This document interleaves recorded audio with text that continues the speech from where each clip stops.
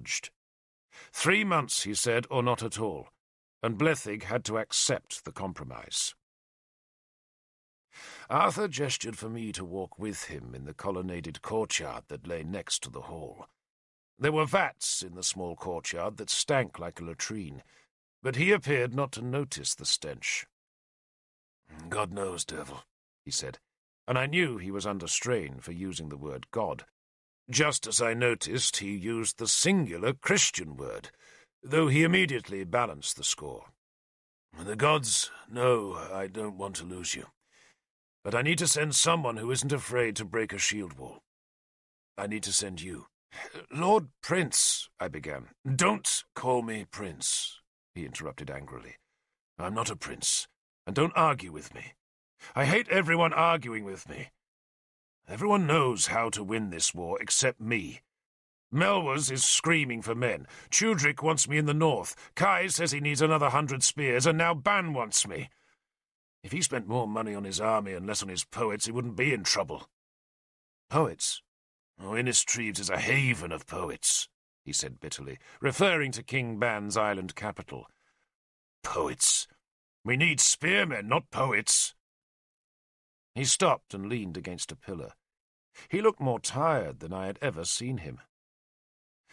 "I can't achieve anything," he said, "until we stop fighting. If I could just talk to Keenaglas face to face, there might be hope." "Not while Gorfethid lives," I said. "Not while Gorfethid lives," he agreed. Then went silent, and I knew he was thinking of Kynwyn and Guinevere.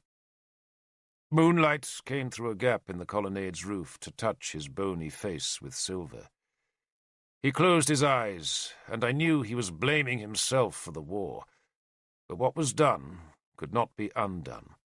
A new peace would have to be made, and there was only one man who could force that peace on Britain, and that was Arthur himself. He opened his eyes and grimaced. "What's that smell?" he asked, noticing it at last. "They bleach cloth here, Lord," I explained, and gestured toward the wooden vats that were filled with urine and washed chicken dung to produce the valuable white fabric like the cloaks Arthur himself favoured. Arthur would usually have been encouraged at such evidence of industry in a decayed town like Duro Cabrevis, but that night he just shrugged away the smell and touched the trickle of fresh blood on his cheek. "One more scar," he said ruefully. "I'll soon have as many as you, Derfel." "You should wear your helmet, Lord," I said. "I can't see right and left when I do," he said dismissively. He pushed away from the pillar and gestured for me to walk with him round the arcade. "Now listen, Derfel. Fighting Franks is just like fighting Saxons. They're all Germans, and there's nothing special about the Franks, except that they like to carry throwing spears as well as the usual weapons. So keep your head down when they first attack, but after that it's just shield wall against shield wall. They're hard fighters, but they drink too much, so you can usually outthink them. And that's why I'm sending you. You're young, but you can think, which is more than most of our soldiers do. They just believe it's enough to get drunk and hack away, but no one will win wars that way." He paused and tried to hide a yawn. "Forgive me. And for all I know, Derfel, Benwick isn't in danger at all. Ban is an emotional man. He used the description sourly, and he panics easily.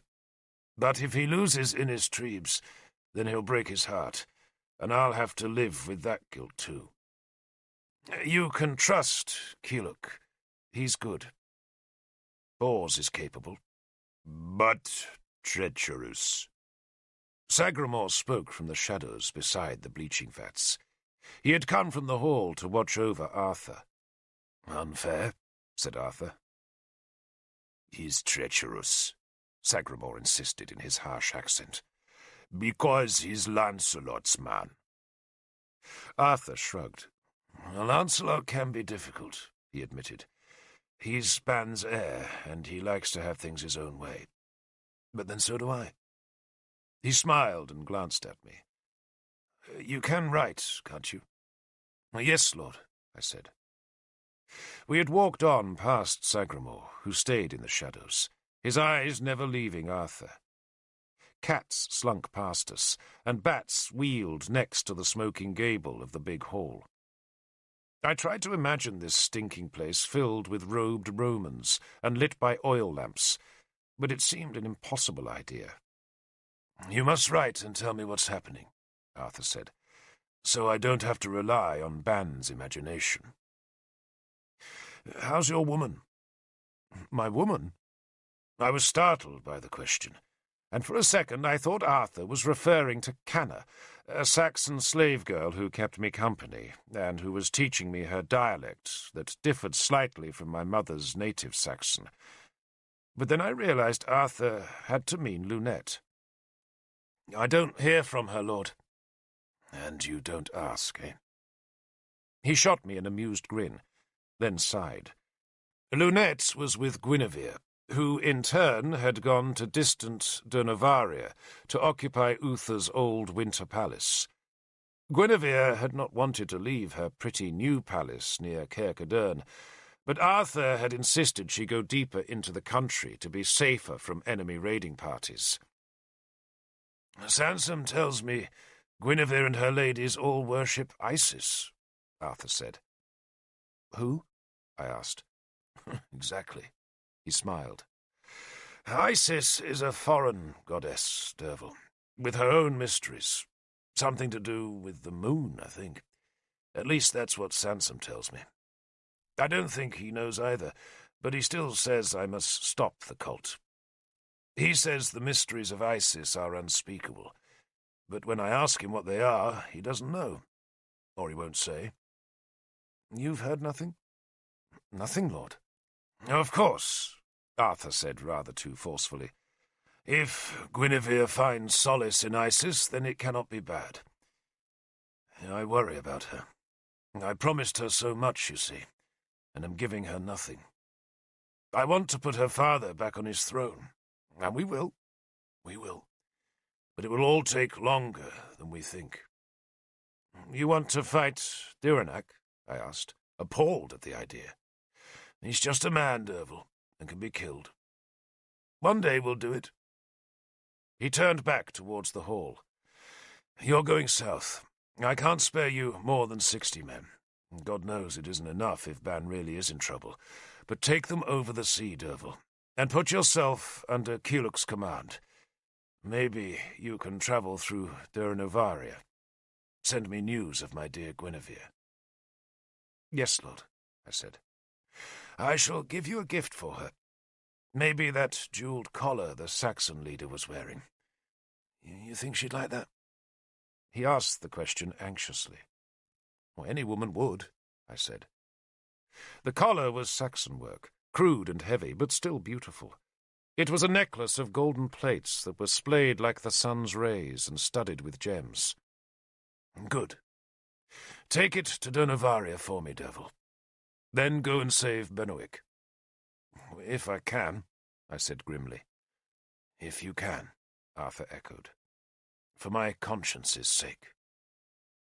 He added the last words quietly, then kicked a scrap of clay tile that skittered away from his booted foot and startled a cat that arched its back and hissed at us. 3 years ago, he said softly. It all seemed so easy. But then came Guinevere. Next day, with 60 men, I went south. "Did he send you to spy on me?" Guinevere demanded with a smile. "No, lady." "Dear Derfel," she mocked me. "So like my husband." That surprised me. Am I? "Yes, Derfel, you are. Only he's much cleverer. Do you like this place?" She gestured about the courtyard. It's beautiful, I said. The villa in Dernovaria was, of course, Roman, though in its day it had served as Uther's winter palace. God knows it would not have been beautiful when he occupied it, but Guinevere had restored the building to something of its former elegance. The courtyard was colonnaded like the one in Duroca Brevis, but here All the roof tiles were in place, and all the columns were lime-washed. Guinevere's symbol was painted on the walls inside the arcade in a repeating pattern of stags crowned with crescent moons. The stag was her father's symbol, the moon her addition, and the painted roundels made a pretty show. White roses grew in beds where small tiled channels ran with water. 2 hunting falcons stood on perches, their hooded heads twitching as we walked around the Roman arcade. Statues stood about the courtyard, all of naked men and women, while on plinths beneath the colonnade were bronze heads festooned with flowers. The heavy Saxon necklace I had brought from Arthur now hung about the neck of one of those bronze heads. Guinevere had toyed with the gift for a few seconds, then frowned. "It's clumsy work, is it not?" she had asked me. "Prince Arthur thinks it's beautiful, lady, and worthy of you." "Dear Arthur." She had said it carelessly, then selected the ugly bronze head of a scowling man and placed the necklace around its neck. "That'll improve him," she said of the bronze head. "I call him Gorfithid. He looks like Gorfithid, don't you think so?" "He does, lady," I said. The bust did have something of Gorfithid's dour, unhappy face. "Gorfithid is a beast," Guinevere said. "He tried to take my virginity." "He did," I managed to say, when I had recovered from the shock of the revelation. "Tried and failed," she said firmly. "He was drunk. He slobbered all over me. I was reeking with slobber. All down here." She brushed her breasts. She was wearing a simple white linen shift that fell in straight folds from her shoulders to her feet. The linen must have been breathtakingly expensive, for the fabric was so tantalizingly thin that if I stared at her, which I tried not to do, it was possible to see hints of her nakedness beneath the fine cloth. The golden image of the moon-crowned stag hung around her neck. Her earrings were amber drops set in gold, while on her left hand was a gold ring crowned with Arthur's bear and cut with a lover's cross. "Slobber, slobber," she said delightedly. "So, when he'd finished, or to be exact, when he'd finished trying to begin, and was sobbing about how he meant to make me his queen, and how he would make me the richest queen in Britain, I went to Orworth and had him make me a spell against an unwanted lover. I didn't tell the druid it was the king, of course, though it probably wouldn't have mattered if I had, because Iorwerth would do anything if you smiled at him. So he made the charm, and I buried it. Then I made my father tell Gorfithid that I'd buried a death charm against the daughter of a man who'd tried to rape me. Gorfithid knew who I meant, and he dotes on that insipid little Kynwyn, so he avoided me after that." She laughed. "Men are such fools." "Not Prince Arthur," I said firmly, being careful to use the title on which Guinevere insisted. "He is a fool about jewellery," she had said tartly, and then had asked me if Arthur had sent me to spy on her. We walked on around the colonnade. We were alone. A warrior named Lanval was the commander of the princess's guard, and he had wanted to leave his men inside the courtyard, but Guinevere insisted they leave.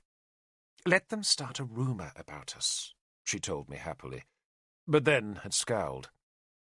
"I sometimes think Lanval is ordered to spy on me." "Lanval merely watches over you, lady," I told her, "for upon your safety depends Prince Arthur's happiness, and upon his happiness rests a kingdom." "That is pretty, Derfel. I like that." She spoke half-mockingly. We walked on. A bowl of rose petals soaking in water wafted a pretty scent under the colonnade that offered welcome shade from the hot sun. "Do you want to see Lunette?" Guinevere suddenly asked me. "I doubt she wants to see me." "Probably not. But you're not married, are you?"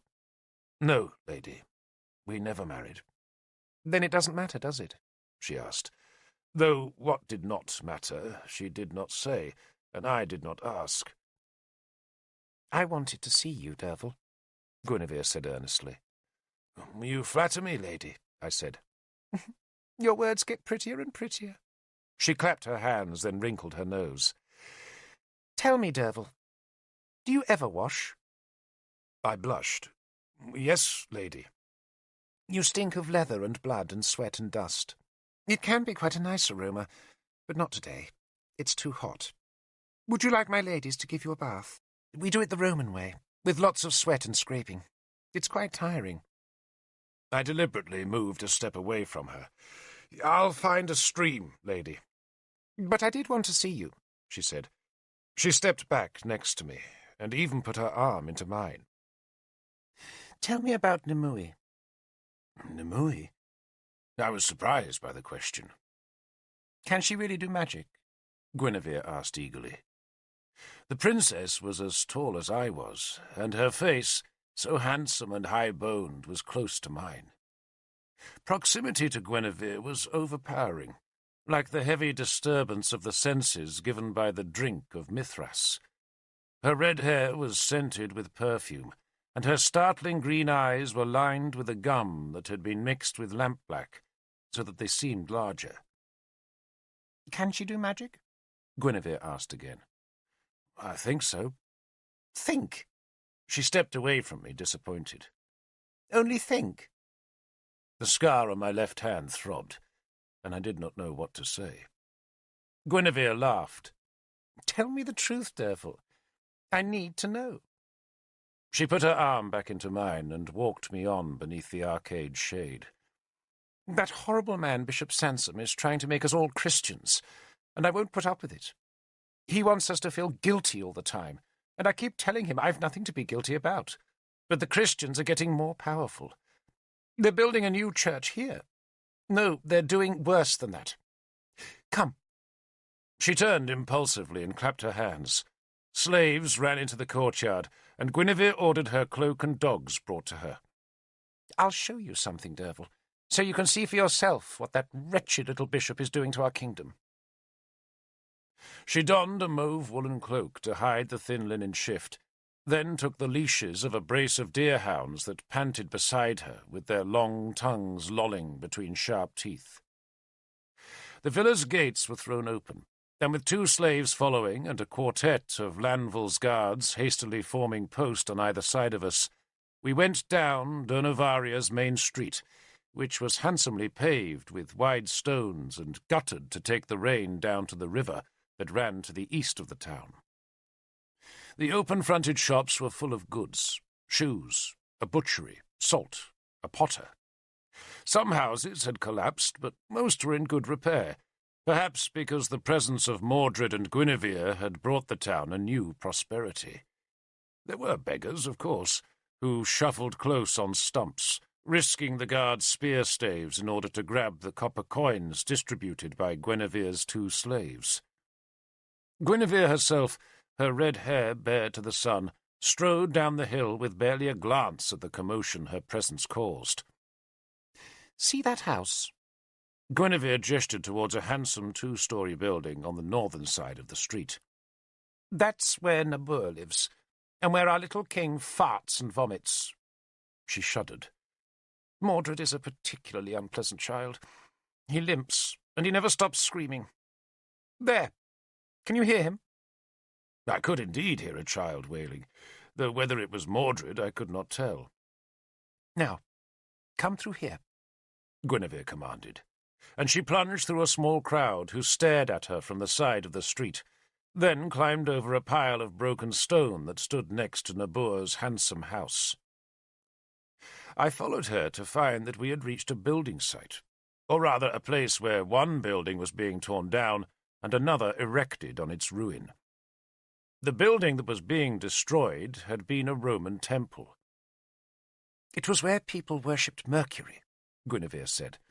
But now we're to have a shrine for a dead carpenter instead. And how will a dead carpenter give us good crops? Tell me that. These last words, ostensibly spoken to me, were said loud enough to disturb the dozen Christians who were labouring at their new church. Some were laying stones, some adzing doorposts, while others were pulling down the old walls to provide the material for the new building. "If you must have a hovel for your carpenter," Guinevere said in a ringing voice, "why not just take over the old building?" I asked Sansom that, but he says it must all be new, so that his precious Christians don't have to breathe air once used by pagans, in which nonsensical belief we pull down the old, which was exquisite, and throw up a nasty building full of ill-dressed stone and without any grace at all." She spat into the dust to ward off evil. "He says it's a chapel for Mordred. Can you believe it? He's determined to make the wretched child into a whining Christian, and this abomination is where he'll do it." "Dear lady." Bishop Sansom appeared from behind one of the new walls, which were indeed ill-dressed compared with the careful masonry of the old temple's remains. Sansom was in a black gown, which, like his stiffly tonsured hair, was whitened with stone dust. "You do us a striking honour by your gracious presence, lady," he said as he bowed to Guinevere. "I'm not doing you honour, you worm. I came to show Derfel what carnage you're making. How can you worship in that?" She threw her hand towards the half-built church. "You might as well take over a cowshed." "Our dear Lord was born in a cattle shed, lady, so I rejoice that our humble church reminds you of one." He bowed again to her. Some of his workers had gathered at the far end of their new building, where they began to sing one of their holy songs to ward off the baleful presence of pagans. "It certainly sounds like a cowshed," Guinevere said tartly, then pushed past the priest and strode over the masonry-littered ground to where a wooden hut leaned against the stone and brick wall of Nabur's house. She released her hound's leashes to let them run free. "Where's that statue, Sansom?" She threw the question over her shoulder as she kicked the hut door open. "Alas, gracious lady, though I tried to save it for you, our blessed Lord commanded that it be melted down. For the poor, you understand." She turned on the bishop savagely. "Bronze? What use is bronze to the poor? Do they eat it?" She looked at me. "A statue of Mercury, Derfel, the height of a tall man and beautifully worked. Beautiful. Roman work, not British, but now it's gone. Melted in a Christian furnace because you people—" She was staring at Sansom again, with loathing on her strong face. "Cannot stand beauty. You're frightened of it. You're like grubs pulling down a tree, and you have no idea what you do." She ducked into the hut, which was evidently where Sansom stored the valuable objects he discovered in the temple remains. She emerged with a small stone statuette that she tossed to one of her guards. "It isn't much," she said, "but at least it's safe from a carpenter grub born in a cowshed." Sansom, still smiling despite all the insults, inquired of me how the fighting in the north went. "We win slowly," I said. "Tell my lord the Prince Arthur that I pray for him." "Pray for his enemies, you toad," Guinevere said, "and maybe we'd win more quickly." She stared at her two dogs that were pissing against the new church walls. "Cadui raided this way last month," she told me, "and came close. Praise God we were spared," Bishop Sansom added piously. "No thanks to you, you pitiful worm," Guinevere said. "The Christians ran away, plucked up their skirts and scampered east.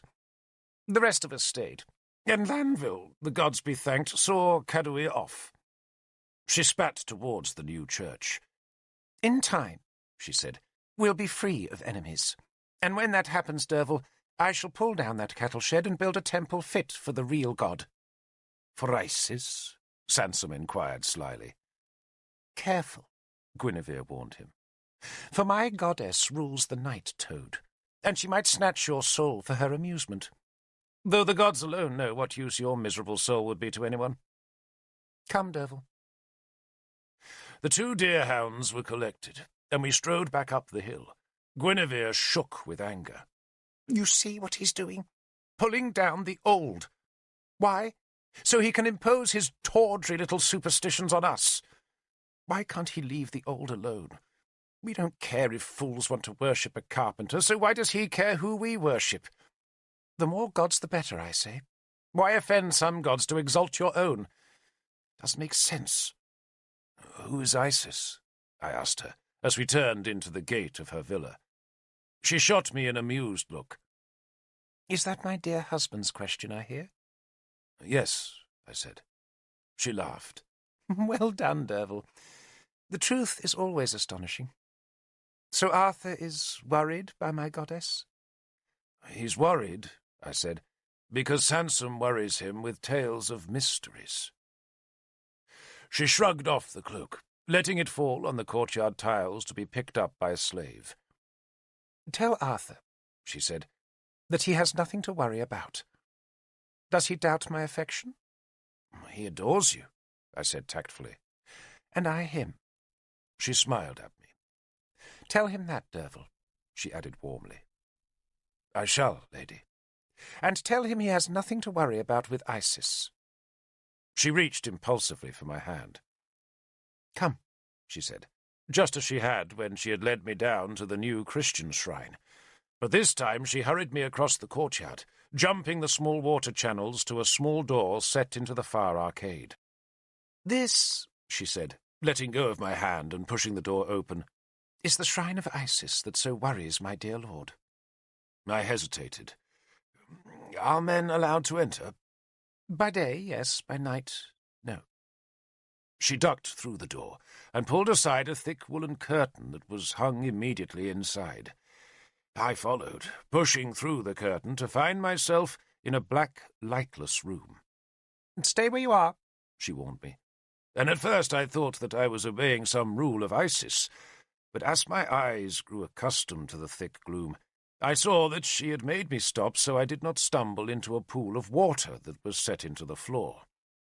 The only light in the shrine came around the edges of the curtain at the door, but as I waited, I became aware of a grey light seeping into the room's far end. Then I saw that Guinevere was pulling down layer after layer of black wall hangings, each one supported on a pole carried by brackets, and each woven so thick that no light could come through the layered cloths. Behind the hangings, that now lay crumpled on the floor, were shutters that Guinevere threw open to let in a dazzling flood of light. There, she said, standing to one side of the big arched window. The mysteries. She was mocking Sansom's fears. Yet in truth the room was truly mysterious, for it was entirely black. The floor was of black stone. The walls and arched ceiling were painted with pitch. In the black floor's centre was the shallow pool of black water, and behind it, between the pool and the newly opened window, was a low black throne made of stone. So what do you think, Derfel? Guinevere asked me. I see no goddess, I said, looking for a statue of Isis. She comes with the moon, Guinevere said. And I tried to imagine the full moon flooding through that window to gloss the pool and shimmer on the deep black walls. Tell me about Nimue, Guinevere ordered, and I will tell you about Isis. Nimue is Merlin's priestess, I said, my voice echoing hollow from the black-painted stone. And she's learning his secrets. What secrets? The secrets of the old gods, lady. She frowned. But how does he find such secrets? I thought the old druids wrote nothing down. They were forbidden to write, were they not? They were, lady. But Merlin searches for their knowledge anyway. Guinevere nodded. I knew we'd lost some knowledge. And Merlin's going to find it. Good. That might settle that bitter-toed Sansom. She had walked to the centre of the window, and was now staring across the tiled and thatched roofs of Durnavaria, and over the southern ramparts and the mounded grass of the amphitheatre beyond, towards the vast earth walls of Maidan that reared on the horizon. White clouds heaped in the blue sky. But what made the breath catch in my throat was that the sunlight was now flooding through Guinevere's white linen shift, so that my lord's lady, this princess of Hennis Wyron, might just as well have been naked, and, for those moments, as the blood pounded in my ears. I was jealous of my lord. Was Guinevere aware of that son's treachery? I thought not, but I might have been wrong. She had her back to me, but suddenly half turned so she could look at me. Is Lunette a magician? No, lady, I said. But she learned with Nimue, did she not? No, I said.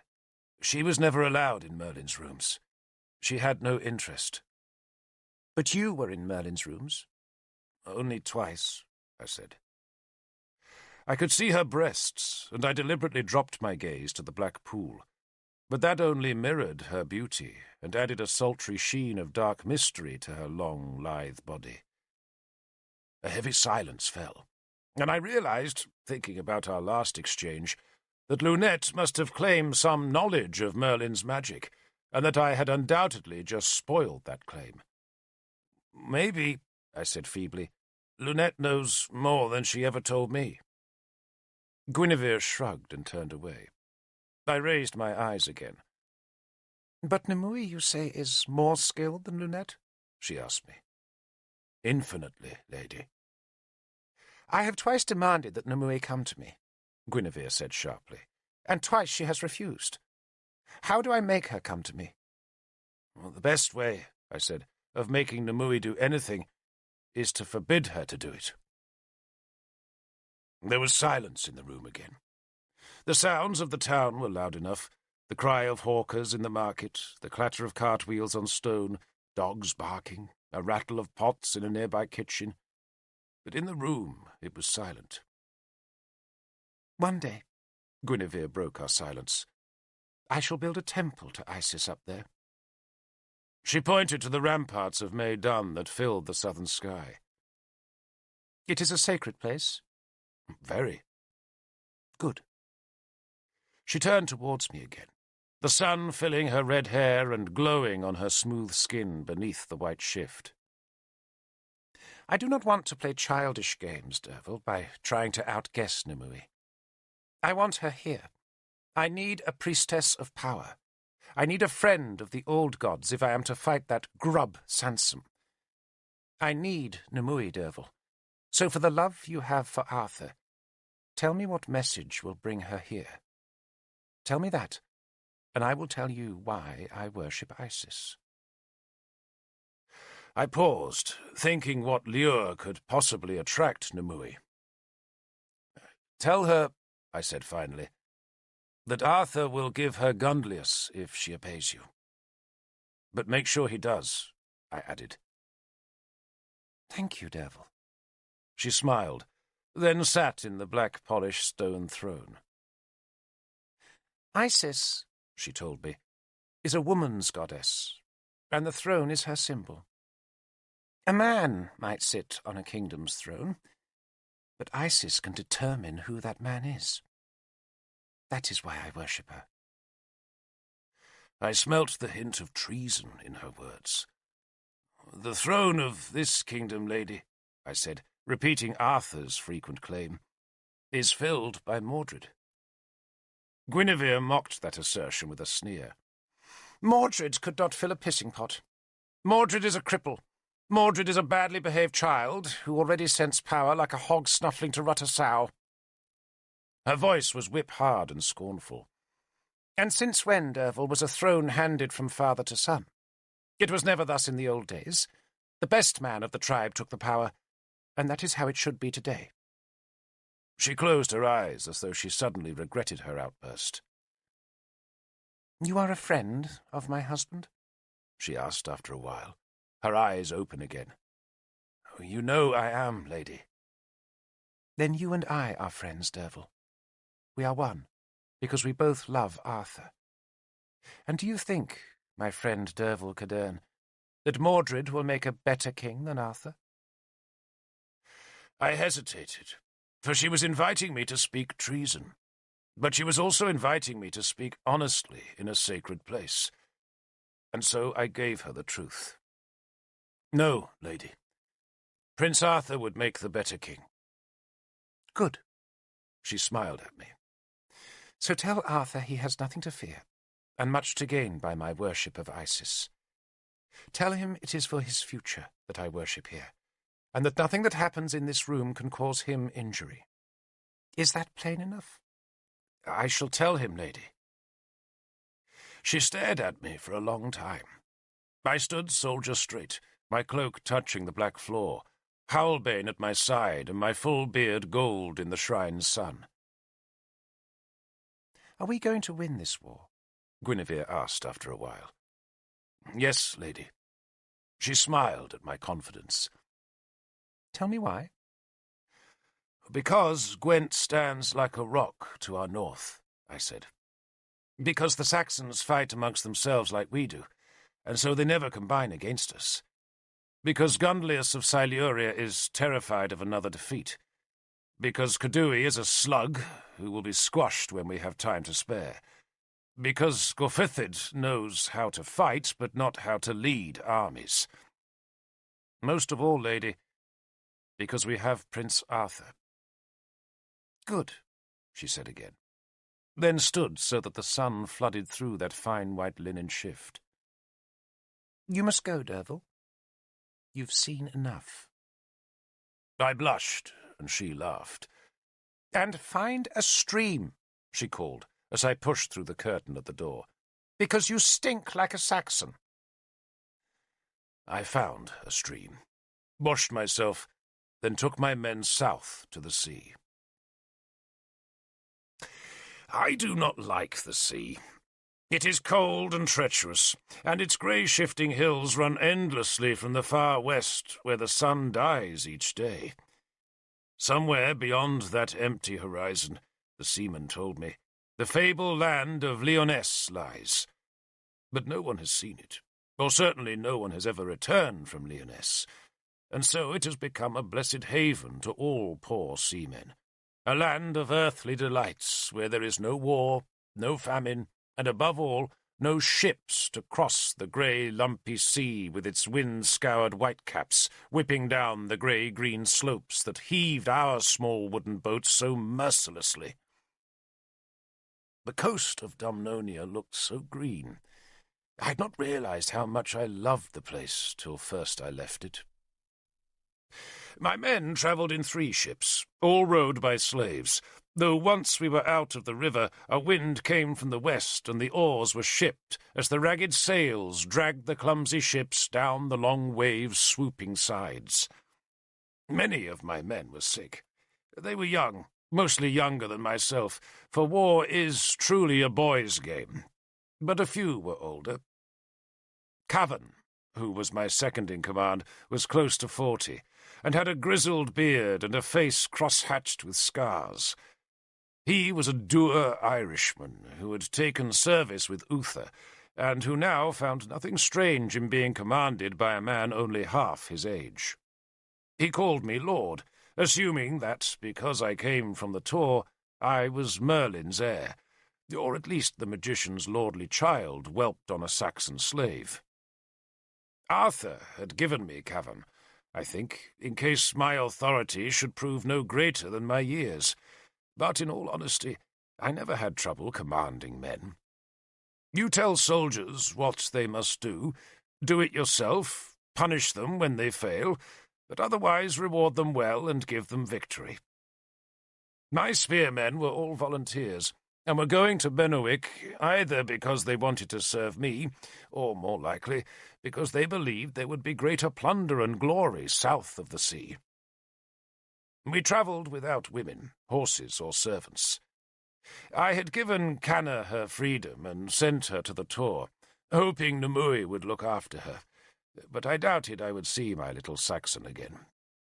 She would find herself a husband soon enough, while I would find the new Brittany, and see for myself the fabled beauty of Innistribes. Blethig, the chief sent by King Ban, travelled with us. He grumbled at my lack of years, but after Cavan growled that I had probably killed more men than Blethig himself, Blethig decided to keep his reservations about me private. He still complained that our numbers were too few. The Franks, he said, were land-hungry, well-armed and numerous. 200 men, he now claimed, might make a difference, but not 60. We anchored that first night in the bay of an island. The seas roared past the bay's mouth, while on the shore a ragged band of men shouted at us, and sometimes fired feeble arrows that fell far short of our 3 ships. Our shipmaster feared a storm was coming, and he sacrificed a kid that was on board for just that purpose. He drizzled the dying animal's blood on the bow of his ship, and by morning the winds had calmed, though a great fog had crept over the sea instead. None of the ship's captains would sail in the fog, so we waited a full day and night, and then, under a clear sky, rowed southwards. It was a long day. We skirted some dreadful rocks that were crowned with the bones of ships that had foundered, and then, in a warm evening, with a small wind and a rising tide helping our tired rowers, we slid into a wide river, where, beneath the lucky wings of a flight of swans, we beached our craft. There was a fort nearby, and armed men came to the river-bank to challenge us, but Blethig shouted that we were friends. The men called back in British, welcoming us. The setting sun was gilding the river's swirls and eddies. The place smelt of fish and salt and tar. Black nets hung on racks beside beached fishing boats. Fires blazed under the salt pans. Dogs ran in and out of the small waves, barking at us, and a group of children came from some nearby huts to watch as we splashed ashore. I went first, carrying my shield with its symbol of Arthur's bear upside down, and when I had gone beyond the wrack-littered line of the high tide, I plunged the butt of my spear into the sand and said a prayer to Bel, my protector, and to Manawyddan, the sea god, that one day they would float me back from Armorica, back to my lord's side, back to Arthur in blessed Britain. And then we went to war.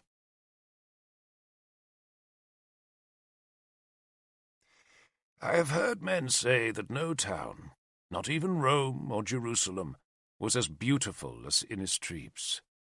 And maybe those men spoke true, for though I never saw those others, I did see Innistribes, and it was a place of marvels, a wondrous town, the most beautiful place I ever saw. It was built on a steep granite island, set in a wide and shallow bay that could be riven with foam and howling with wind, yet inside Innistribes all would be calm. In summer the bay would shimmer with heat, but inside Benwick's capital it always seemed cool. Guinevere would have loved Innistribes, for everything old was treasured, and nothing ugly was allowed to mar its grace. The Romans had been to Innistribes, of course, but they had not fortified it, only built a pair of villas on its summit. The villas were still there. King Ban and Queen Elaine had joined them together, and then added to them by pillaging Roman buildings on the mainland for new pillars and pedestals, mosaics and statues, so that the island's summit was now crowned with an airy palace, full of light, where white linen curtains billowed with every breath of wind that gusted off the glittering sea. The island was best reached by boat, though there was a causeway of sorts that was covered by every high tide, and at low tide could become treacherous with quicksands.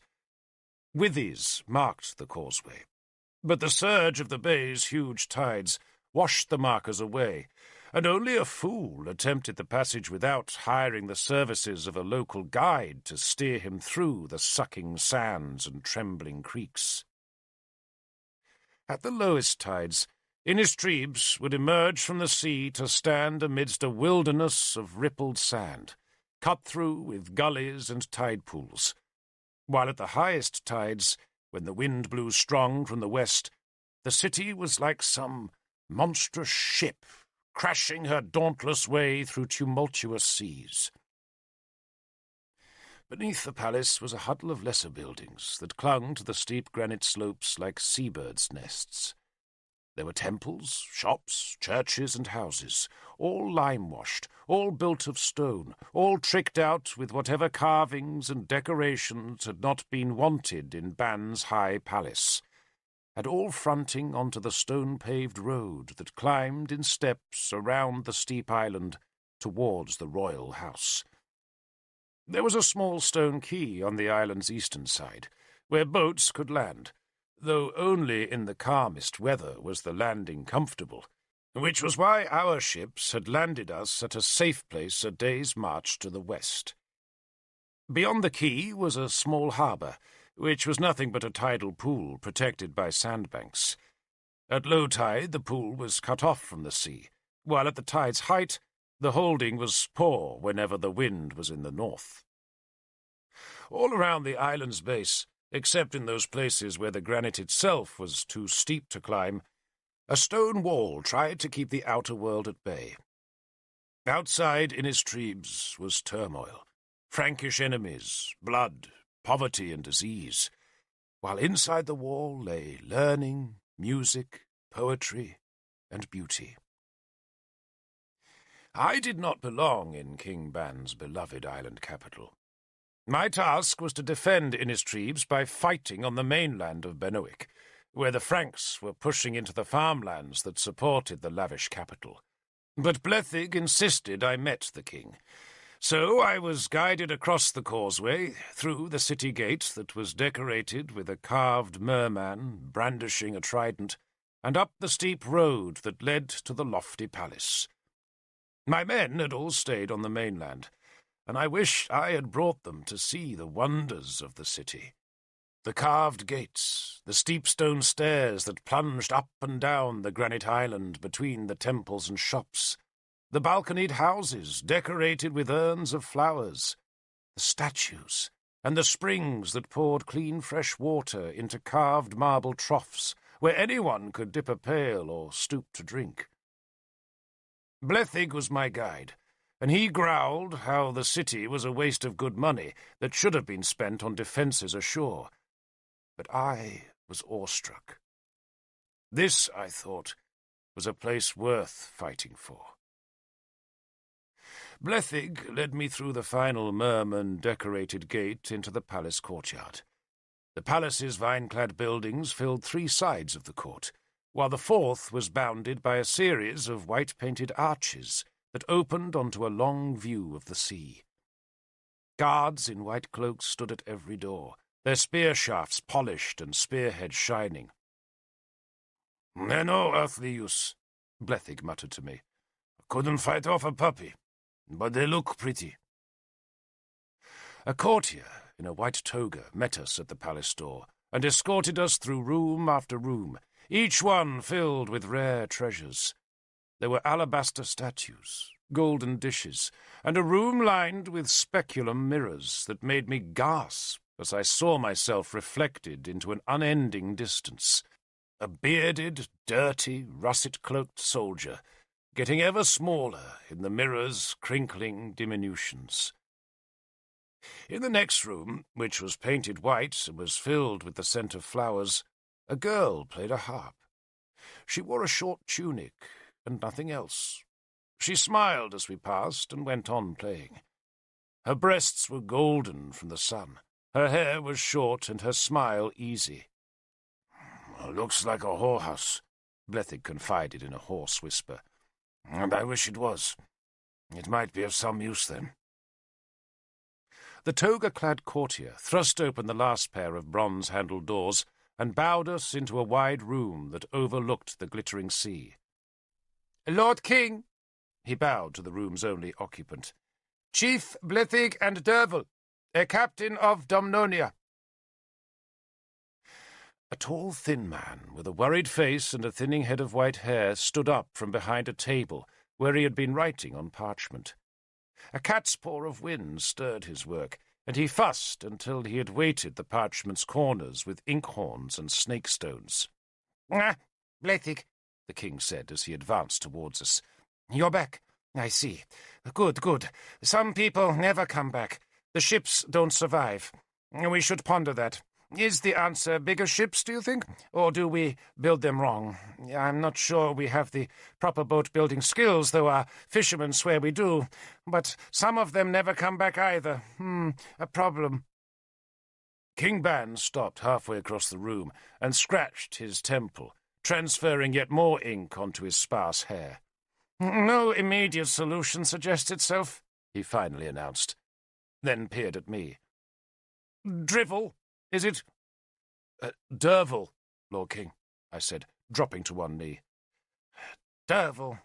He said my name with astonishment. Derfel? Let me think now. Derfel. I suppose if that name means anything, it means pertaining to a druid. Do you so pertain, Derfel? I was reared by Merlin, Lord. Were you? Were you indeed? My, that is something. I see we must talk. How is my dear Merlin? He hasn't been seen these 5 years, Lord. So? He's invisible? Huh? I always thought that might be one of his tricks. A useful one, too. I must ask my wise men to investigate. Do stand up, do stand up. I can't abide people kneeling to me. I'm not a god. At least I don't think I am. The king inspected me as I stood up, and seemed disappointed by what he saw. You look like a Frank, he observed in a puzzled voice. I am a Dumnonian, Lord King, I said proudly. I'm sure you are. And a Dumnonian, I pray, who precedes dear Arthur, yes? He asked eagerly. I had not been looking forward to this moment. No, Lord, I said.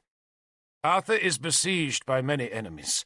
He fights for our kingdom's existence, and so he has sent me and a few men, all we can spare.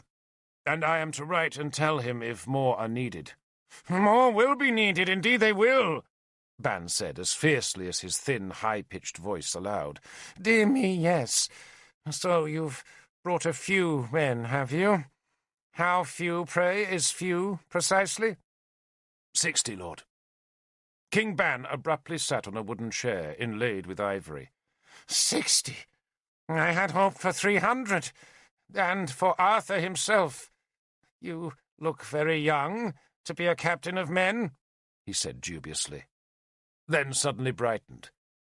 Did I hear correctly? Did you say you can write? Yes, Lord. And read? He insisted anxiously. Indeed, Lord King. You see, Blethig, the king cried in a triumphant voice as he sprang from the chair. Some warriors can read and write. It doesn't unman them. It does not reduce them to the petty status of clerks, women, kings, or poets, as you so fondly believe. Ha! A literate warrior! Do you, by any happy chance, write poetry? He asked me. No, Lord. How sad. We are a community of poets.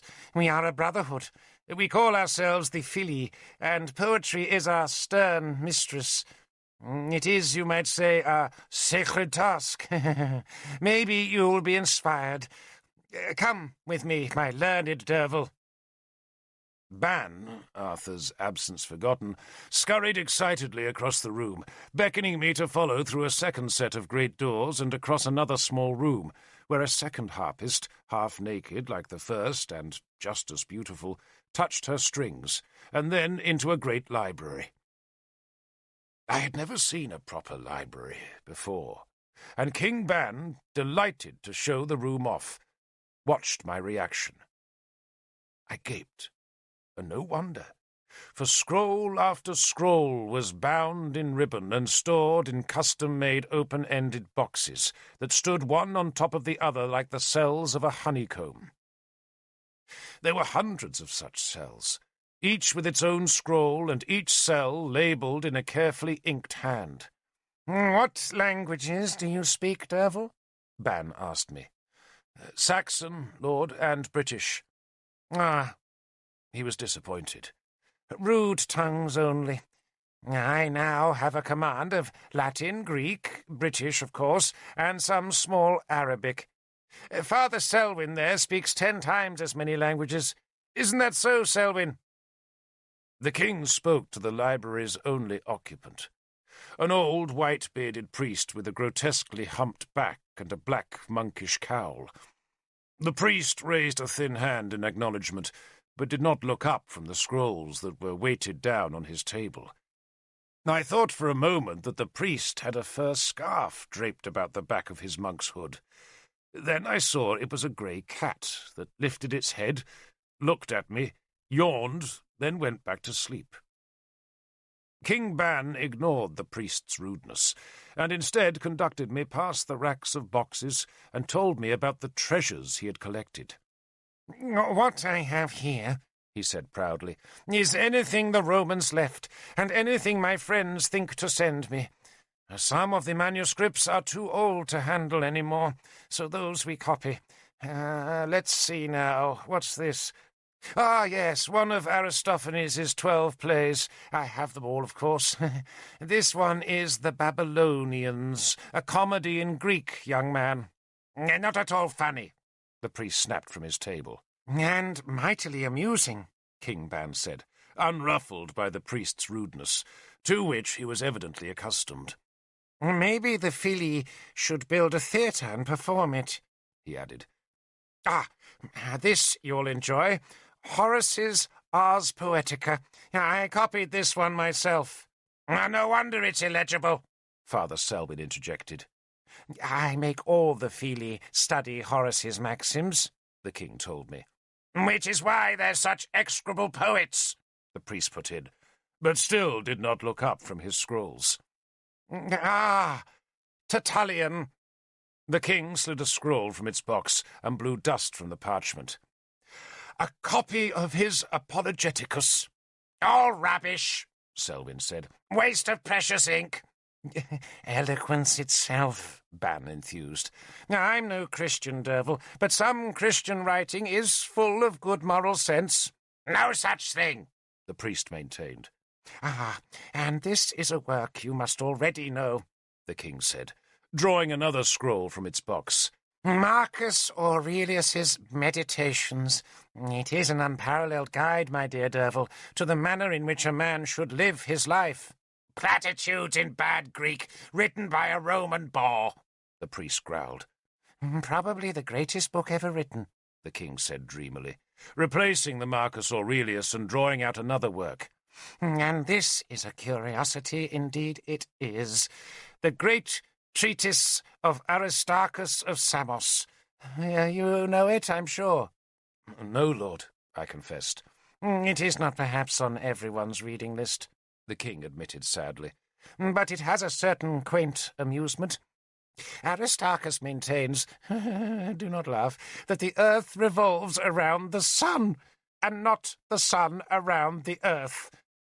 He illustrated this cantankerous notion with extravagant wheeling gestures with his long arms.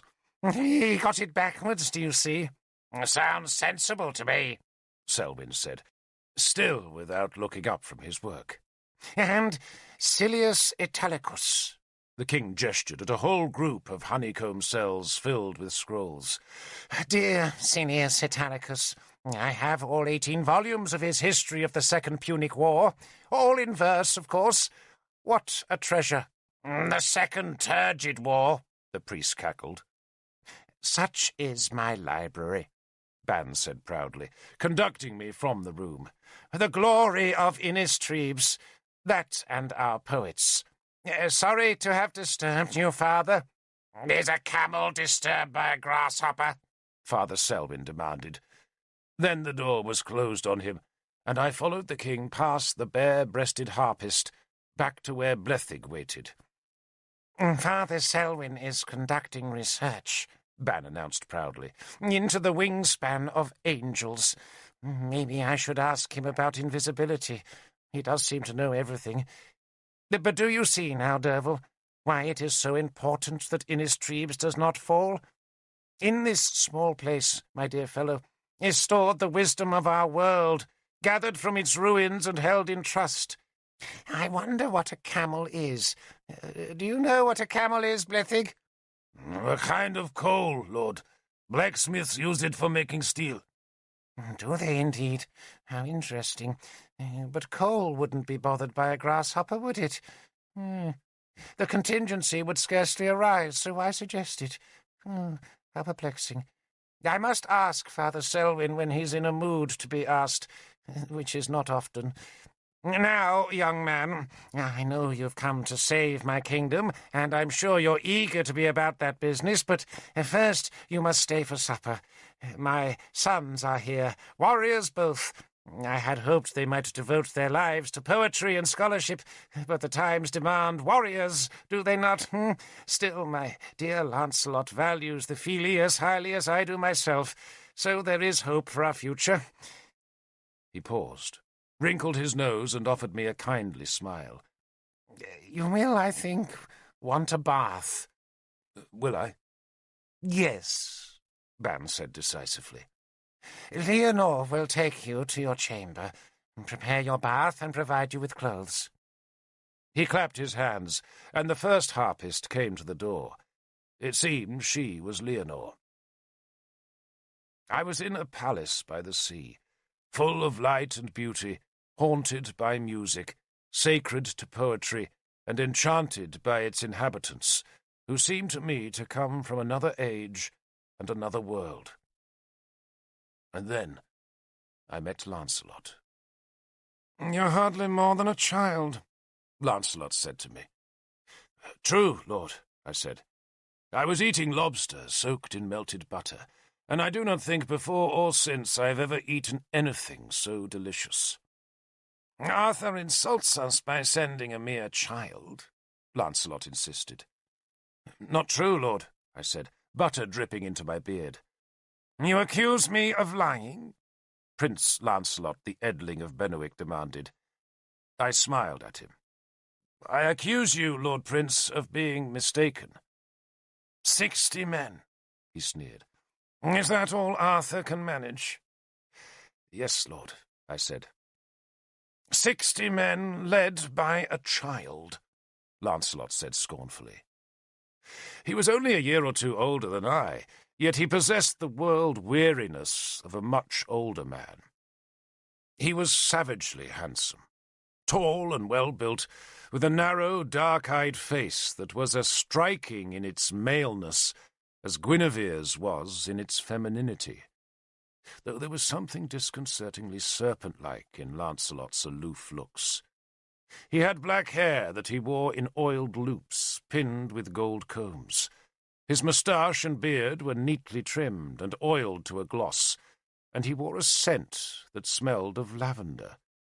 He was the best-looking man I ever saw, and worse, he knew it, and I had disliked him from the very first moment I saw him. We met in Ban's feasting hall, which was unlike any feasting hall I was ever in. This one had marble pillars, white curtains that misted the sea view, and smooth plastered walls on which were paintings of gods, goddesses, and fabulous animals. Servants and guards lined the walls of the gracious room, that was lit by a myriad of small bronze dishes, in which wicks floated in oil, while thick beeswax candles burned on the long table, covered by a white cloth, which I was constantly soiling with drips of butter, just as I was smearing the awkward toga that King Ban had insisted I wore to the feast. I was loving the food and hating the company. Father Selwyn was present, and I would have welcomed a chance to talk with him, but he was annoying one of the 3 poets at the table, all of them members of King Ban's beloved band of Fili, while I was marooned at the table's end with Prince Lancelot. Queen Elaine, who was seated beside her husband, the king, was defending the poets against Selwyn's barbs, which seemed much more amusing than Prince Lancelot's bitter conversation. Arthur does insult us, Lancelot insisted again. I am sorry you should think so, Lord, I answered. Do you never argue, child? He demanded of me. I looked into his flat, hard eyes. I thought it unwise for warriors to argue at a feast, Lord Prince, I said. So, you're a timid child, he sneered. I sighed and lowered my voice. Do you really want an argument, Lord Prince? I asked, my patience at last nearing its end. Because if you do, then just call me a child again and I'll tear your skull off. I smiled. Child, he said after a heartbeat. I gave him another puzzled look, wondering if he played a game the rules of which I could not guess. But if he did, then the game was in deadly earnest. 10 times the black sword, I said. What? He frowned, not recognizing the Mithraic formula, which meant he was not my brother. Have you gone mad? He asked, and then, after a pause, are you a mad child, as well as a timid one? I hit him. I should have kept my temper, but my discomfort and anger overcame all prudence. I gave him a backswing with my elbow that bloodied his nose, cracked his lip, and spilt him backwards off the chair. He sprawled on the floor and tried to swing the fallen chair at me, but I was too fast and too close for the blow to have any force. I kicked the chair aside, hauled him upright, then rammed him backwards against a pillar, where I smashed his head against the stone and put my knee into his groin. He flinched. His mother was screaming, while King Ban and his poetic guests just gaped at me. A nervous, white-cloaked guard put his spear point at my throat. "Take it away," I told the guard, "or you're a dead man." He took it away. "What am I, Lord Prince?" I asked Lancelot. "A child," he said. I put my forearm across his throat, half choking him. He struggled, but he could not shift me. "What am I, Lord?" I asked again. "A child," he croaked. A hand touched my arm, and I turned to see a fair-haired man of my own age smiling at me. He had been sitting at the table's opposite end, and I had assumed he was another poet. But that assumption was wrong. "I've long wanted to do what you're doing," the young man said. "But if you want to stop my brother insulting you, then you'll have to kill him. And family honor will insist I shall have to kill you. And I'm not sure I want to do that." I eased my arm from Lancelot's throat. For a few seconds he stood there, trying to breathe. Then he shook his head, spat at me, and walked back to the table. His nose was bleeding, his lips swelling, and his carefully oiled hair hung in sad disarray. His brother seemed amused by the fight. "I'm Galahad," he said, "and proud to meet Derfel Cadern." I thanked him, then forced myself to cross to King Ban's chair, where, despite his avowed dislike of respectful gestures, I knelt down. "For the insult to your house, Lord King," I said, "I apologize, and submit to your punishment." "Punishment?" Ban said in a surprised voice. "Don't be so silly. It's just the wine. Too much wine. We should water our wine as the Romans did, shouldn't we, Father Selwyn?" "Ridiculous thing to do," the old priest said. "No punishment, Derfel," Ban said. "And do stand up. I can't abide being worshipped. And what was your offence? Merely to be avid in argument. And where is the fault in that? I like argument. Isn't that so, Father Selwyn? A supper without argument is like a day without poetry."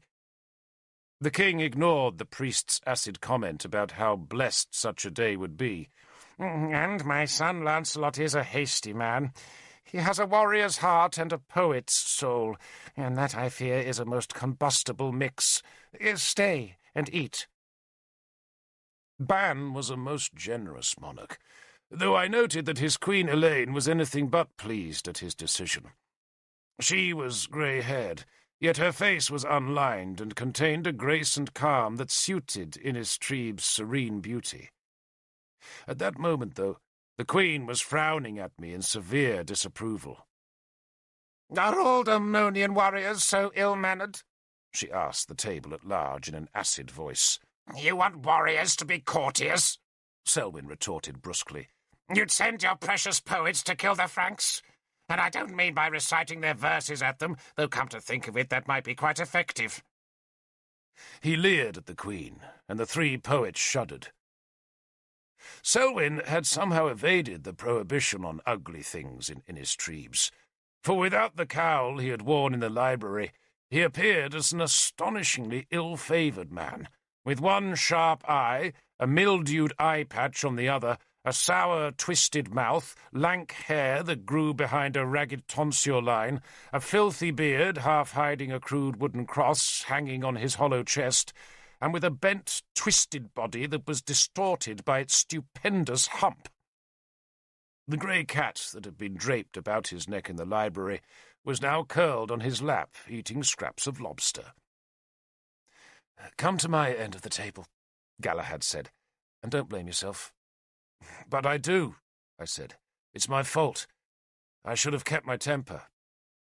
"My brother," Galahad said, when the seating had been rearranged, "my half-brother, rather, delights in goading people.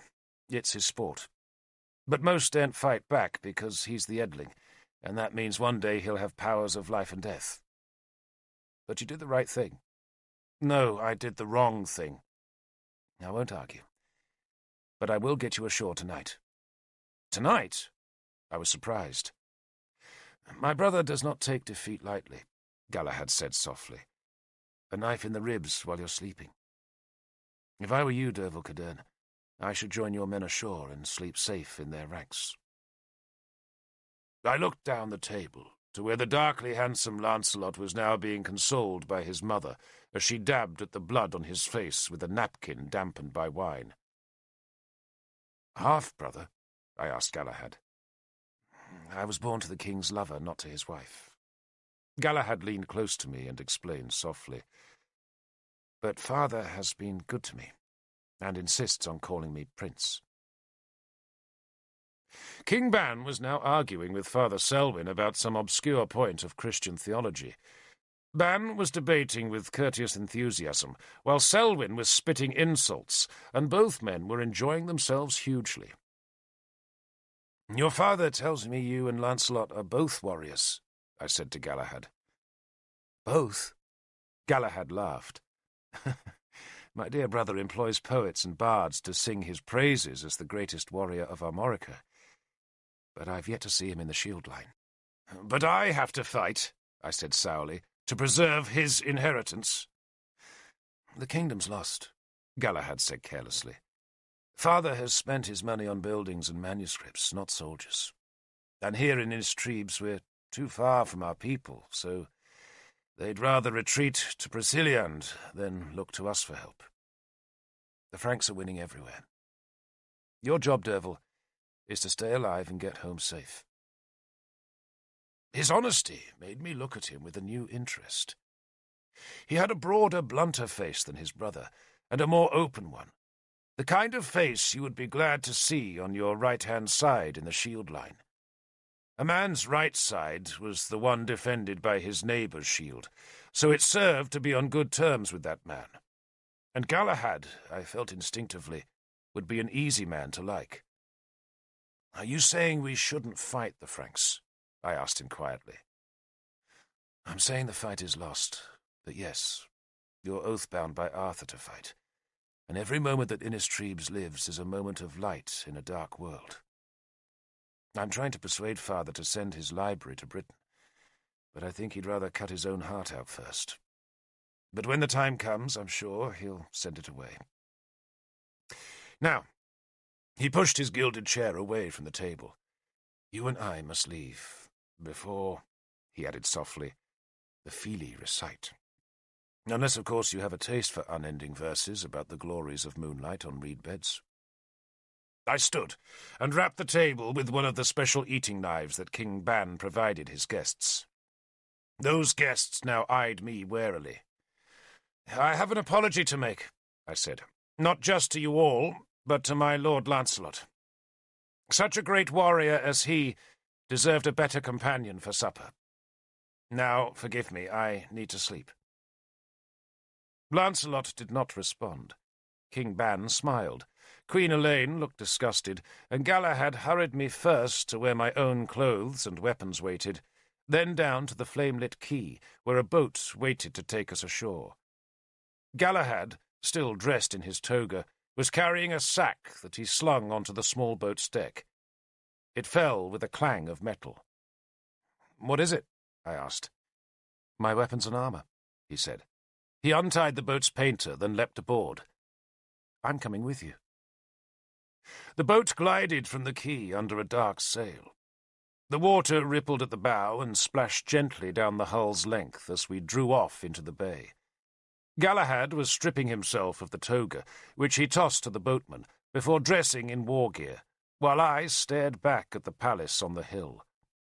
It hung in the sky like a skyship sailing into clouds, or maybe like a star come down to earth, a place of dreams, a refuge where a just king and a beautiful queen ruled, and where poets sang and old men could study the wingspan of angels. It was so beautiful, Innistribes, so utterly beautiful. And, unless we could save it, doomed utterly. 2 years we fought. 2 years against all odds. 2 years of splendour and vileness. 2 years of slaughter and feast, of broken swords and shattered shields, of victory and disaster. And in all those months, and in all those sweated fights when brave men choked on their own lifeblood, and ordinary men did deeds they never dreamed possible, I never saw Lancelot once. Yet the poets say he was the hero of Benwick, the most perfect warrior, the fighter of fighters. The poets said that preserving Benwick was Lancelot's fight, not mine. Not Galahad's, not Kilhuc's, but Lancelot's. But Lancelot spent the war in bed, begging his mother to bring him wine and honey. No, not always in bed. Lancelot was sometimes at a fight, but always a mile behind, so that he could be first back to Innistribes with his news of victory.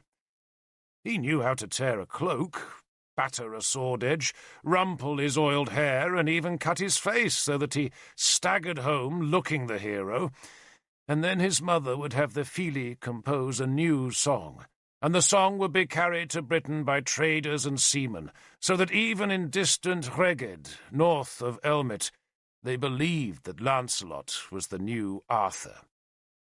The Saxons feared his coming, while Arthur sent him the gift of an embroidered sword belt with a richly enamelled buckle.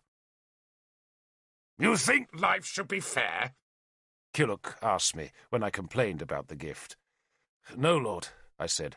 "Then don't waste breath on Lancelot," Kilhuc said. He was the cavalry leader left behind in Armorica when Arthur went to Britain, and also a cousin of Arthur's, though he bore no resemblance to my lord. Kilhuc was a squat, fiercely bearded, long-armed brawler who asked nothing of life but a plentiful supply of enemies, drink, and women. Arthur had left him in command of 30 men and horses, but the horses were all dead, and half the men were gone, so that now Kilhuc fought on foot. I joined my men to his, and so accepted his command. He could not wait for the war in Benwick to end, so that he could fight again at Arthur's side. He adored Arthur. We fought a strange war. When Arthur had been in Armorica, the Franks were still some miles to the east, where the land was flat and cleared of trees, and thus ideal for his heavy horsemen. But now the enemy was deep inside the woods that cloaked the hills of central Benwick. King Ban, like Tudric of Gwent, had put his faith in fortifications. But where Gwent was ideally placed for massive forts and high walls, the woods and hills of Benwick offered the enemy too many paths that passed by the hilltop fortresses garrisoned by Ban's dispirited forces. Our job was to give those forces hope again, and we did it by using Arthur's own tactics of hard marches and surprise attacks. The wooded hills of Benwick were made for such battles, and our men were peerless. There are few joys to compare with the fight that follows an ambush well sprung, when the enemy is strung out and has his weapons sheathed. I put new scars on Howlbane's long edge. The Franks feared us. They called us forest wolves, and we adopted the insult as our symbol, and wore grey wolf tails on our helmets. We howled to frighten them, kept them awake night after night, stalked them for days, and sprang our ambushes when we wanted, and not when they were ready. Yet the enemy was many, and we were few, and month by month our numbers shrank. Galahad fought with us. He was a great fighter. Yet he was also a scholar who had delved into his father's library, and he would talk at night of old gods, new religions, strange countries, and great men. I remember one night when we camped in a ruined villa. A week before, it had been a thriving settlement with its own fulling mill, pottery, and dairy. But the Franks had been there, and now the villa was a smoking ruin, splashed by blood, its walls tumbled and its spring poisoned with the corpses of women and children. Our sentries were guarding the paths in the woods, so we had the luxury of a fire, on which we roasted a brace of hares and a kid. We drank water, and pretended it was wine.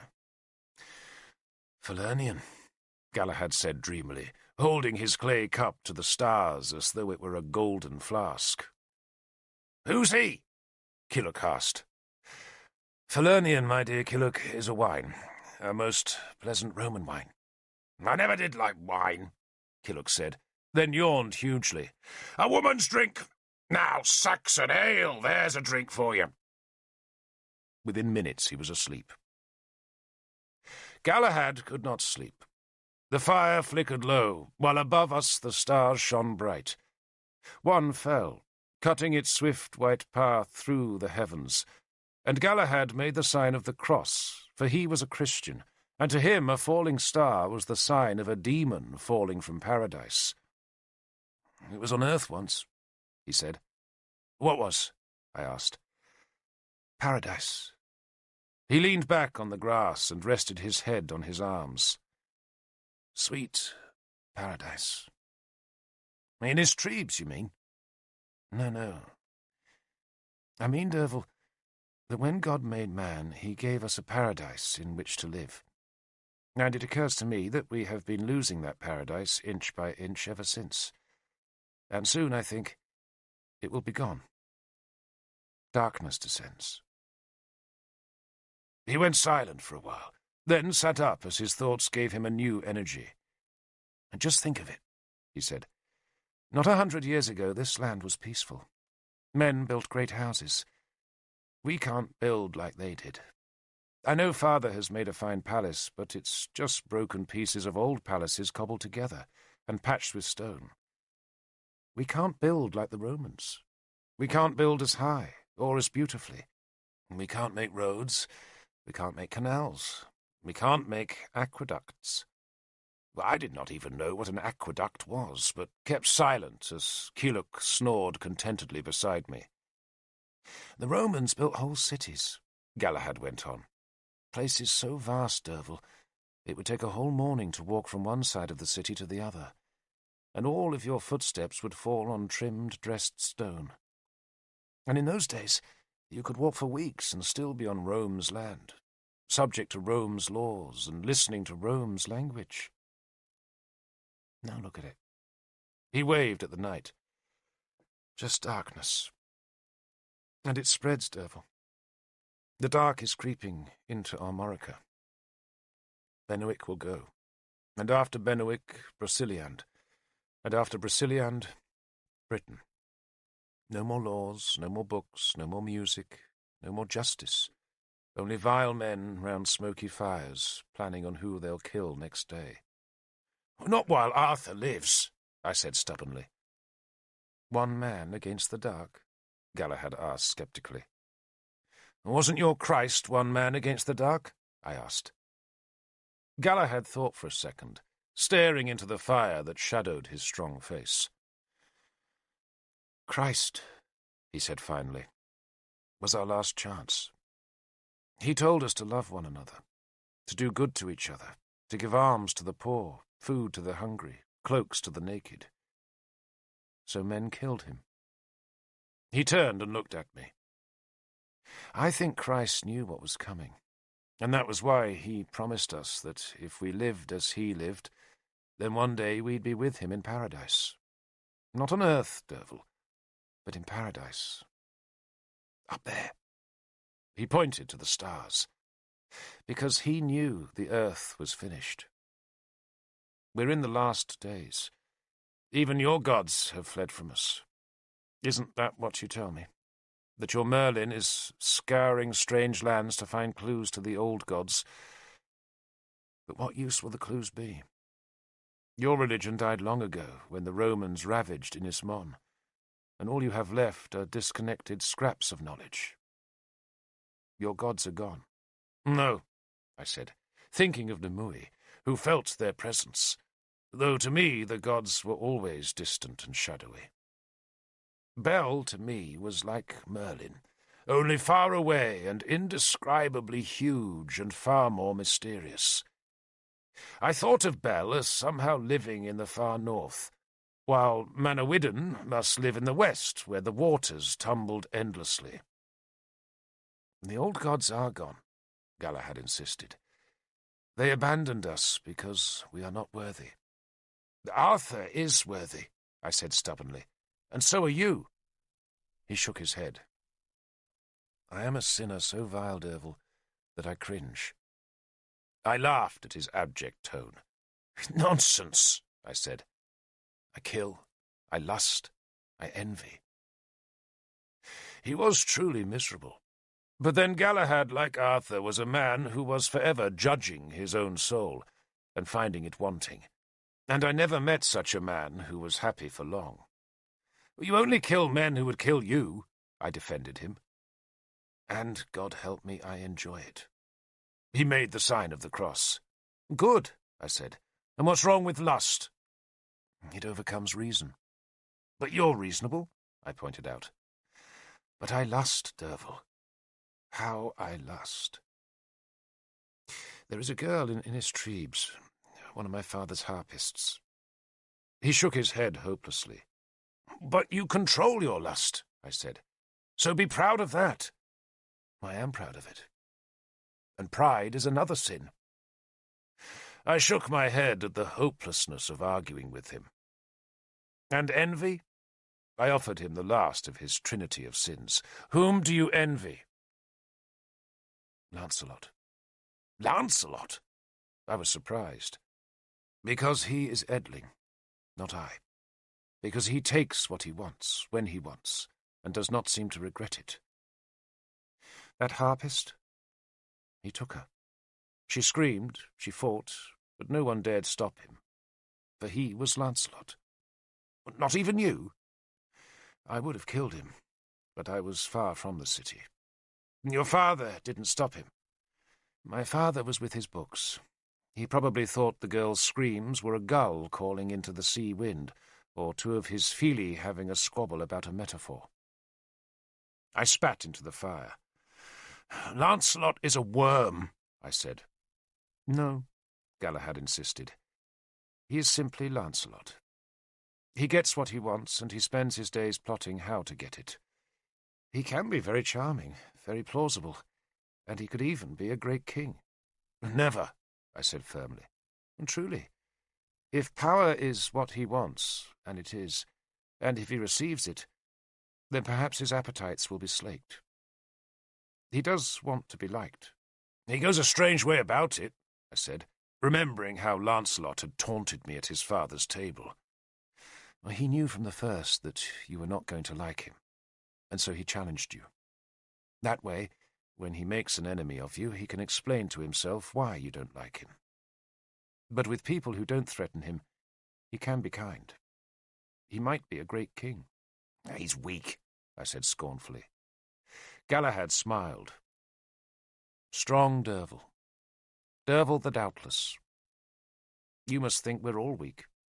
No, I said, but I think we're all tired, and tomorrow we have to kill Franks.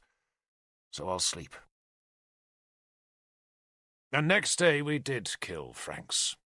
And afterwards we rested in one of Ban's hilltop forts, before, with our wounds bandaged and our battered swords sharpened, we went back into the woods. Yet week by week, month by month, we fought closer to Inis Trebes. King Ban called on his neighbour, Boudic of Brasilian, to send troops, but Boudic was fortifying his own frontier and declined to waste men on defending a lost cause.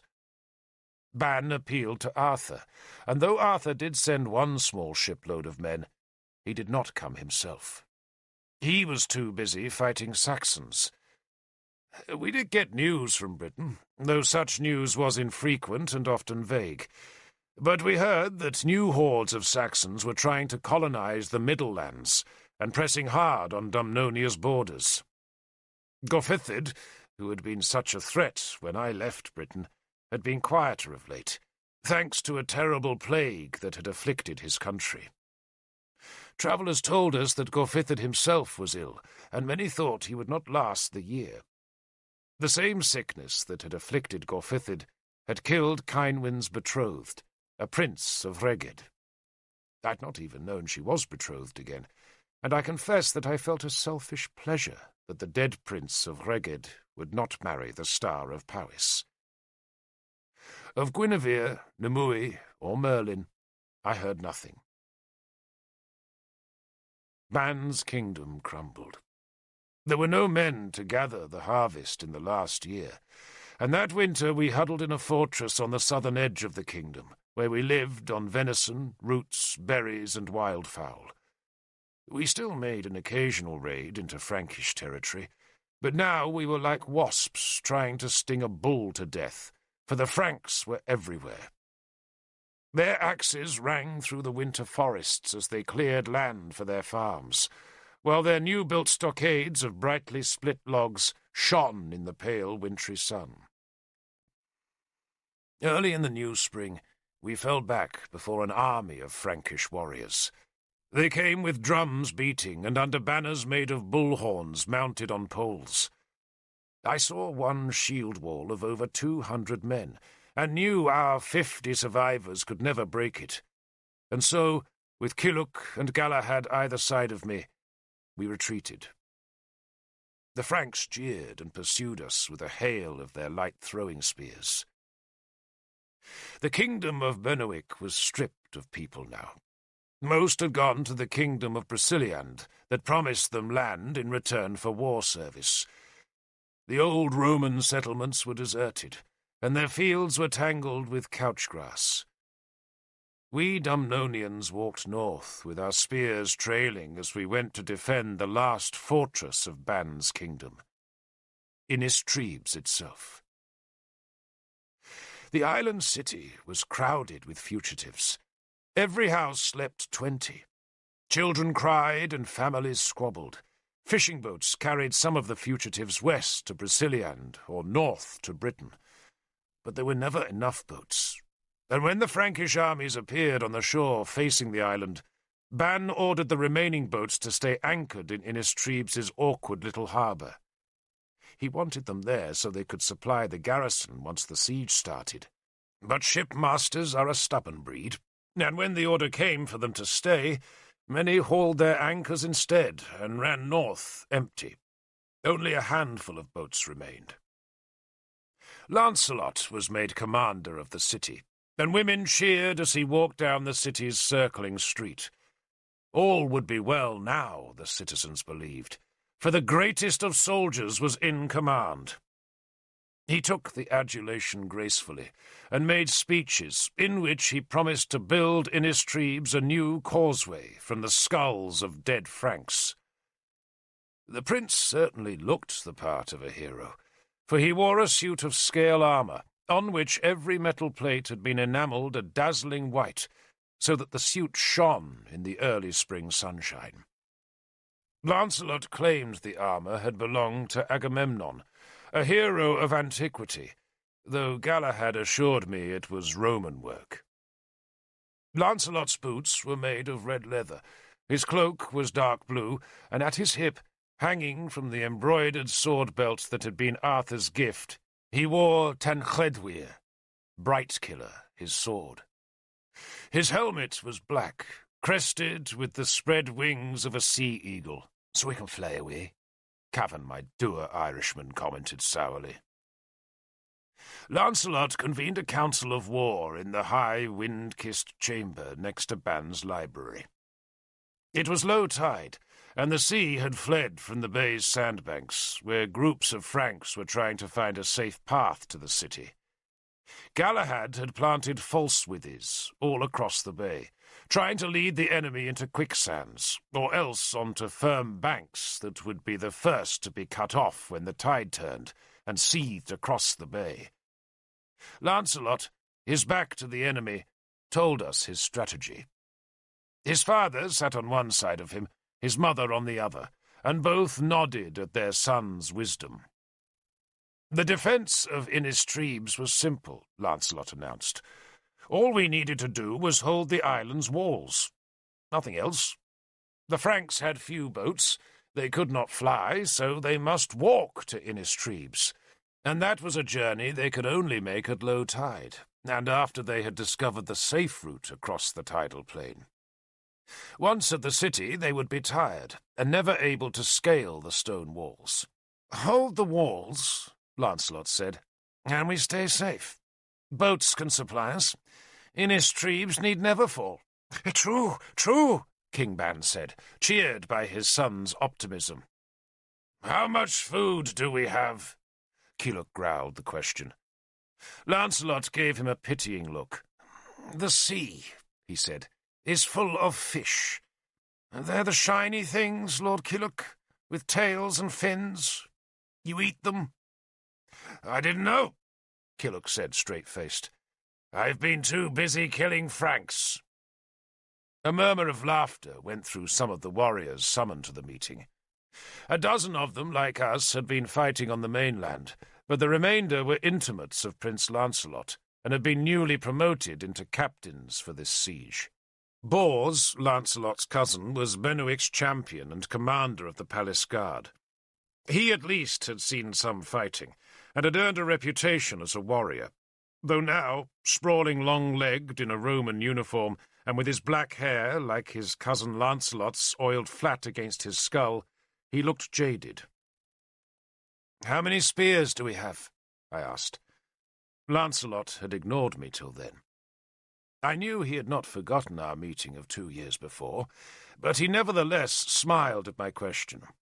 "We have 420 men under arms, and each of them has a spear. Can you work out the answer?" I returned the silky smile. "Spears break, Lord Prince, and men defending walls throw their spears like javelins. When 420 spears are thrown, what do we throw next?" "Poets," Kelook growled, luckily too softly for Ban to hear. "There are spares," Lancelot said airily. "And besides, we shall use the spears the Franks throw at us." "Poets, for sure," Kelook said.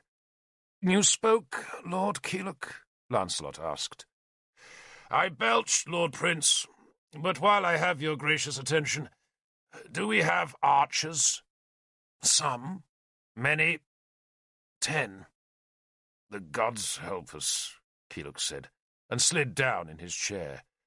He hated chairs. Elaine spoke next, reminding us that the island was sheltering women, children, and the world's greatest poets. "The safety of the Fili is in your hands," she told us, "and you know what will happen to them if you fail." I kicked Kelook to stop him from making a comment. Ban stood and gestured towards his library. 7,843 scrolls are in there, he said solemnly. "The accumulated treasures of human knowledge, and if the city falls, so will civilization." He then told us an ancient tale of a hero going into a labyrinth to kill a monster, and trailing behind him a woolen thread, with which he could find his way out of the darkness. "My library," he finally explained the point of the long tale, "is that thread. Lose it, gentlemen, and we stay in eternal darkness. So I beg you, fight." He paused, smiling. "And I have summoned help. Letters are gone to Broceliande and to Arthur. I think the day is not far off when our horizon will be thick with friendly sails. And Arthur, remember, is oath-bound to help us." "Arthur?" Killock intervened, has his hands full of Saxons. An oath is an oath, Ban said reprovingly. Galahad inquired whether we planned to make our own raids on the Frankish encampments ashore. We could easily go by boat, he said, landing east or west of their positions. But Lancelot turned down the idea. If we leave the walls, he said, we die. It is that simple. No sallies? Killock asked in disgust. If we leave the walls, Lancelot repeated, we die. Your orders are simple. You stay behind the walls. He announced that Benwick's best warriors, 100 veterans of the war on the mainland, would guard the main gate. We 50 surviving Dumnonians were given the western walls, while the city's levies, bolstered by fugitives from the mainland, guarded the rest of the island. Lancelot himself, with a company of the white-cloaked palace guard, would form the reserve that would watch the fighting from the palace and come down to intervene wherever their help was needed. Might as well call on the fairies, Killock growled to me. Another belch? Lancelot inquired. It's all the fish I eat, Lord Prince, Killock said. King Ban invited us to inspect his library before we left, perhaps wanting to impress us with the value of what we defended. Most of the men who had been at the council of war shuffled in, gaped at the pigeonholed scrolls, then went to stare at the bare-breasted harpist who played in the library's antechamber. Galahad and I lingered longer among the books, where the hump-backed Father Selwyn was still bent over his old table, where he was trying to keep his grey cat from playing with his quill. "Still working out the wingspan of angels, Father?" I asked him. "Someone must," he said, then turned to scowl at me with his one eye. "Who are you?" "Derfel, Father, of Dumnonia. We met 2 years ago. I'm surprised you're still here." "Your surprise is of no interest to me, Derfel of Dumnonia. Besides, I did leave for a while. I went to Rome. Filthy place. I thought the Vandals might have cleaned it up, but the place is still full of priests and their plump little boys. So I came back here. Ban's harpists are much prettier than Rome's catamites." He gave me an unfriendly look. "Do you care about my safety, Derfel of Dumnonia?" I could hardly answer no, though I was tempted to. "My job is to protect lives," I said rather pretentiously. "Including yours, Father." "Then I put my life in your hands, Derfel of Dumnonia," he said, as he turned his ugly face back to the table and pushed the cat away from his quill.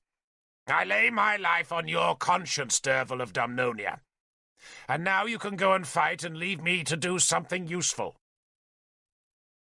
I tried to ask the priest about Rome, but he waved my questions away, and so I went down to the storehouse on the western wall that would be our home for the rest of the siege. Galahad, who considered himself an honorary Dumnonian now, was with us, and he and I tried to count the Franks who were retreating from the incoming tide after another attempt to discover the track across the sands. The bards, singing of Innistrib's siege, say the enemy outnumbered the grains of sand in the bay. They were not quite that many, but still they were formidable.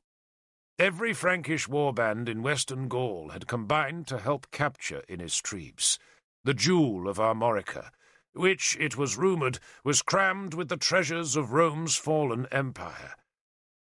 Galahad estimated we were faced by 3,000 Franks. My guess was 2,000, while Lancelot assured us there were 10,000. But by anyone's count, there was a terrible lot of them. The first attacks brought the Franks nothing but disaster. They found a way across the sand and assaulted the main gate and were repelled bloodily. Then, the next day, they attacked our part of the wall and were given the same treatment, only this time they stayed too long, and a large part of their force was cut off by the incoming tide. Some tried to wade to the mainland and were drowned. Others retreated to the shrinking stretch of sand before our walls, where they were slaughtered by a sally of spearmen, led from the gate by Blethig, the chief who had fetched me to Benwick, and who was now the leader of Benwick's veterans. Blethyg's sortie across the sand was in direct disobedience to Lancelot's rule that we must stay inside the city's wall. But the dead were so many that Lancelot pretended to have ordered the attack, and later, after Blethyg's death, he even claimed to have led the sally. The filly made a song, telling how Lancelot had damned the bay with Frankish dead. But in truth, the prince stayed in the palace while Blethygh attacked. For days afterwards, the bodies of Frankish warriors swilled around the island's base, carried by the tide and providing rich carrion for the gulls. The Franks then began to build a proper causeway. They cut hundreds of trees and laid them on the sand, then weighted the trunks with rocks carried to the shore by slaves. The tides in Innistrib's wide bay were fierce, sometimes rising 40 feet, and the new causeway was ripped by the currents, so that at low tide the flats were littered with floating logs. But always the Franks brought more trees and stone, and so plugged the gaps. They had captured thousands of slaves, and did not care how many died in building the new road. The causeway became longer as our food supplies grew shorter. Our few remaining boats still went fishing, and others carried grain from Broceliande. But the Franks launched their own boats from the shore, and after 2 of our fishing boats were captured and their crews disemboweled, our shipmasters stayed at home. The poets on the hilltop, posturing with their spears, lived off the palace's rich stores, but we warriors scraped barnacles off the rocks, ate mussels and razor clams, or stewed the rats we trapped in our storehouse that was still filled with pelts, salt, and barrels of nails. We did not starve. We had willow fish traps at the base of the rocks, and most days they yielded a few small fish, though at low tide the Franks would send raiding parties to destroy the traps. At high tide, the Frankish boats rowed round the island to pull up the fish traps set further from the city's shore. The bay was shallow enough for the enemy to see the traps, and then to break them with spears. One such boat grounded on its return to the mainland, and was left stranded a quarter-mile from the city as the tide fell. Kilhuch ordered a sortie, and 30 of us climbed down fishing nets suspended from the wall's top. The 12 men of the boat's crew fled as we approached, and inside the abandoned craft we found a barrel of salted fish and 2 dry loaves of bread that we carried back in triumph. When the tide rose, we brought the boat back to the city and tied it safe beneath our wall. Lancelot watched our disobedience, but sent no reprimand, though a message did come from Queen Elaine demanding to know what supplies we had fetched back from the ship. We sent some dried fish up the road, and no doubt the gift was construed as an insult. Lancelot then accused us of capturing the boat, so that we could desert Innistrib's, and ordered us to deliver the ship to the island's small harbour. For answer, I climbed the hill to the palace, and demanded that he back up his accusation of cowardice with his sword. I shouted the challenge around the courtyard, but the prince and his poets stayed inside their locked doors. I spat on their threshold and left. Galahad was happier the more desperate things became. Part of his happiness sprang from the presence of Leonore, the harpist who had welcomed me 2 years before, the girl for whom Galahad had confessed his lust to me, the same girl Lancelot had raped. She and Galahad lived in a corner of the storeroom. We all had women. There was something about the hopelessness of our plight that eroded normal behavior, and so we crammed as much living as we could into those hours before our expected deaths. The women stood guard with us, and hurled rocks whenever the Franks tried to dismantle our fragile fish traps. We had long run out of spears, except for those we had brought to Benwick ourselves, and which we were saving for the main assault. Our handful of archers had no missiles, except the ones shot into the city by the Franks, and that supply increased when the enemy's causeway was a short bow's shot from the city gate. The Franks erected a timber fence at the end of the causeway, and their archers stood behind the fence and poured arrows on the gate's defenders. The Franks made no attempt to extend the causeway all the way to the city, for the new roadway was only ever intended to give them a dry passage to the place where their assault could begin. We knew that attack must come soon. It was early summer when the causeway was finished. The moon was full and brought huge tides. For much of the time the causeway was under water, but at low tide the sand stretched wide about Innistribes, and the Franks, who were learning the secrets of the sandflats day by day, ranged all about us. Their drums were our constant music, and their threats were ever in our ears. One day brought a feast special to their tribes, and instead of attacking us, they lit great fires on the beach, then marched a column of slaves to the causeway's end, where, one by one, the captives were beheaded. The slaves were Britons, some of them with relatives watching from the city's wall, and the barbarism of the slaughter goaded some of Innistribes' defenders to rush out of the gate in a vain attempt to rescue the doomed women and children. The Franks were waiting for the attack, and formed a shield wall on the sand. But the men of Innistribes, crazed by anger and hunger, charged home. Blethig was one of the attackers. He died that day, cut down by a Frankish spear. We Dumnonians watched as a handful of survivors fled back to the city. There was nothing we could have done, except add our corpses to the pile. Blethig's body was flayed, disemboweled, then planted on a stake at the causeway's end, so that we were forced to look at him until the next high tide. Somehow, though, the body stayed on the stake, despite being immersed, so that next morning, in a grey dawn, the gulls were tearing at his salt-washed corpse. We should have charged with Blethig, Galahad told me bitterly. No.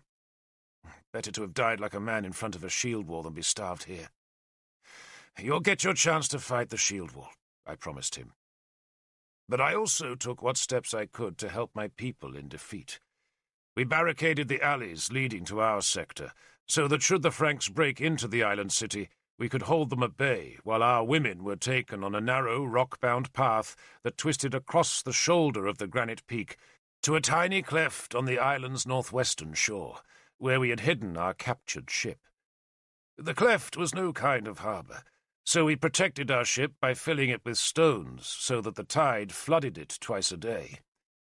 Underwater, the fragile hull was safe from being pounded against the cleft's rocky sides by the wind and waves. I guessed that the enemy assault would be made at low water, and 2 of our wounded men were under instructions to empty the boat of its rocks as soon as the attack began, so that the craft would float on the flooding tide. The idea of escaping in the boat was desperate, but it gave our people heart. No ships came to our rescue. One morning a great sail was seen in the north, and the rumour flashed about the city that Arthur himself was coming. But gradually the sail hauled off and disappeared in the summer haze. We were alone. At night we sang songs and told tales, while by day we watched the Frankish warbands gather on the shore. Those warbands made their assault on a summer afternoon, late on a falling tide. They came in a great swarm of leather-armoured men, iron-helmeted, with wooden shields held high. They crossed the causeway, leapt off its end, and climbed the gentle slope of sand towards the city gate. The leading attackers carried a huge log as a battering ram, its end fire-hardened and sheathed in leather, while the men who followed brought long ladders. One horde came and threw their ladders against our walls. "Let them climb!" Killock bellowed at our soldiers. He waited until one ladder held 5 men, then hurled a huge boulder straight down between its uprights. The Franks screamed as they were plucked off the rungs. An arrow glanced off Killock's helmet as he hurled another stone. More arrows rattled on the wall or hissed over our heads, while a rain of light throwing spears clattered uselessly against the stone. The Franks were a churning dark mass at the wall's foot, into which we hurled rocks and sewage. Cavan managed to lift one ladder clean over the wall, and we broke it into scraps that we rained down on our attackers.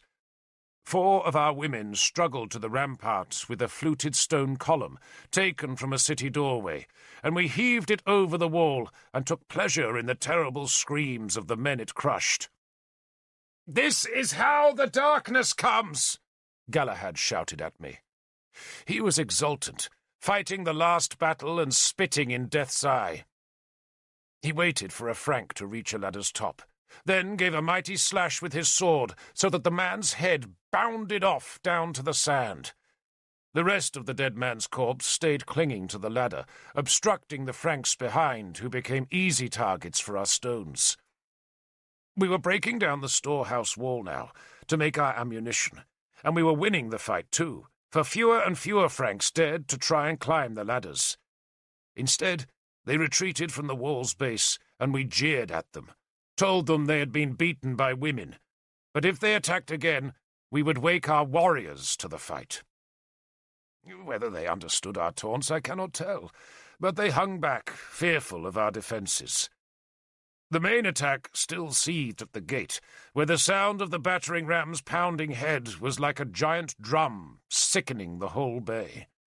The sun stretched the shadows of the bay's western headland long across the sand, while high pink clouds made bars across the sky.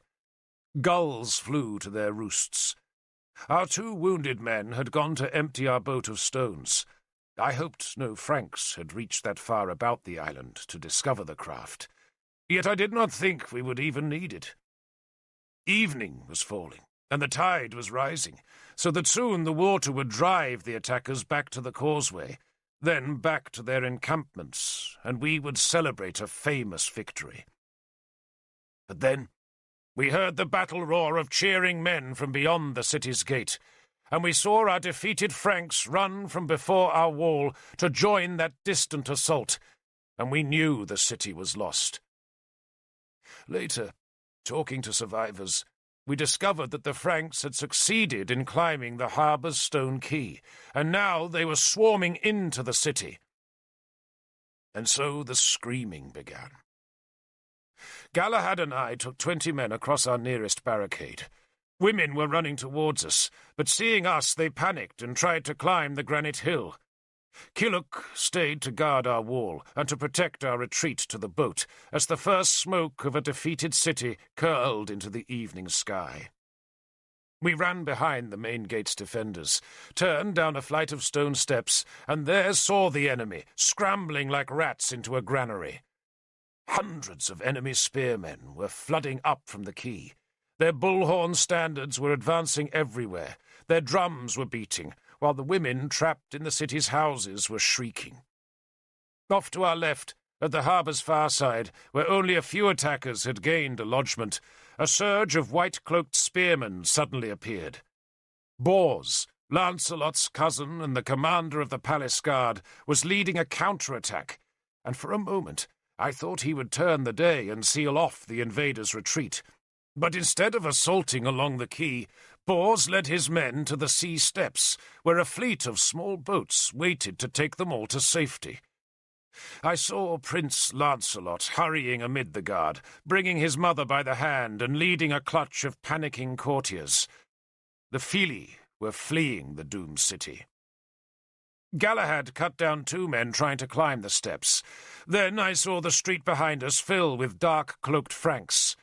"Back!" I shouted, and hauled Galahad away from the alley. "Let me fight!" He tried to pull away from me and faced the next 2 men coming up the narrow stone steps. "Live, you fool!" I pushed him behind me, feinted left with my spear, then brought it up and rammed its blade into a Frank's face. I let go of the shaft, took the second man's spear thrust on my shield while I drew Howlbane.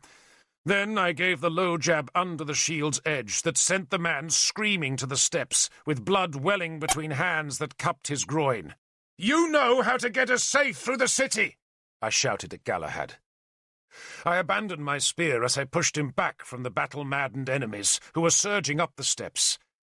There was a potter's shop at the head of the steps, and despite the siege, the shopkeeper's wares were still displayed on trestle tables under a canvas awning. I tipped a table full of jugs and vases into the attacker's path, then ripped down the awning and hurled it into their faces. "Lead us!" I screamed. There were alleys and gardens that only Innis Trebe's inhabitants knew, and we would need such secret paths if we were to escape. The invaders had broken through the main gate now, to cut us off from Killock and his men. Galahad led us uphill, turned left into a short tunnel that ran beneath a temple, then across a garden and up to a wall that edged a rain cistern. Beneath us, the city writhed in horror. The victorious Franks broke down doors to take revenge for their dead left on the sand. Children wailed and were silenced by swords. I watched one Frankish warrior, a huge man with horns on his helmet, cut down 4 trapped defenders with an axe. More smoke poured up from houses. The city might have been built of stone, but there was plenty of furniture, boat pitch, and timber roofs to feed a maniacal fire. Out at sea, where the incoming tide swirled across the sandbanks, I could see Lancelot's winged helmet bright in one of the 3 escaping boats, while above me, pink in the setting sun, the graceful palace waited for its last moments. The evening breeze snatched at the grey smoke, and softly billowed a white curtain that hung in a shadowed palace window. "Over here!" Galahad called, pointing to a narrow path. "Follow the path to our boat!" Our men ran for their lives. "Come on, Derfel!" he called to me. But I did not move. I was staring up the steep hill. "Come on, Derfel!" Galahad insisted. But I was hearing a voice in my head. It was an old man's voice, a dry, sardonic and unfriendly voice, and the sound of it would not let me move. "Come on, Derfel!" Galahad screamed. "I put my life in your hands," the old man had said. And suddenly he spoke again inside my skull. "I lay my life on your conscience, Derfel of Dumnonia." How do I reach the palace?" I called to Galahad. "Palace? How?" I shouted angrily. "This way," he said. "This way!" We climbed. The bards sing of love. They celebrate slaughter. They extol kings and flatter queens. But were I a poet, I would write in praise of friendship. I have been fortunate in friends. Arthur was one, but of all my friends there was never another like Galahad. There were times when we understood each other without speaking, and others when words tumbled out for hours. We shared everything except women.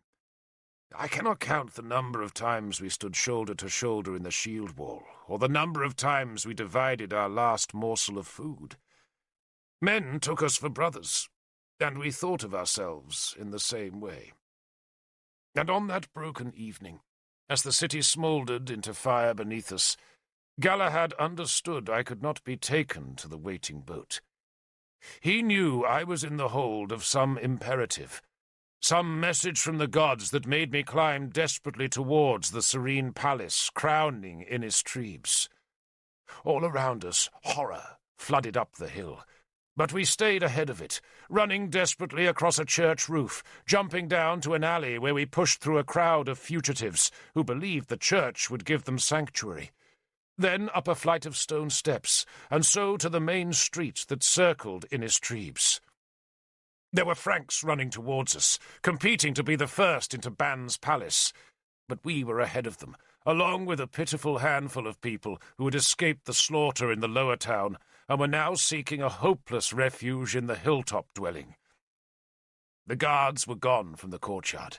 The palace doors lay open, and inside, where women cowered and children cried, the beautiful furniture waited for the conquerors. The curtains stirred in the wind. I plunged into the elegant rooms, ran through the mirrored chamber, and past Leonor's abandoned harp, and so to the great room where Ban had first received me. The king was still there, still in his toga, and still at his table with a quill in his hand. "It's too late," he said, as I burst into the room with sword drawn. "Arthur failed me." Screams shouted in the palace corridors.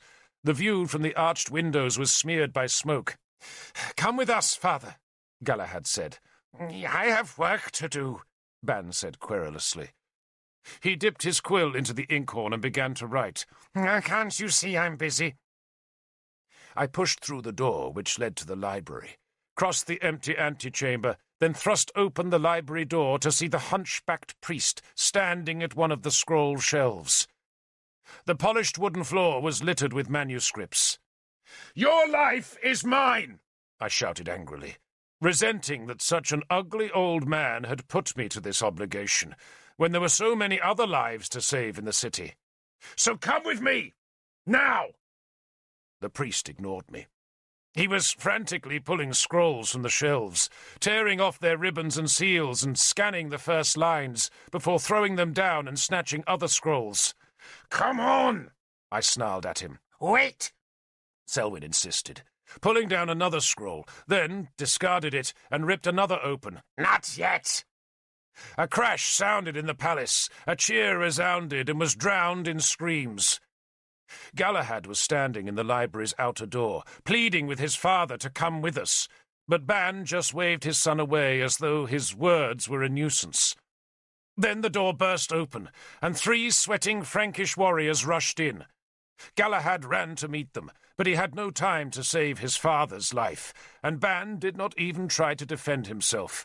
The leading Frank hacked at him with a sword, and I think the King of Benwick was already dead of a broken heart before the enemy's blade ever touched him. The Frank tried to cut off the king's head, and that man died on Galahad's spear, while I lunged at the second man with Howlbane and swung his wounded body around to obstruct the third.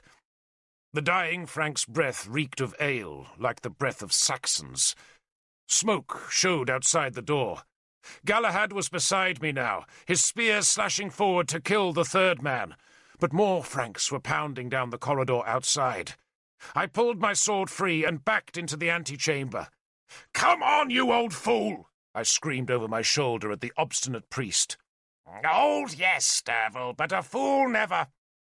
The priest laughed, and something about that sour laughter made me turn, and I saw, as though in a dream, that the hunched back was disappearing as the priest stretched his long body to its full height.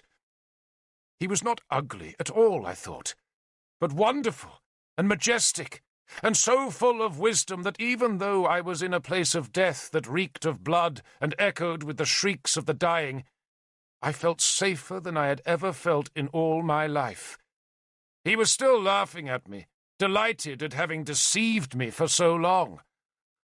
"Merlin," I said, and I confess there were tears in my eyes. "Give me a few minutes," he said. "Hold them off." He was still plucking down scrolls, tearing at their seals and dropping them after a cursory glance. He had taken off the eye patch, which had merely been a part of his disguise. "Hold them off," he said again, moving to a new rack of unexamined scrolls. "I hear you're good at slaughter, so be very good at it now." Galahad put the harp and the harpist's stool into the outer doorway. Then the two of us defended the passage with spear, sword, and shields. "Did you know he was here?" I asked Galahad. "Who?" Galahad rammed his spear into a round Frankish shield and jerked it back. "Merlin!" "He is?" Galahad was astonished. "Of course I didn't know." A screaming Frank with ringleted hair and blood on his beard rammed a spear at me. I gripped it just below the head and used it to tug him onto my sword. Another spear was thrown past me and buried its steel head in the lintel behind. A man tangled his feet in the cacophonous harp strings and stumbled forward to be kicked in the face by Galahad. I chopped the edge of my shield onto the back of the man's neck, then parried a sword cut. The palace rang with screams and was filling with acrid smoke, but the men attacking us were losing interest in any plunder they might discover in the library, preferring easier pickings elsewhere in the hilltop building. "Merlin's here?" Galahad asked me in disbelief. Or look for yourself." Galahad turned to stare at the tall figure, who was so desperately searching among Ban's doomed library. "That's Merlin." "Yes." How did you know he was here?" "I didn't," I said. "Come on, you bastard!" This was to a big Frank, leather-cloaked and carrying a double-headed war-axe, who wanted to prove himself a hero. He chanted his war hymn as he charged, and was still chanting as he died. The axe buried itself in the floorboards by Galahad's feet as he pulled his spear from the man's chest. "I have it! I have it!" Merlin suddenly shouted behind us. "Silius Italicus, of course. He never wrote 18 books on the Second Punic War, only 17. How can I have been so stupid? You're right, Derfel. I am an old fool, a dangerous fool. 18 books on the Second Turgid War? The merest child knows there were only ever 17. I have it. Come on, Derfel. Don't waste my time. We can't loiter here all night." We ran back into the disordered library, where I rammed the big work table up against the door as a temporary barrier, while Galahad kicked open the shutters on the windows facing the west. A new swarm of Franks surged through the harpist's room, and Merlin snatched the wooden cross from around his neck and hurled the feeble missile at the invaders, who were momentarily checked by the heavy table. As the cross fell, a great burst of flame engulfed the antechamber. I thought the deadly fire was mere coincidence, and that the wall to the room had collapsed to let in a furnace surge just as the cross struck. But Merlin claimed it as his own triumph. "The horrible thing has to be good for something," he said of the cross, then cackled at the screaming, burning enemy. "Roast, you worms! Roast!" He was thrusting the precious scroll into the breast of his gown. "Did you ever read Silius Italicus?" he asked me. "Never heard of him, Lord," I said, tugging him towards the open window. "He wrote epic verse, my dear Derfel. Epic verse." He resisted my panicked tugging and placed a hand on my shoulder. "Let me give you some advice." He spoke very seriously. "Shun epic verse. I speak from experience." I suddenly wanted to cry like a child. It was such a relief to look into his wise and wicked eyes again. It was like being reunited with my own father. "I've missed you, Lord," I blurted out. "Don't go sentimental on me now," Merlin snapped, then hurried to the window as a Frankish warrior burst through the flames in the doorway and slid along the table's top, screaming defiance. The man's hair was smoking as he thrust his spear towards us. I knocked his blade aside with my shield, lunged with the sword, kicked him, and lunged again. "This way!" Galahad shouted from the garden beyond the window. I gave the dying Frank a last cut, then saw that Merlin had gone back to his work table. "Hurry, Lord!" I shouted to him. "The cat," Merlin explained. "I can't abandon the cat. Don't be absurd." "For God's sake, Lord!" I yelled at him. But Merlin was scrabbling under the table to retrieve the frightened grey cat that he cradled in his arms as he at last scrambled over the sill into a herb garden protected by low bay hedges. The sun was splendid in the west, drenching the sky brilliant red and shivering its fiery reflection across the waters of the bay. We crossed the hedge and followed Galahad down a flight of steps that led to a gardener's hut, then onto a perilous path that ran around the breast of the granite peak. On one side of the path was a stone cliff, and on the other, air. But Galahad knew these tracks from childhood, and led us confidently down towards the dark waters. Bodies floated in the sea. Our boat, crowded to the point where it was a miracle it could even float at all, was already a quarter-mile off the island, with its oars labouring to drag its weight of passengers to safety. I cupped my hands and shouted, "Killock!"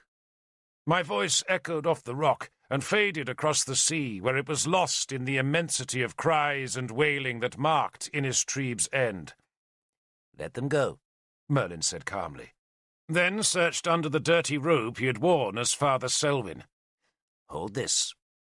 He thrust the cat into my arms, then groped again under his robe until he found a small silver horn that he blew once. It gave a sweet note. Almost immediately, a small dark wherry appeared around Innistrib's northern shore. A single-robed man propelled the little boat with a long sweep that was gripped by an oarlock at the stern. The wherry had a high-pointed prow and room in its belly for just 3 passengers. A wooden chest lay on the bottom boards, branded with Merlin's seal of the horned god Cernunnos. "I made these arrangements," Merlin said airily, "when it became apparent that poor Ban had no real idea what scrolls he possessed. I thought I would need more time, and so it proved. Of course the scrolls were labelled, but the Filly were forever mixing them up. Not to say trying to improve them when they weren't stealing the verse and calling it their own.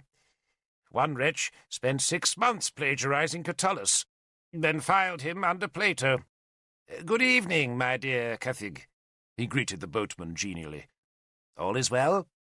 "Other than the world dying, yes," Cathig growled in answer. "But you've got the chest." Merlin gestured at the sealed box. "Nothing else matters." The elegant wherry had once been a palace boat used to ferry passengers from the harbour to the larger ships anchored offshore, and Merlin had arranged for it to wait his summons. Now we stepped aboard and sank to its deck as the dour Cathig thrust the small craft out into the evening sea. A single spear plunged from the heights to be swallowed by the water alongside us, but otherwise our departure was unnoticed and untroubled. Merlin took the cat from me and settled contentedly in the boat's bows, while Galahad and I stared back at the island's death. Smoke poured across the water. The cries of the doomed were a wailing threadney in the dying day. We could see the dark shapes of Frankish spearmen still crossing the causeway and splashing off its end towards the fallen city. The sun sank, darkening the bay and making the flames in the palace brighter. A curtain caught the fire and flared, brief and vivid before crumbling to soft ash. The library burned fiercest, scroll after scroll bursting into quick flame to make that corner of the palace into an inferno. It was King Ban's balefire, burning through the night. Galahad wept. He knelt on the deck, clutching his spear, and watched his home turn to dust. He made the sign of the cross and said a silent prayer that willed his father's soul to whatever other world Ban had believed in. The sea was mercifully calm. It was coloured red and black, blood and death, a perfect mirror for the burning city where our enemy danced in ghoulish triumph. Innistribes was never rebuilt in our time. The walls fell, the weeds grew, seabirds roosted there. Frankish fishermen avoided the island where so many had died. They did not call it Innistribes anymore, but gave it a new name in their own coarse tongue, the Mount of Death. And at night, their seamen say, when the deserted isle looms black out of an obsidian sea, the cries of women and the whimpering of children can still be heard. We landed on an empty beach on the western side of the bay. We abandoned the boat and carried Merlin's sealed chest up through wind and gale-bent thorn to the headland's high ridge. Full night fell as we reached the summit, and I turned to see Innistribes glowing like a ragged ember in the dark. Then I walked on, to carry my burden home to Arthur's conscience. Innistribes was dead. We took ship for Britain out of the same river where I had once prayed that Bel and Manawyddan would see me safe home. We found Killock in the river, his overloaded boat grounded on the mud. Leonor was alive, and so were most of our men. One ship fit to make the voyage home was left in the river, its master having waited in hope of making a fat profit from desperate survivors. But Killock put his sword to the man's throat and had him take us home for free. The rest of the river's people had already fled from the Franks. We waited through a night made garish by the reflected flames of Innistribes burning, and in the morning we raised the ship's anchor and sailed north. Merlin watched the shore recede, and I, scarce daring to believe that the old man had really come back to us, gazed at him. He was a tall, bony man, perhaps the tallest I ever knew, with long white hair that grew back from his tonsure line to be gathered in a black-ribboned pigtail. He had worn his hair loose and dishevelled when he pretended to be Selwyn, but now, with the pigtail restored, he looked like the old Merlin. His skin was the colour of old polished wood. His eyes were green, and his nose a sharp, bony prow. His beard and moustaches were plaited into fine cords that he liked to twist in his fingers when he was thinking. No one knew how old he was, but certainly I never met anyone older, unless it was the druid Belize, nor did I ever know any man who seemed so ageless as Merlin. He had all his teeth, every last one, and retained a young man's agility, though he did love to pretend to be old and frail and helpless. He dressed in black, always in black, never another colour, and habitually carried a tall black staff, though now, fleeing from Armorica, he lacked that badge of office. He was a commanding man, not just because of his height, reputation, or the elegance of his frame, but because of his presence. Like Arthur, he had the ability to dominate a room and to make a crowded hall seem empty when he left. But where Arthur's presence was generous and enthusiastic, Merlin's was always disturbing. When he looked at you, it seemed that he could read the secret part of your heart, and, worse still, find it amusing. He was mischievous, impatient, impulsive, and totally, utterly wise. He belittled everything, maligned everyone, and loved a few people wholly. Arthur was one, Nimue another, and I think, was a third, though I could never really be sure, for he was a man who loved pretense and disguises. "You're looking at me, Derfel," he accused me from the boat's stern, where he still had his back turned towards me. "I hope never to lose sight of you again, Lord." "What an emotional fool you are, Derfel." He turned and scowled at me. "I should have thrown you back into Tannerburz's pit. Carry that chest into my cabin." Merlin had commandeered the shipmaster's cabin, where I now stowed the wooden chest. Merlin ducked under the low door, fussed with the captain's pillows to make himself a comfortable seat, then sank down with a sigh of happiness. The grey cat leapt onto his lap as he unrolled the top few inches of the thick scroll he had risked his life to obtain on a crude table that glittered with fish scales. "What is it?" I asked. "It is the one real treasure man possessed," Merlin said. "The rest was mostly Greek and Roman rubbish. A few good things, I suppose, but not much." "So what is it?" I asked again. "It is a scroll, dear Derfel," he said, as though I was a fool to have asked. He glanced up through the open skylight to see the sail bellying in a wind still soured by Innistrib's smoke. "A good wind," he said cheerfully. "Home by nightfall, perhaps. I have missed Britain." He looked back to the scroll. "And Nimue, how is the dear child?" he asked as he scanned the first lines. "The last time I saw her," I said bitterly, "she'd been raped and had lost an eye." "These things happen," Merlin said carelessly. His callousness took my breath away. I waited, then again asked him what was so important about the scroll. He sighed. "You are an importunate creature, Derfel. Well, I shall indulge you." He let go of the manuscript so that it rolled itself up, then leaned back on the shipmaster's damp and threadbare pillows. "You know, of course, who Calethin was?" "No, Lord," I admitted. He threw his hands up in despair. "Are you not ashamed of your ignorance, Derfel? Colethin was a druid of the Ordovicii, a wretched tribe, and I should know. One of my wives was an Ordovician, and one such creature was sufficient for 12 lifetimes. Never again. He shuddered at the memory, then peered up at me. Gunlius raped Nimue, right? Yes. I wondered how he knew. Foolish man. Foolish man! He seemed amused rather than angry at his lover's fate. How he will suffer. Is Nimue angry? Furious. Good. Fury is very useful, and dear Nimue has a talent for it. One of the things I can't stand about Christians is their admiration of meekness.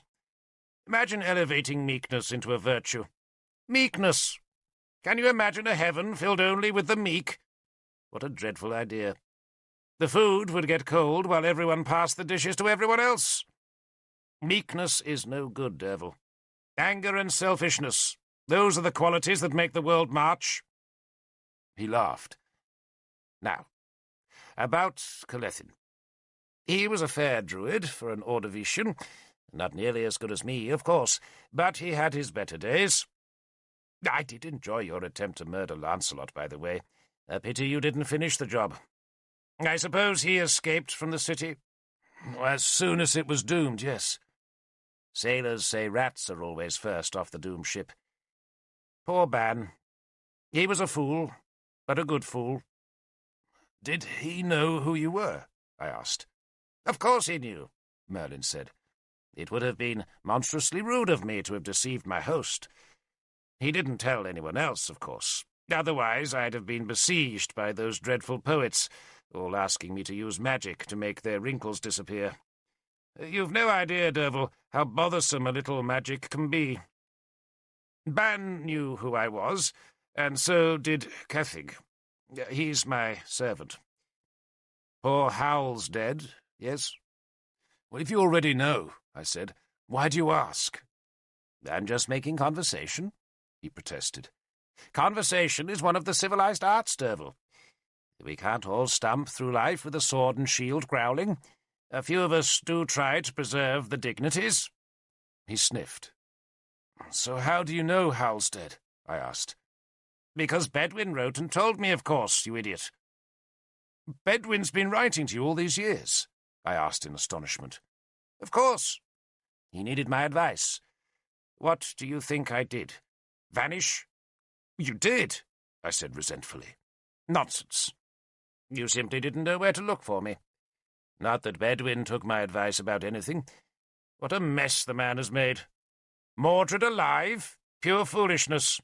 The child should have been strangled with his own birth cord. But I suppose Uther could never have been persuaded of that. Poor Uther. He believed that virtues are handed down through a man's loins. What nonsense! A child is like a calf. If the thing is born crippled, you knock it smartly on the skull and serve the cow again. That's why the gods made it such a pleasure to engender children, because so many of the little brutes have to be replaced. There's not much pleasure in the process for women, of course, but someone has to suffer, and thank the gods it's them and not us. Did you ever have children? I asked, wondering why I had never thought to inquire before. Of course I did.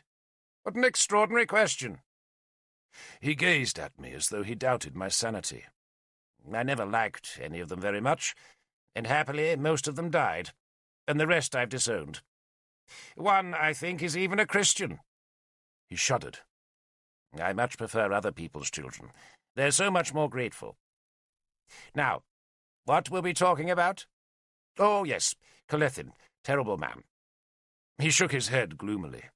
Did he write the scroll? I asked. Don't be absurd, Derfel, he snapped impatiently. Druids are not allowed to write anything down. It's against the rules, you know that. Once you write something down, it becomes fixed. It becomes dogma. People can argue about it. They become authoritative. They refer to the texts. They produce new manuscripts. They argue more, and soon they're putting each other to death. If you never write anything down, then no one knows exactly what you said, so you can always change it. Do I have to explain everything to you? You can explain what is written on the scroll, I said humbly. I was doing precisely that. But you keep interrupting me and changing the subject. Extraordinary behaviour. And to think you grew up on the Tor. I should have had you whipped more often. That might have given you better manners. I hear Gwilithan is rebuilding my hall. Yes. A good honest man, Gwilithan. I shall probably have to rebuild it all myself, but he does try. The scroll? I reminded him. I know. Colethin was a druid, I told you that. An Ordovician, too. Dreadful beasts, Ordovicians. Whatever. Cast your mind back to the Black Year, and ask yourself how Suetonius knew all he did about our religion. Now, you do know who Suetonius was, I suppose? The question was an insult, for all Britons know and revile the name of Suetonius Paulinus, the governor appointed by the Emperor Nero, and who, in the Black Year, that occurred some 400 years before our time, virtually destroyed our ancient religion. Every Briton grew up with the dread tale of how Suetonius's 2 legions had crushed the Druid sanctuary on Inis Mon. Inis Mon, like Inis Trebes, was an island, the greatest sanctuary of our gods, but the Romans had somehow crossed the straits and put all the Druids, bards, and priestesses to the sword. They had cut down the sacred groves and defiled the holy lake, so that all we had left was but a shadow of the old religion. And our Druids, like Tanaburs and Eorwith, were just faint echoes of an old glory. I know who Suetonius was, I told Merlin. There was another Suetonius, he said with amusement. A Roman writer, and rather a good one. Man possessed his De Virus Illustribus, which is mainly about the lives of the poets. Suetonius was particularly scandalous about Virgil. It's extraordinary what things poets will take to their beds. Mostly each other, of course. It's a pity that work burned, for I never saw another. Ban's scroll might well have been the very last copy, and it's just ashes now. Virgil will be relieved. Whatever. The point is that Suetonius Paulinus wanted to know everything there was to know about our religion before he attacked Inis Mon. He wanted to make certain we wouldn't turn him into a toad or a poet. So he found himself a traitor, Colethin the Druid. And Colethin dictated everything he knew to a Roman scribe, who copied it all down in what looks to be execrable Latin. But, execrable or not, it is the only record of our old religion. All its secrets, all its rituals, all its meanings, and all its power. And this, child, is it. He gestured at the scroll, and managed to knock it off the table. I retrieved the manuscript from under the shipmaster's bunk. And I thought, I said bitterly, that you were a Christian trying to discover the wingspan of angels. Don't be perverse, Derfel. Everyone knows the wingspan must vary according to the angel's height and weight. He unwound the scroll again and peered at its contents.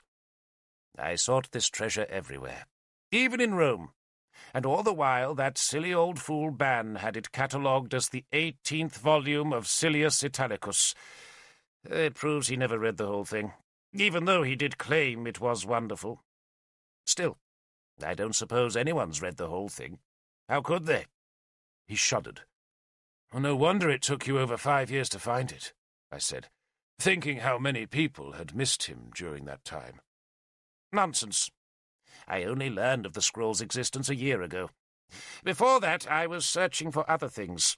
The horn of Bran Galed, the knife of Laufrodeth, the throwboard of Gwenthlau, the ring of Eluned, the treasures of Britain, Derfel. He paused, glancing at the sealed chest, then looked back to me. The treasures are the keys of power, Derfel. But without the secrets in this scroll, there are just so many dead objects. There was a rare reverence in his voice, and no wonder, for the 13 treasures were the most mysterious and sacred talismans of Britain. One night in Benwick, when we had been shivering in the dark and listening for Franks among the trees, Galahad had scorned the very existence of the treasures, by doubting whether they could have survived the long years of Roman rule. But Merlin had always insisted that the old druids, facing defeat, had hidden them so deep that no Roman would ever find them. His life's work was the collection of the 13 talismans. His ambition was the final awesome moment when they would be put to use. That use, it seemed, was described in the lost scroll of Colethin. "So what does the scroll tell us?" I asked eagerly. "How would I know? You won't give me time to read it. Why don't you go and be useful? Splice an oar, or whatever it is sailors do when they're not drowning." He waited till I had reached the door. "Oh, and one other thing," he added abstractedly. I turned to see he was again gazing at the opening lines of the heavy scroll. "Lord," I prompted him. "I just wanted to thank you, Derfel," he said carelessly. "So, thank you. I always hoped you'd be useful someday."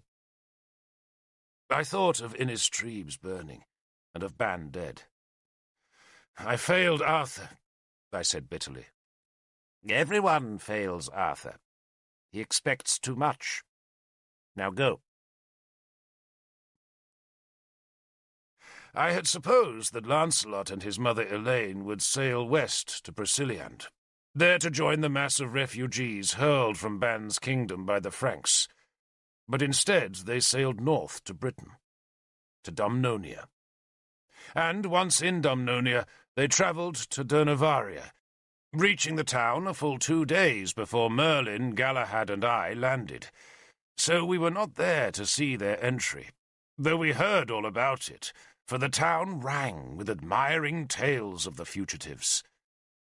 Benwick's royal party had travelled in 3 fast ships, all of which had been provisioned ahead of Innistribes' fall, and in those holds were crammed the gold and silver that the Franks had hoped to find in Ban's palace. By the time Queen Elaine's party reached Durnovaria, the treasure had been hidden away, and the fugitives were all on foot, some of them shoeless, all ragged and dusty, their hair tangled and crusted with sea salt, and with blood caked on their clothes and on the battered weapons they clutched in nerveless hands. Elaine, Queen of Benwick, and Lancelot, now king of a lost kingdom, limped up the town's principal street to beg like indigents at Guinevere's palace. Behind them was a motley mixture of guards, poets, and courtiers, who, Elaine pitifully exclaimed, were the only survivors of the massacre. "If only Arthur had kept his word," she wailed to Guinevere. "If only he had done just half of all that he promised." "Mother, mother," Lancelot clutched her. "All I want to do is die, my dear," Elaine declared, "as you so nearly did in the fight." Guinevere, of course, rose splendidly to the occasion. Clothes were fetched, baths filled, food cooked, wine poured, wounds bandaged, stories heard, treasure given, and Arthur summoned. The stories were wonderful. They were told all over the town, and by the time we reached Durnovaria, the tales had spread to every corner of Dumnonia, and were already flying over the frontiers to be retold in countless British and Irish feasting halls. It was a great tale of heroes, how Lancelot and Bors had held the Merman Gate, and how they had carpeted the sands with Frankish dead, and glutted the gulls with Frankish offal. The Franks, the tales said, had been shrieking for mercy, fearing that bright Tan-Cladwir would flash in Lancelot's hand again. But then some other defenders, out of Lancelot's sight, gave way. The enemy was inside the city, and if the fight had been grim before, now it became ghastly. Enemy after enemy fell, as street after street was defended. Yet not all the heroes of antiquity could have stemmed that rush of iron-helmed foes who swarmed from the encircling sea like so many demons released from Manawyddan's nightmares. Back went the outnumbered heroes, leaving the streets choked with enemy dead. Still more enemies came, and back the heroes went, back to the palace itself, where Ban, good King Ban, leaned on his terrace to search the horizon for Arthur's ships. "They will come," Ban had insisted, "for Arthur has promised." The king, the story said, would not leave the terrace, for if Arthur came and he were not there, what would men say? He insisted he would stay to greet Arthur, but first he kissed his wife, embraced his heir, then wished them both fair winds for Britain, before turning to gaze for the rescue that never came. It was a mighty tale, and next day, when it seemed that no more ships would come from far Armorica, the tale changed subtly.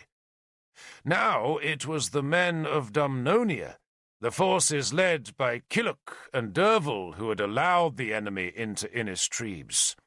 "They fought," Lancelot assured Guinevere, "but they could not hold." Arthur, who had been campaigning against Cerdic Saxons, rode hard for Durnovaria to welcome his guests. He arrived just hours before our sad party trudged unremarked up the road that ran from the sea past the great grassy ramparts of Maidan. One of the guards on the city's southern gate recognized me and let us in. "You're just in time," he said. "For what?" I asked. "Arthur's here. They're going to tell the tale of Innistribes." "Are they now?" I glanced across the town towards the palace on its western hill. "I'd like to hear that," I said. Then I led my companions into the town. I hurried towards the crossroads in the centre, curious to inspect the chapel Sansom had built for Mordred. But to my surprise, there was neither chapel nor temple on the site, just a waste space where ragweed grew. "Nimue," I said, amused. "What?" Merlin asked me. He was cowled so that no one would recognize him. "A self-important little man," I said, "was going to build a church here. Guinevere summoned Nimue to stop him." "So, Guinevere is not entirely without sense?" Merlin asked. "Did I say she was?" "No, dear Derfel, you did not. Shall we go on?" We turned up the hill towards the palace. It was evening, and the palace slaves were putting torches into beckets about the courtyard, where, heedless of the damage they were causing to Guinevere's roses and water channels, a crowd had gathered to see Lancelot and Arthur. No one recognized us as we came through the gate. Merlin was hooded, while Galahad and I wore the cheek-pieces of our wolf-tailed helmets closed across our faces. We squeezed with Kilhuch and a dozen other men into the arcade at the very back of the crowd. And there, as night fell, we heard the tale of Innistribes' fall. Lancelot, Guinevere, Elaine, Arthur, Bors, and Bedwin stood on the eastern side of the courtyard, where the pavement was elevated a few feet above the other three sides to make a natural stage, an impression heightened by the bright torches fixed to the wall beneath the terrace that had steps leading down to the courtyard. I looked for Nimue, but could not see her, nor was young Bishop Sansom there. Bishop Bedwin said a prayer, and the Christians in the crowd murmured their response, crossed themselves, then settled to listen once again to the awful tale of Innistribes' fall. Bors told the story. He stood at the head of the steps, and he told of Benwick's fight, and the listening crowd gasped as they heard of the horror, and cheered when he described some particular passage of Lancelot's heroism. Once, overcome by emotion, Bors simply gestured at Lancelot, who tried to quell the cheers by raising a hand thickly wrapped in bandages, and when the gesture failed, he shook his head, as though the crowd's praise was simply too great to bear. Elaine, draped in black, wept beside her son. Bors did not dwell on Arthur's failure to reinforce the doomed garrison. Instead, he explained that though Lancelot knew Arthur was fighting in Britain, King Ban had clung to his unrealistic hopes. Arthur, wounded all the same, shook his head and seemed close to tears, especially when Bors told the touching tale of King Ban's farewell to his wife and son. I was close to tears too, not because of the lies I heard, but out of sheer joy at seeing Arthur again. He had not changed.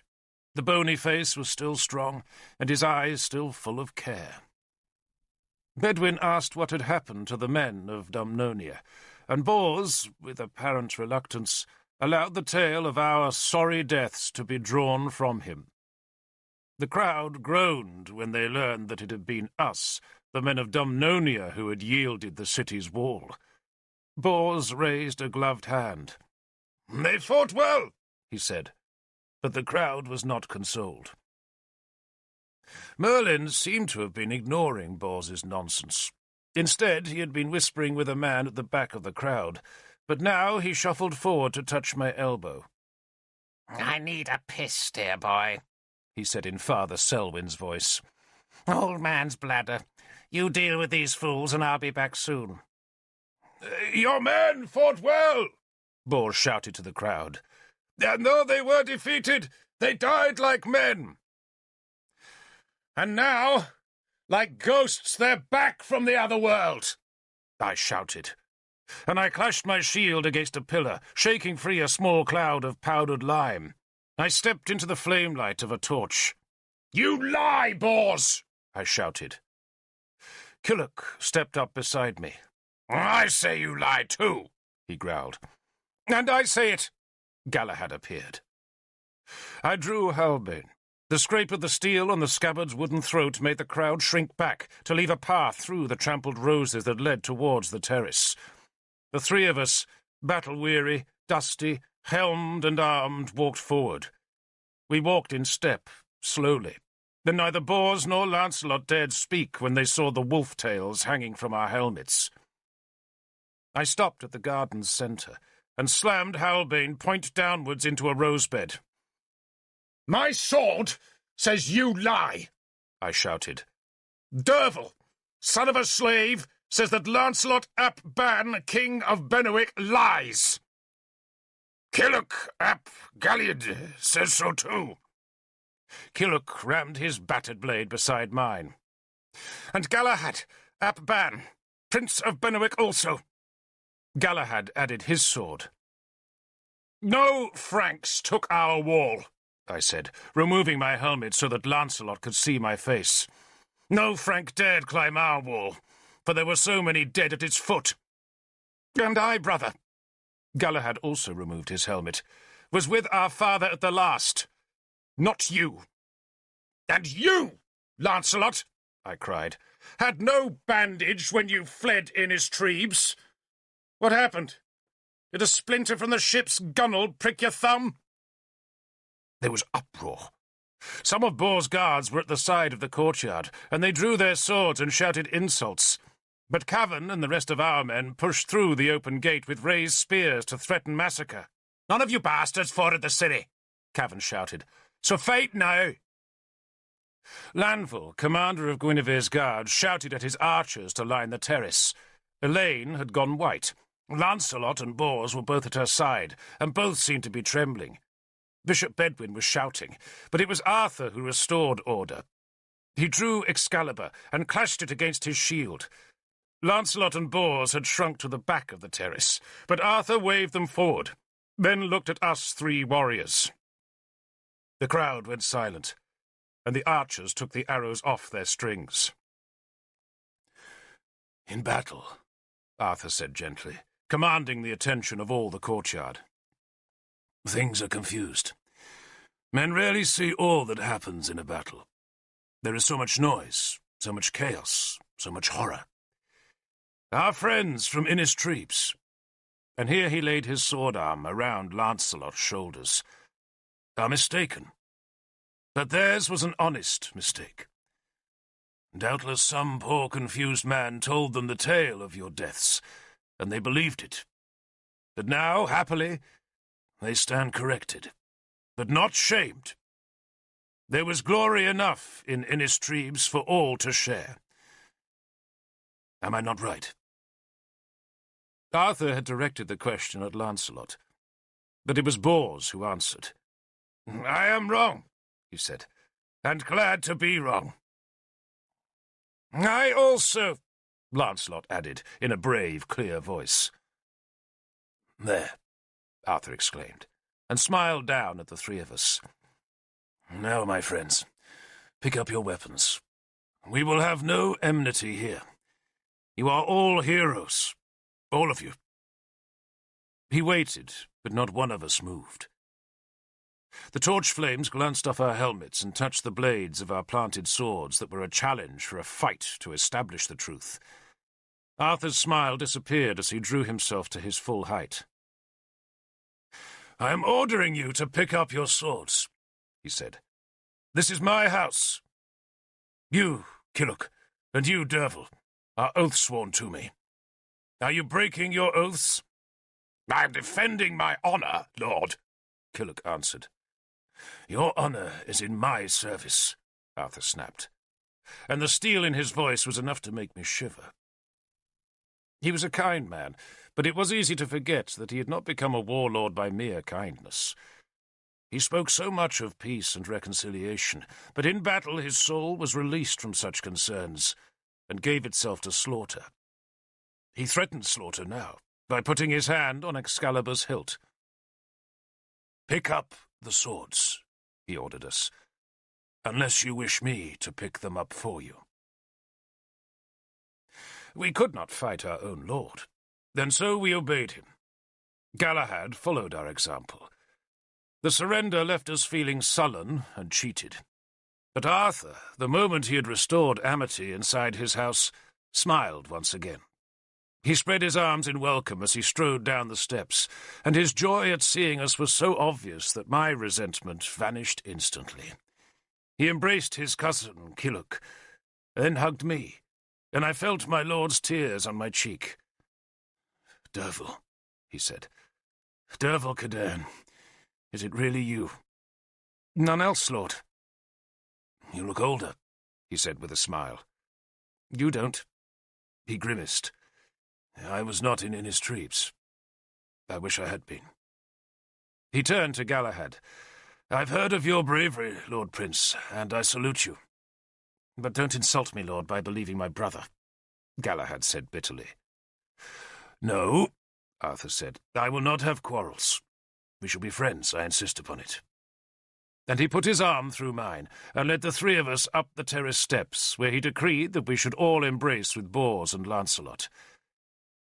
"There is trouble enough," he told me quietly when I held back, "without this." I stepped forward and spread my arms. Lancelot hesitated, then stepped towards me. His oiled hair smelt of violets. "Child," he whispered in my ear after kissing my cheek. "Coward," I whispered back. Then we drew apart, smiling. Bishop Bedwin had tears in his eyes as he hugged me. "Dear Derfel." "I have even better news for you," I told him softly. "Merlin is here." "Merlin?" Bedwin stared at me, not daring to believe my news. "Merlin is here? Merlin?" The news spread through the crowd. Merlin was back. Great Merlin had returned. The Christians crossed themselves, but even they recognized the import of the news. Merlin had come to Dumnonia, and suddenly the kingdom's troubles seemed halved. "So where is he?" Arthur demanded. "He went out," I said feebly, gesturing at the gate. "Merlin?" Arthur shouted. "Merlin!" But there was no answer. Guards searched for him, but none found him. Later, the sentries at the western gate said that an old priest with a hunched back, an eye patch, a grey cat, and a filthy cough had left the city, but they had seen no other white-bearded sage. "You have been through a dreadful battle, Derfel," Arthur told me, when we were in the palace's feasting hall, where a meal of pork, bread, and mead was served. Men dream strange dreams when they suffer hardships. No, Lord, I insisted. Merlin was here. Ask Prince Galahad. I shall, he said. Of course I shall. He turned to look at the high table, where Guinevere leaned on an elbow to listen to Lancelot. You've all suffered, he said. But I failed you, Lord, I confessed. And for that I am sorry. No, Derfel. No. I failed Ban. But what more could I do? There are so many enemies. He fell silent, then smiled as Guinevere's laughter sounded bright in the hall. I'm glad that at least she is happy, he said, then went to talk to Kilhuch, who was single-mindedly devouring a whole suckling pig. Lunette was at the court that night. Her hair was braided and twisted into a flower-studded circlet. She wore torques, brooches, and bangles, while her dress was of red-dyed linen girdled with a silver-buckled belt. She smiled at me, brushed dirt off my sleeve, then wrinkled her nose at the stink of my clothes. "Scars suit you, Derfel," she said, lightly touching my face. "But you take too many risks." I'm a warrior. Not those sort of risks. I mean, making up stories about Merlin. You embarrassed me. And announcing yourself as the son of a slave. Didn't you ever think how that might make me feel? I know we aren't together anymore, but people know we were once. And how do you think it makes me feel when you say you're slave-born? You should think of others, Derfel. You really should. I noted she no longer wore our lover's ring, but I would hardly have expected to see it, for she had long found other men who could afford to be more generous than I ever could. I suppose Innistribes made you a little mad, she went on. Why else would you challenge Lancelot to a fight? I know you're good with a sword, Derfel, but he's Lancelot, not just any warrior. She turned to look at where the king sat beside Guinevere. Isn't he wonderful? She asked me. Incomparably, I said sourly. And unmarried, I hear, Lunette said coquettishly. I leaned close to her ear. He prefers boys, I whispered. She hit my arm. Fool. Anyone can see he doesn't. See how he looks at Guinevere? It was Lunette's turn to put her mouth close to my ear. Don't tell anyone, she whispered hoarsely. But she's pregnant. Good, I said. It isn't good at all. She's not happy. She doesn't want to be lumpy, you see. And I don't blame her. I hated being pregnant. Ah, there's someone I want to see. I do like new faces at court. Oh, and the one other thing, Derfel. She smiled sweetly. Take a bath, dear. She crossed the room to accost one of Queen Elaine's poets. Off with the old, on with the new. Bishop Bedwin appeared beside me. I'm so old, I'm surprised Lunette even remembers me, I answered dourly.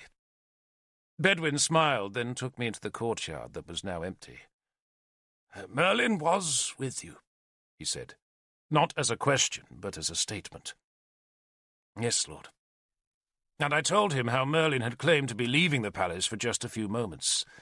Bedwin shook his head. He likes these games, he said despairingly. Tell me more. I told him all I could. We walked up and down the upper terrace through the smoke of the guttering torches, and I spoke of Father Selwyn and of Ban's library, and gave him the real story of the siege, and the truth about Lancelot, and I ended up by describing Calethin's scroll that Merlin had snatched from the fall of the city. He says, I told Bedwin, that it contains the knowledge of Britain. I pray God it does. May God forgive me, Bedwin said. Someone has to help us. Are things bad? Bedwin shrugged. He looked old and tired. His hair was wispy now, his beard thin and his face more haggard than I remembered. I suppose they could be worse, he admitted. But sadly they never get better. Things are really not much different from when you left, except that Ael grew stronger, so strong that he even dares call himself the Bretwalder now.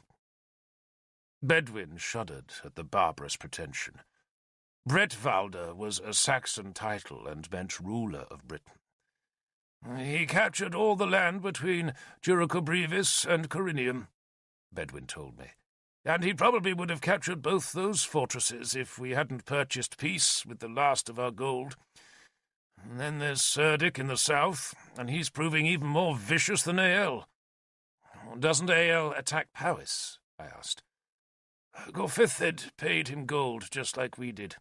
I thought Gorfithid was sick. Oh, the plague passed, as plagues do. He recovered, and now he leads the men of Elmet along with the forces of Powys. He's doing better than we feared, Bedwin said bleakly. Perhaps because he's driven by hate. He doesn't drink like he used to, and he's sworn to avenge that lost arm on Arthur's head. Worse than that, Derfel. Gorfithid is doing what Arthur hoped to do, uniting the tribes, but sadly he's uniting them against us, and not against the Saxons. He pays Gunlius's Silurians and the Black Shield Irish to raid our coasts, and he bribes King Mark to help Cadui. And I dare say he's raising the money now to pay Ael to break our truce. Gorfithid rises, and we fall. In Powys they call Gorfithid the High King now, and he has Keenaglas as an heir, while we have poor little lame Mordred. Gorfithid collects an army, and we have warbands. And once this year's harvest is collected, Derfel, then Gorfithid will come south with the men of Elmet and Powys. Men say it will be the greatest army ever seen in Britain, and it's hardly a wonder that there are those, he lowered his voice, who say we should make peace on his terms. Which are? There is only one condition. Arthur's death. Gorfithid will never forgive Arthur for the slight to Kynwyn. Can you blame him? Bedwin shrugged and walked a few paces in silence. The real danger, he went on, is if Gorfithid does find the money to bring Ael back into the war. We can't pay more to the Saxons. We've nothing left. The treasury is empty. Who'll pay taxes to a dying regime? And we can't spare any spearmen to collect the taxes. There's plenty of gold in there, I said, jerking my head towards the hall where the sounds of the feast were loud. Lunette was wearing enough, I added sourly. The Princess Guinevere's ladies, Bedwin said bitterly, are not expected to contribute their jewels to the war. Even if they did, I doubt there'd be enough to bribe Ael again. And if he does attack us in the autumn, Derfel, then those men who want Arthur's life won't whisper their demand, they'll shout it from the ramparts. Arthur, of course, could simply leave. He could go to Broceliande, I suppose. Then Gorfithid would take young Mordred into his care, and we'd just be a client kingdom ruled from Powys. I paced in silence. I had no idea things were so desperate. Bedwin smiled sadly. So it seems, my young friend, that you have jumped from the seething pot into the fire. There will be work for your sword, Derfel, and soon, never fear. I had wanted time to visit Innis Widren, I said. To find Merlin again? To find Nimue, I said. He stopped. You hadn't heard? Something cold caressed my heart.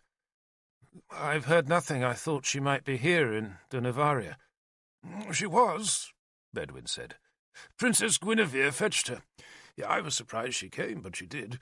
You have to understand, Derfel, that Guinevere and Bishop Sansom, you remember him? How could you forget him? He and she are at odds. Nimue was Guinevere's weapon. God knows what she thought Nimue could do, but Sansom did not wait to find out. He preached against Nimue as a witch. Some of my fellow Christians, I fear, are not full of kindness, and Sansom preached that she should be stoned to death. No, I protested. No. He held up a hand to calm me. She fought back by bringing the pagans of the countryside into the town. They sacked Sansom's new chapel. There was a riot, and 12 people died, though neither she nor Sansom were hurt. The king's guards panicked, thinking it was an attack on Mordred. It wasn't, of course, but that didn't stop them using their spears. Then Numui was arrested by Nabur, the magistrate responsible for the king, and he found her guilty of stirring up revolt. He would, of course, being a Christian. Bishop Sansom demanded her death, and Princess Guinevere demanded Namui's release, and in between those two demands, Numui rotted in Nabur's cells. Bedwin paused, and I could see from his face that the worst was still to come. "She went mad, Derfel," the bishop at last continued. "It was like caging a falcon, you see, and she rebelled against her bars. She went screaming mad. No one could restrain her." I knew what was coming and shook my head. "No," I said. "The Isle of the Dead." Bedwin gave the awful news. "What else could they do?" "No," I protested again. For Numui was on the Isle of the Dead, lost among the broken ones, and I could not bear to think of that fate. "She has her third wound," I said softly. "What?" Bedwin cupped an ear. "Nothing," I said. "Does she live?" "Who knows? No living person goes there, or if they do, they cannot return." "But that's where Merlin must have gone," I cried in relief. Merlin had doubtless heard the news from the man he had been whispering with at the back of the courtyard, and Merlin could do what no other man or woman dare do. The Isle of the Dead would hold no terrors for Merlin. What else would have made him vanish so precipitately? In a day or two I thought he would return to Dernovaria with Numui rescued and restored. It had to be thus. "Pray God it is," Bedwin said, "for her sake." "What happened to Sansom?" I asked vengefully. "He wasn't punished officially," Bedwin said, "but Guinevere persuaded Arthur to strip him of Mordred's chaplaincy. And then the old fellow who administered the shrine of the Holy Thorn at Inniswydran died, and I managed to persuade our young bishop to take over there.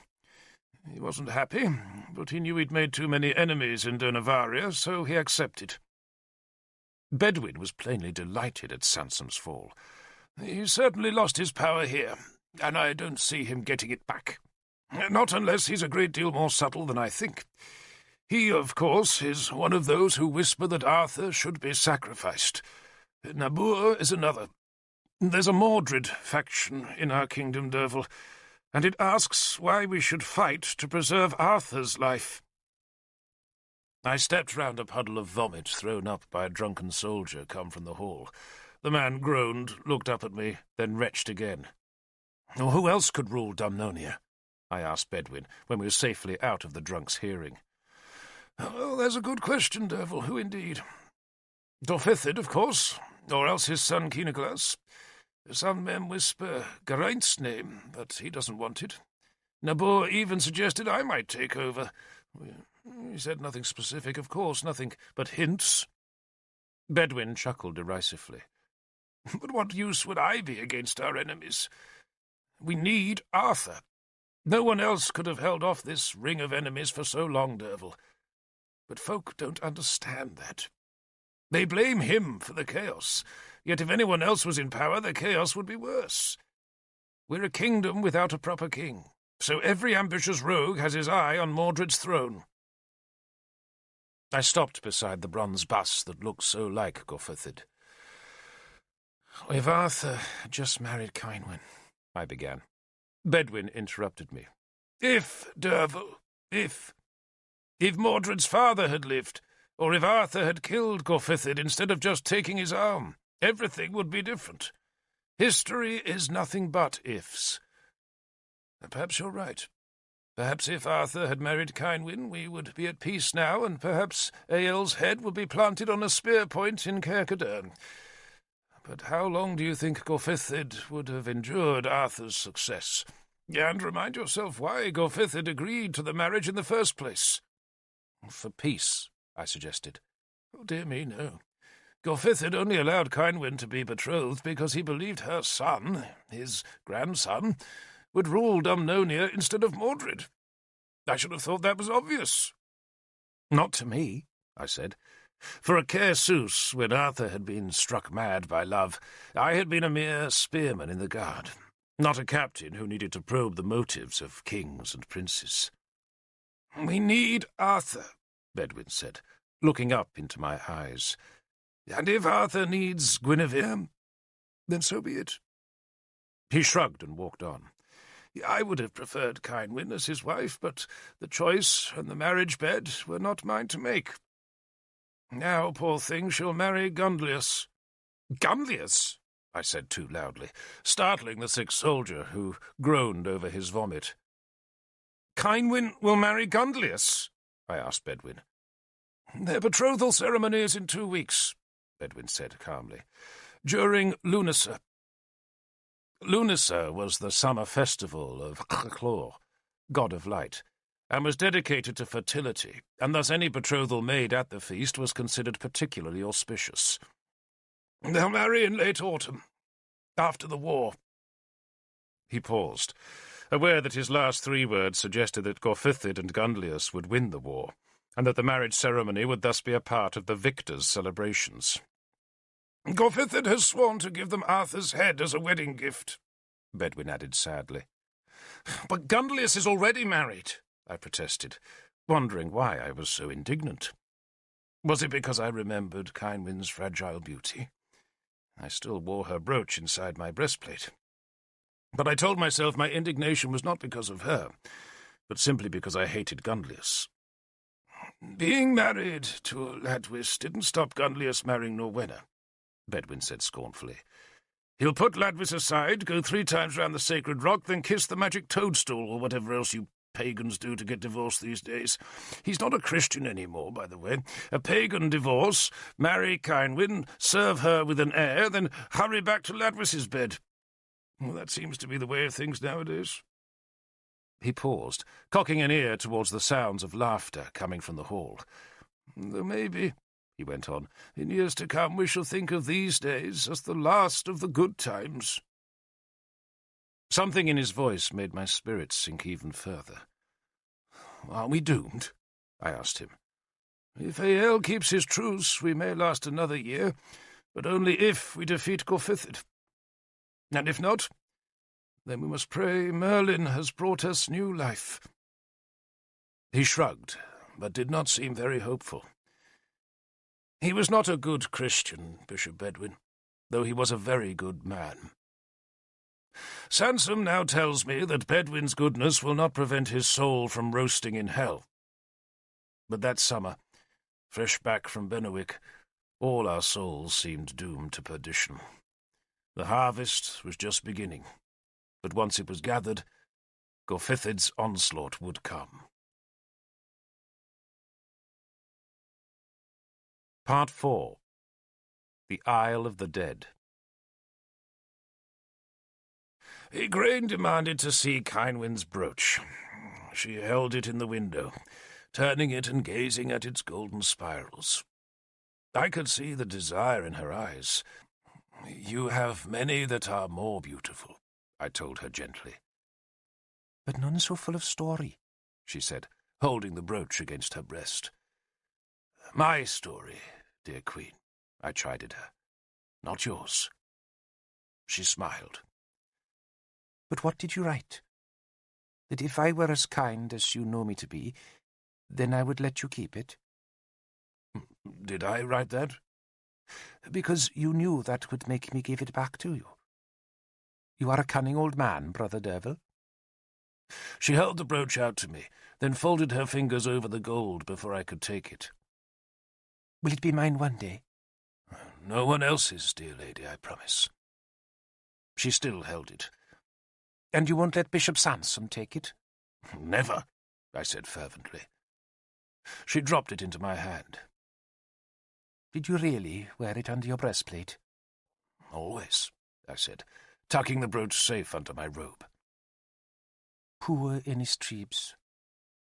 She was sitting in her usual place on my window-sill, from where she could stare down Dinarax Valley towards the distant river that was swollen with an early summer rain.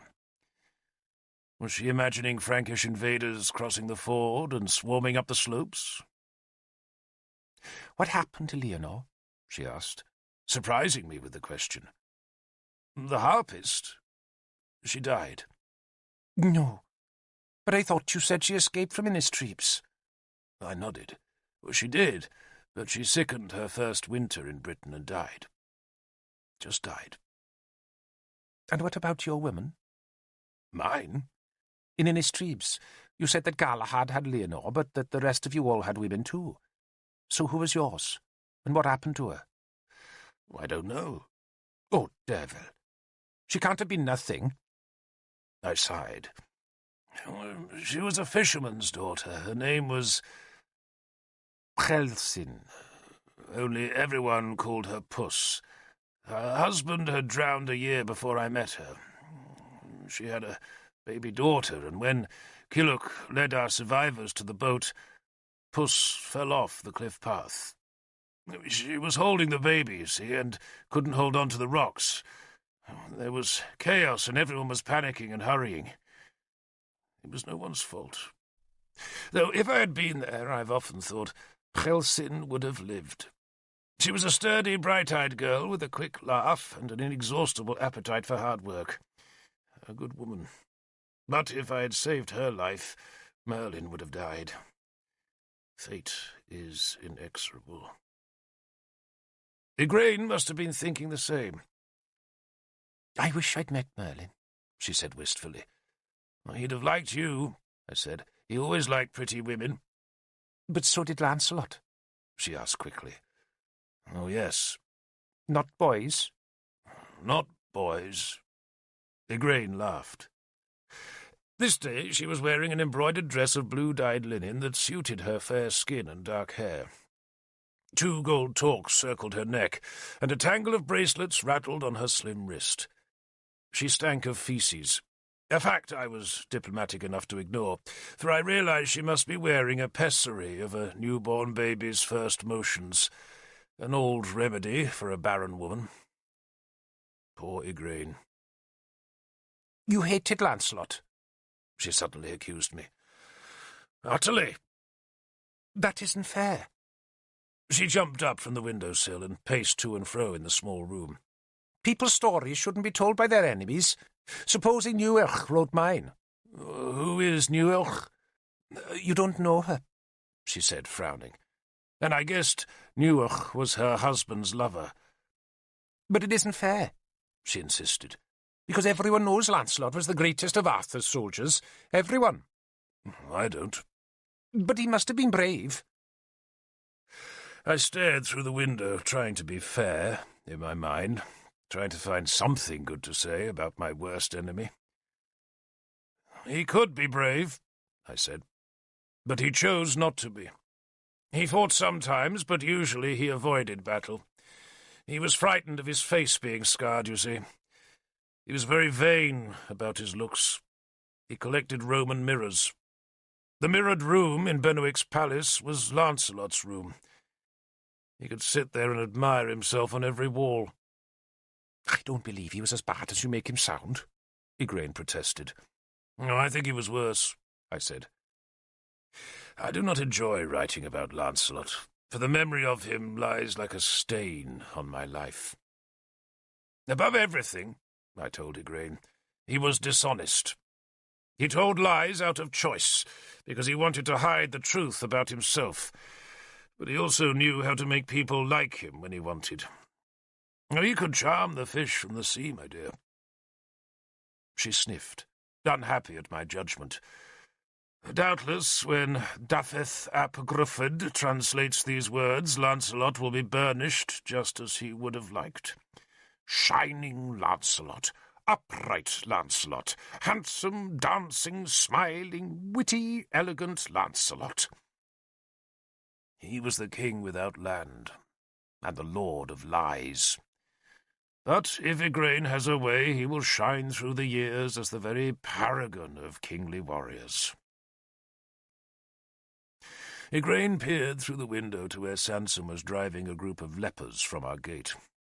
The saint was flinging clods of earth at them, screaming at them to go to the devil, and summoning our other brothers to help him. The novice, Tudwal, who daily grows ruder to the rest of us, danced beside his master and cheered him on. Igraine's guards, lolling at the kitchen door as usual, finally appeared and used their spears to rid the monastery of the diseased beggars. "Did Sansom really want to sacrifice Arthur?" Igraine asked. "So Bedwin told me." Igraine gave me a sly look. "Does Sansom like boys, Derfel?" "The saint loves everyone, dear Queen, even young women who ask impertinent questions." She smiled dutifully, then grimaced. "I'm sure he doesn't like women. Why won't he let any of you marry? Other monks marry, but none here." "The pious and beloved Sansom," I explained, "believes women distract us from our duty of adoring God. Just like you distract me from my proper work." She laughed, then suddenly remembered an errand and looked serious. "There are two words Dafydd did not understand in the last batch of skins, Derfel. He wants you to explain them. Catamite." Tell him to ask someone else." "I shall ask someone else, certainly," she said indignantly. "And camel. He says it isn't coal." "A camel is a mythical beast, lady, with horns, wings, scales, a forked tail, and flames for breath." "Sounds like Nilch," Igraine said. "Ah!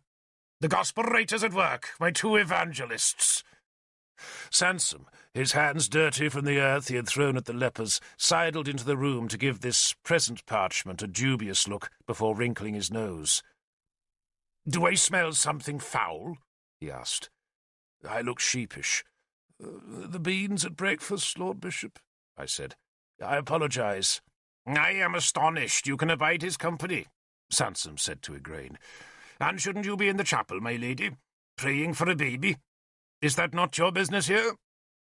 "It's certainly not yours," Igraine said tartly. "And if you must know, my Lord Bishop, we were discussing our Saviour's parables. Did you not once preach to us about the camel and the needle's eye?" Sansom grunted and looked over my shoulder. "And what, foul brother Derfel, is the Saxon word for camel?" "Niwch," I said. Igraine laughed, and Sansom glared at her. "My lady finds the words of our blessed Lord amusing?" "I'm just happy to be here," Igraine said humbly. "But I would love to know what a camel is." "Everyone knows," Sansom said derisively. "A camel is a fish, a great fish, not unlike," he added slyly, "the salmon that your husband sometimes remembers to send to us poor monks."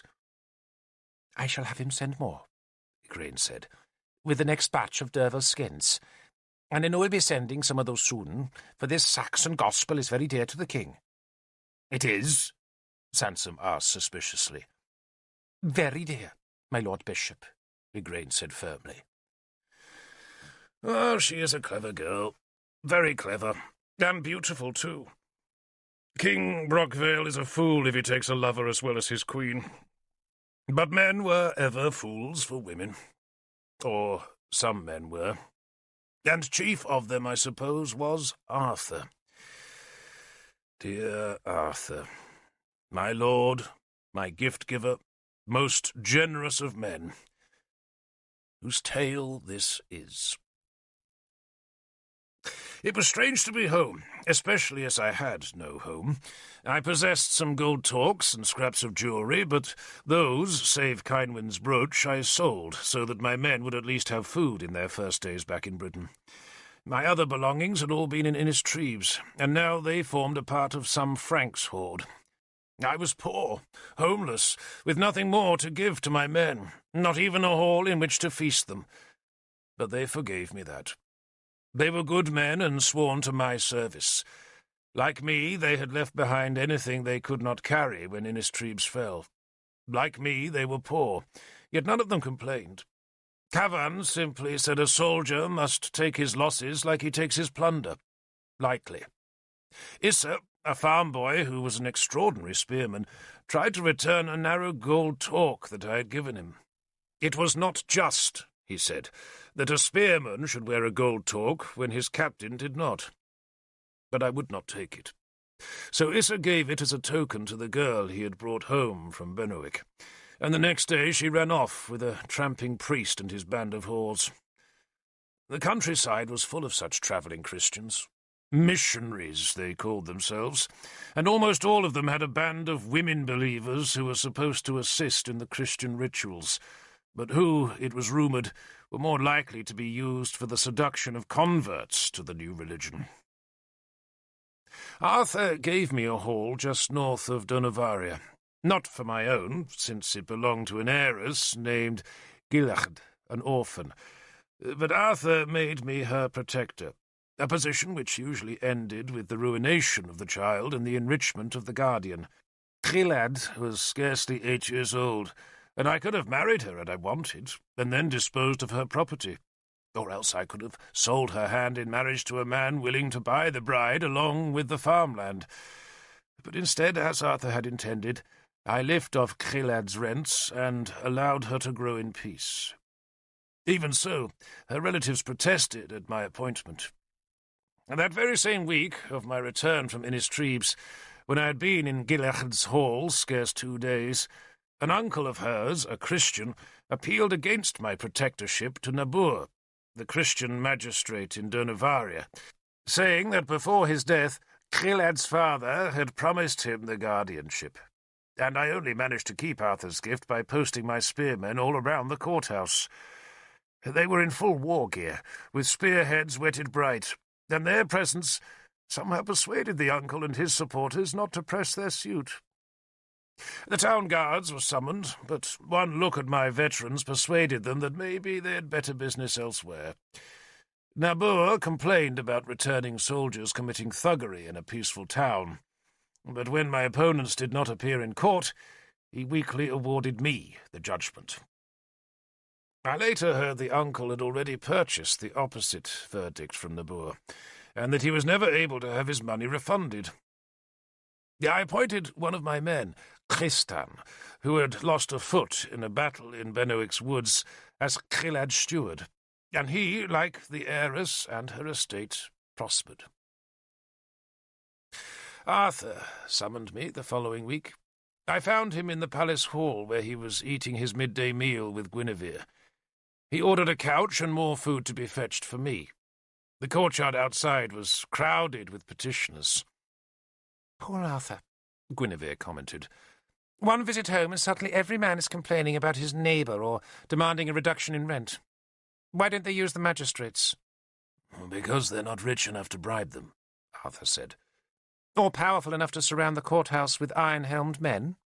Guinevere added, smiling to show that she did not disapprove of my action. She wouldn't, for she was a sworn opponent of Nabur, who was a leader of the kingdom's Christian faction. "A spontaneous gesture of support by my men," I said blandly, and Arthur laughed. It was a happy meal. I was rarely alone with Arthur and Guinevere, yet when I was, I always saw how contented she made him. She had a barbed wit that he lacked, but liked, and she used it gently, as she knew he preferred it used. She flattered Arthur, yet she also gave him good advice. Arthur was ever ready to believe the best about people, and he needed Guinevere's scepticism to redress that optimism. She looked no older than the last time I had been so close to her, though maybe there was a new shrewdness in those green huntress eyes. I could see no evidence that she was pregnant. Her pale green dress lay flat over her belly, where a gold-tasselled rope hung like a loose belt. Her badge of the moon-crested stag hung around her neck beneath the heavy sun rays of the Saxon necklace that Arthur had sent her from Duroca Brevis. She had scorned the necklace when I had presented it to her, but now wore it proudly. The conversation at that midday meal was mostly light. Arthur wanted to know why the blackbirds and thrushes stopped singing in the summer, but neither of us had an answer, any more than we could tell him where the martins and swallows went in the winter. Though Merlin once told me they went to a great cave in the northern wilderness, where they slept in huge feathered clumps until the spring. Guinevere pressed me about Merlin, and I promised her upon my life that the druid had indeed returned to Britain. "He's gone to the Isle of the Dead," I told her. "He's done what?" Arthur asked, appalled. I explained about Nimue, and remembered to thank Guinevere for her efforts to save my friend from Sansom's revenge. Poor Nimue, Guinevere said. But she is a fierce creature, isn't she? I liked her, but I don't think she liked us. We are all too frivolous. And I could not interest her in Isis. Isis, she'd tell me, is a foreign goddess. And then she would spit like a little cat and mutter a prayer to Manawyddan. Arthur showed no reaction to the mention of Isis, and I supposed he had lost his fears of the strange goddess. I wish I knew Nimue better, he said instead. You will, I said, when Merlin brings her back from the dead. If he can, Arthur said dubiously. No one ever has come back from the Isle. Nimue will, I insisted. She is extraordinary, Guinevere said, and if anyone can survive the Isle, she can. With Merlin's help, I added. Only at the meal's end did our talk turn to Innis Treebs, and even then Arthur was careful not to mention the name Lancelot. Instead, he regretted that he had no gift with which he could reward me for my efforts. Being home is reward enough, Lord Prince, I said, remembering to use the title Guinevere preferred. I can at least call you Lord, Arthur said, and so you will be called from now on, Lord Derfel. I laughed, not because I was ungrateful, but because the reward of a warlord's title seemed too grand for my attainments. I was also proud. The man was called Lord for being a king, a prince, a chief, or because his sword had made him famous. I superstitiously touched Howlbane's hilt so that my luck would not be soured by the pride. Guinevere laughed at me, not out of spite, but with delight at my pleasure, and Arthur, who loved nothing more than seeing others happy, was pleased for both of us. He was happy himself that day, but Arthur's happiness was always quieter than other men's joy. At that time, when he first came back to Britain, I never saw him drunk, never saw him boisterous, and never saw him lose his self-possession, except on a battlefield. He had a stillness about him that some men found disconcerting, for they feared he read their souls. But I think that calm came from his desire to be different. He wanted admiration, and he loved rewarding the admiration with generosity. The noise of the waiting petitioners grew louder, and Arthur sighed as he thought of the work awaiting him. He pushed away his wine and gave me an apologetic glance. "You deserve to rest, Lord," he said, deliberately flattering me with my new title. "But alas, very soon I shall ask you to take your spears north." "My spears are yours, Lord Prince," I said dutifully. He traced a circle on the marble tabletop with his finger. "We are surrounded by enemies," he said, "but the real danger is Powys. Gorfethid collects an army like Britain has never seen. That army will come south very soon, and King Tudric, I fear, has no stomach for the fight. I need to put as many spears as I can into Gwent to hold Tudric's loyalty staunch. Kai can hold Cadui.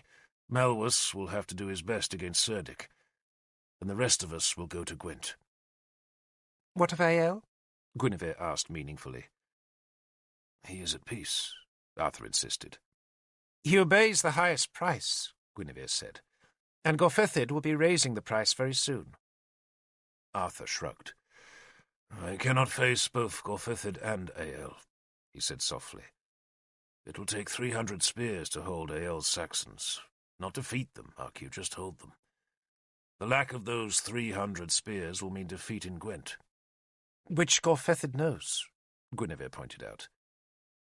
"So what, my love, would you have me do?" Arthur asked her. But Guinevere had no better answer than Arthur, and his answer was merely to hope and pray that the fragile peace held with Ael. The Saxon king had been bought with a cartload of gold, and no further price could be paid, for there was no gold left in the kingdom. "We just have to hope Geraint can hold him," Arthur said, "while we destroy Gorfethid." He pushed his couch back from the table and smiled at me. "Rest till after Lunasa, Lord Derfel," he told me. "Then, as soon as the harvest's gathered, You can march north with me." He clapped his hands to summon servants to clear away the remains of the meal and to let in the waiting petitioners. Guinevere beckoned me as the servants hurried about their work. "Can we talk?" she asked. "Gladly, lady." She took off the heavy necklace, handed it to a slave, then led me up a flight of stone steps that ended at a door opening into an orchard, where 2 of her big deerhounds waited to greet her. Wasps buzzed around windfalls, and Guinevere demanded that slaves clear the rotting fruit away so we could walk unmolested. She fed the hounds scraps of chicken left from the midday meal, while a dozen slaves scooped the sodden, bruised fruit into the skirts of their robes, then scuttled away, well stung, to leave the 2 of us alone. Wicker frames of booths that would be decorated with flowers for the great feast of Lunacy had been erected all around the orchard wall. "It looks pretty." Guinevere spoke of the orchard. "But I wish I was in Lindinus." "Next year, lady," I said. "It'll be in ruins," she said tartly. "Hadn't you heard? Gunlius raided Lindinus. He didn't capture Kirkadern, but he did pull down my new palace. That was a year ago." She grimaced. "I hope Kynwyn makes him utterly miserable. But I doubt she will. She's an insipid little thing." The leaf-filtered sun lit her red hair and cast strong shadows on her good face. "I sometimes wish I was a man," she said, surprising me. "You do?" "Do you know how hateful it is to wait for news?" she asked passionately. "In 2 or 3 weeks you'll all go north, and then we must just wait. Wait and wait. Wait to hear if Ael breaks his word. Wait to hear how huge Gorfithid's army really is." She paused. "Why is Gorfithid waiting? Why doesn't he attack now?" "His levies are working on the harvest," I said. "Everything stops for harvest. His men will want to make sure of their harvest before they come to take ours." "Can we stop them?" she asked me abruptly. "In war, lady," I said, "it is not always a question of what we can do, but what we must do. We must stop them. Or die," I thought grimly. She walked in silence for a few paces, thrusting the excited dogs away from her feet. "Do you know what people are saying about Arthur?" she asked after a while. I nodded. "That it would be better if he fled to Brasiliand and yielded the kingdom to Gorfithid. They say the war is lost." She looked at me, overwhelming me with her huge eyes. At that moment, so close to her, alone with her in the warm garden and engulfed by her subtle scent, I understood why Arthur had risked a kingdom's peace for this woman. "But you will fight for Arthur?" she asked me. "To the end, lady," I said. "And for you?" I added awkwardly. She smiled. "Thank you." We turned a corner, walking towards the small spring that sprang from a rock in the corner of the Roman wall. The trickle of water irrigated the orchard, and someone had tucked votive ribbons into niches of the mossy rock. Guinevere lifted the golden hem of her apple-green dress as she stepped over the rivulet. "There's a Mordred party in the kingdom," she told me, repeating what Bishop Bedwin had spoken of on the night of my return. "They're Christians, mostly, and they're all praying for Arthur's defeat. If he was defeated, of course, they'd have to grovel to Gorfithid. But grovelling, I've noticed, comes naturally to Christians. If I were a man, Derfel Cadern, 3 heads would fall to my sword. Sansom, Nabur, and Mordred." I did not doubt her words. "But if Nabur and Sansom are the best men the Mordred party can muster, lady," I said, "then Arthur need not worry about them." "King Melwas, too, I think," Guinevere said. "And who knows how many others. Almost every wandering priest in the kingdom spreads the pestilence, asking why men should die for Arthur. I'd strike all their heads off. But traitors don't reveal themselves, Lord Derfel. They wait in the dark and strike when you're not looking. But if Arthur defeats Gorfithid, they'll all sing his praises and pretend they were his supporters all the while."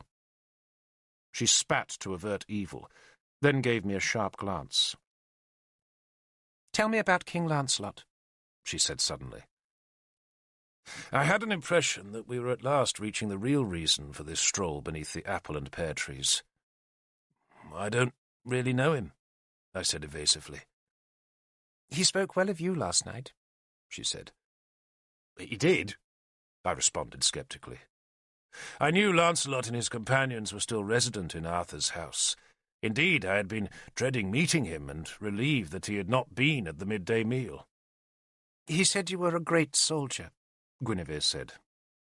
"It's nice to know," I answered sourly, "that he can sometimes tell the truth." I assumed that Lancelot, trimming his sails to a new wind, had tried to gain favour with Arthur by praising a man he knew to be Arthur's friend. "Maybe," Guinevere said, "warriors who suffer a terrible defeat like the fall of Innistribes always end up squabbling." "Suffer?" I said harshly. "I saw him leave Benwick, lady, but I don't remember him suffering, any more than I remember seeing that bandage on his hand when he left." "He's no coward," she insisted warmly. "He wears warrior's rings thick on his left hand, Lord Derfel." "Warrior rings," I said derisively, and plunged my hand into my belt pouch and brought out a fistful of the things. I had so many now that I no longer bothered to make them. I scattered the rings on the orchard's grass, startling the deerhounds that looked to their mistress for reassurance. "Anyone can find warrior rings, lady." Guinevere stared at the fallen rings, then kicked one aside. "I like King Lancelot," she said defiantly, thus warning me against any more disparaging remarks. "And we have to look after him. Arthur feels we failed Benwick, and the least we can do is to treat its survivors with honour. I want you to be kind to Lancelot for my sake." "Yes, lady," I said meekly. "We must find him a rich wife," Guinevere said. "He must have land and men to command. Dumnonia is fortunate, I think, in having him come to our shores. We need good soldiers." "Indeed we do, lady," I agreed. She caught the sarcasm in my voice and grimaced, but despite my hostility she persevered with the real reason she had invited me to this shadowed private orchard. "King Lancelot," she said, "wants to be a worshipper of Mithras, and Arthur and I do not want him opposed." I felt a flare of rage at my religion being taken so lightly. "Mithras, lady," I said coldly, "is a religion for the brave." "Even you, Derfel Cadern, do not need more enemies," Guinevere replied just as coldly, so I knew she would become my enemy if I blocked Lancelot's desires. And doubtless, I thought, Guinevere would deliver the same message to any other man who might oppose Lancelot's initiation into the Mithraic mysteries. "Nothing will be done till winter," I said, evading a firm commitment. "But make sure it is done," she said, then pushed open the hall door. "Thank you, Lord Derfel." "Thank you, lady," I said, and felt another surge of anger as I ran down the steps to the hall. 10 days, I thought. Just 10 days, and Lancelot had made Guinevere into his supporter. I cursed, vowing that I would become a miserable Christian before I ever saw Lancelot feasting in a cave beneath a bull's bloody head. I had broken 3 Saxon shield walls and buried Howlbane to her hilt in my country's enemies before I had been elected to Mithras's service, but all Lancelot had ever done was boast and posture. I entered the hall to find Bedwin seated beside Arthur. They were hearing petitioners, but Bedwin left the dais to draw me to a quiet spot beside the hall's outer door. "I hear you're a lord now," he said. "My congratulations." "A lord without land," I said bitterly, still upset by Guinevere's outrageous demand. "Land follows victory," Bedwin told me, "and victory follows battle. And of battle, Lord Derfel, you will have plenty this year." He stopped as the hall door was thrown open, and as Lancelot and his followers stalked in. Bedwin bowed to him, while I merely nodded. The King of Benwick seemed surprised to see me, but said nothing as he walked to join Arthur, who ordered a third chair arranged on the dais. "Is Lancelot a member of the council now?" I asked Bedwin angrily. He's a king, Bedwin said patiently. You can't expect him to stand while we sit. I noticed that the King of Benwick still had a bandage on his right hand. I trust the king's wound will mean he can't come with us, I said acidly. I almost confessed to Bedwin how Guinevere had demanded that we elect Lancelot a Mithraist, but decided that news could wait. He won't come with us, Bedwin confirmed. He's to stay here as commander of Durnavaria's garrison. As what? I asked loudly, and so angrily that Arthur twisted in his chair to see what the commotion was about.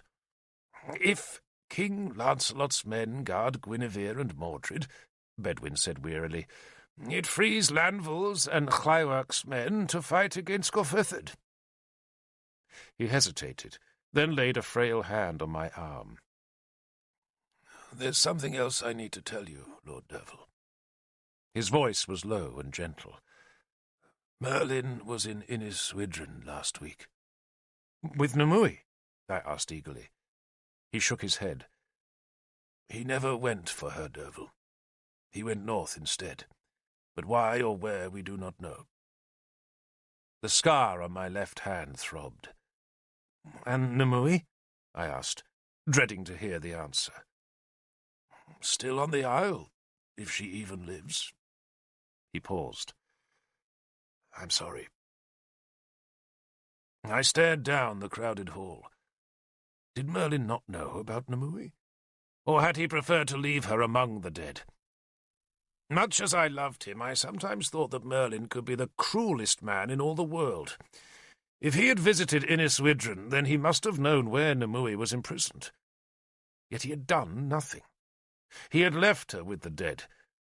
And suddenly my fears were shrieking inside me like the cries of the dying children of Innistribes. For a few cold seconds I could neither move nor speak. Then I looked at Bedwin. Galahad will take my men north if I don't return, I told him. Derfel! He gripped my arm. No one comes back from the Isle of the Dead. No one. Does it matter? I asked him. For if all Dumnonia was lost, what did it matter? And Nimue was not dead. I knew that because the scar was pounding on my hand. And if Merlin did not care about her, I did.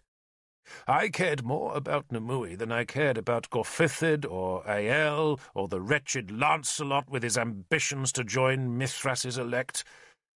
I loved Nimue, even if she would never love me, and I was scar-sworn to be her protector, which meant that I must go where Merlin would not. I must go to the Isle of the Dead.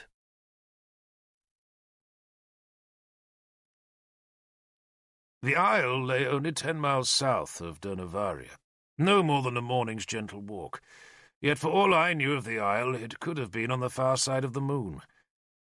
I did know it was no island, but rather a peninsula of hard pale stone that lay at the end of a long, narrow causeway. The Romans had quarried the isle, but we quarried their buildings rather than the earth, and so the quarries had closed, and the Isle of the Dead had been left empty. It became a prison. 3 walls were built across the causeway. Guards were set, and to the isle were sent those we wished to punish. In time, we sent others too. Those men and women whose wits had flown and who could not live in peace among us. They were the violent mad, sent to a kingdom of the mad, where no sane person lived and where their demon-haunted souls could not endanger the living. The Druids claimed the isle was the domain of Crom, Duv, the dark, crippled god. The Christians said it was the devil's foothold on earth, but both agreed that men or women sent across its causeways' walls were lost souls. They were dead, while their bodies still lived. And when their bodies did die, the demons and evil spirits would be trapped on the isle, so they could never return to haunt the living. Families would bring their mad to the isle, and there, at the third wall, release them to the unknown horrors that waited at the causeway's end. Then, back on the mainland, the family would hold a death feast for their lost relative. Not all the mad were sent to the isle.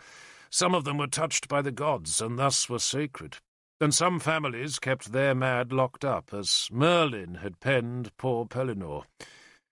But when the gods who touched the mad were malevolent, then the isle was the place where the captured soul must be sent. The sea broke white about the isle. At its seaward end, even in the calmest weather, there was a great maelstrom of whirlpools and seething water over the place where Croaken's cave led to the other world. Spray exploded from the sea above the cave, and waves clashed interminably to mark its horrid, unseen mouth. No fisherman would go near that maelstrom, for any boat that did get blown into its churning horror was surely lost. It would sink, and its crew would be sucked down to become shadows in the other world. The sun shone on the day I went to the isle. I carried halbane, but no other war gear, since no man-made shield or breastplate would protect me from the spirits and serpents of the isle. For supplies, I carried a skin of fresh water and a pouch of oatcakes, while for my talismans against the isle's demons, I wore Kynwyn's brooch and a sprig of garlic pinned to my green cloak. I passed the hall where the death feasts were held. The road beyond the hall was edged with skulls, human and animal, warnings to the unwary that they approached the kingdom of dead souls. To my left now was the sea, and to my right a brackish dark marsh where no birds sang. Beyond the marsh was a great shingle bank that curved away from the coast to become the causeway that joined the isle to the mainland. To approach the isle by the shingle bank meant a detour of many miles, so most traffic used the skull-edged road that led to a decaying timber quay, where a ferry crossed over to the beach.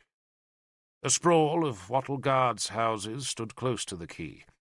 More guards patrolled the shingle bank. The guards on the quay were old men, or else wounded veterans who lived with their families in the huts. The men watched me approach, then barred my path with rusty spears. "My name is Lord Derfel," I said, "and I demand passage." The guard commander, a shabby man in an ancient iron breastplate and a mildewed leather helmet, bowed to me. "I am not empowered to stop you passing, Lord Derfel," he said, "but I cannot let you return." His men, astonished that anyone would voluntarily travel to the isle, gaped at me. "Then I shall pass," I said. Then the spearmen moved aside, as the guard commander shouted at them to man the small ferryboat. "Do many ask to pass this way?" I asked the commander.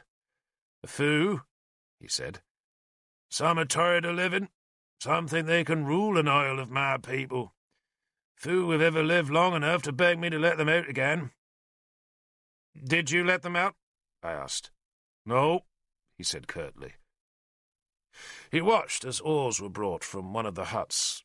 Then he frowned at me. "Are you sure, Lord?" he asked. "I'm sure." He was curious, but dared not ask my business. Instead, he helped me down the slippery steps of the quay and handed me into the pitch-blackened boat. "The rowers will let you through the first gate," he told me, then pointed further along the causeway that lay at the far side of the narrow channel. "After that you'll come to a second wall, and a third at the causeway's end. There are no gates in those walls, just steps across. You'll likely meet no dead souls between the walls, but after that, the gods only know. Do you truly want to go?" "Have you never been curious?" I asked him. "We're permitted to carry food and dead souls as far as the third wall, and I've no wish to go farther," he said grimly. "I'll reach the Bridge of Swords to the other world in my own time, Lord." He jerked his chin towards the causeway. "Croaken's cave lies beyond the isle, Lord, and only fools and desperate men seek death before their time. "I have reasons," I said, "and I shall see you again in this world of the living. Not if you cross the water, Lord." I stared at the isle's green and white slope that loomed above the causeway's walls. "I was in a death pit once," I told the guard commander, "and I crawled from there, as I shall crawl from here." I fished in my pouch and found a coin to give him. "We shall discuss my leaving when the time comes." "You're a dead man, Lord," he warned me one last time, "the very moment you cross that channel." "Death doesn't know how to take me," I said with foolish bravado, then ordered the oarsman to row me across the swirling channel. It took only a few strokes. Then the boat grounded on a bank of shelving mud, and we climbed to the archway in the first wall, where the two oarsmen lifted the bar, pulled the gates aside, and stood back to let me pass. A black threshold marked the divide between this world and the next. Once over that slab of blackened timber, I was counted as a dead man. For a second my fears made me hesitate. Then I stepped across. The gates crashed shut behind me. I shivered. I turned to examine the inner face of the main wall. It was 10 feet high, a barrier of smooth stone laid as clean as any Roman work, and so well made that not a single handhold showed on its white face. A ghost fence of skulls topped the wall to keep the dead souls from the world of the living. I said prayers to the gods. I said one to Bel, my special protector, and another to Manawyddan, the sea god who had saved Nimue in the past. And then I walked on down the causeway to where the second wall barred the road. This wall was a crude bank of sea-smooth stones that were, like the first wall, topped with a line of human skulls. I went down the steps on the wall's farther side. To my right, the west, the great waves crashed against the shingle, while to my left the shallow bay lay calm under the sun. A few fishing boats worked the bay, but all were staying well clear of the isle. Ahead of me was the third wall. I could see no man or woman waiting there. Gulls soared above me, their cries forlorn in the west wind.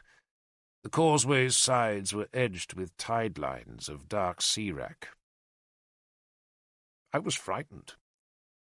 In the years since Arthur had returned to Britain, I had faced countless shield walls and unnumbered men in battle.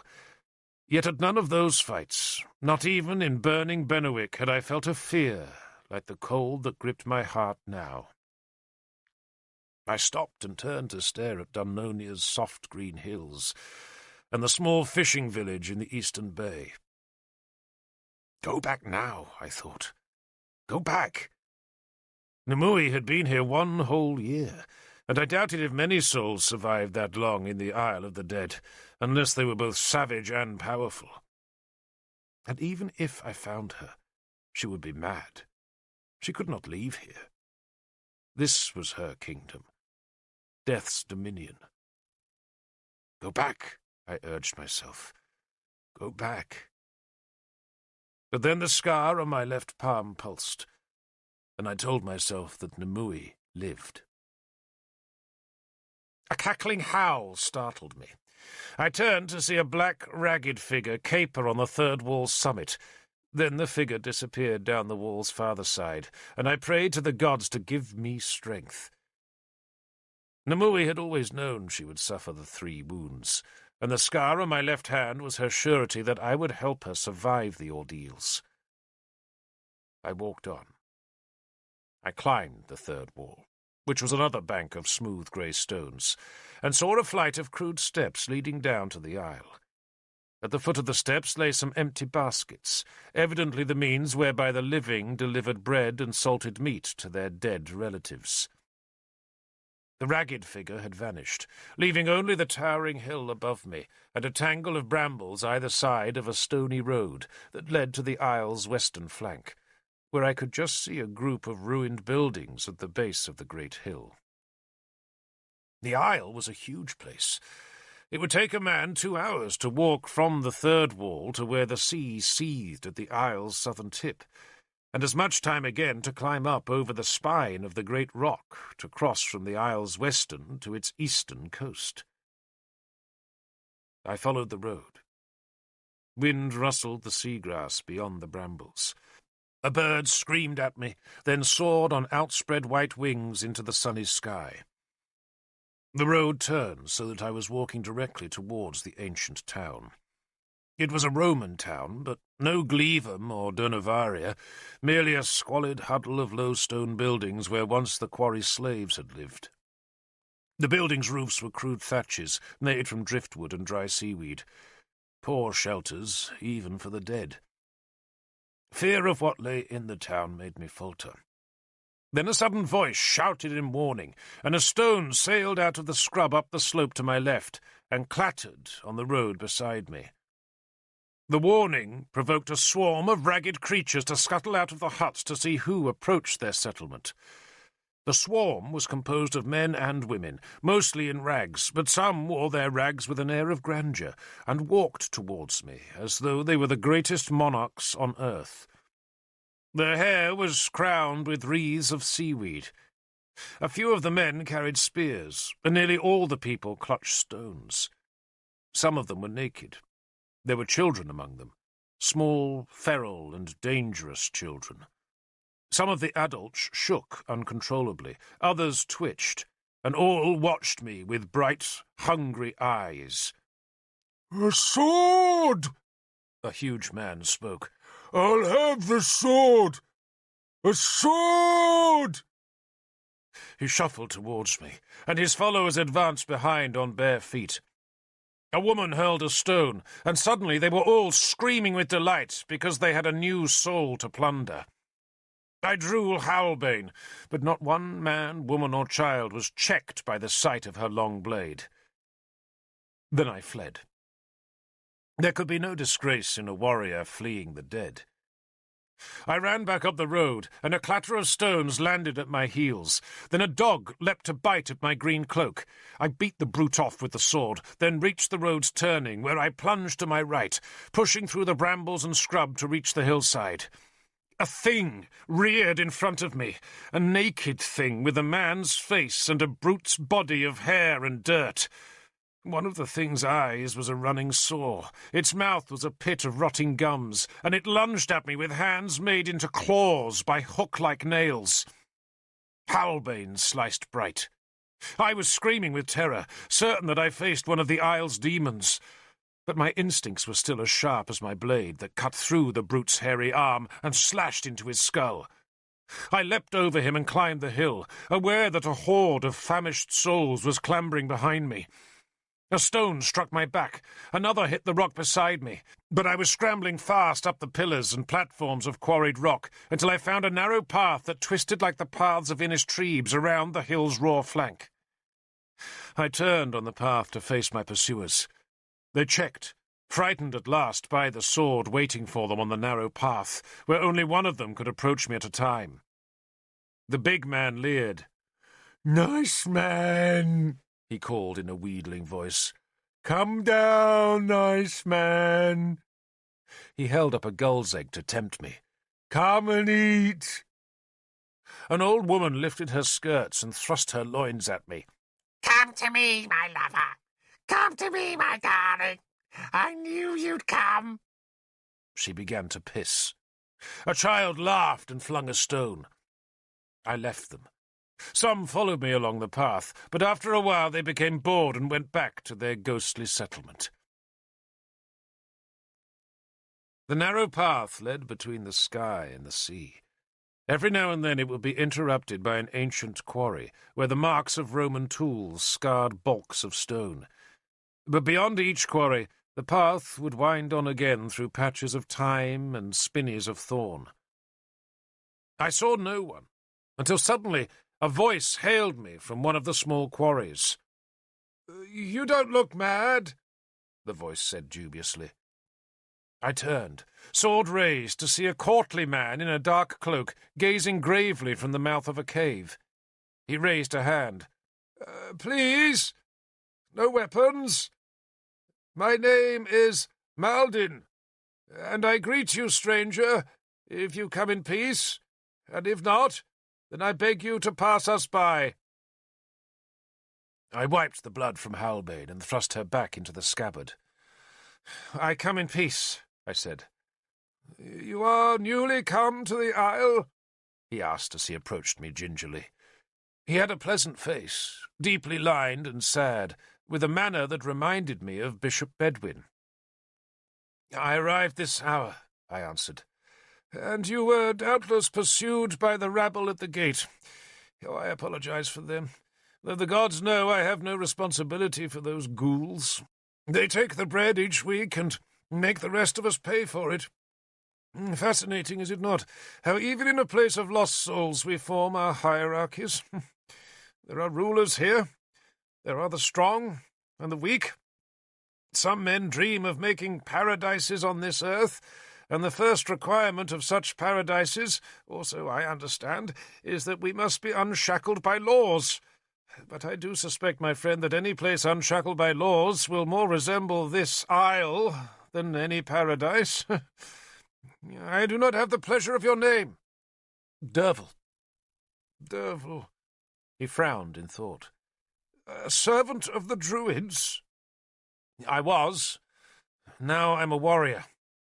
"No, you are not," he corrected me. "You are dead. You have come to the Isle of the Dead. Please, come and sit. It's not much, but it is my home." He gestured into the cave, where two semi-dressed blocks of stone served as a chair and table. An old piece of cloth, perhaps dragged from the sea, half hid his sleeping quarter, where I could see a bed made from dried grass. He insisted I use the small stone block as my chair. "I can offer you rainwater to drink," he said, "and some 5-day-old bread to eat." I put an oat cake on the table. Maldin was plainly hungry, but he resisted the impulse to snatch the biscuit. Instead, he drew a small knife with a blade that had been sharpened so often that it had a wavy edge, and used it to divide the oatcake into halves. "At risk of sounding ungrateful," he said, "oats were never my favourite food. I prefer meat. Fresh meat. But still, I thank you, Derfel." He had been kneeling opposite me, but once the oatcake was eaten and the crumbs had been delicately dabbed from his lips, he stood and leaned against the cave's wall. "My mother made oatcakes," he told me, "but hers were tougher. I suspect the oats were not husked properly. Well, that one was delicious, and I shall now revise my opinion of oats. Thank you again." He bowed. "You don't seem mad," I said. He smiled. He was middle-aged, with a distinguished face, clever eyes, and a white beard that he tried to keep trimmed. His cave had been swept clean with a brush of twigs that leaned against the wall. "It is not just the mad who are sent here, Derfel," he said reprovingly. "Some who want to punish the sane send them here also. Alas, I offended Uther." He paused ruefully. "I was a counsellor," he went on, "a great man even. But when I told Uther that his son Mordred was a fool, I ended here. But I was right. Mordred was a fool. Even at 10 years old he was a fool." "You've been here that long?" I asked in astonishment. "Alas, yes." "How do you survive?" He offered me a self-deprecating shrug. "The gate-keeping ghouls believe I can work magic. I threaten to restore their wits if they offend me, and so they take good care to keep me happy. They are happier mad, believe me. Any man who possessed his wits would pray to go insane on this isle. And you, friend Derfel, might I inquire what brings you here?" "I search for a woman." "Ah, we have plenty, and most are unconstrained by modesty. Such women, I believe, are another requisite of earthly paradises, but alas, the reality proves otherwise. They are certainly immodest, but they are also filthy. Their conversation is tedious, and the pleasure to be derived from them is as momentary as it is shameful. If you seek such a woman, Derfel, then you will find them here in abundance." "I'm searching for a woman called Nimue," I said. "Nimue," he said, frowning as he tried to remember the name. "Nimue. Yes, indeed, I do recall her now. A one-eyed girl with black hair. She's gone to the sea folk." "Drowned?" I asked, appalled. "Oh, no, no." He shook his head. "You must understand we have our own communities on the isle. You have already made the acquaintance of the gate ghouls. We here in the quarries are the hermits, a small group who prefer our solitude, and so inhabit the caves on this side of the isle. On the far side are the beasts. You may imagine what they're like. At the southern end are the sea folk. They fish with lines of human hair, using thorns for hooks, and are, I must say, the best behaved of the isle's tribes, though none are exactly famed for their hospitality. They all fight each other, of course.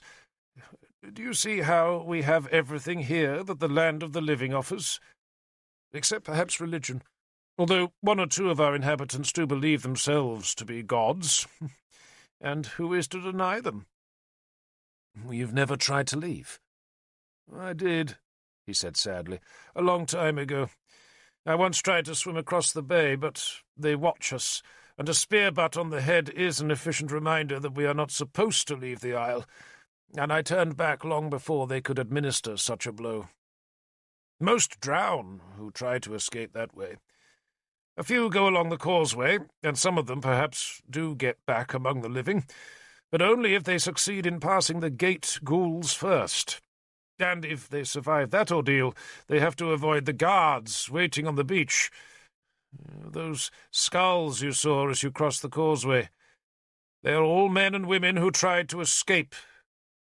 Poor souls." He went silent, and I thought for a second he was about to weep. Then he pushed himself briskly off the wall. "What am I thinking about? Do I have no manners? I must offer you water. See, my cistern."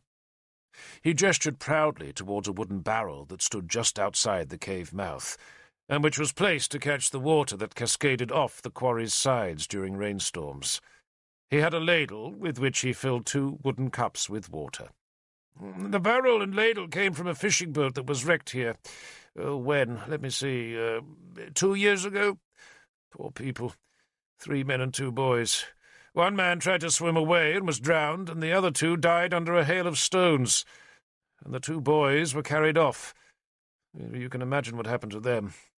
There may be women aplenty, but a clean young fisher boy's flesh is a rare treat on this isle." He put the cup in front of me and shook his head.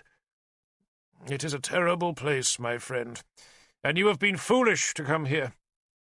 "Or were you sent?" "I came by choice." "Then you belong here anyway, for you're plainly mad." He drank his water. "Tell me," he said, "the news of Britain." I told him. He had heard of Uther's death and Arthur's coming, but not much else. He frowned when I said King Mordred was maimed, but was pleased when he heard that Bedwin still lived. "I like Bedwin," he said. "Liked, rather. We have to learn to talk here as though we were dead. He must be old." "Not so old as Merlin." "Merlin lives?" he asked in surprise. "He does." "Dear me.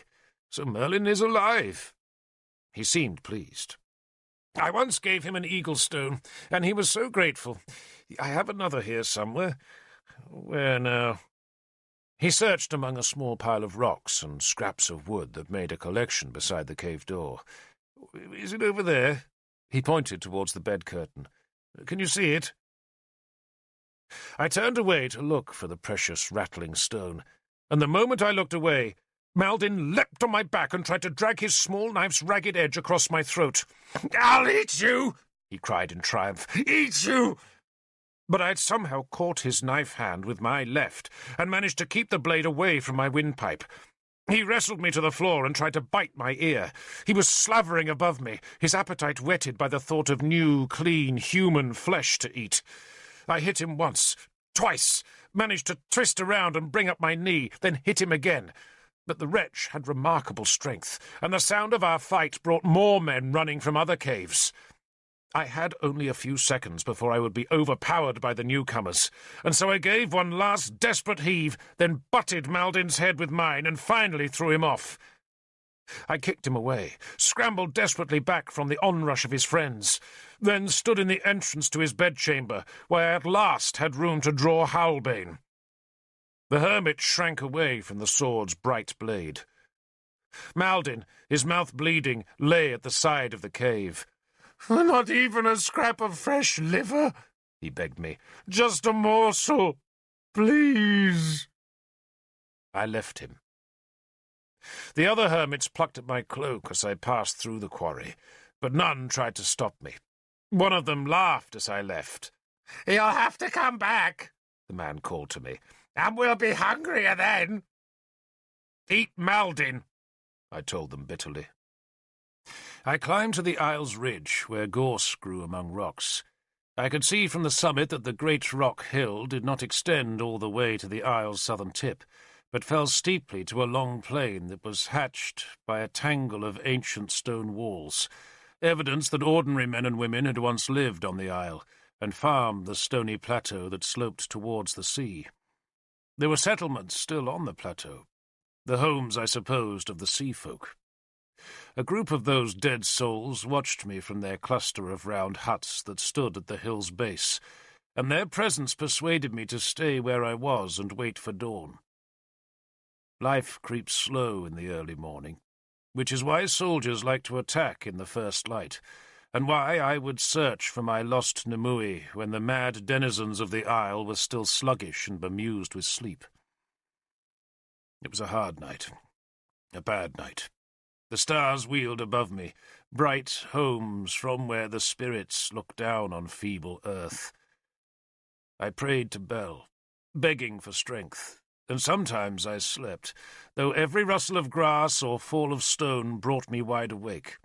I had sheltered in a narrow crack of rock that would restrict any attack, and as a result I was confident I could protect myself, though only Bel knew how I would ever leave the Isle, or whether I would ever find my Nimue. I crept from my rock niche before the dawn. A fog hung over the sea beyond the sullen turmoil that marked the entrance of Cruachan's cave, and a weak grey light made the Isle look flat and cold. I could see no one as I walked downhill. The sun had still not risen as I entered the first small village of crude huts. Yesterday, I decided, I had been too timid with the Isle's denizens. Today, I would treat the dead like the carrion they were. The huts were wattle and mud, thatched with branches and grass. I kicked in a ramshackle wooden door, stooped inside the hut and grabbed the first sleeping form I found. I hurled that creature outside, kicked another, then slashed a hole in the roof with Howlbane. Things that had once been human untangled themselves and slithered away from me. I kicked a man in the head, slapped another with the flat of Howlbane's blade, then dragged a third man out into the sickly light. I threw him to the ground, put my foot on his chest, and held Howlbane's tip at his throat. "I seek a woman named Nimue," I said. He stammered gibberish at me. He could not speak, or rather he could only talk in a language of his own devising, and so I left him and ran after a woman who was limping into the bushes. She screamed as I caught her, and screamed again as I placed the steel at her throat. "Do you know a woman called Nimue?" She was too terrified to speak. Instead, she lifted her filthy skirts and offered me a toothless leer, so I slapped her face with the flat of the sword's blade. "Nimue!" I shouted at her. "A girl with one eye called Nimue. Do you know her?" The woman still could not speak, but she pointed south, jabbing her hand towards the Isle's seaward tip in a frantic effort to make me relent. I took the sword away and kicked the skirts back over her thighs. The woman scrambled away into a patch of thorns. The other frightened souls stared from their huts as I followed the path south towards the churning sea. I passed 2 other tiny settlements, but no one tried to stop me now. I had become part of the Isle of the Dead's living nightmare, a creature in the dawn with naked steel.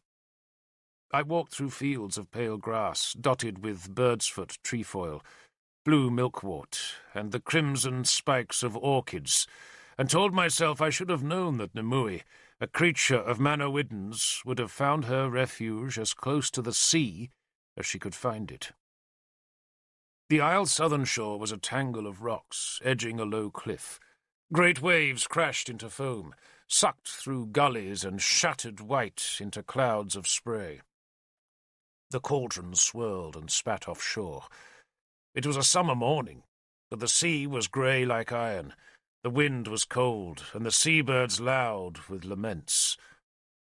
I jumped from rock to rock, going down towards that deathly sea. My ragged cloak lifted in the wind as I turned around a pillar of pale stone to see a cave that lay a few feet above the dark line of oarweed and bladderwrack, stranded by the highest tides. A ledge led to the cave, and on the ledge were piled the bones of birds and animals. The piles had been made by human hands, for they were regularly spaced, and each heap was braced by a careful latticework of longer bones and topped by a skull.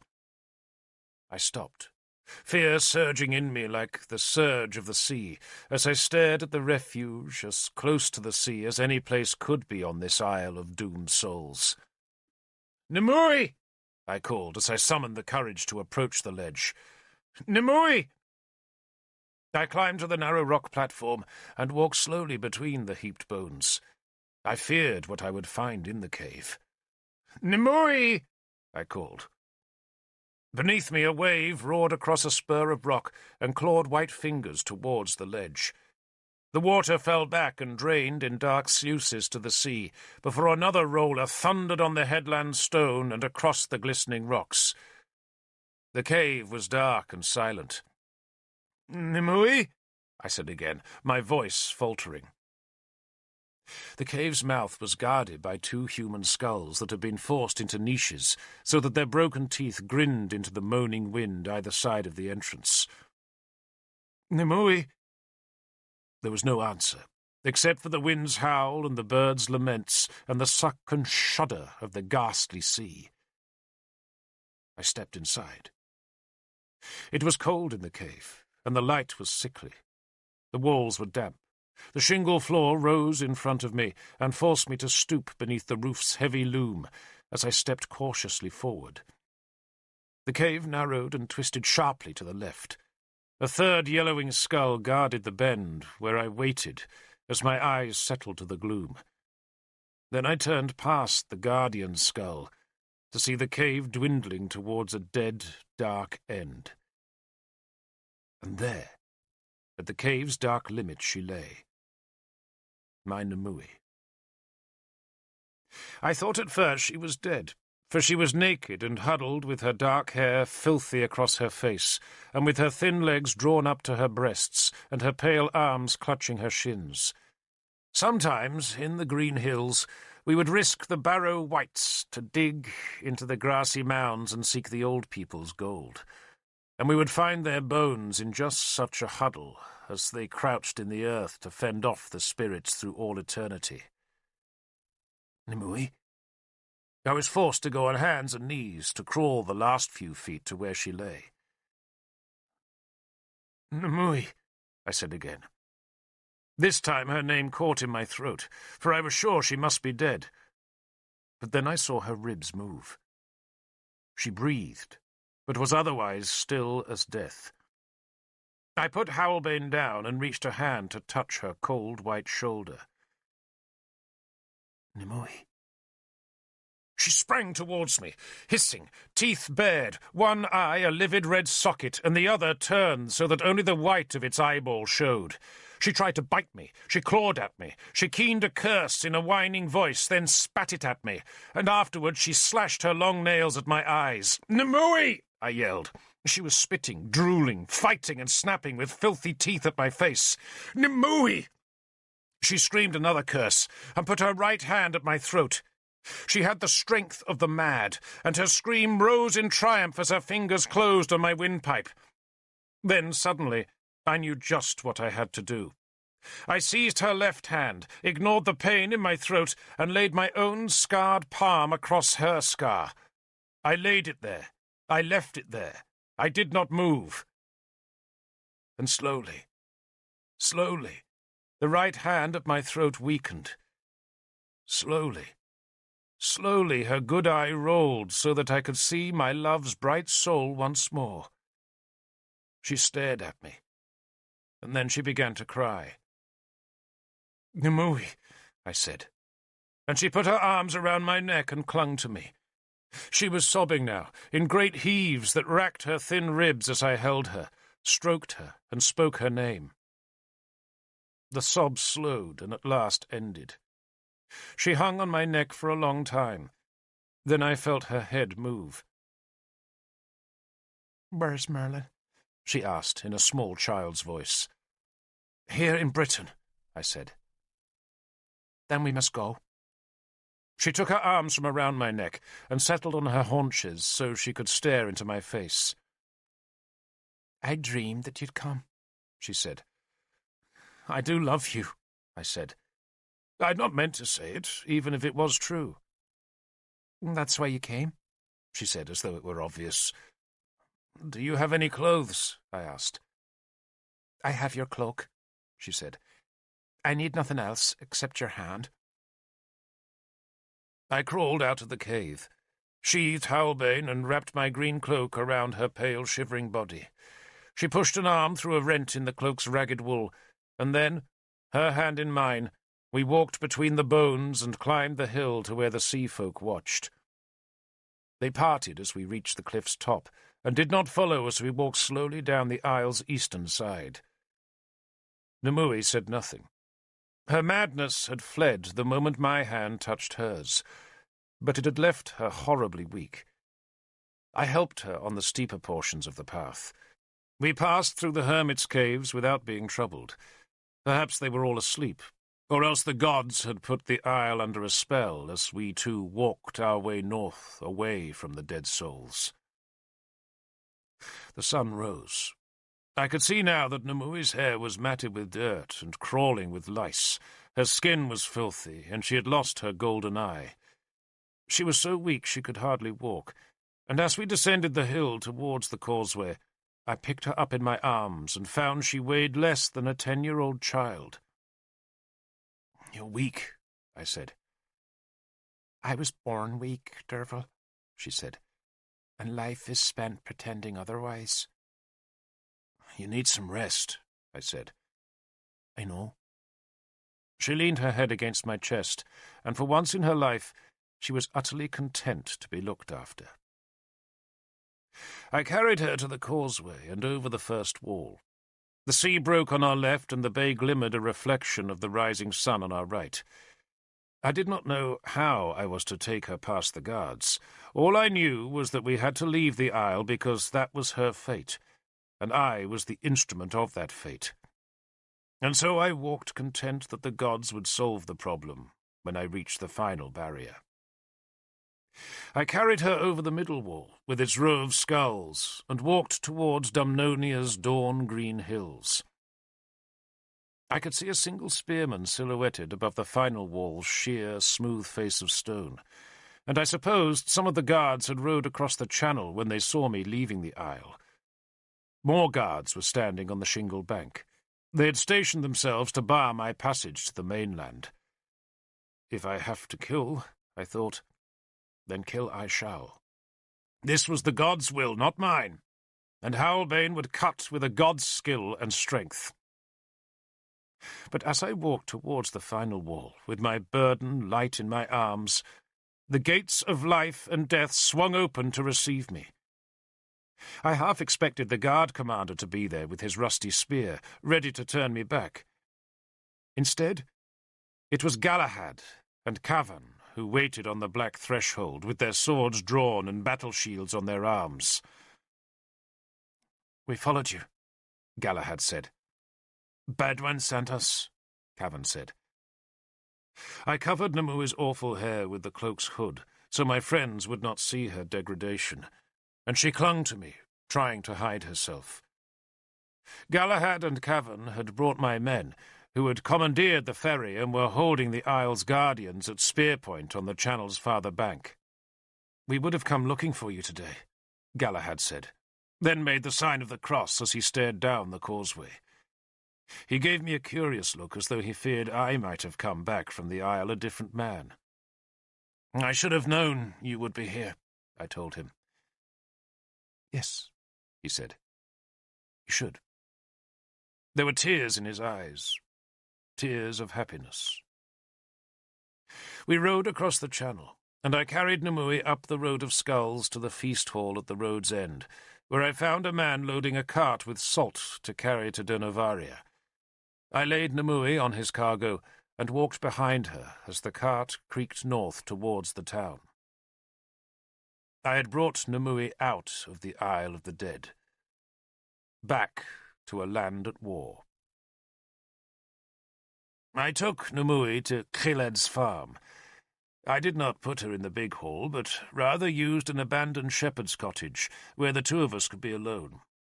I fed her on broth and milk, but first I washed her clean, washed every inch of her, washed her twice, and then washed her black hair, and afterwards used a bone comb to tease the tangles free. Some of the tangles were so tight they needed to be cut, but most came free, and when her hair hung wet and straight, I used the comb to find and kill the lice before I washed her once again. She endured the process like a small, obedient child, and when she was clean, I wrapped her in a great woolen blanket and took the broth off the fire and made her eat, while I washed myself and hunted down the lice that had gone from her body onto mine. By the time I had finished, it was dusk, and she was fast asleep on a bed made from newly cut bracken. She slept all night, and in the morning ate 6 eggs I had stirred in a pan over the fire.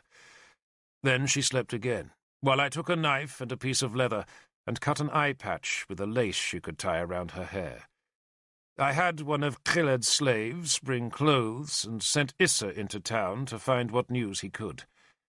He was a clever lad with an easy, open manner, so that even strangers were happy to confide in him across a tavern's table. "Well, half the town says the war's already lost, Lord," he told me on his return.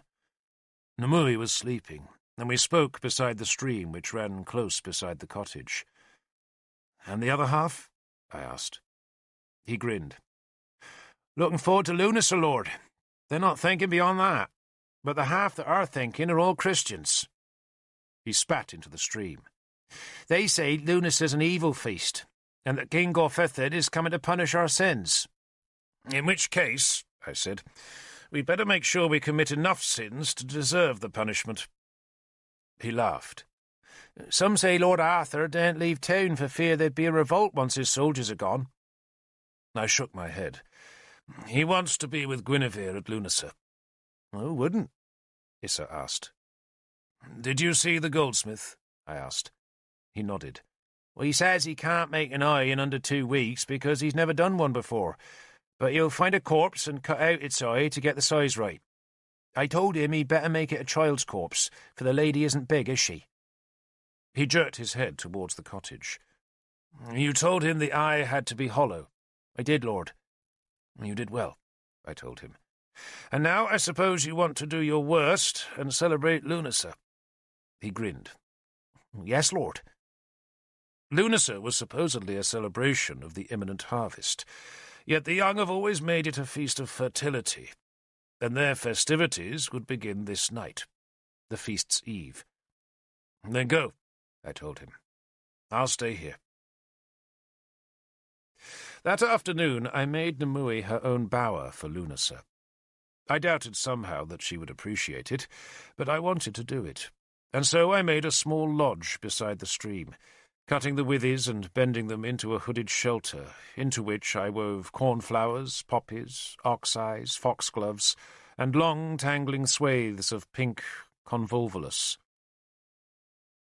Such booths were being made all across Britain for the feast, and all across Britain, late next spring, hundreds of Lunacy babies would be born. The spring was reckoned a good time to be born, for the child would come into a world waking to summer's plenty, though whether this year's planting would lead to a lucky crop depended on the battles that must be fought after harvest. Nimue emerged from the hut just as I was weaving the last foxgloves into the bower's summit. "Is it Luna, sir?" she asked in surprise. "Tomorrow." She laughed shyly. "No one ever made me a bar."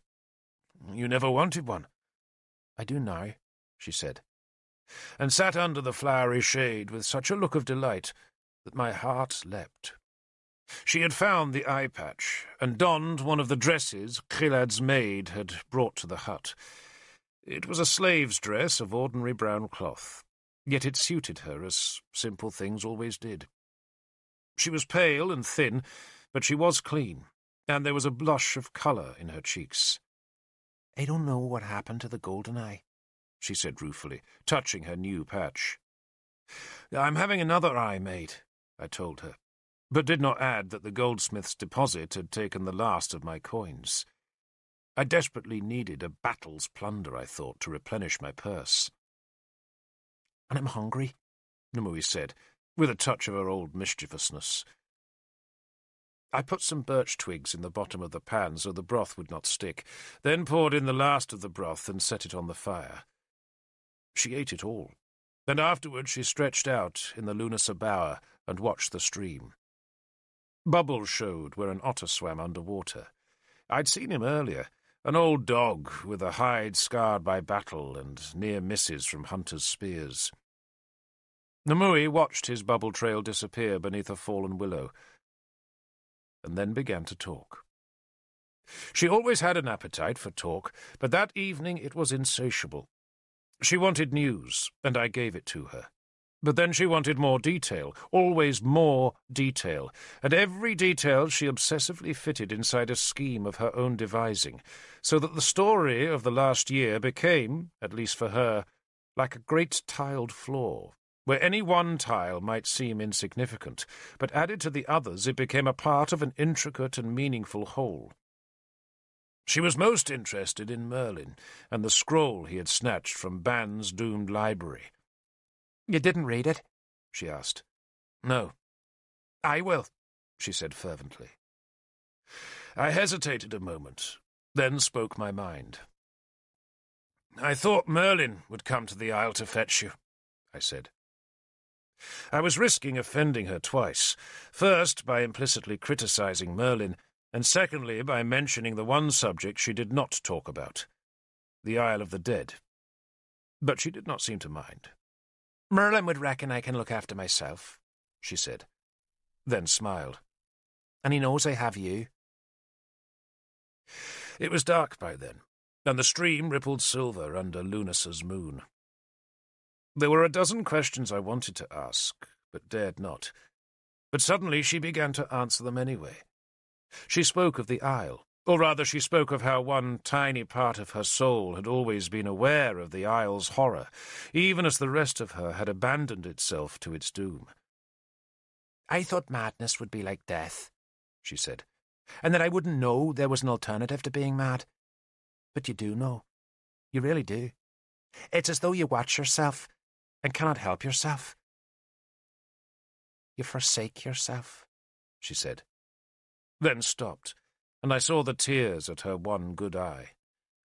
"Don't," I said, suddenly not wanting to know. "And sometimes," she went on, "I would sit on my rock and watch the sea, and I would know I was sane, and I would wonder what purpose was being served. And then I knew. I would have to be mad, because if I was not, then it was all to no purpose." "There was no purpose," I said angrily. "Oh, Derfel, dear Derfel, you have a mind like a stone falling off a cliff." She smiled. "It's the same purpose that made Merlin find Calethan's skull. Don't you understand? The gods play games with us, but if we open ourselves, then we can become a part of the game instead of its victims. Madness has a purpose. It's a gift from the gods, and like all their gifts, it comes with a price, but I've paid it now." She spoke passionately, but suddenly I felt a yawn threatening me, and try as I might, I could not check it. I did try to hide it, but she saw anyway. "You need some sleep," she said. "No," I protested. "Did you sleep last night?" a little. I had sat at the cottage door and dozed fitfully as I listened to the mice scrabbling in the thatch. "Then go to bed now," she said firmly, "and leave me here to think." I was so tired I could scarcely undress, but at last I lay on the bracken bed where I slept like the dead. It was a great deep sleep, like the rest that comes in safety after battle, when the bad sleep, the one interrupted by nightmare reminders of near spear thrusts and sword blows, has been washed away from the soul. Thus I slept, and in the night Nimue came to me, and at first I thought it was a dream, but then I woke with a start to find her chill, naked skin next to mine.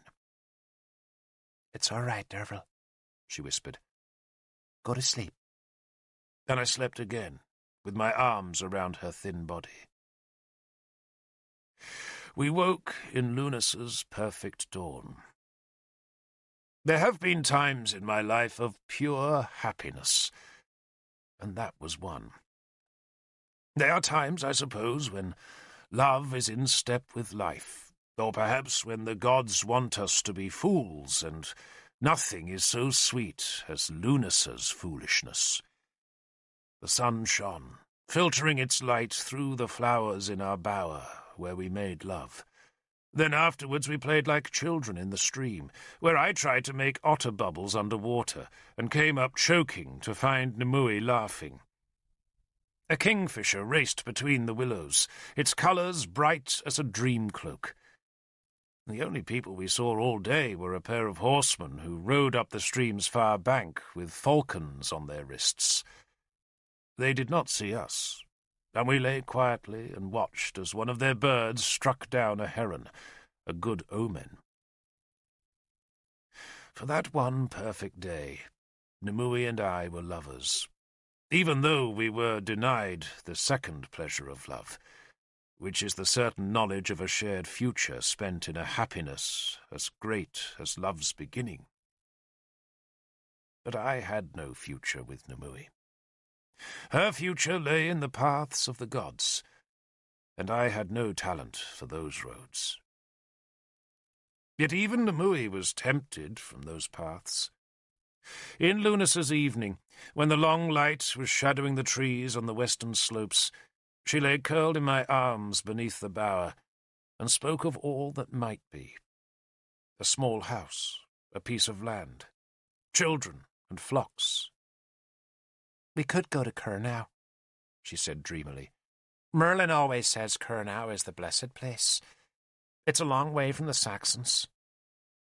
"Ireland," I said, "is further." I felt the shake of her head on my chest. "Ireland is cursed." "Why?" I asked. "They own the treasures of Britain," she said, "and let them go." I did not want to talk of the treasures of Britain, nor of the gods, nor of anything that would spoil this moment. "Cornwell, then," I agreed. "A small house," she said. Then listed all the things a small house needed: jars, pans, spits, winnowing sheets, sieves, yew-pails, reaping hooks, croppers, a spindle, a skein winder, a salmon net, a barrel, a hearth, a bed. Had she dreamed of such things in her damp, cold cave above the cauldron? "And no Saxons," she said. "And no Christians either. Maybe we should go to the Isles in the Western Sea, to the Isles beyond Cornwell, to Lyonesse." She spoke the lovely name softly. "To live and love in Lyonesse," she added. Then laughed. "Why do you laugh?" She lay silent for a while, then shrugged.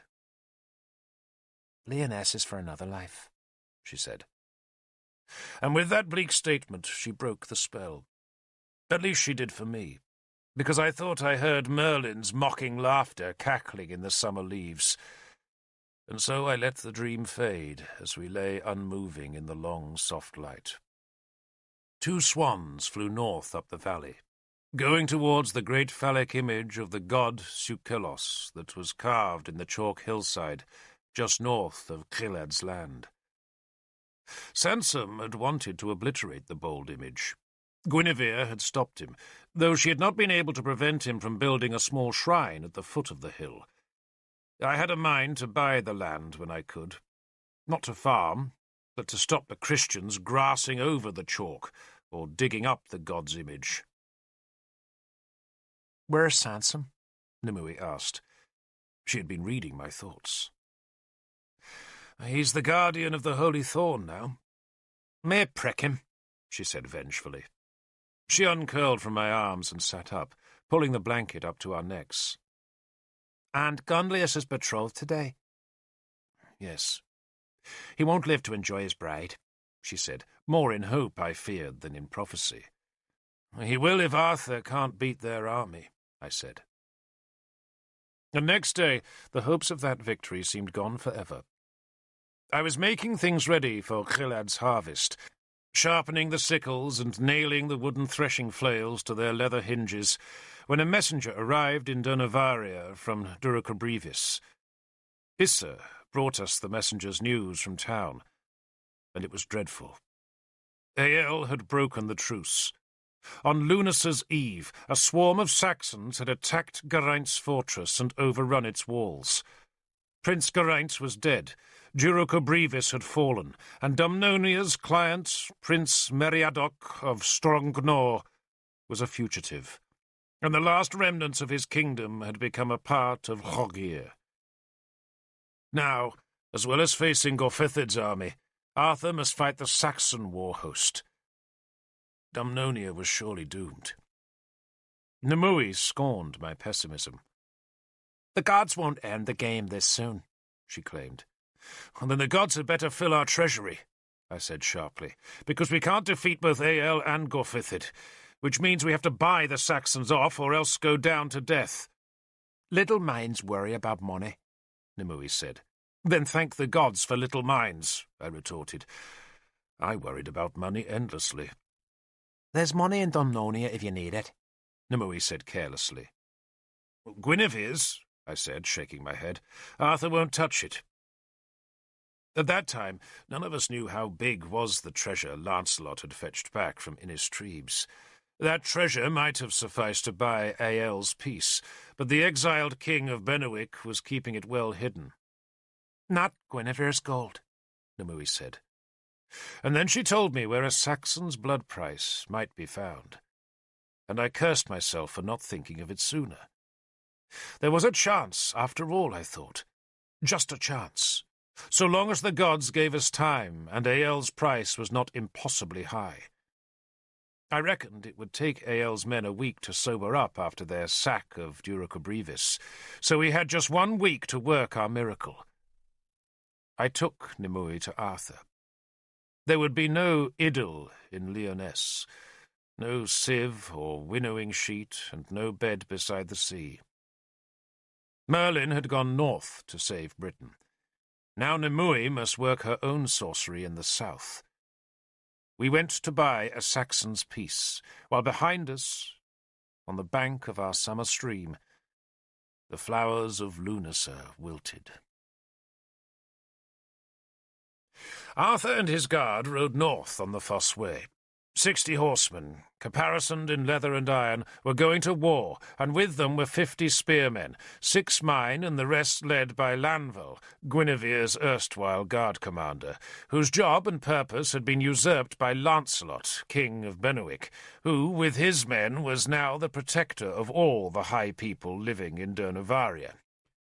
Galahad had taken the rest of my men north to Gwent, and it was a measure of our urgency that we all marched before the harvest. But Ael's treachery gave us no choice. I marched with Arthur and Nimue. She had insisted on accompanying me, even though she was still far from strong, but nothing would have kept her away from the war that was about to begin. We marched 2 days after Lunasa, and, perhaps as a portent of what was to come, the sky had clouded over to threaten a heavy rain. The horsemen, with their grooms and pack-mules, together with Lanval's spearmen, waited on the Fosse Way, while Arthur crossed the land bridge to Inniswydrin. Nimue and I went with him, taking only my 6 spearmen as an escort. It was strange to be back beneath the Tor's looming peak, where Gwilithyn had rebuilt Merlin's halls so that the Tor's summit looked almost as it had on the day when Nimue and I had fled from Gunlius's savagery. Even the tower had been rebuilt, and I wondered if, like the first tower, it was a dream chamber in which the whispers of the gods would echo to the sleeping wizard. But our business was not with the Tor, but with the shrine of the Holy Thorn. 5 of my men stayed outside the shrine's gates, while Arthur, Nimue, and I walked into the compound. Nimue's head was shrouded with a hood so that her face with its leather eye patch could not be seen. Sansom hurried to meet us. He looked in fine condition for a man who was ostensibly in disgrace for rousing Dernovaria to deadly riot. He was plumper than I remembered, and wore a new black gown that was half covered with a cope, lavishly embroidered with golden crosses and silver thorns. A heavy golden cross hung on a golden chain at his breast, while a torque of thick gold shone at his neck. His mouse-like face, with its stiffly tonsured brush, offered us a smirk that was intended as a smile. "The honour you do us!" he cried, his hands flying apart in welcome. "The honour! Dare I hope, Lord Arthur, that you come to worship our dear lord? That is his sacred thorn, a reminder of the thorns that pricked his head as he suffered for your sins." He gestured towards the drooping tree with its small, sad leaves. A group of pilgrims surrounding the tree had draped its pathetic limbs with votive offerings. Seeing us, those pilgrims shuffled away, not realizing that the poorly dressed farm boy who worshipped with them was one of our men. It was Issa, whom I had sent on ahead with a small offering of coins for the shrine. "Some wine, perhaps?" Sansom now offered us. "And food. We have cold salmon, new bread, some strawberries even." "You live well, Sansom," Arthur said, looking around the shrine. It had grown since I had last been in Iniswydran. The stone church had been extended, and 2 new buildings constructed, one a dormitory for the monks, and the other a house for Sansom himself. Both buildings were of stone, and had roofs made of tiles taken from Roman villas. Sansom raised his eyes to the threatening clouds. "We are merely humble servants of the great God, Lord, and our life on earth is all due to his grace and providence. Your esteemed wife is well, I pray?" "Very, thank you." "The news brings joy to us, Lord." Sansom lied. "And our king, he is well too?" "The boy grows, Sansom." "And in the true faith, I trust." Sansom was backing away as we advanced. "So what, Lord, brings you to our small settlement?" Arthur smiled. "Need, Bishop, need." "Of spiritual grace?" Sansom inquired. "Of money." Sansom threw up his hands. "Would a man searching for fish climb to a mountain-top? Or a man panting for water go to a desert? Why come to us, Lord Arthur? We brothers are vowed to poverty, and what meagre crumbs the dear Lord does permit to fall into our laps we give to the poor." He closed his hands gracefully together. "Then I am come, dear Sansom," Arthur said, "to make certain that you are keeping your vows of poverty. The war goes hard. It needs money. The treasury is empty, and you will have the honour of making your king alone."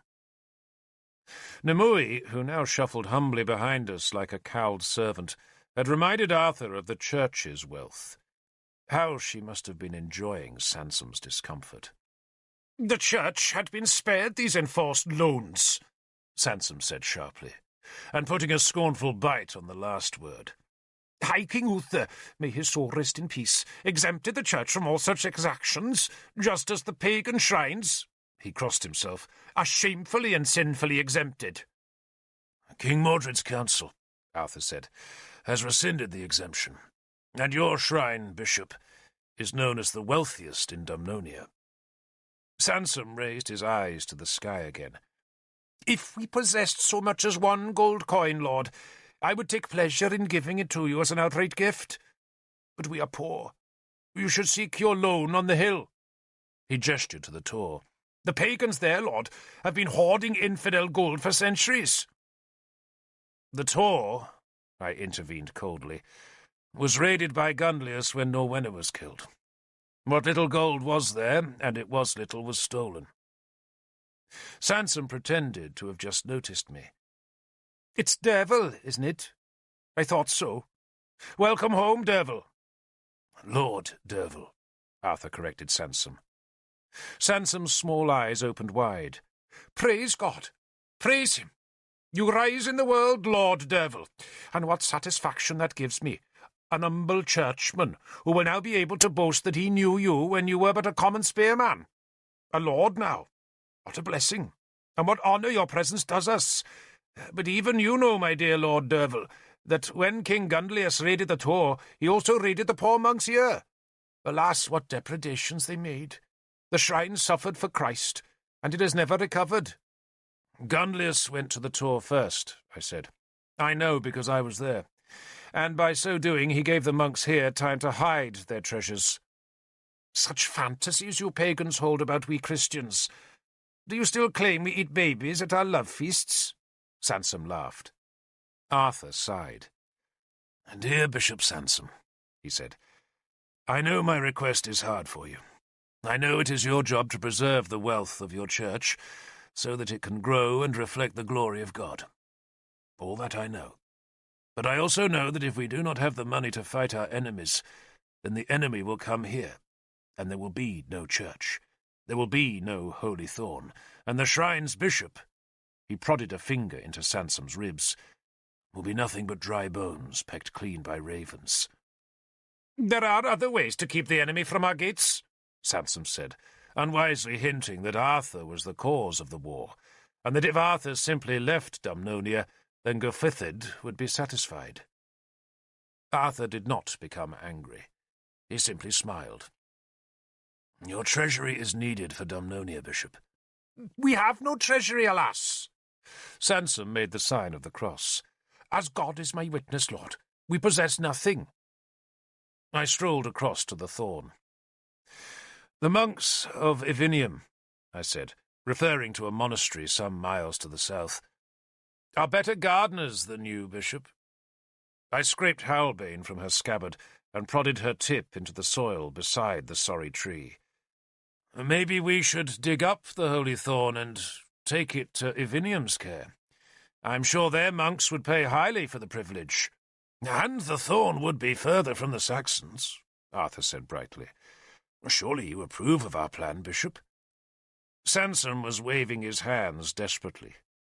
"The monks at Ivinium are ignorant fools, Lord, mere mumblers of prayers. If your lordships would wait in the church, maybe I can find some few coins for your purpose." "Do," Arthur said. The three of us were ushered into the church. It was a plain building with a stone floor, stone walls, and a beamed roof.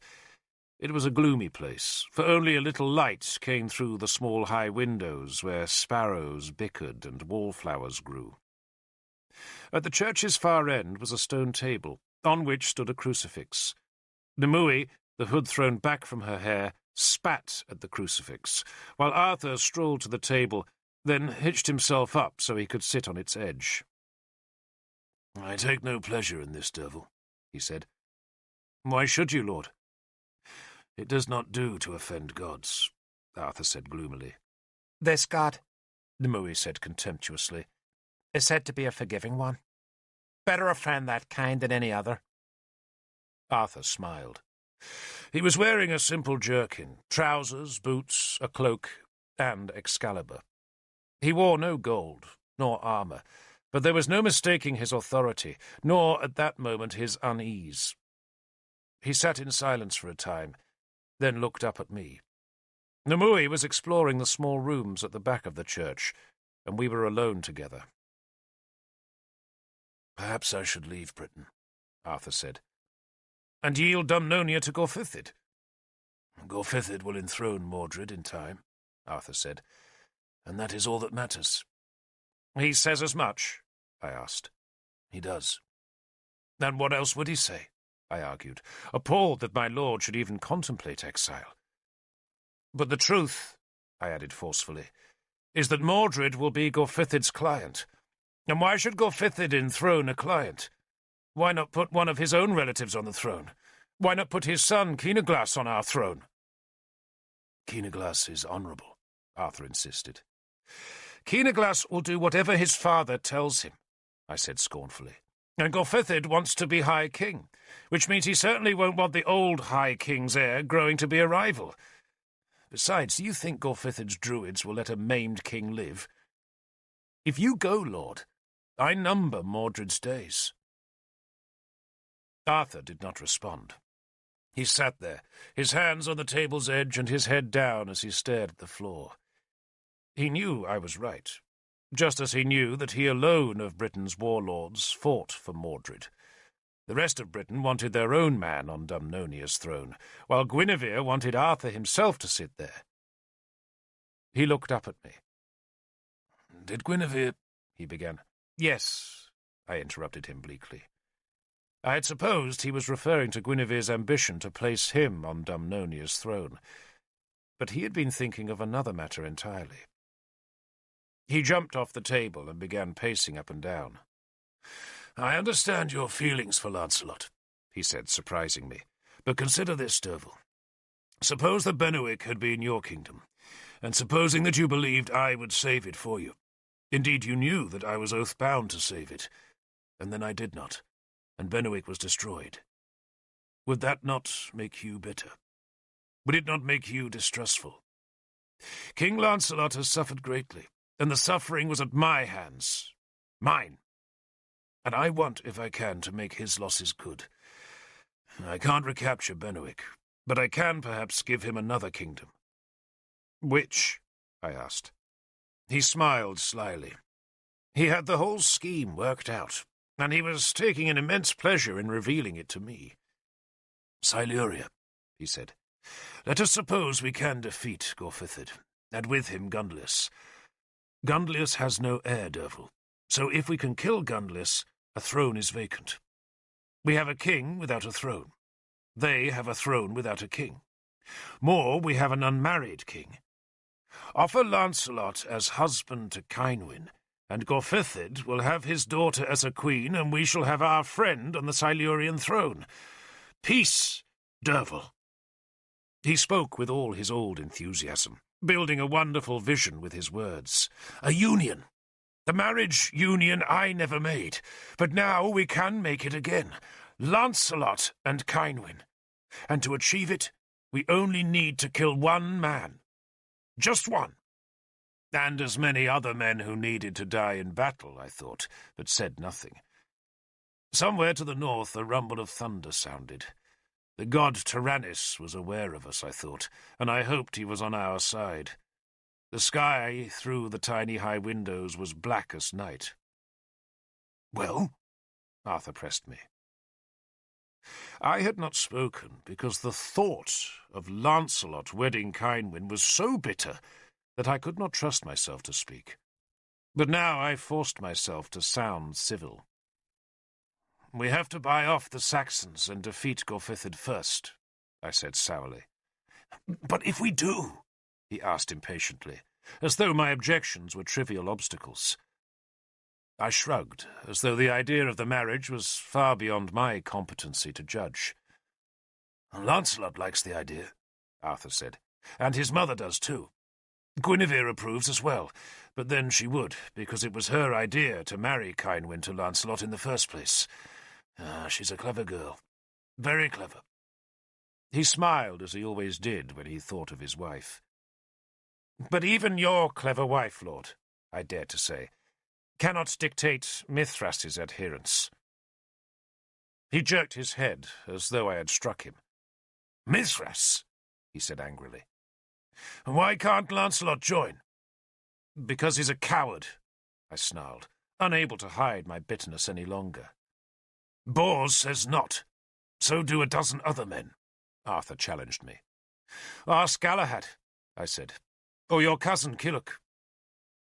Rain sounded sudden on the roof, and a moment later began to drip from the high window-sills. Nimue had reappeared in the small arched door beside the stone table, where she pulled the hood over her face again. "If Lancelot proves himself, will you relent?" Arthur asked me after a while. If Lancelot shows himself to be a fighter, Lord, I shall relent. But I thought he was your palace guard now.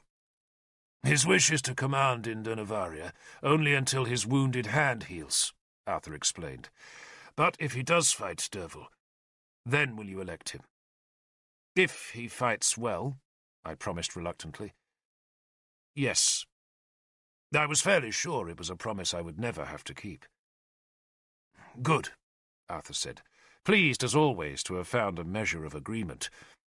Then he turned as the church door banged open with a gust of rainy wind, and Sansom ran inside, followed by 2 monks. The 2 monks were carrying leather bags.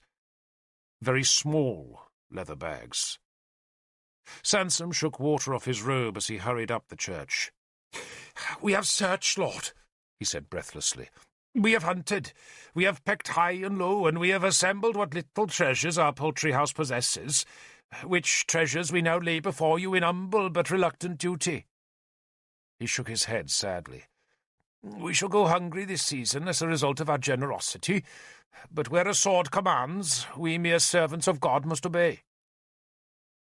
His monks poured the contents of the 2 bags onto the flagstones. A coin rolled across the floor until I trapped it with my foot. "Gold! From the Emperor Hadrian," Sansom said of the coin. I picked it up.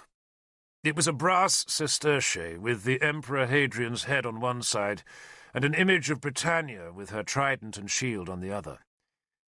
I bent the coin double between my finger and thumb and tossed it to Sansom. "Fool's gold, Bishop," I said. The rest of the treasure was not much better. There were some worn coins, mostly copper, with a few of silver, some iron bars that were commonly used as currency, a brooch of poor gold, and some thin golden links from a broken chain. The whole collection was perhaps worth 12 gold pieces. "Is this all?" Arthur asked. "We gave it to the poor, Lord," Sansom said. "Though, if your needs are pressing, then maybe I could add this." He lifted the golden cross from around his neck. The heavy cross and its thick chain were easily worth 40 or 50 gold pieces, and now, reluctantly, the bishop held them out to Arthur.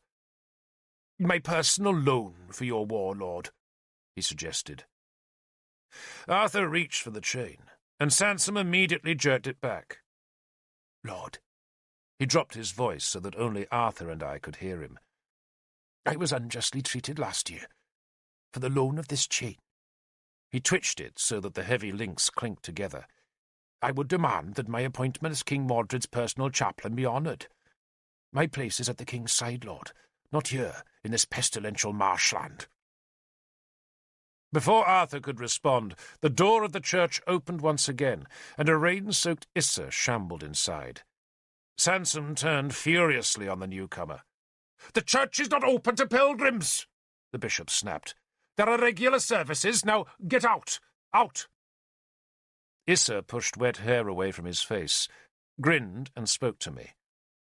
"They hide all their goods beside the pond, behind the big house, Lord. All of it under a pile of rocks. I watched them put today's tribute there." Arthur plucked the heavy chain from Sansom's hand. "You may keep those other treasures." He gestured at the shabby collection on the floor. "To feed your poultry house through the winter, Bishop. And keep your talk as a reminder that your neck is in my gift." He strode towards the door. "Lord!" Sansom shouted in protest. "I beg you!" "Beg?" Nimue interrupted him, pushing the hood back from her face. "Beg, you dog!" She turned and spat on the crucifix, then onto the church floor, then a third time at Sansom. "Beg, you piece of dirt!" she snarled at him. "Dear God!" Sansom blanched at the sight of his enemy. He reeled backward, making the sign of the cross on his thin chest. For a moment he seemed too terrified to even speak. He must have thought Nimue lost forever on the Isle of the Dead. Yet here she was, spitting in triumph. He crossed himself a third time, then wheeled on Arthur. "You dare bring a witch into God's house!" he screamed. "This is sacrilege! Oh, sweet Christ!" He dropped to his knees and gazed up at the rafters. "Cast fire from heaven! Cast it now!" Arthur ignored him, plunging instead into the pelting rain that was bedraggling the pathetic votive ribbons draped on the holy thorn. "Call the other spearmen inside," Arthur ordered Issa. My men had waited outside the shrine in case Sansom had attempted to hide his treasures beyond the encircling wall. But now the spearmen came into the enclosure to help drive the frantic monks away from the pile of rocks that hid their secret treasury. Some of the monks dropped to their knees as they saw Nimue. They knew who she was. Sansom ran from the church and threw himself onto the rocks, dramatically decreeing that he would sacrifice his life to preserve God's money. Arthur shook his head sadly. "Are you sure of this sacrifice, Lord Bishop?" "Dear sweet God!" Sansom bellowed. "Thy servant comes, slaughtered by wicked men and their foul witch. All I did was obey your word. Receive me, Lord. Receive thy humble servant." This was followed by a scream as he anticipated his death, but it was only Issa lifting him by the scruff of his neck and the seat of his robe and carrying him gently away from the stone pile to the pond, where he dropped Sansom into the shallow, muddy water. "I'm drowning, Lord!" Sansom shouted. "Cast into mighty waters like Jonah into the ocean. A martyr for Christ. As Paul and Peter were martyred, Lord, so now I come." He blew some urgent bubbles, but no one beside his God was taking any notice, and so he slowly dragged himself out of the muddy duckweed to spit curses at my men, who were eagerly dragging the stones aside. Beneath the rock pile was a cover of wooden boards that lifted to reveal a stone cistern crammed with leather sacks, and in the sacks was gold. Thick gold coins, gold chains, gold statues, gold torques, gold brooches, gold bracelets, gold pins. The gold fetched here by hundreds of pilgrims seeking the blessing of the thorn that Arthur now insisted a monk count and weigh, so that a proper receipt could be issued to the monastery. He left my men to supervise the tally, while he led a damp and protesting Sansom across the compound to the holy thorn. "You must learn to grow thorn trees before you meddle in the affairs of kings, my lord bishop," Arthur said. "You are not restored to the king's chaplaincy, but will stay here and learn husbandry." "Mulch the next tree," I advised him. "Let the roots stay damp while it settles in. And don't transplant a tree in flower, Bishop. They don't like it. That's been the trouble with the last few thorns you planted here. You dug them out of the woods at the wrong time. Bring them across in winter and dig them a good hole with some dung and mulch, and you might get a real miracle." "Forgive them, Lord," Sansom said, dropping to his knees and gazing into the damp heavens. Arthur wanted to visit the tor, though first he stood beside Norwenna's grave that had become a place of veneration for Christians. "She was an ill-used woman," he told me. "All women are," Nimue said. She had followed us to the grave that stood close beside the holy thorn. "No," Arthur insisted. "Maybe most people are, but not all women any more than all men. But this woman was, and we still have to avenge her." "You had your chance of vengeance once," Nimue accused him harshly, "and you let Gundlius live." "Because I hope for peace," Arthur said. "But next time he dies—" "Your wife," Nimue said, "promised him to me." Arthur shuddered, knowing what cruelty lay behind Nimue's desire. But he nodded. "He is yours," he said. "I promise it." He turned and led the two of us through the pouring rain to the tor's summit. Nimue and I were going home, Arthur to see Morgan. He embraced his sister in the hall. Morgan's gold mask shone dully in the stormy light, while round her neck she wore the bear claws set in gold that Arthur had brought her from Benwick so very long ago. She clung to him, desperate for affection, and I left them alone. Nimue, almost as though she had never been away from the tor, ducked through the small door into Merlin's rebuilt chambers, while I ran through the rain to Godovan's hut. I found the old clerk sitting at his desk, but not working, for he was blinded with cataracts, though he said he could still make out light and dark. "And mostly it's dark now," he said sadly, then smiled. "I suppose you're too big to hit now, Derfel." "You can try, Godovin," I said, "but it won't do you much good any more." "Did it ever?" He chuckled.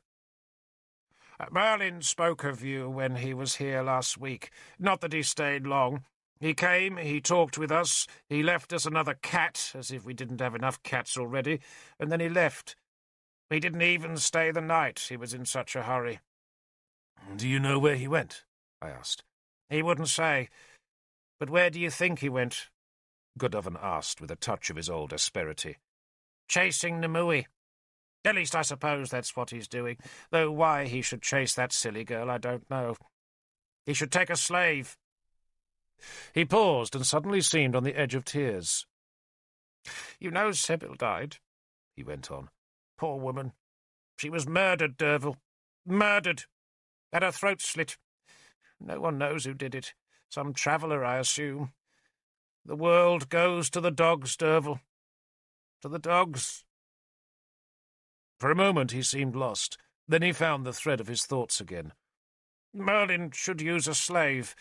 Nothing wrong with a willing slave, and there are plenty in town who oblige for a small coin. I use the house down by Gwilithan's old workshop. There's a nice woman there, though these days we tend to talk more than we bump about the bed. I'll get old, Derfel." "You don't look old. And Merlin isn't chasing Nimue. She's here." Thunder sounded again, and Godovin's hand found a small piece of iron that he stroked for protection against evil. "Nimue? Here?" he asked in amazement. "But we heard she was on the Isle." He touched the iron again. "She was," I said flatly, "but isn't now." "Nimue?" He said the name almost in disbelief. "Is she staying?" "No. We all go east today." "And leaving us alone?" he asked petulantly. "I miss Howl." "So do I." He sighed. "Times change, Derfel. The tour isn't what it was. We're all old now, and there are no children left. I miss them. And poor Druiden has no one to chase. Pellinore rants to emptiness, while Morgan is bitter." "Wasn't she always?" I asked lightly. "She's lost her power," he explained. "Not her power to tell dreams or heal the sick, but the power she enjoyed when Merlin was here and Uther was on the throne. She resents that, Derfel, just as she resents your Nimue." He paused, thinking. "She was especially angry when Guinevere sent for Nimue to fight Sansom about that church in Durnavaria. Morgan believes she should have been summoned, but we hear that the Lady Guinevere wants no one but the beautiful around her. And where does that leave Morgan?" He chuckled at the question. "But she's still a strong woman, Derfel, and she has her brother's ambitions, so she won't be content to stay here listening to the dreams of peasants and grinding herbs to cure the milk fever. She's bored. So bored that she even plays throwboard with that wretched Bishop Sansom from the shrine. Why did they send him to Innisridren?" "Because they didn't want him in Durnavaria. Does he really come here to play games with Morgan?" Godovin nodded. "He says he needs intelligent company, and that she has the cleverest mind in Innisridren, and I dare say he's right. He preaches to her, of course, endless nonsense about a virgin whelping a god who gets nailed to a cross, but Morgan just lets it roll past her mask. At least I hope she does." He paused and sipped from a horn of mead, in which a wasp was struggling as it drowned. When he put the horn down, I fished the wasp out and squashed it on his desk. "Christianity gains converts, Derfel," Godovin went on. "Even Gwilithan's wife, that nice woman Ralla, has converted, which probably means that Gwilithan and the 2 children will follow her. I don't mind, but why do they have to sing so much?" "You don't like singing?" I teased him. "No one loves a good song better than I," he said stoutly. "The battle song of Uther, Or the slaughter chant of Tyrannus? Oh, that's what I call a song, not this whining and moaning about being sinners in need of grace." He sighed and shook his head. "I hear you were in Innistribes," he asked. I told him the tale of the city's fall. It seemed an appropriate story as we sat there with the rain falling on the fields outside and a gloom lowering over all Dumnonia. When the tale was told, Godovin stared sightlessly through the door, saying nothing. I thought he might have fallen asleep, but when I rose from the stool he waved me down. "Are things as bad as Bishop Sansom claims?" he asked. "They're bad, my friend," I admitted. "Tell me." I told him how the Irish and the Cornish were raiding in the west, where Cadui still pretended to rule an independent kingdom.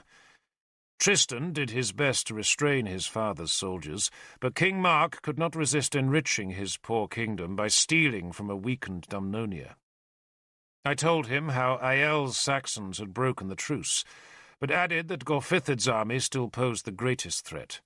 "He's assembled the men of Elmit, Powys, and Siluria," I told Godovin, "and once the harvest is gathered, he'll lead them all south." "And Aiel doesn't fight against Gorfithid?" the old scribe asked. "Gorfithid has purchased peace from Aiel." "And will Gorfithid win?" Godovin asked. I paused a long time. "No," I finally said. Not because it was the truth, but because I did not want this old friend to worry that his last glimpse of this life would be a flash of light as a warrior's sword swung towards his blinded eyes. "Arthur will fight them," I said, "and Arthur has yet to be beaten." "You'll fight them too?" "It's my job now, Godovin." "You would have made a good clerk," he said sadly, "and it is an honourable and useful profession, even though no one makes us lords because of it." I thought he had not known of my honour, and I suddenly felt ashamed of being so proud of it. Godovin groped for his mead and took another sip. "If you see Merlin," he said, "tell him to come back. The Tor is dead without him." "I'll tell him." "Goodbye, Lord Derfel," Godovin said, and I sensed he knew we would never meet again in this world. I tried to embrace the old man, but he waved me away for fear of betraying his emotions. Arthur was waiting at the sea gate, where he stared westward across the marshes that were being storm-swept by great pale waves of rain. "This will be bad for the harvest," he said bleakly.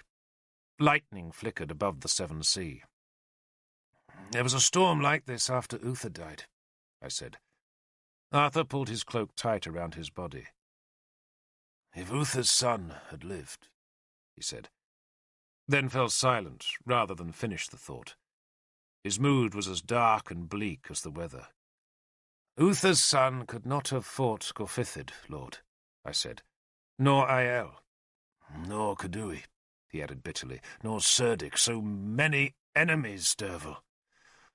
"Then be glad you have friends, Lord." He acknowledged that truth with a smile, then turned to gaze northwards. "I worry about one friend," he said softly. "I worry that Tudric won't fight. He's tired of war, and I can't blame him for that. Gwent has suffered much worse than Dumnonia." He looked at me, and there were tears in his eyes. Or maybe it was just the rain. "I wanted to do such great things, Derfel," he said.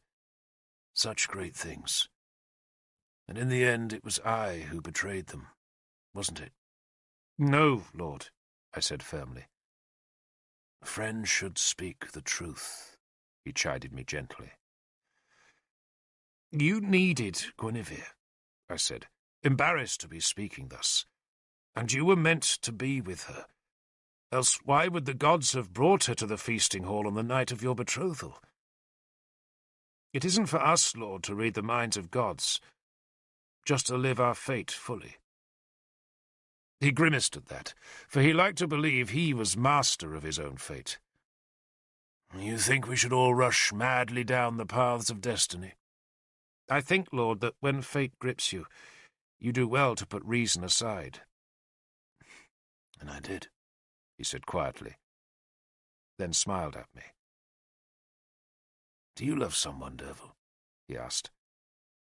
"The only women I love, Lord, are not for me," I answered in self-pity.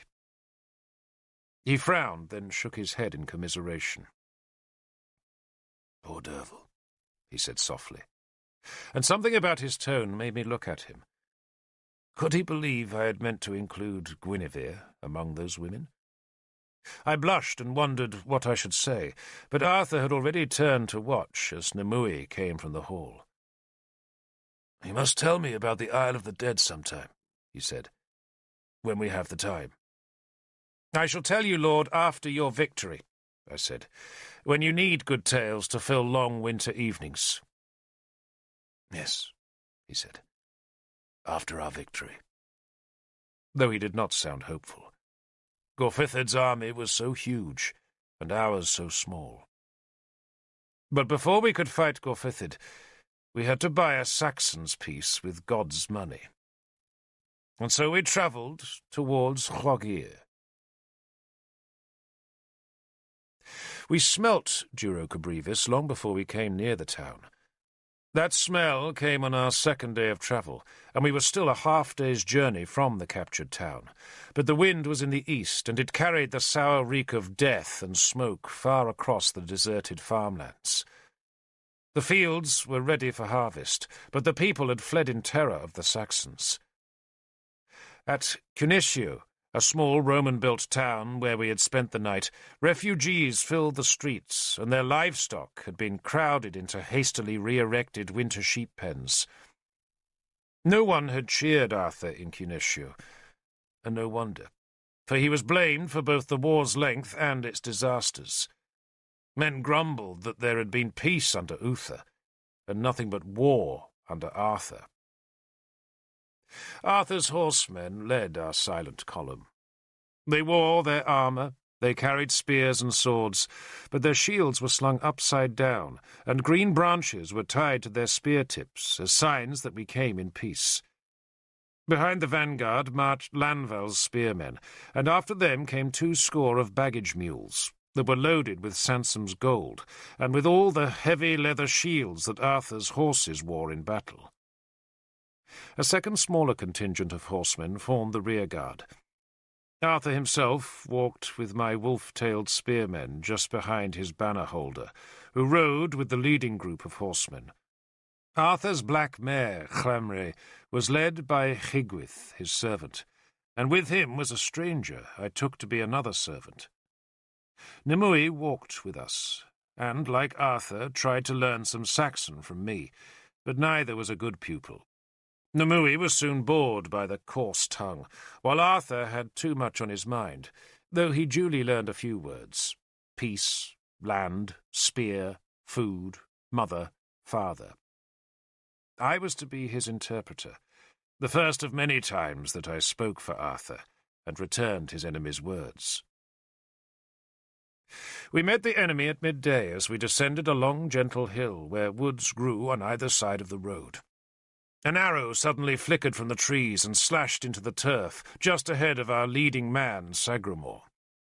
He raised a hand, and Arthur shouted at every man in the column to be still. "No swords!" he ordered. "Just wait!" The Saxons must have been watching us all morning, for they had assembled a small war band to face us. Those men, 60 or 70 strong, trailed out of the trees behind their leader, a broad-chested man who walked beneath a chieftain's banner of deer antlers, from which hung shreds of tanned human skin. The chieftain had the Saxon's love of fur, a sensible affection, for few things stop a sword stroke so well as a thick, rich pelt. This man had a collar of heavy black fur about his neck, and strips of fur around his upper arms and thighs. The rest of his clothing was leather or wool, a jerkin, trousers, boots, and a leather helmet crested with a tuft of black fur. At his waist hung a long sword, while in his hand was that favourite Saxon weapon, the broad-bladed axe. "Are you lost, Vilhas?" he shouted. Vilhas was their word for us Britons. It means foreigners, and has a derisive ring, just as our word Sace does for them. Or are you just tired of life? He stood firmly in our road, feet apart, head up and with his axe resting on his shoulder. He had a brown beard and a mass of brown hair that jutted sharply out from under his helmet's rim.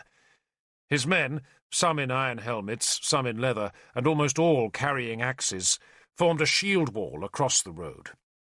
A few had huge leashed dogs, beasts the size of wolves, and of late, we had heard, the Sace had been using such dogs as weapons, releasing them against our shield walls just a few seconds before they struck with axe and spear.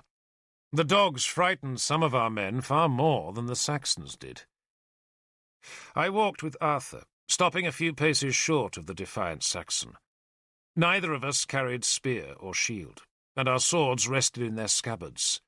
"My lord," I said in Saxon, "is Arthur, protector of Dumnonia, who comes to you in peace." "For the moment," the man said, "peace is yours, but only for the moment." He spoke defiantly, but he had been impressed by Arthur's name, and he gave my lord a long, curious inspection before glancing back to me. "Are you Saxon?" he asked. "I was born one. Now I am British." "Can a wolf become a toad?" he asked with a scowl. "Why not become a Saxon again?" "Because I am sworn to Arthur's service," I said, "and that service is to bring your king a great gift of gold." "For a toad," the man said, "you howl well. I am Thedig." I'd never heard of him. "Your fame," I said, "gives nightmares to our children." He laughed. "Well spoken, Toad. So who is our king?" "Ael," I said. "I didn't hear you, Toad." I sighed. "The Bretwalder, Ael." "Well said, Toad," Thurdig said. We Britons did not recognize the title Bretwalder, but I used it to placate the Saxon chief. Arthur, who understood nothing of our talk, patiently waited until I was ready to translate something. He had trust in those he appointed, and would not hurry me or intervene. "The Bretwalder," Thurdig said, "is some hours from here. Can you give me some reason, Toad, why I should disturb his day with news that a plague of rats, mice, and grubs have crawled into his land?" "We bring the Bretwalder more gold, Thurdig," I said, "than you can dream of. Gold for your men, for your wives, for your daughters, even enough for your slaves. Is that reason enough?" "Show me, Toad." It was a risk, but Arthur willingly took it, taking Thurdig and 6 of his men back to the mules, and there revealing the great hoard stowed in the sacks. The risk was that Thurdig might decide the fortune was worth a fight there and then, but we outnumbered him, and the sight of Arthur's men on their big horses was a fearsome deterrent. So he merely took 3 gold coins and said he would report our presence to the Bretwalder. "You will wait at the stones," he ordered us. "Be there by evening, and my king shall come to you in the morning." The command told us that Ael must have been warned of our approach, and must also have guessed what our business was. "You may stay at the stones in peace," Thurdig told us, "until the Bretwalder decides your fate." That evening, for it took us all afternoon to reach the stones, was the first time I ever saw the great ring. Merlin had often spoken of them, and Nimue had heard of their power, but no one knew who had made them or why the great dressed boulders were arrayed in their towering circle. Nimue was sure that only the gods could have made such a place, and so she chanted prayers as we approached the grey, lonely monoliths whose evening shadows stretched dark and long across the pale grassland. A ditch surrounded the stones that were formed into a great circle of pillars, with other stones forming lintels above, while inside that massive and crude arcade were more vast upright rocks that stood close around a slab-like altar. There were plenty of other stone circles in Britain, some even larger in their circumference, but none of such mystery and majesty, and all of us were awed and silent as we approached. Nimue cast her spells, then told us it was safe to cross the ditch, and so we wandered in wonder among these boulders of the gods. Lichens grew thick on the stones, some of which had canted or even fallen over the long years, while others were deeply carved with Roman names and numerals. Geraint had held the lordship of these stones, an office devised by Uther to reward the man responsible for holding our eastern border against the Saxons, though now a new man would have to take the title and try to thrust Ael back beyond burned Dura Brevis. It was shameful, Nimue told me, that Ael had demanded to meet us here, so deep inside Dumnonia. There were woods in a valley a mile to the south, and we used the mules to fetch enough timber to make a fire that burned bright through all that ghost-haunted night. More fires burned just beyond our eastern skyline, evidence that the Saxons had followed us. It was a nervous night. Our fire burned like a blaze of Beltane, but the flame shadows on the stones still unnerved us. Nimue cast spells of safety around the ditch, and that precaution calmed our men. But the picketed horses whinnied and trampled the turf all night long. Arthur suspected they could smell the Saxon war dogs, but Nimue was certain that the spirits of the dead were whirling all about us. Our sentries gripped their spear shafts and challenged every wind that sighed across the grave mounds surrounding the stones. But no dog, ghoul, or warrior disturbed us, though few of our number slept. Arthur slept not at all. At one point in the night he asked me to walk with him, and I paced beside him around the outer circle of big stones. He walked without speaking for a while, his head bare to the stars. "I was here once before." He broke his silence abruptly. "When, Lord?" I asked. 10 years ago. Maybe 11. He shrugged as though the number of years was not important. Merlin brought me here. He fell silent again, and I said nothing, for I sensed from his last words that this place held a special place in his memory. It did, too, for he at last stopped pacing and pointed toward the grey rock that lay like an altar at the heart of the stones. "It was there, Derfel, that Merlin gave me Caledfulk." I glanced down at the sword's cross-hatched scabbard. "A noble gift, Lord," I said. "A heavy one, Derfel. It came with a burden." He plucked my arm so that we continued walking. "He gave it to me on condition that I did what he ordered me to do, and I obeyed him. I went to Benwick and I learned from Ban what a king's duties are. I learned that a king is only as good as the poorest man under his rule. That was Ban's lesson." "It wasn't a lesson that Ban learned himself," I said bitterly, thinking how Ban had ignored his people to enrich Innistribes. Arthur smiled. "Some men are better at knowing than doing, Derfel. Ban was very wise, but not practical. I have to be both." "To be king?" I dared to ask, for stating such an ambition was counter to everything Arthur claimed about his destiny. But Arthur took no offence at my words. "To be a ruler," he said. He had stopped again and was staring over the dark cloaked shapes of his sleeping men at the stone in the circle's centre.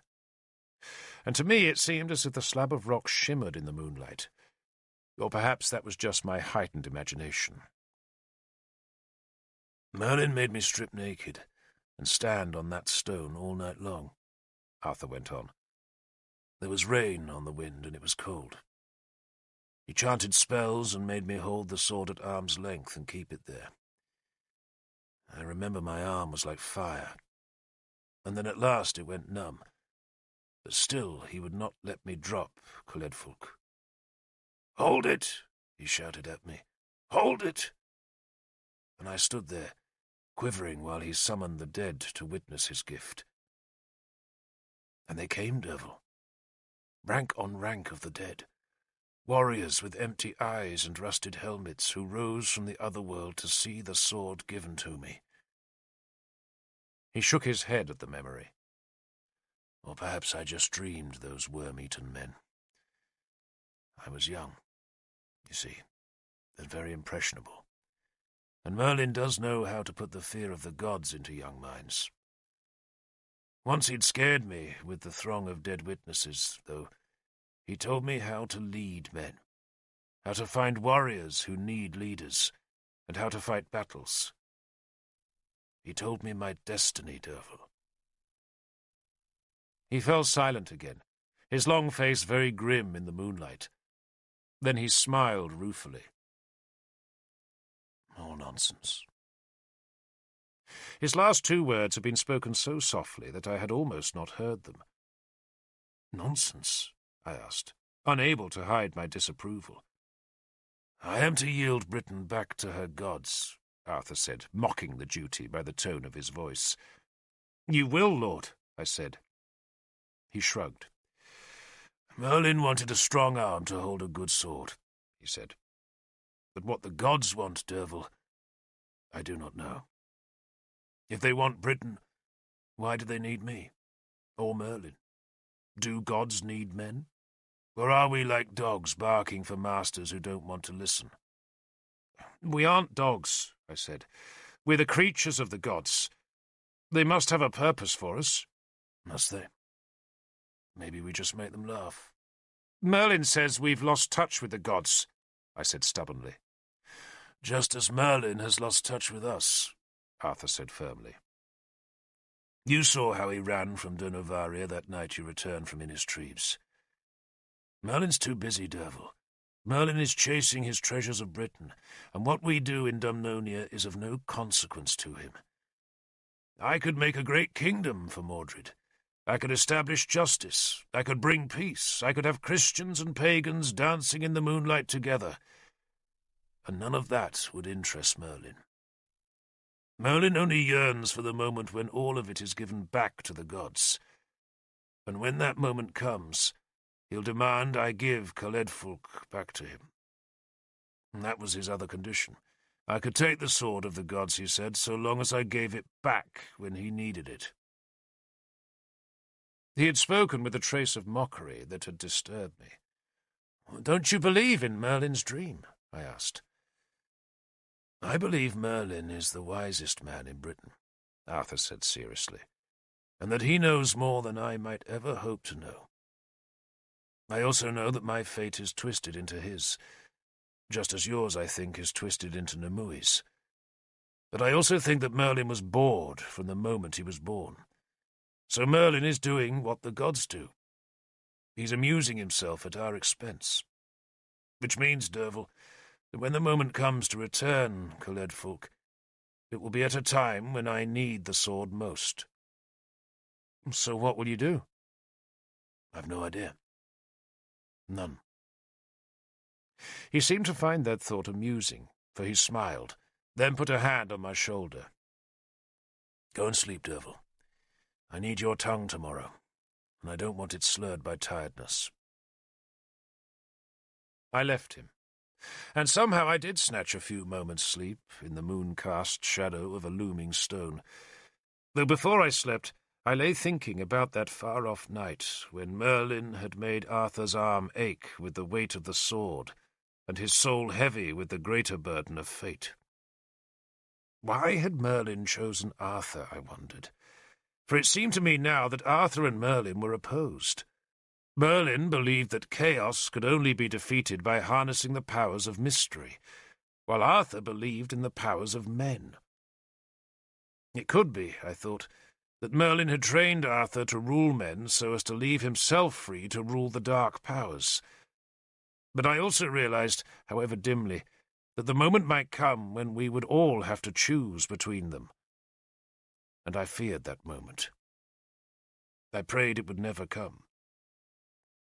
Then I slept until the sun rose, to lance the shadow of a single stone pillar that stood isolated outside the circle, straight into the very heart of the stones, where we tired warriors guarded a kingdom's ransom. We drank water, ate hard bread, then buckled on our swords before spreading the gold on the dew-wet grass beside the altar stone. "What's to stop Ael taking the gold and continuing his war?" I asked Arthur, as we waited for the Saxons' arrival. Ael, after all, had taken gold from us before, and that had not stopped him from burning Duroc Brevis. Arthur shrugged. He was wearing his spare armour, a coat of Roman mail that was dented and scarred from frequent fights. He wore the heavy mail under one of his white cloaks. "Nothing," he answered, "except what little honour he might have, which is why we might have to offer him more than gold." "More?" I asked. But Arthur did not reply, because on the dawn-blazoned eastern skyline, the Saxons had appeared. They came in a long line spread across the horizon, with their war drums beating and their spearmen arrayed for battle, though their weapons were tipped by leaves to show that they meant us no immediate harm. Ael led them. He was the first of the two men I ever met who claimed the title of Bretwalder. The other came later, and was to give us more trouble. But Ael was trouble enough. He was a tall man with a flat, hard face and dark eyes that revealed none of his thoughts. His beard was black, his cheeks were scarred from battle, and 2 fingers were missing from his right hand. He wore a coat of black cloth that was belted with leather, boots of leather, an iron helmet on which bull horns were mounted, and over it all a bearskin cloak that he dropped when the heat of the day became too much for such a flamboyant garment. His banner was a blood-daubed bull's skull, held aloft on a spear shaft. His warband numbered 200 men, maybe a few more, and over half those men had great war dogs leashed with leather ropes. Behind the warriors was a horde of women, children, and slaves. There were more than enough Saxons to overwhelm us now, but Ael had given his word that we were at peace, at least until he had decided our fate, and his men made no hostile show. The line stopped outside the circling ditch, while Ael, his council, an interpreter, and a pair of wizards came to meet Arthur.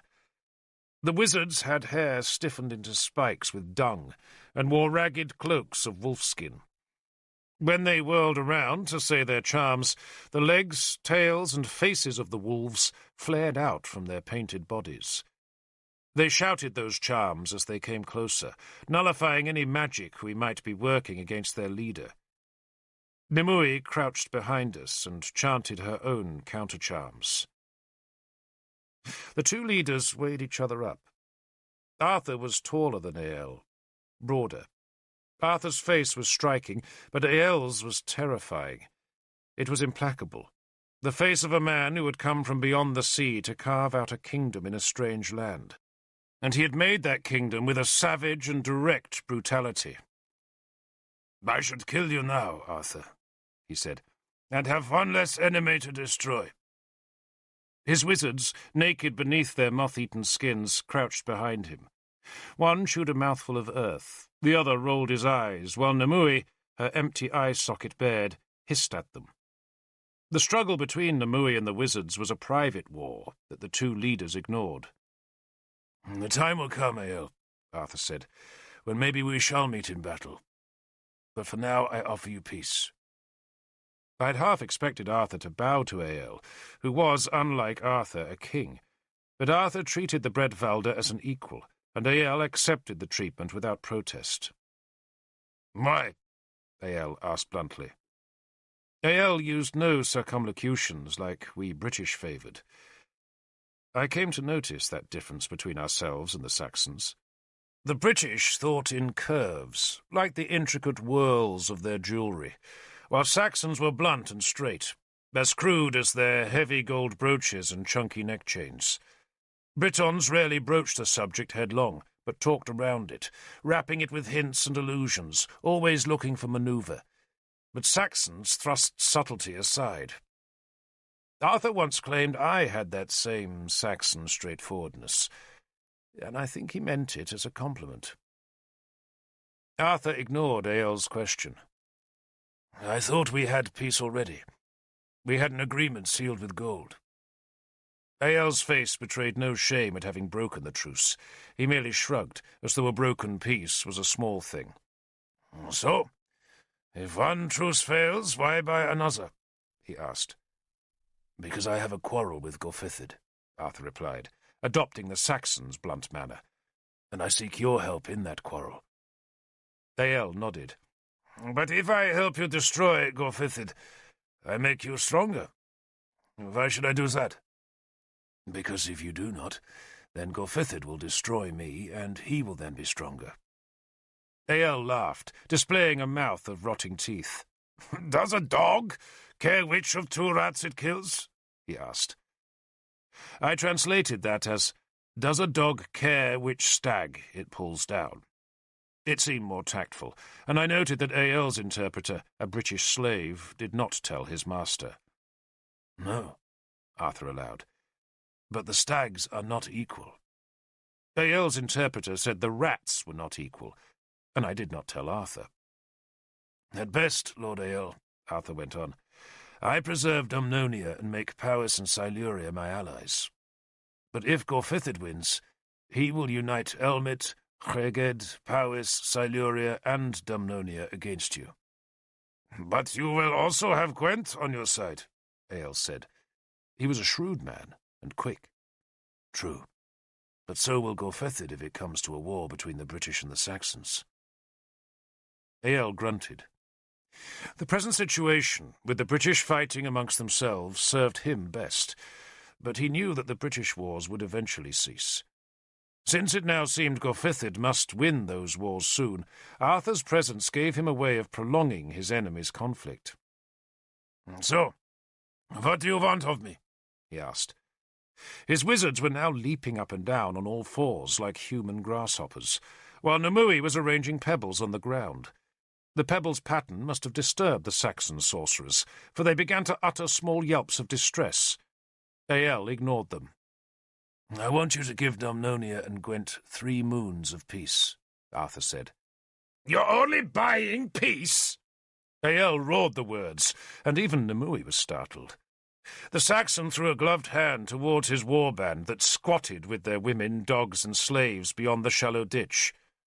What does an army do in peace? Tell me that. I promise them more than gold. I promise them land. I promise them slaves. I promise them Vilhas blood. And you give me peace? He spat. In the name of Thor, Arthur, I will give you peace. But the peace will be across your bones, and my men will take turns with your wife. That's my peace. He spat on the turf, then looked at me. Tell your master, dog, he said, that half my men have just arrived in boats. They have no harvest gathered, and no means to feed their folk through winter. They cannot eat gold. If we don't take land and grains, then we starve. What good is peace to a starved man? I translated for Arthur, leaving out the more egregious insults. A look of pain crossed Arthur's face. Eyol saw the look, translated it as weakness, and so turned scornfully away. I will give you 2 hours' start, vermin, he called over his shoulder. Then I shall pursue you. Rat-eye, Arthur said, without even waiting for me to translate Eyol's threat. The Saxon turned back. He said nothing, but just stared into Arthur's face. The stench of his bearskin robe was appalling, a mix of sweat, dung, and grease. He waited. Rat-eye, Arthur said again. Tell him it can be taken. Tell him it is full of all the things he desires. Tell him the land it guards will be his. Rat-eye was the fortress that protected Gorfithid's easternmost border with the Saxons. And if Gorfithid lost that fortress, then the Saxons moved 20 miles closer to Powys's heartland. I translated. It took me some time to identify Rat-eye to Eyol, but at last he understood. He was not happy, for it seemed Rat-eye was a formidable Roman fortress that Gorfithid had strengthened with a massive earth wall. Arthur explained that Gorfythed had taken the garrison's best spearmen to add to the army he had collected for his invasion of Gwent and Dumnonia. He did not need to explain that Gorfythed had only risked that move because of the peace he believed he had purchased from Ael, a peace that Arthur was now outbidding. Arthur revealed that a Christian community at Rattay had built a monastery just outside the fort's earth walls, and the comings and goings of the monks had worn a passage through the ramparts. The fortress commander, he explained, was one of Gorfythed's rare Christians, and had given his blessing to the monastery. "How does he know?" Ael demanded of me. "Tell him I have a man with me, a man from Rattay, who knows how the monastery can be approached and who is willing to serve as a guide. Tell him I ask only that the man is rewarded with his life." I realized then who the stranger must be who had been walking with Higwyth. I realized, too, that Arthur had known he would have to sacrifice Rattay even before he left Donovaria. Ael demanded no more about the traitor, and Arthur told how the man had deserted Powys and come to Dumnonia seeking revenge because his wife had abandoned him for one of Gorfythed's chieftains. Ael spoke with his council while the two wizards gibbered at Nimue. One of them pointed a human thigh bone at her, but Nimue merely spat.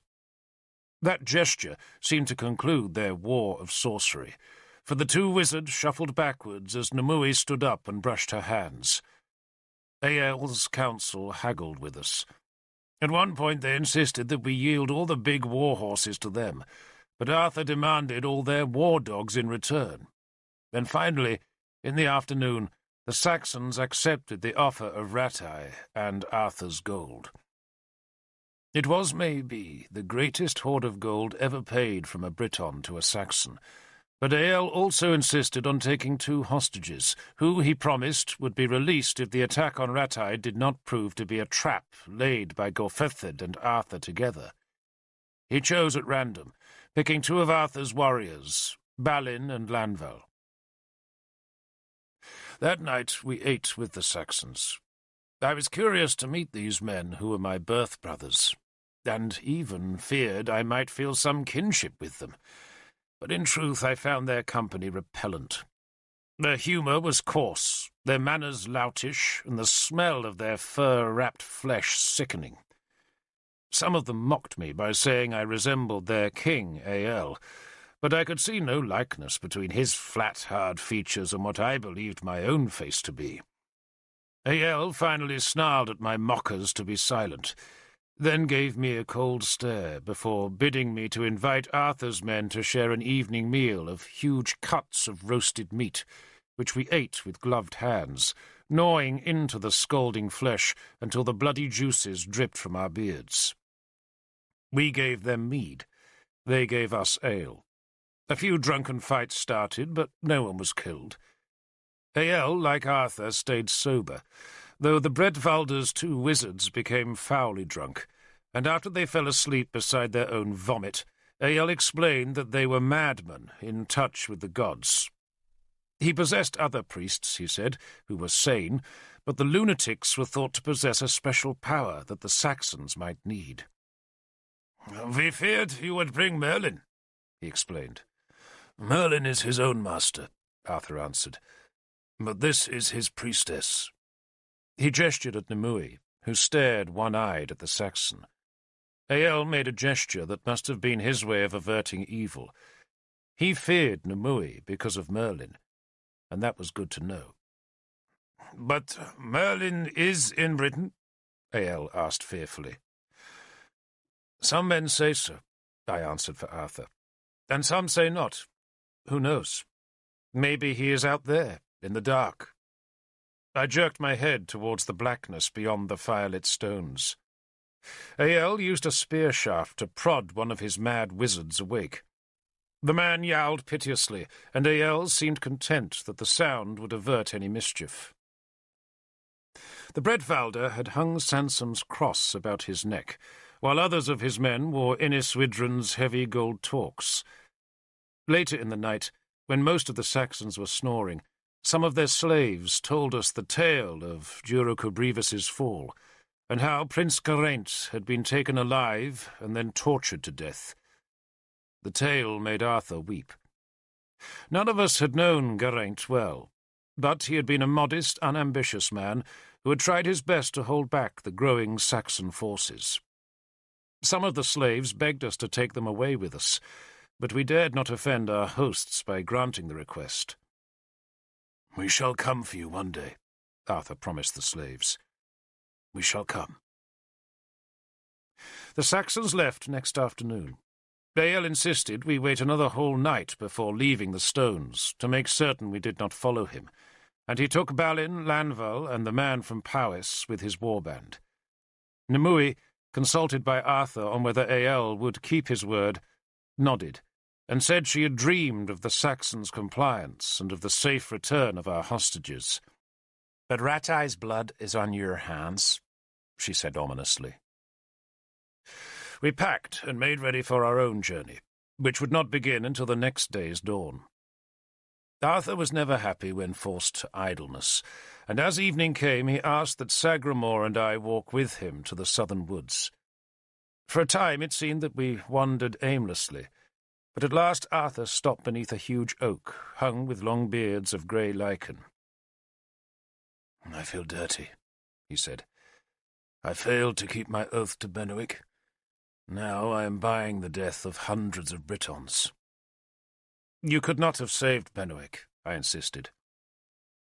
"A land that buys poets instead of spearmen does not deserve to survive," Sagramore added. "Whether I could have saved it or not," Arthur said, "does not matter.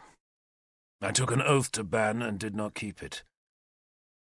"A man whose house is burning to the ground does not carry water to his neighbour's fire," Sagramore said. His black face, as impenetrably tough as Ael's, had fascinated the Saxons. Many had fought against him in the last years, and believed him to be some kind of demon summoned by Merlin, and Arthur had played on those fears by hinting that he would leave Sagramore to defend the new frontier. In truth, Arthur would take Sagramore to Gwent, for he needed all his best men to fight Gorfithid. "You weren't able to keep your oath to Benwick," Sagramore went on, "so the gods will forgive you." Sagramore had a robustly pragmatic view of gods and man. It was one of his strengths. "The gods may forgive me," Arthur said, "but I don't. And now I pay Saxons to kill Britons." He shuddered at the very thought. "I found myself wishing for Merlin last night," he said, "to know that he would approve of what we are doing." "He would," I said. Nimue might not have approved of sacrificing Ratai, but Nimue was always purer than Merlin. She understood the necessity of paying Saxons, but revolted at the thought of paying with British blood, even if that blood did belong to our enemies. "But it doesn't matter what Merlin thinks," Arthur said angrily. "It wouldn't matter if every priest, druid, and bard in Britain agreed with me. To ask another man's blessing is simply to avoid taking the responsibility. Nimue is right. I shall be responsible for all the deaths in Ratai." "What else could you do?" I asked. "You don't understand, Derfel," Arthur accused me bitterly, though in truth he was accusing himself. "I always knew Ael would want something more than gold. They're Saxons. They don't want peace, they want land. I knew that. Why else would I have brought that poor man from Ratai? Before Ael ever asked, I was ready to give. And how many men will die for that foresight? 300? And how many women taken into slavery? 200? How many children? How many families will be broken apart? And for what? To prove I'm a better leader than Gorfithid? Is my life worth so many souls?" "Those souls," I said, "will keep Mordred on his throne." "Another oath," Arthur said bitterly. "All these oaths that bind us. I am oath-bound to Uther to put his grandson on the throne. Oath-bound to Leoduggan to retake Henniswaran." He stopped abruptly, and Sagramore looked at me with an alarmed face, for it was the first either of us had ever heard about an oath to fight Diranak, the dread Irish king of Clane, who had taken Leodegan's land. Yet of all men, Arthur said miserably, I break oaths so easily. I broke the oath to Ban, and I broke my oath to Cynwyn. Poor Cynwyn. It was the first time any of us had ever heard him so openly lament that broken promise. I had thought Guinevere was a sun so bright in Arthur's firmament that she had dimmed Cynwyn's paler lustre into invisibility. But it seemed the memory of Powys's princess could still gall Arthur's conscience like a spur, just as the thought of Ratai's doom galled him now. Maybe I should send them a warning, he said. And lose the hostages? Sagramore asked. Arthur shook his head. I'll exchange myself for Balin and Lanville. He was thinking of doing just that, I could tell. The agony of remorse was biting at him, and he was seeking a way out of that tangle of conscience and duty, even at the price of his own life. Merlin would laugh at me now, he said. Yes, I agreed. He would. Merlin's conscience, if he possessed one at all, was merely a guide to how lesser men thought, and thus served as a goad for Merlin to behave in the contrary manner. Merlin's conscience was a jest to amuse the gods. Arthur's was a burden. Now he stared at the mossy ground beneath the oak's shadow. The day was settling into twilight as Arthur's mind sank into gloom. Was he truly tempted to abandon everything? To ride to Ael's fastness and exchange his existence for the lives of Ratai's souls? I think he was. But then the insidious logic of his ambition rose to overcome his despair, like a tide flooding Innistriebe's bleak sands.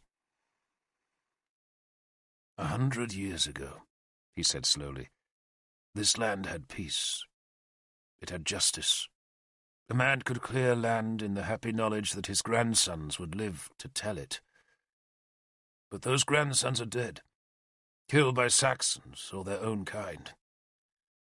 If we do nothing, then the chaos will spread until there's nothing left but prancing Saxons and their mad wizards. If Gorfithid wins, he'll strip Dumnonia of its wealth. But if I win, I shall embrace Powys like a brother. I hate what we're doing.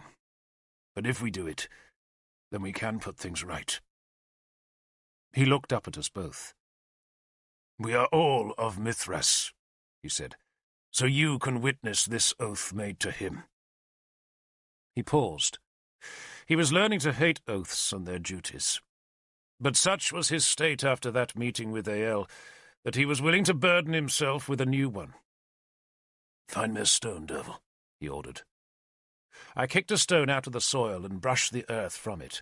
Then, at Arthur's bidding, I scratched Ael's name on the stone with the point of my knife. Arthur used his own knife to dig a deep hole at the foot of the oak, then stood. My oath is this, he said, that if I survive this battle with Gorfithid, then I shall avenge the innocent souls I have condemned at Ratai. I will kill Ael. I shall destroy him and his men. I shall feed them to the ravens and give their wealth to the children of Ratai. You are my witnesses, and if I fail in this oath, you are both released from all the bonds you owe to me. He dropped the stone into the hole, and the three of us kicked earth over it. May the gods forgive me, Arthur said, for the deaths I have just caused. Then we went to cause some more. We travelled to Gwent through Corinium. Eileen still lived there, and though Arthur saw his sons, he did not receive their mother, so that no word of any such meeting could hurt his Guinevere, though he did send me with a gift for Eileen. She received me with kindness, but shrugged when she saw Arthur's present, a small brooch of enamelled silver depicting an animal very like a hare, though with shorter legs and ears. It had come from the treasures of Sansam's shrine, though Arthur had punctiliously replaced the cost of the brooch with coins from his pouch. "He wishes he had something better to send you," I said, delivering Arthur's message. But alas, the Saxons must have our best jewels these days. There was a time, she said bitterly, when his gifts came from love, not guilt. Eileen was still a striking woman, though her hair was now touched with grey, and her eyes clouded with resignation.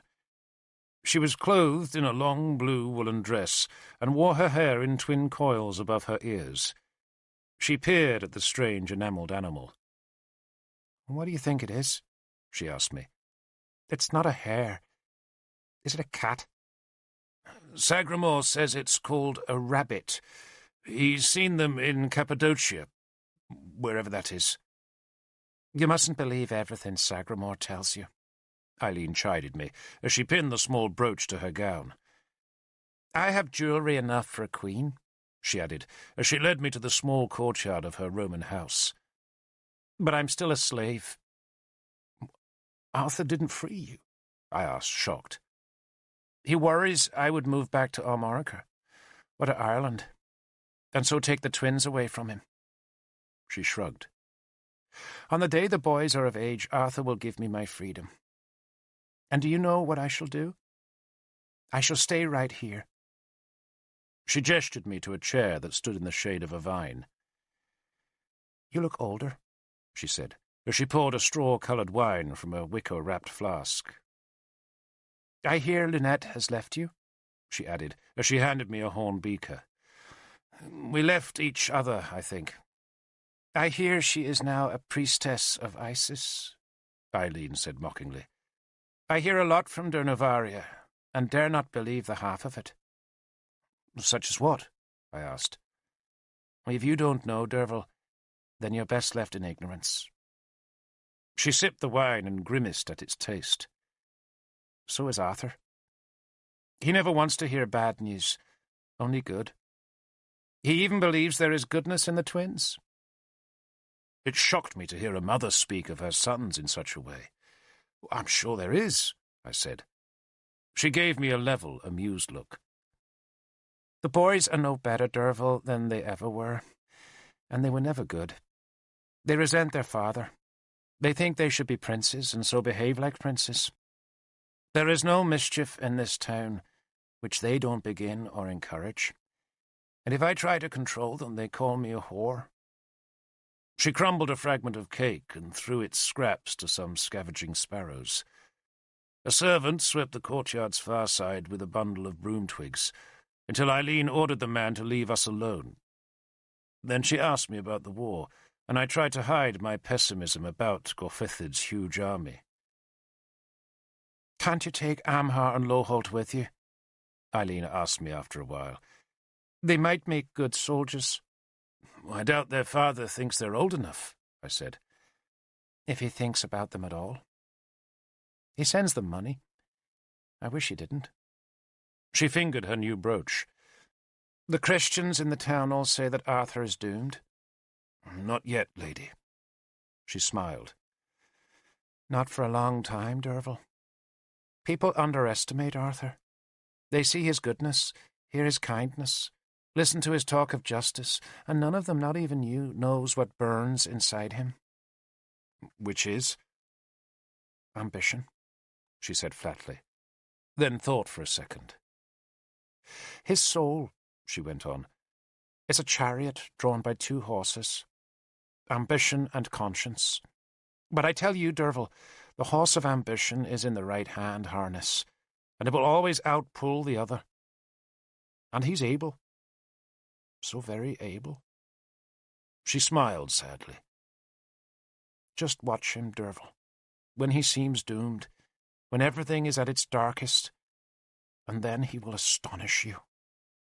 I've seen it before. He'll win. But then the horse of conscience will tug at its reins, and Arthur will make his usual mistake of forgiving his enemies." "Is that bad?" "It isn't a question of good or bad, Derfel, but of practicality. We Irish know one thing above all others. An enemy forgiven is an enemy who will have to be fought over and over again. Arthur confuses morality with power, and he worsens the mix by always believing that people are inherently good, even the worst of them. And that is why, mark my words, he will never have peace. He longs for peace. He talks of peace. But his own trusting soul is the reason he will always have enemies. Unless Guinevere manages to put some flint into his soul. And she may. Do you know who she reminds me of? I didn't think you'd met her, I said. I never met the person she reminds me of either. But I hear things, and I do know Arthur very well. She sounds like his mother. Very striking and very strong, and I suspect he will do anything to please her. Even at the price of his conscience? Eileen smiled at the question. You should know, Derfel, that some women always want their men to pay an exorbitant price. The more the man pays, the greater the woman's worth. And I suspect Guinevere is a lady who values herself very highly. And so she should. So should we all. She said the last words sadly, then rose from her chair. Give him my love, she told me as we walked back through the house. And tell him, please, to take his sons to war. Arthur would not take them. Give them another year, he told me, as we marched away next morning. He had dined with the twins and given them small gifts, but all of us had noted the sullenness with which Amhar and Loholt had received their father's affection. Arthur had noticed it too, which was why he was unnaturally dour as we marched west. Children born to unwed mothers, he said after a long silence, have parts of their souls missing. What about your soul, Lord? I asked. I patch it every morning, Derfel, piece by piece. He sighed. I shall have to give time to Amhar and Loholt, and the gods only know where I shall find it, because in 4 or 5 months I shall be a father again. If I live, he added bleakly. So Lunette had been right, and Guinevere was pregnant. I'm happy for you, Lord, I said, though I was thinking of Lunette's comment on how unhappy Guinevere was at her condition. I'm happy for me. He laughed, his black mood abruptly vanquished. And happy for Guinevere. It'll be good for her. And in 10 years' time, Derfel, Mordred will be on the throne, and Guinevere and I can find some happy place to rear our cattle, children, and pigs. I shall be happy then. I shall train Chlamri to pull a cart and use Excalibur as a goad for my plough oxen. I tried to imagine Guinevere as a farm wife, even as a rich farm wife, and somehow I could not conjure the image, but I kept my peace. From Corinium we went to Glevum, then crossed the Severn and marched through Gwent's heartland. We made a fine sight, for Arthur deliberately rode with banners flying and his horsemen armoured for combat. We marched in that high style, for we wanted to give the local people a new confidence. They had none now. Everyone assumed that Gorfithid would be victorious, and even though it was harvest time, the countryside was sullen. We passed a threshing floor, and the chanter was singing the Lament of Iseult, instead of the usual cheerful song that gave rhythm to the flails. We also noted how every villa, house, and cottage was strangely bare of anything valuable. Possessions were being hidden, buried probably, so that Gorfithid's invaders would not strip the populace bare. The moles are getting rich again, Arthur said sourly. Arthur alone did not ride in his best armour. Morfans has the scale armour, he told me, when I asked why he was wearing his spare coat of mail. Morfans was the ugly warrior who had befriended me at the feast that had followed Arthur's arrival at Caer-Codern so many years before. Morfans? I asked, astonished. How did he earn such a gift? It's not a gift, Derfel. Morfans is just borrowing it. And every day for the past week he has been riding close to Gorfithid's men. They think I'm already there, and maybe that has given them pause. So far, at least, we have no news of any attack. I had to laugh at the thought of Morfans's ugly face being concealed beneath the cheek pieces of Arthur's helmet, and maybe the deception worked, For when we joined King Tudric at the Roman fort of Magnus, the enemy had still not sallied from their strongholds in Powys's hills. Tudric, dressed in his fine Roman armour, looked almost an old man. His hair had gone grey, and there was a stoop in his carriage that had not been there when I had last seen him. He greeted the news about Ael with a grunt, then made an effort to be more complimentary. "Good news," he said curtly, then rubbed his eyes. "Though God knows Gorfithid never needed Saxon help to beat us. He has men to spare." The Roman fort seethed. Armourers were making spearheads, and every pollard ash for miles had been stripped for shafts. Carts of newly harvested grain arrived hourly, and the bakers' ovens burned as fierce as the blacksmiths' furnaces, so that a constant pyre of smoke hung above the palisaded walls. Yet despite the new harvest, the gathering army was hungry. Most of the spearmen were camped outside the walls, some were miles away, and there were constant arguments about the distribution of the hard-baked bread and dried beans. Other contingents complained of water fouled by the latrines of men camped upstream. There was disease, hunger, and desertion. Evidence that neither Tudric nor Arthur had ever had to grapple with the problems of commanding an army so large. "But if we have difficulties," Arthur said optimistically, "imagine Gorfithid's troubles." "I would rather have his problems than mine," Tudric said gloomily.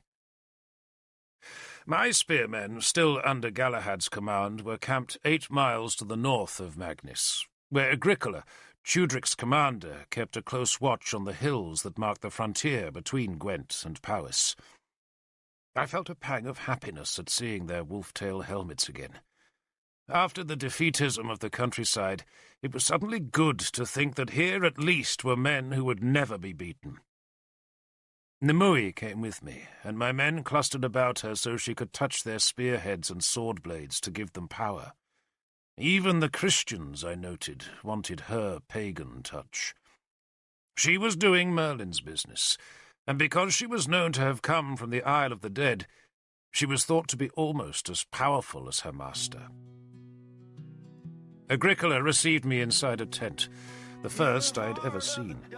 It was a wondrous affair, with a tall central pole and 4 cornerstaffs holding up a linen canopy that filtered the sunlight so that Agricola's short grey hair looked oddly yellow.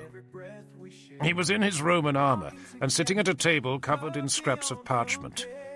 He was a stern man, and his greeting was perfunctory, though he did add a compliment about my men. "They're confident, but so are the enemy, and there are many more of them than there are of us." His tone was grim. "How many?" I asked. Agricola seemed offended by my bluntness, but I was no longer the boy I had been when I had first seen Gwent's warlord. I was a lord myself now, a commander of men, and I had a right to know what odds those men faced. Or maybe it was not my directness that irritated Agricola, but rather that he did not want to be reminded of the enemy's preponderance.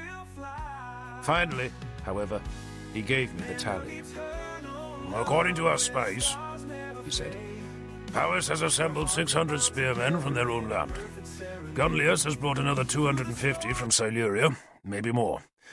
Ganval of Elmet has sent 200 men, and the gods alone know how many masterless men have gone to Gorfethid's banner for a share of the spoils." Masterless men were rogues, exiles, murderers, and savages, who were drawn to an army for the plunder they could gain in battle. Such men were feared, for they had nothing to lose and everything to gain. I doubted we had many such on our side, not just because we were expected to lose, but because both Tudric and Arthur were ill-disposed towards such lordless creatures. Curiously, though, many of Arthur's best horsemen had once been just such men. Warriors like Sagramor had fought in the Roman armies that had been shattered by the heathen invaders of Italy, and it had been Arthur's youthful genius to harness such lordless mercenaries into a warband. "There's more," Agricola went on ominously. "The kingdom of Cornwell has donated men, And just yesterday we heard that Oengus mac Eirim of Demetia has come with a warband of his Black Shields, maybe 100 strong. And another report says the men of Gwynedd have joined Gorfithid. Levies? I asked. Agricola shrugged. 500-600, maybe even 1,000. But they won't come until the harvest's finished. I was beginning to wish I had not asked. And our numbers, Lord? Now that Arthur has arrived. He paused. 700 spears. I said nothing. It was no wonder I thought that men in Gwent and Dumnonia buried their treasures and whispered that Arthur should leave Britain. We were faced by a horde. I would be grateful, Agricola said acidly, as though the thought of gratitude was utterly alien to his thinking, if you did not bruit the numbers about. We've had desertions enough already. More, and we might as well dig our own graves. No deserters from my men, I insisted. No, he allowed. Not yet. He stood and took his short Roman sword from where it hung on a tent pole, then paused in the doorway from where he cast a baleful eye towards the enemy hills. Men say you're a friend of Merlin. Yes, Lord. Will he come? I don't know, Lord. Agricola grunted. I pray he does. Someone needs to talk sense into this army. All commanders are summoned to Magnus tonight. A council of war. He said it bitterly, as though he knew that such councils produced more quarrels than comradeship. Be there by sunset. Galahad came with me. Numui stayed with my men, for her presence gave them confidence, and I was glad she did not come, for the council was opened by a prayer from Bishop Conrad of Gwent, who seemed imbued with defeatism as he begged his god to give us strength to face the overmighty foe.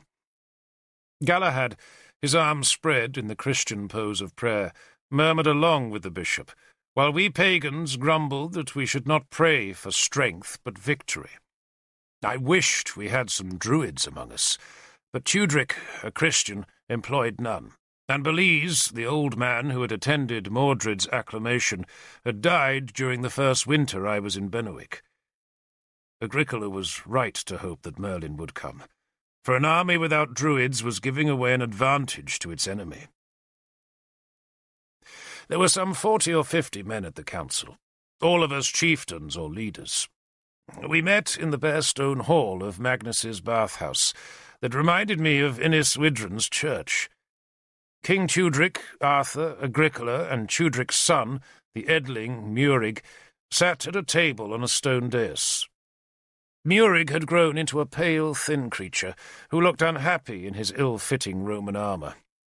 He was just old enough to fight, but with his nervous air he looked very unfit for battle. He blinked constantly, as if he had just come into sunlight from a very dark room, and he kept fidgeting with a heavy gold cross that hung around his neck. Arthur alone of the commanders was not in war gear, but looked relaxed in his countryman's clothes. The warriors cheered and stamped their spear butts when King Tudric announced that the Saxons were believed to have withdrawn from the eastern frontier. But that was the last cheering for a long while that night, because Agricola then stood and gave his blunt assessment of the two armies. He did not list all the enemy's smaller contingents, but even without those additions it was clear that Gorfithid's army would outnumber ours by 2 to 1. "We'll just have to kill twice as fast," Morfan shouted from the back. He had returned the scale armour to Arthur, swearing that only a hero could wear that armour of metal and still fight.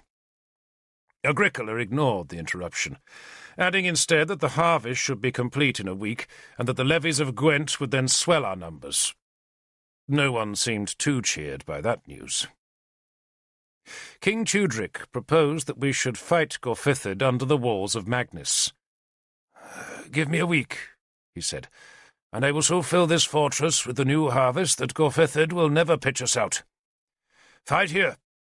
He gestured towards the dark beyond the hall doors. "And if the battle goes ill, we pull inside the gates and let them waste their spears on wooden palisades." It was the way of war Tudric preferred, and had long perfected.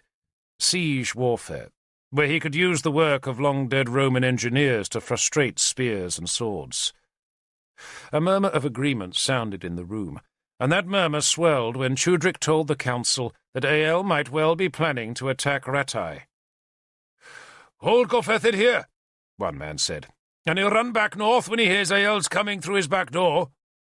"Ael will not fight my battle." Arthur spoke for the first time, and the room became still. Arthur seemed embarrassed at having spoken so firmly. He smiled apologetically at King Chudric, and asked exactly where the enemy forces were gathered. Arthur already knew, of course, but he was asking the question so that the rest of us would hear the answer. Agricola answered for Chudric. "The forward men are strung between Coles Hill and Caer Lud," he said, "while the main army gathers at Branogenium. More men are marching from Caer Sus." The names meant little to us, but Arthur seemed to understand the geography. "So they guard the hills between us and Branogenium." "Every pass," Agricola confirmed, "and every hilltop." "How many at Lug Vale?" Arthur asked. "At least 200 of their best spearmen. They're not fools, Lord," Agricola added sourly. Arthur stood. He was at his best at these councils, easily dominating crowds of fractious men. He smiled at us. "The Christians will understand this best," he said, subtly flattering the men most likely to oppose him. "Imagine a Christian cross. Here at Magnus we are at the foot of the cross. The cross's shaft is the Roman road that runs north from Magnus to Branogenium, and the crosspiece is made by the hills that bar that road. Coles Hill is at the left of the crosspiece, Caer Lud at the right, and Lug Vale is at the cross's centre. The vale is where the road and river pass through the hills." He walked out from behind the table and perched himself on its front so he was closer to his audience. "I want you to think about something," he said. The flame light from the becketed torches cast shadows on his long cheeks, but his eyes were bright and his tone energetic. "Everyone knows we must lose this battle," he said. "We are outnumbered. We wait here for Gorfethid to attack us. We wait, and some of us become dispirited and carry our spears home. Others fall ill, and all of us brood on that great army gathering in the bowl of the hills around Branogenium. And we try not to imagine our shield wall outflanked, and the enemy coming at us from 3 sides at once. But think of the enemy. They wait too. But as they wait, they get stronger. Men come from Cornovia, from Elmet, from Demetia, from Gwyneth. Landless men come to gain land, and masterless men to take plunder. They know they will win, and they know we wait like mice trapped by a tribe of cats." He smiled again and stood up. "But we're not mice. We have some of the greatest warriors ever to lift a spear. We have champions." The cheering began. "We can kill cats, and we know how to skin them too. But—" That last word stopped the next cheer just as it began. "But," Arthur went on, "not if we wait here to be attacked. Wait here behind Magnus's walls, and what happens? The enemy will march around us. Our homes, our wives, our children, our lands, our flocks, and our new harvest become theirs, and all we become are mice in a trap. We must attack, and attack soon." Agricola waited for the Dumnonian cheers to die. "Attack where?" he asked sourly. "Where they least expect it, Lord. In their strongest place. Lug Vale. Straight up the cross. Straight to the heart." He held up a hand to stop any cheering. "The Vale is a narrow place," he said, "where no shield line can be outflanked. The road fords the river north of the valley." He was frowning as he spoke, trying to remember a place he had seen only once in his life. But Arthur had a soldier's memory for terrain, and only needed to see a place once. We would need to put men on the western hill to stop their archers raining arrows down, but once in the vale, I swear we cannot be moved." Agricola objected. "We can hold there," he agreed. "But how do we fight our way in? They have 200 spearmen there, maybe more. But even 100 men can hold that valley all day. By the time we've fought to the vale's far end, Gorfethid will have brought his horde down from Branaginium. Worse, the Black Shield Irish who garrison Coles Hill can march south of the hills and take our rear. We might not be moved, Lord, but would be killed where we stand." "The Irish on Coles Hill don't matter," Arthur said carelessly. He was excited and could not stay still. He began pacing up and down the dais, explaining and cajoling. "Think, I beg you, Lord King," he spoke to Tudrick. "What happens if we stay here? The enemy will come. We shall retreat behind impregnable walls, and they will raid our lands. By midwinter, we'll be alive, but will anyone else in Gwent or Dumnonia still live? No. Those hills south of Branaginium are Gorfethid's walls. If we breach those walls, he has to fight us, and if he fights in Lugvale, he is a defeated man." "His 200 men in Lugvale will stop us," Agricola insisted. "They will vanish like the mist," Arthur proclaimed confidently. "They are 200 men who have never faced armoured horse in battle." Agricola shook his head.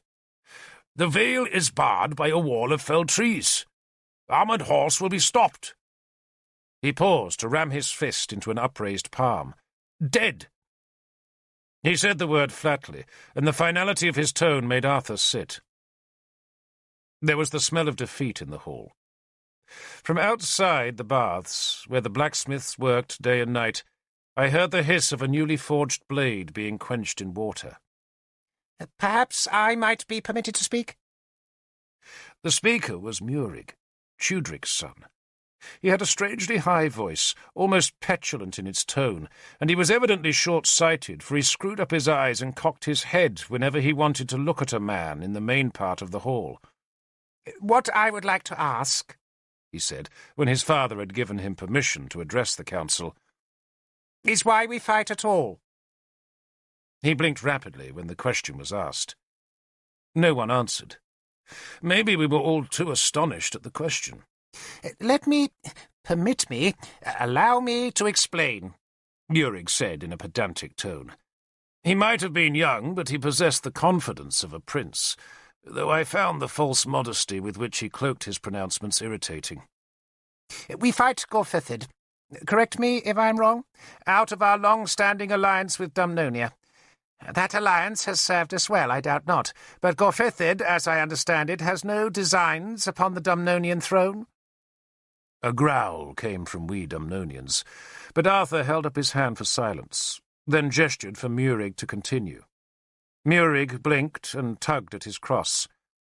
"I just wonder why we fight. What, if I might phrase it thus, is our casus belli?" "Cow's belly?" Keelock shouted. Keelock had seen me when I arrived and had crossed the hall to welcome me. Now he put his mouth close to my ear. "Bastards have got thin shields, Derfel," he said, "and they're looking for a way out." Arthur stood again and spoke courteously to Murig.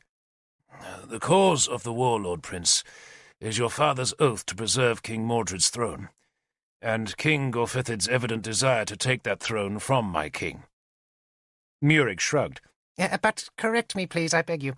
But as I understand these things, Gorfethid does not seek to dethrone King Mordred." "You know that?" Keelock shouted. "There are indications," Murig said irritably. "Bastards have been talking to the enemy," Keelock whispered in my ear. "Ever had a knife in the back, Derfel? Arthur's getting one now." Arthur stayed calm. "What indications?" he asked mildly. King Tudrick had stayed silent as his son spoke, evidence that he had given his permission for Murig to suggest, however delicately, that Gorfethid should be appeased rather than confronted. But now, looking old and tired, the king took control of the hall. "There are no indications, Lord, upon which I would want to depend my strategy. Nevertheless, And when Tudrick pronounced that word so emphatically, we all knew Arthur had lost the debate. Nevertheless, Lord, I am convinced that we need not provoke Powys unnecessarily. Let us see whether we cannot have peace. He paused, almost as if he feared the word would anger Arthur. But Arthur said nothing. Tudrick sighed. Gorfethid fights, he said slowly and carefully, because of an insult done to his family. Again he paused, fearing that his bluntness might have offended Arthur. But Arthur was never a man to evade responsibility, and he nodded his reluctant agreement with Tudrick's frankness. While we, Tudrick continued, fight to keep the oath we gave to High King Uther, an oath by which we promised to preserve Mordred's throne. I, for one, will not break that oath. Nor I, Arthur said loudly. But what, Lord Arthur, if King Gorfethid has no designs on that throne? King Tudrick asked. If he means to keep Mordred as king, then why do we fight? There was uproar in the hall. We Dumnonians smelled treachery. The men of Gwent smelled an escape from the war, and for a time we shouted at each other, until at last Arthur regained order by slapping his hand on the table. The last envoy I sent to Gorfethid, Arthur said, had his head sent back in a sack. Are you suggesting, Lord King, we send another? Tudrick shook his head. Gorfethid is refusing to receive my envoys. They are turned back at the frontier. But if we wait here and let his army waste its efforts against our walls, then I believe he will become discouraged, and will then negotiate. His men murmured agreement. Arthur tried one more time to dissuade Tudrick. He conjured a picture of our army rooted behind walls, while Gorfethid's horde ravaged the newly harvested farms. But the men of Gwent would not be moved by his oratory or his passion. They only saw outflanked shield walls and fields of dead men. And so they seized on their king's belief that peace would come if only they retreated into Magnus and let Gorfethid weary his men by battering its strong walls.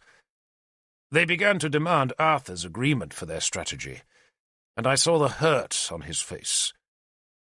He had lost. If he waited here, then Gorfethid would demand his head. If he ran to Armorica, he would live, but he would be abandoning Mordred and his own dream of a just, united Britain. The clamour in the hall grew louder, and it was then that Galahad stood and shouted for a chance to be heard. Tudrick pointed at Galahad, who first introduced himself. I am Galahad, Lord King, he said, a prince of Benwick. If King Gorfethid will receive no envoys from Gwent or Dumnonia, then surely he will not refuse one from Armorica. Let me go, Lord King, to Caer Sus, and inquire what Gorfethid intends to do with Mordred. And if I do go, Lord King, will you accept my word as to his verdict?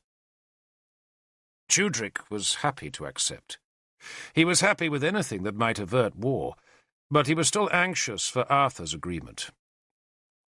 Suppose Gorfethid decrees that Mordred is safe, he suggested to Arthur. What will you do then? Arthur stared at the table. He was losing his dream, but he could not tell a lie to save that dream, and so he looked up with a rueful smile. In that case, Lord King, I would leave Britain, and I would entrust Mordred to your keeping. Once again we Dumnonians shouted our protests, but this time Tudrick silenced us. We do not know what answer Prince Galahad will bring, he said. But this I promise. If Mordred's throne is threatened, then I, King Tudrick, will fight. If not, I see no reason to fight. And with that promise we had to be content.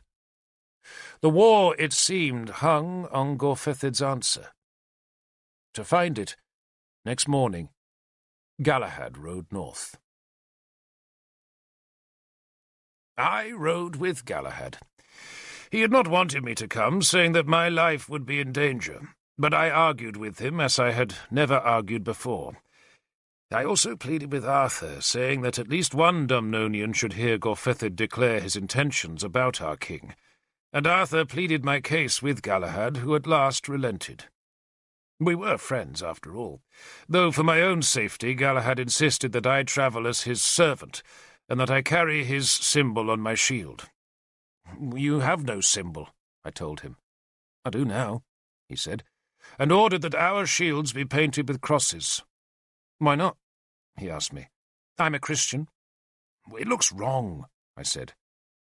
I was accustomed to warriors' shields being blazoned with bulls, eagles, dragons, and stags, not with some desiccated piece of religious geometry. "I like it," he said. "And besides, you are now my humble servant, Derfel, so your opinion is of no interest to me. None." He laughed and skipped away from a blow I aimed at his arm. I was forced to ride to Caersus. In all my years with Arthur, I never did accustom myself to sitting on a horse's back.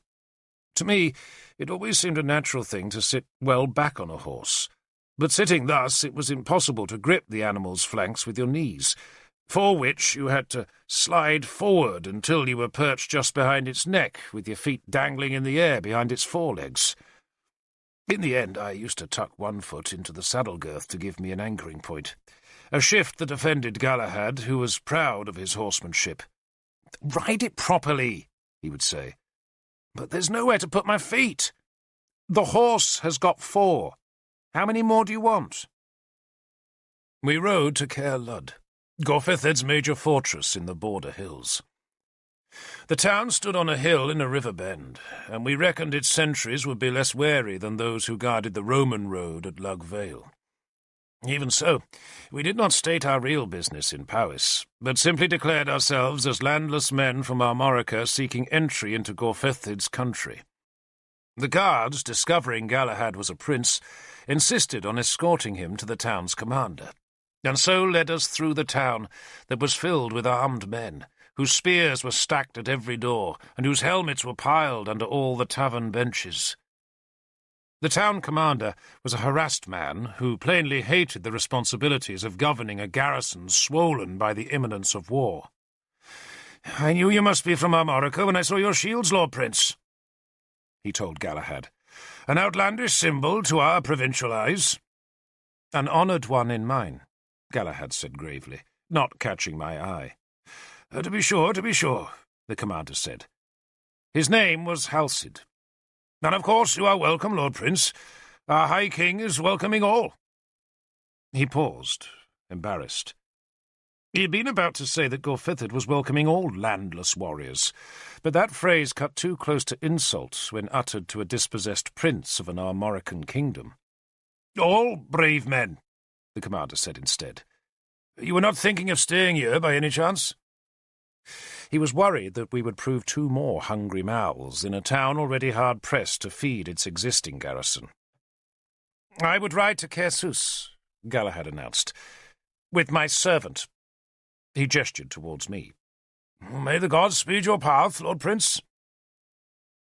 And thus we entered the enemy country. We rode through quiet valleys where newly stooped corn patterned the fields, and orchards hung heavy with ripening apples. The next day we were among the hills, following an earth road that wound through great tracts of damp woodland, until at last we climbed above the trees and crossed the pass that led down to Gorfethid's capital. I felt a shudder of nerves as I saw Caersus's raw earth walls. Gorfethid's army might be gathering in Branogenium, some 40 miles away, but still the land around Caersus was thick with soldiers. The troops had thrown up crude shelters with walls of stone roofed with turf, and the shelters surrounded the fort that flew 8 banners from its walls, to show that the men of 8 kingdoms served in Gorfethid's growing ranks. 8? Galahad asked. Powys, Siluria, Elmet, but who else? Cornovia, Demetia, Gwyneth, Hreged, and Demetia's Blackshields, I said, finishing off the grim list. No wonder Tudric wants peace, Galahad said softly, marvelling at the host of men camped on either side of the river that ran beside the enemy's capital. We rode down into that hive of iron. Children followed us, curious about our strange shields, while their mothers watched us suspiciously from the shadowed openings of their shelters. The men gave us brief glances, taking in our strange insignia and noting the quality of our weapons. But none challenged us until we reached the gates of Caersus, where Gorfethid's royal guard barred our way with polished spearheads. "I am Galahad, Prince of Benwick," Galahad announced grandly. "Come to see my cousin, the High King." "Is he a cousin?" I whispered. "It's how we royalty talk," he whispered back. The scene inside the compound went some way to explaining why so many soldiers were gathered at Caersus. 3 tall stakes had been driven into the earth, and now waited for the formal ceremonies that preceded war. Powys was one of the least Christian kingdoms, and the old rituals were done carefully here, and I suspected that many of the soldiers camped outside the walls had been fetched back from Brenogenium specifically to witness the rites, and so to inform their comrades that the gods had been placated. There was to be nothing hasty about Gorfethid's invasion. Everything would be done methodically, and Arthur, I thought, was probably right in thinking that such a pedestrian endeavour could be tipped off balance by a surprise attack. Our horses were taken by servants. Then, after a counsellor had questioned Galahad and determined that he was indeed who he claimed to be, we were ushered into the great feasting hall. The doorkeeper took our swords, shields, and spears, and added them to the stacks of similar weapons belonging to the men already gathered in Gorfethid's hall. Over 100 men were assembled between the squat oak pillars that were hung with human skulls to show that the kingdom was at war. The men beneath those grinning bones were the kings, princes, lords, chiefs, and champions of the assembled armies. The only furniture in the hall was the row of thrones placed on a dais at the far dark end, where Gorfethid sat beneath his symbol of the eagle, while next to him, but on a lower throne, sat Gunlius. The very sight of the Silurian king made the scar on my left hand pulse. Tanabers squatted beside Gunlius, while Gorfethid had Eorweth, his own druid, at his right side. Keenaglas, Powys's edling, sat on a third throne, and was flanked by kings I did not recognize. No women were present. This was doubtless a council of war, or at least a chance for men to gloat over the victory that was about to be theirs. The men were dressed in mail coats and leather armour. We paused at the back of the hall, and I saw Galahad mouth a silent prayer to his god. A wolfhound, with a chewed ear and scarred haunches, sniffed our boots, then loped back to its master, who stood with the other warriors on the rush-covered earth floor. In a far corner of the hall, a bard softly chanted a war song, though his staccato recitation was ignored by the men who were listening to Gunlius describing the forces he expected to come from Demetia. One chief, evidently a man who had suffered from the Irish in the past, protested that Powys had no need of the Blackshield's help to defeat Arthur and Tudric, but his protest was stilled by an abrupt gesture from Gorfethid. I half expected that we would be forced to linger while the council finished its other business, but we did not have to wait more than a minute before we were conducted down the hall's centre to the open space in front of Gorfethid. I looked at both Gunlius and Tanabers, but neither recognized me. We fell to our knees and waited. "Arise," Gorfethid said. We obeyed, and once again I looked into his bitter face. He had not changed much in the years since I had seen him last. His face was as pouchy and suspicious as when Arthur had come to claim Kynwyn's hand, though his sickness in the last few years had turned his hair and beard white. The beard was skimpy, and could not hide a goiter that now disfigured his throat. He looked at us warily. "Galahad," he said in a hoarse voice. "Prince of Benwick, we have heard of your brother Lancelot, but not of you. Are you, like your brother, one of Arthur's whelps?" "I am oath-bound to no man, Lord King," Galahad said, "except to my father, whose bones were trampled by his enemies. I am landless." Gorfethid shifted in his throne. His empty left sleeve hung beside the armrest, an ever-present reminder of his hated foe, Arthur. "So, you come to me for land, Galahad of Benwick?" he asked. "Many others have come for the same purpose," he warned, gesturing about the crowded hall, "though I dare say there is land enough for all in Dumnonia." "I come to you, Lord King, with greetings, freely carried from King Tudric of Gwent." That caused a stir in the hall. Men at the back who had not heard Galahad's announcement asked for it to be repeated, and the murmur of conversation went on for several seconds. Keenaglas, Gorfethid's son, looked up sharply. His round face, with its long, dark moustaches, looked worried, and no wonder, I thought, for Keenaglas was like Arthur, a man who craved peace. But when Arthur spurned Cynwyn, he had also destroyed Keenaglas's hopes. And now the Edling of Powys could only follow his father into a war that threatened to lay waste the southern kingdoms. "Our enemies, it seems, are losing their hunger for battle," Gorfethid said. "Why else does Tudric send greetings?"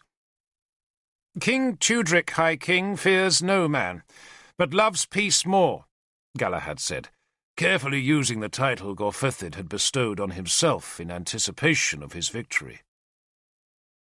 Gorfethid's body heaved, and for a second I thought he was about to vomit. Then I realized he was laughing. "We kings only love peace," Gorfethid said at last, "when war becomes inconvenient to us. This gathering, Galahad of Benwick," he gestured at the throng of chiefs and princes, "will explain Tudric's new love of peace." He paused, gathering breath. "Till now, Galahad of Benwick, I have refused to receive Tudric's messages. Why should I receive them? Does an eagle listen to a lamb bleating for mercy? In a few days, I intend to listen to all Gwent's men bleating to me for peace. But for now, since you have come this far, you may amuse me. What does Tudric offer?" "Peace, Lord King. Just peace." Gorfethid spat. "You are landless, Galahad, and empty-handed. Does Tudric think peace is for the asking? Does Tudric think I have expended my kingdom's gold on an army for no cause? Does he think I'm a fool?" "He thinks, Lord King, that bloodshed between Britons is wasted blood." "You talk like a woman, Galahad of Benwick." Gorfethid spoke the insult in a deliberately loud voice, so that the raftered hall echoed with jeers and laughter. "Still," he went on when the laughter had subsided, "you must take some answer to Gwent's king, so let it be this." He paused to compose his thoughts. "Tell Tudric that he is a lamb, sucking at Dumnonia's dry teat. Tell him my quarrel is not with him, but with Arthur. So tell Tudric that he may have his peace on these two conditions. First, that he lets my army pass through his land without hindrance, and second, that he gives me enough grain to feed 1,000 men for 10 days. The warriors in the hall gasped, for they were generous terms, but also clever. If Tudric accepted, then he would avoid the sack of his country, and make Gorfethid's invasion of Dumnonia easier. "Are you empowered, Galahad of Benwick," Gorfethid asked, "to accept these terms?" "No, Lord King. Only to inquire what terms you would offer, and to ask what you intend to do with Mordred, King of Dumnonia, whom Tudric is sworn to protect." Gorfethid adopted a hurt look. "Do I look like a man who makes war on children?" he asked, then stood and advanced to the edge of the throne dais. "My quarrel is with Arthur," he said, not just to us, but to the whole hall, "who preferred to marry a whore out of Hennis Roirin rather than wed my daughter. Would any man leave such an insult unavenged?" The hall roared its answer. "Arthur is an upstart!" Gorfethid shouted. "Whelped on a whore mother, and to a whore he has returned. So long as Gwent protects the whore lover, so long is Gwent our enemy. So long as Dumnonia fights for the whore lover, so long is Dumnonia our enemy. And our enemy will be the generous provider of our gold, our slaves, our food, our land, our women, and our glory. Arthur we will kill, and his whore we shall put to work in our barracks." He waited until the cheers had died away, then stared imperiously down on Galahad. "Tell that to Tudric, Galahad of Benwick. And after that, tell it to Arthur." "Derfel can tell it to Arthur." A voice spoke from the hall, and I turned to see Legesac. Sly Legesac, once commander of Norwenna's guard and now a traitor in Gunlius's service. He pointed to me. "That man is Arthur's sworn man, High King. I swear it on my life." The hall seethed with noise. I could hear men shouting that I was a spy, and others demanding my death. Tanabers was staring at me intently, trying to see past my long fair beard and thick moustaches. Then suddenly he recognized me and screamed, "Kill him! Kill him!" Gorfethid's guards, the only armed men in the hall, ran towards me. Gorfethid checked his spearmen with his raised hand that slowly silenced the noisy crowd. "Are you oath-bound to the whore lover?" the king asked me in a dangerous voice. "Derfel is in my service, High King," Galahad insisted. Gorfethid pointed at me. "He will answer," he said. "Are you oath-bound to Arthur?" I could not lie about an oath. "Yes, Lord King," I admitted. Gorfethid stepped heavily off the platform and stretched his one arm towards a guard, though he still stared at me. "Do you know, you dog, what we did to Arthur's last messenger?" "You killed him, Lord King," I said. "I sent his maggot-ridden head to your whore lover. That's what I did. Come on, hurry!" He snapped at the nearest guard, who had not known what to put in his king's outstretched hand. "Your sword, fool!" Gorfethid said, and the guard hastily drew his sword and gave it hilt first to the king. "Lord King!" Galahad stepped forward, but Gorfethid whirled the blade so that it quivered just inches from Galahad's eyes. "Be careful what you see in my hall, Galahad of Benwick," Gorfethid growled. "I plead for Derfel's life," Galahad said. "He's not here as a spy, but as an emissary of peace." "I don't want peace!" Gorfethid shouted at Galahad. "Peace is not my pleasure. I want to see Arthur weeping, as my daughter once wept. Do you understand that? I want to see his tears. I want to see him pleading as she pleaded with me. I want to see him grovel. I want to see him dead, and his whore pleasuring my men. No emissary from Arthur is welcome here, and Arthur knows that. And you knew that." He shouted the last 4 words at me as he turned the sword towards my face. "Kill him! Kill him!" Tanabers, in his raggedly embroidered robe, leapt up and down so that the bones in his hair rattled like dried beans in a pot. "Touch him, Gorfethid," said a new voice in the hall. "and your life is mine. I shall bury it in the dung-heap of Caer Idion, and call the dogs to piss on it. I shall give your soul to the spirit children who lack playthings. I shall keep you in darkness till the last day is done, and then I shall spit on you till the next era begins. And even then, Lord King, your torments will hardly have begun." I felt the tension sweep out of me like a rush of water. Only one man would dare speak to a high king thus. It was Merlin. Merlin! Merlin, who now walked slow and tall up the hall's central aisle. Merlin, who walked past me, and with a gesture more royal than anything Gorfethid could manage, used his black staff to thrust the king's sword aside. Merlin, who now walked to Tanabers and whispered in his ear, so that the lesser druid screamed and fled from the hall. It was Merlin, who could change like no other man. He loved to pretend, to confuse and to deceive. He could be abrupt, mischievous, patient, or lordly. But this day he had chosen to appear in stark, cold majesty. There was no smile on his dark face, no hint of joy in his deep eyes, just a look of such arrogant authority that the men closest to him instinctively sank to their knees, and even King Gorfithid, who a moment before had been ready to thrust the sword into my neck, lowered the blade. "You speak for this man, Lord Merlin?" Gorfithid asked. "Are you deaf, Gorfithid?" Merlin snapped. "Derfel Cadern shall live. He shall be your honoured guest. He shall eat of your food and drink of your wine. He shall sleep in your beds and take your slave women if he desires. Derfel Cadern and Galahad of Benwick are under my protection." He turned to stare at the whole hall, daring any man to oppose him. "Derfel Cadern and Galahad of Benwick are under my protection," he repeated. And this time he raised his black staff, and you could feel the warriors quake beneath its threat. "Without Derfel Cadern and Galahad of Benwick," Merlin said, "there would be no knowledge of Britain. I would be dead in Benwick, and you would all be doomed to slavery under Saxon rule." He turned back to Gorfithid. "They need food.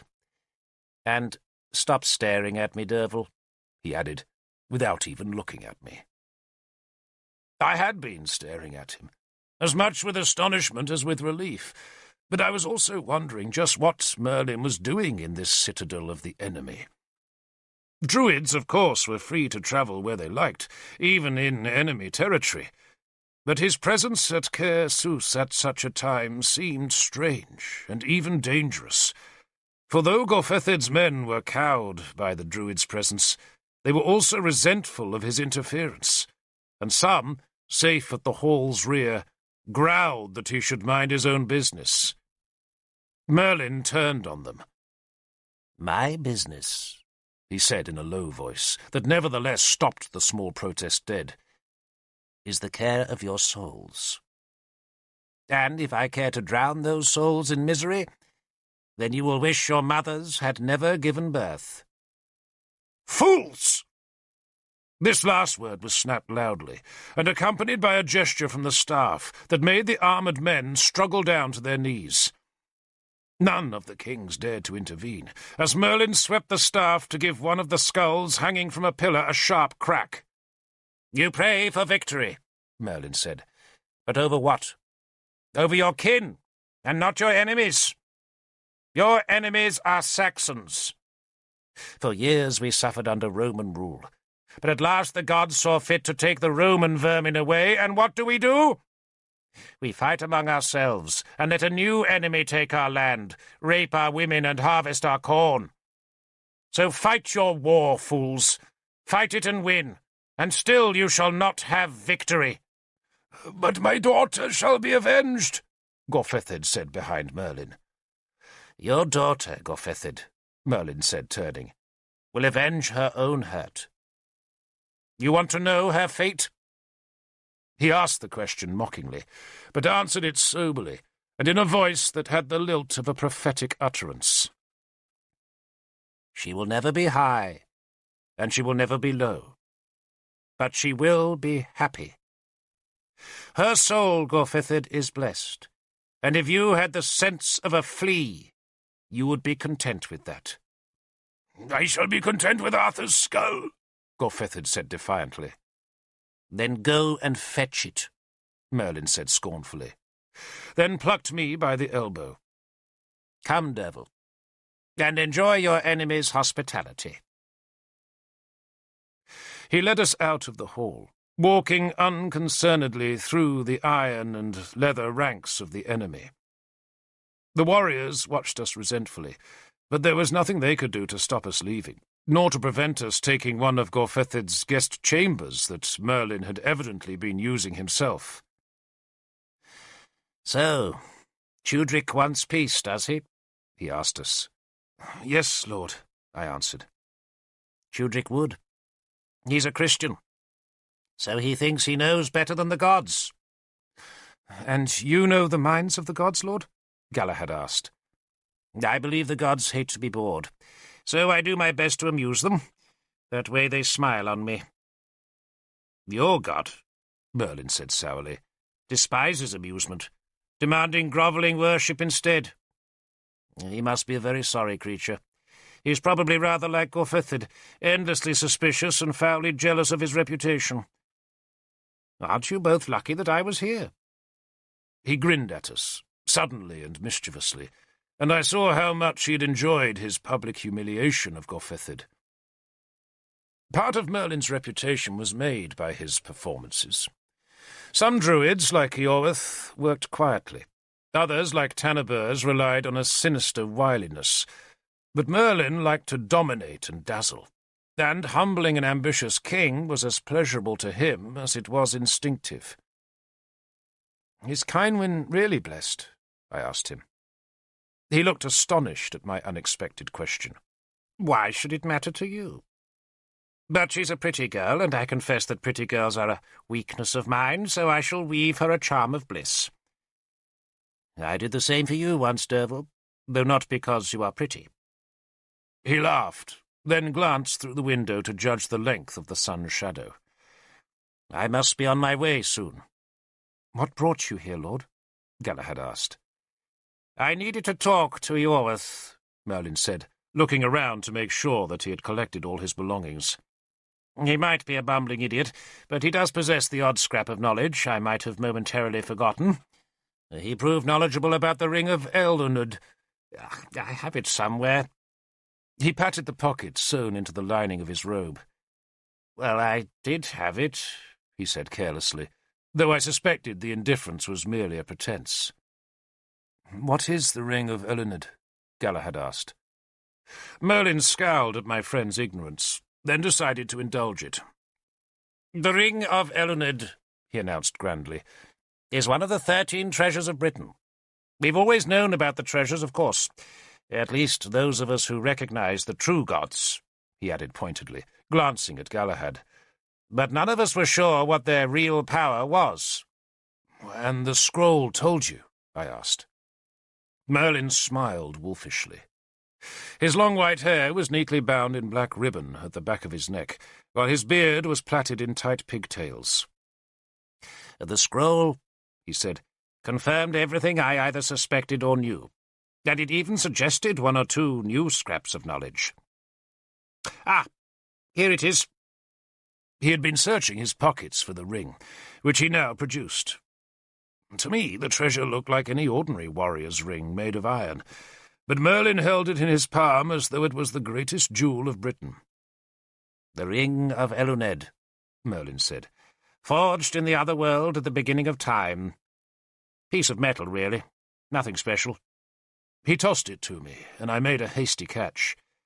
By itself, Merlin said, the ring has no power. None of the treasures has power by themselves. The mantle of invisibility won't make you invisible, any more than the horn of Bran Galad sounds any better than any other hunting horn. Oh, by the way, Derfel, did you fetch Nimue? Yes. Well done. I thought you would. Interesting place, the Isle of the Dead, don't you think? I go there when I need some stimulating company. Where was I? Oh, yes, the treasures. Worthless rubbish, really. You wouldn't give the coat of Padern to a beggar, not if you were kind. Yet it's still one of the treasures. Then what use are they? Galahad asked. He had taken the ring from me, but now handed it back to the druid. They command the gods, of course, Merlin snapped, as though the answer should have been obvious. By themselves, they're tawdry nothings, but put them all together and you can have the gods hopping like frogs. It isn't enough just to gather the treasures, of course, he added hastily. There are 1 or 2 other rituals that are needed. And who knows if it will all work? No one has ever tried, so far as I know. Is Nimue well? He asked me earnestly. She is now. You sound resentful. You think I should have gone to fetch her? My dear Derfel, I am quite busy enough without running around Britain after Nimue. If the girl can't cope with the Isle of the Dead, then what earthly use is she? She could have died, I accused him, thinking of the ghouls and cannibals of the Isle. Of course she could. What's the point of an ordeal if there's no danger? You do have infantile ideas, Derfel. Merlin shook his head pityingly, then slipped the ring onto one of his long, bony fingers. He stared solemnly at us, and we each waited awestruck for some manifestation of supernatural power. But after a few ominous seconds, Merlin just laughed at our expressions. I told you, he said. The treasures are nothing special. How many of the treasures do you have? Galahad asked. Several, Merlin answered evasively. But even if I had 12 of the 13, I would still be in trouble, unless I could find the 13th. And that, Derfel, is the missing treasure. The cauldron of Clithno-Ethin. Without the cauldron, we are lost. We're lost anyway, I said bitterly. Merlin peered at me as though I were being particularly obtuse. The war, he said after a few seconds. Is that why you came here? To plead for peace? Oh, what fools the two of you are. Gorfethid doesn't want peace. The man's a brute. He has the brains of an ox, and a not very clever ox at that. He wants to be High King, which means he has to rule Dumnonia. He says he'll leave Mordred on the throne, Galahad said. Of course he says that, Merlin said scornfully. What else would he say? But the minute he gets his hands on that wretched child's neck, he'll wring it like a chicken. And a good thing, too. You want Gorfethid to win? I asked, appalled. He sighed. Derfel, he said. You're so like Arthur. You think the world is simple, that good is good and bad is bad, that up is up and down is down. You ask what I want. I tell you what I want. I want the 13 treasures, and I shall use them to bring the gods back to Britain, and then I shall command them to restore Britain to the blessed condition it enjoyed before the Romans came. No more Christians. He pointed a finger at Galahad. And no Mithraists either. He pointed at me. Just the people of the gods in the country of the gods. That, Derfel, is what I want. Then what of Arthur? I asked. What of him? He's a man. He's got a sword. He can look after himself. Fate is inexorable, Derfel. If fate means Arthur to win this war, then it doesn't matter if Gorfethid masses the armies of the world against him. If I had nothing better to do, then I confess I would help Arthur, because I like him.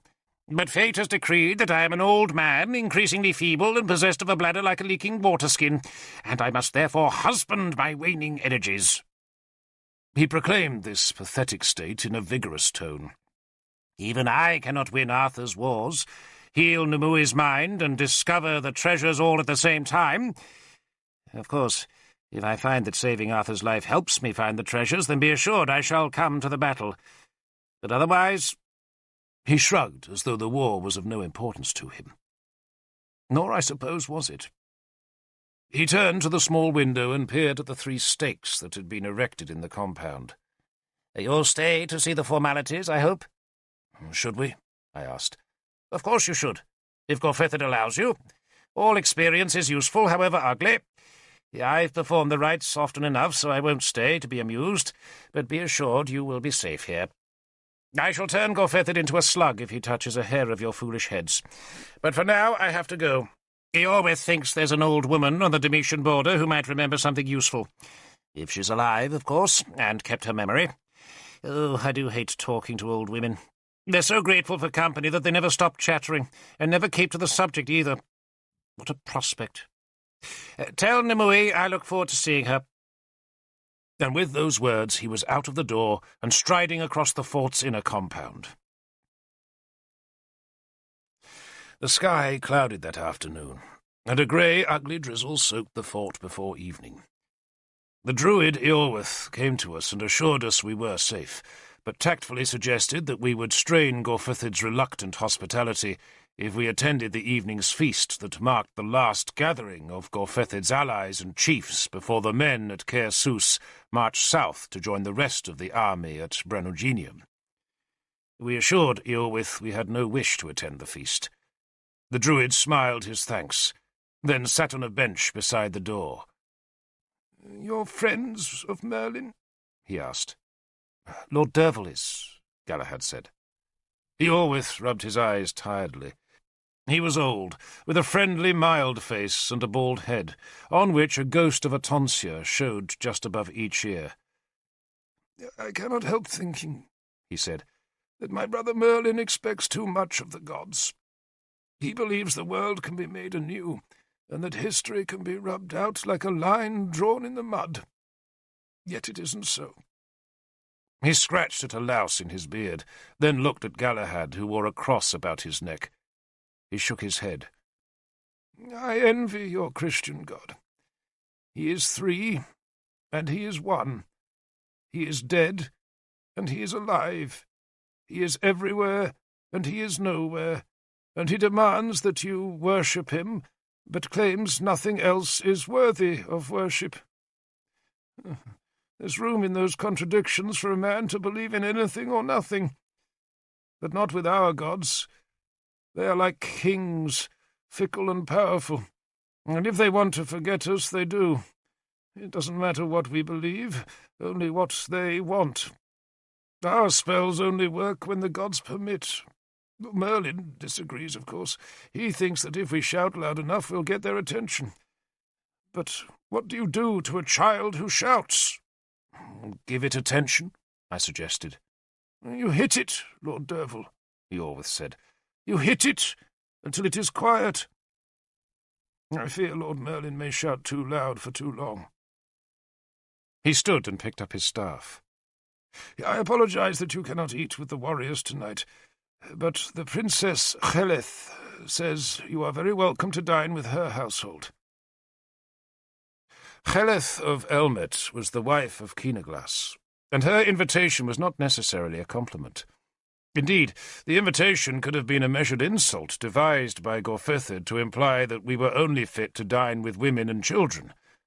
But Galahad said we would be honoured to accept. And there, in Cheleth's small hall, was Cynwyn. I had wanted to see her again. I had wanted it ever since Galahad had first ventured the suggestion that he make an embassy to Powys, and that was why I had made such strenuous efforts to accompany him. I had not come to Caer Sws to make peace, but to see Cynwyn's face again. And now, in the flickering rushlight of Cheleth's hall, I saw her. The years had not changed her. Her face was as sweet, her manner as demure, her hair as bright and her smile as lovely. When we entered the room, she was fussing with a small child, trying to feed him scraps of apple. The child was Keenaglas's son, Perthel.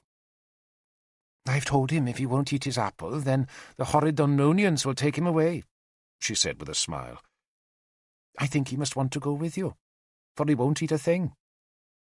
Cheleth of Elmet, Perthel's mother, was a tall woman with a heavy jaw and pale eyes. She made us welcome, ordering a maidservant to pour us mead, then introduced us to two of her aunts, Tonwyn and Elsel, who looked at us resentfully. We had evidently interrupted a conversation they were relishing, and the aunts' sour glances suggested we should leave, but Cheleth was more generous. "Do you know the Princess Cynwyn?" she asked us. Galahad bowed to her, then squatted beside Perthel. He always liked children, who in turn trusted him on sight.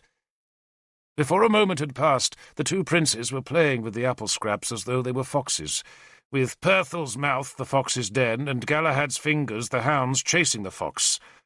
The pieces of apple disappeared. "Why didn't I think of that?" Cynwyn asked. "Because you weren't raised by Galahad's mother, lady," I said, "who doubtless fed him in the same way. To this day he can't eat unless someone sounds a hunting horn."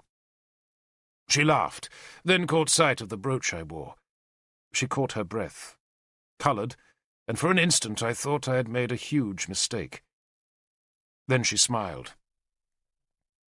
"I should remember you, Lord Derfel." "No, lady, I was very young." "And you kept it?" she asked, apparently astonished that anyone should treasure one of her gifts. I kept it, lady, even when I lost everything else. The Princess Cheleth interrupted us by asking what business had brought us to Caersus. I'm sure she already knew, but it was politic for a princess to pretend that she was outside men's counsel. I answered by saying we had been sent to determine whether war was inevitable. "And is it?" the princess asked with understandable worry, for on the morrow her husband would go south towards the enemy. "Sadly, lady," I answered, "it seems so." "It's all Arthur's fault," Princess Cheleth said firmly, and her aunts nodded vigorously. "I think Arthur would agree with you, lady," I said, "and he regrets it." "Then why does he fight us?" Cheleth wanted to know. "Because he is sworn to keep Mordred on the throne, lady." "My father-in-law would never dispossess Uther's heir," Cheleth said fiercely. "Lord Derfel almost lost his head through having this conversation this morning," Cynwyn said mischievously. Lord Derfel, Galahad intervened, looking up from the latest fox chase, kept his head because he is beloved by his gods. "Not by yours, Lord Prince?" Cheleth asked sharply. "My god loves everyone, lady." "He is indiscriminate, you mean?" She laughed. We ate goose, chicken, hare, and venison, and were served a villainous wine that must have been stored too long since it was brought to Britain. After the meal, we moved to cushioned couches, and a harpist played for us. The couches were furniture for a woman's hall, and both Galahad and I were uncomfortable on their low, soft beds. But I was happy enough, for I had made sure I took the couch next to Cynwyn. For a time I sat straight up, but then leaned on one elbow so I could talk softly to her.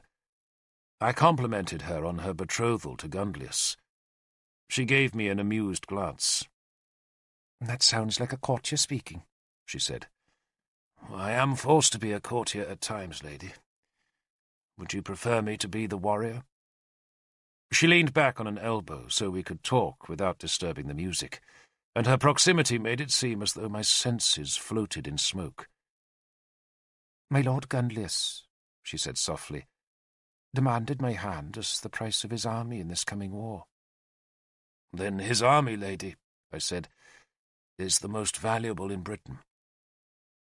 She did not smile at the compliment, but kept her eyes steadily on mine. "Is it true," she asked very quietly, "that he killed Rowena?" The bluntness of the question unsettled me. "What does he say, lady?" I asked, instead of answering directly. "He says," and her voice was even lower, so that I could scarcely hear her words, "that his men were attacked, and that in the confusion she died. It was an accident, he says." I glanced at the young girl playing the harp. The aunts were glaring at the two of us, but Cheleth seemed unworried by our talking. Galahad was listening to the music, one arm around the sleeping Perthel. "I was on the tour that day, lady," I said, turning back to Cynwyn. "And?" I decided her bluntness deserved a blunt answer. "She knelt to him in welcome, lady," I said, "and he ran his sword down her throat. I saw it done." Her face hardened for a second. The glimmering rushlight burnished her pale skin and made soft shadows on her cheeks and under her lower lip. She was wearing a rich dress of pale blue linen that was trimmed with the black-flecked silver-white fur of a winter stoat. A silver torque encircled her neck. Silver rings were in her ears, and I thought how well silver suited her bright hair. She gave a small sigh. "I fear to hear that truth," she said. "But being a princess means I must marry where it is most useful for me to do so, and not where I might want to." She turned her head to the musician for a time, then leaned close to me again. "My father," she said nervously, "says this is a war about my honour. Is it?" "For him, lady, yes, though I can tell you Arthur regrets the hurt he did you." She grimaced slightly. The subject was clearly painful, but she could not let it go, for Arthur's rejection had changed Kynwyn's life much more subtly and sadly than it had ever changed his. Arthur had gone on to happiness and marriage, while she had been left to suffer the long regrets and find the painful answers which evidently had not been found. "Do you understand him?" she asked after a while. "I did not understand him back then, lady," I said. "I thought he was a fool. So did we all." "And now?" she asked, her blue eyes on mine. I thought for a few seconds. "I think, lady, that for once in his life Arthur was struck by a madness that he could not control." "Love?" I looked at her and told myself that I was not in love with her, and that her brooch was a talisman snatched randomly from chance. I told myself that she was a princess, and I the son of a slave. "Yes, lady," I said. "Do you understand that madness?" she asked me. I was aware of nothing in the room except Kynwyn. The Princess Cheleth, the sleeping prince, Galahad, the aunts, the harpist, none of them existed for me, any more than did the woven wall hangings or the bronze rushlight holders. I was aware only of Kynwyn's large, sad eyes, and of my own beating heart. "I do understand that you can look into someone's eyes," I heard myself saying, "and suddenly know that life will be impossible without them. Know that their voice can make your heart miss a beat, and that their company is all your happiness can ever desire, and that their absence will leave your soul alone, bereft and lost." She said nothing for a while, but just looked at me with a slightly puzzled expression. "Has that ever happened to you, Lord Derfel?" she asked at last. I hesitated. I knew the words my soul wanted to say, and I knew the words my station should make me say. But then I told myself that a warrior did not thrive on timidity, and I let my soul have government of my tongue. "It has never happened until this moment, lady," I said. It took more bravery to make that declaration than I had ever needed to break a shield wall. She immediately looked away and sat up, and I cursed myself for offending her with my stupid clumsiness. I stayed back on the couch, my face red and my soul hurting with embarrassment, as Kynwyn applauded the harpist by throwing some silver coins onto the rug beside the instrument. She asked for the Song of Rhiannon to be played. "I thought you were not listening, Kynwyn," one of the aunts said cattily. "I am, Tonwyn, I am, and I am taking a great pleasure in all I hear," Kynwyn said. And I felt suddenly like a man feels when the enemy's shield wall collapses. Except I dared not trust her words. I wanted to. I dared not. Love's madness, swinging from ecstasy to despair in one wild second. The music began again. Its background the raucous cheers coming from the great hall where the warriors anticipated battle. I leaned all the way back on the cushions, my face still red as I tried to work out whether Kynwyn's last words had referred to our conversation or to the music. And then Kynwyn lay back and leaned close to me again. "I do not want a war fought over me," she said. "It seems inevitable, lady." "My brother agrees with me." "But your father rules in Powys, lady." "That he does," she said flatly. She paused, frowning, then looked up at me. "If Arthur wins, who will he want me to marry?" Once again the directness of her question surprised me, but I gave her the true answer. "He wants you to be Queen of Siluria, lady," I said. She looked at me with sudden alarm. "Married to Gunlius?" "To King Lancelot of Benwick, lady," I said, giving away Arthur's secret hope. I watched for her reaction. She gazed into my eyes, apparently trying to judge whether I had spoken the truth. "They say Lancelot is a great warrior," she said after a while, and with a lack of enthusiasm that warmed my heart. They do say that, lady, yes, I said. She was silent again. She leaned on her elbow and watched the harpist's hands flicker across the strings, and I watched her. "Tell Arthur," she said after a while and without looking at me, "that I hold no grudge. And tell him something else." She stopped suddenly. "Yes, lady," I encouraged her. "Tell him that if he wins," she said, then turned to me and reached a slender finger across the gap between our couches to touch the back of my hand, to show how important her words were. "That if he wins," she said again, "I shall beg for his protection." "I shall tell him, lady," I said, then paused with my heart full. "And I swear you mine, too, in all honour." She kept her finger on my hand, her touch as light as the sleeping prince's breath. "I might hold you to that oath, Lord Derfel," she said, her eyes on mine. "Till time ends and evermore, that oath will be true, lady." She smiled, took her hand away and sat up straight. And that night I went to my bed in a daze of confusion, hope, stupidity, apprehension, fear, and delight. For, just like Arthur, I had come to Caersus and been stricken by love. Part 5. The Shield Wall. "So it was her," Igraine accused me. "The Princess Cynwyn who turned your blood to smoke, Brother Derfel." "Yes, lady, it was," I confessed. "And I confess now that there are tears in my eyes as I remember Cynwyn.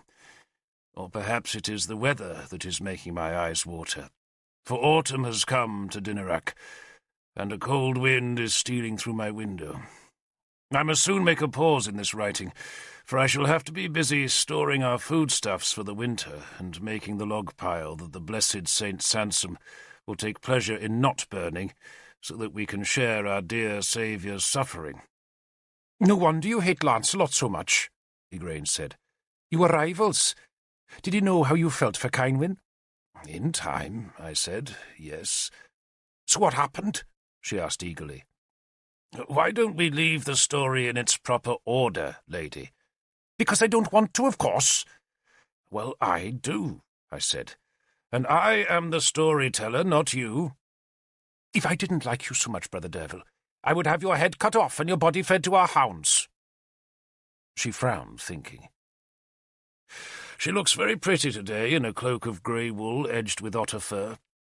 She's not pregnant, so either the pessary of baby's feces did not work, or else Brockvale is spending too much time with Nuich." "There was always talk in my husband's family about Great-Aunt Cynwyn," she said, "but no one ever really explained what the scandal was about." "There is no one I have ever known, lady," I said sternly, "about whom there was less scandal." "Cynwyn never married," Igraine said. "I know that much." "Well, is that so scandalous?" I asked. "It is if she behaved as though she were married," Igraine said indignantly. "That's what your church preaches." "Our church," she hastily corrected herself. "So what happened? Tell me." I pulled my monk's sleeve over the stump of my hand, always the first part of me to feel a chill wind. "Cynwyn's tale is too long to tell now," I said, and refused to add any more, despite my queen's importunate demands. "So did Merlin find the cauldron?" Igraine demanded instead. "We shall come to that in its proper time," I insisted. She threw up her hands. "You infuriate me, Derfel. If I behaved like a proper queen, I really would demand your head."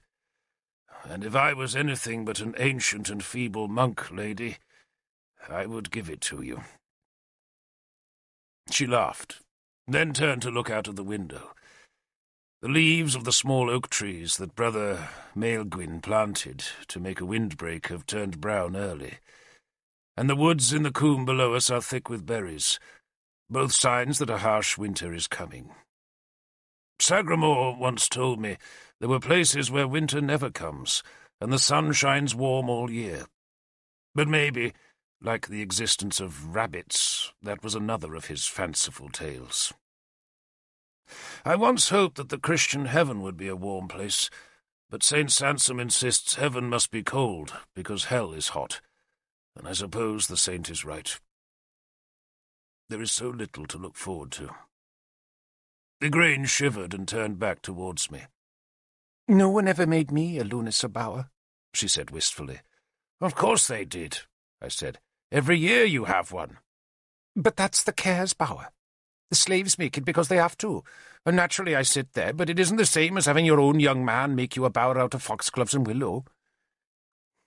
"Was Merlin angry about you and Nimue making love?" "I should never have confessed that to you," I said. "If he knew, he never said anything. It wouldn't have mattered to him. He was not jealous. Not like the rest of us. Not like Arthur. Not like me. How much of our earth has been wet by blood because of jealousy? And at the end of life, what does it all matter? We grow old, and the young look at us and can never see that once we made a kingdom ring for love." Igraine adopted her mischievous look. "You say Gorfethed called Guinevere whore. Was she?" "You should not use that word." "All right. Was Guinevere what Gorfethed said she was, which I'm not allowed to say for fear of offending your innocent ears?" "No," I said. "She was not." "But was she faithful to Arthur?" "Wait," I said. She stuck her tongue out at me. "Did Lancelot become a Mithraist?" she asked. "Wait and see," I insisted. "I hate you." "And I am your most worshipping servant, dear lady," I said. "But I am also tired, and this cold weather makes the ink clog. I shall write the rest of the story, I promise you." "If Sansom lets you," Igraine said. "He will," I answered. "The saint is happier these days, thanks to our remaining novice, who is no longer a novice, but consecrated a priest and a monk, and already, Sansom insists, a saint like himself. Saint Tudwall, we must now call him. And the two saints share a cell and glorify God together. And the only thing I can find wrong with such a blessed partnership is that the holy Saint Tudwall, now 12 years old, is making yet another effort to learn how to read. He cannot speak this Saxon tongue, of course, but even so, I fear what he might decipher from these writings. But that fear must wait till Saint Tudwall masters his letters, if he ever does. And for the moment, if God wills it, and to satisfy the impatient curiosity of my most lovely queen, Igraine, I shall continue this tale of Arthur, my dear lost lord, my friend, my lord of war. I noticed nothing the next day. I stood with Galahad as an unwelcome guest of my enemy, Gorfethed, while Eorweth made the propitiation to the gods, and the druid could have been blowing dandelion seeds for all the note I took of the ceremonies. They killed a bull. They tied 3 prisoners to the 3 stakes, strangled them, then took the war's auguries by stabbing a 4th prisoner in the midriff. They sang the battle song of Maponos as they danced about the dead.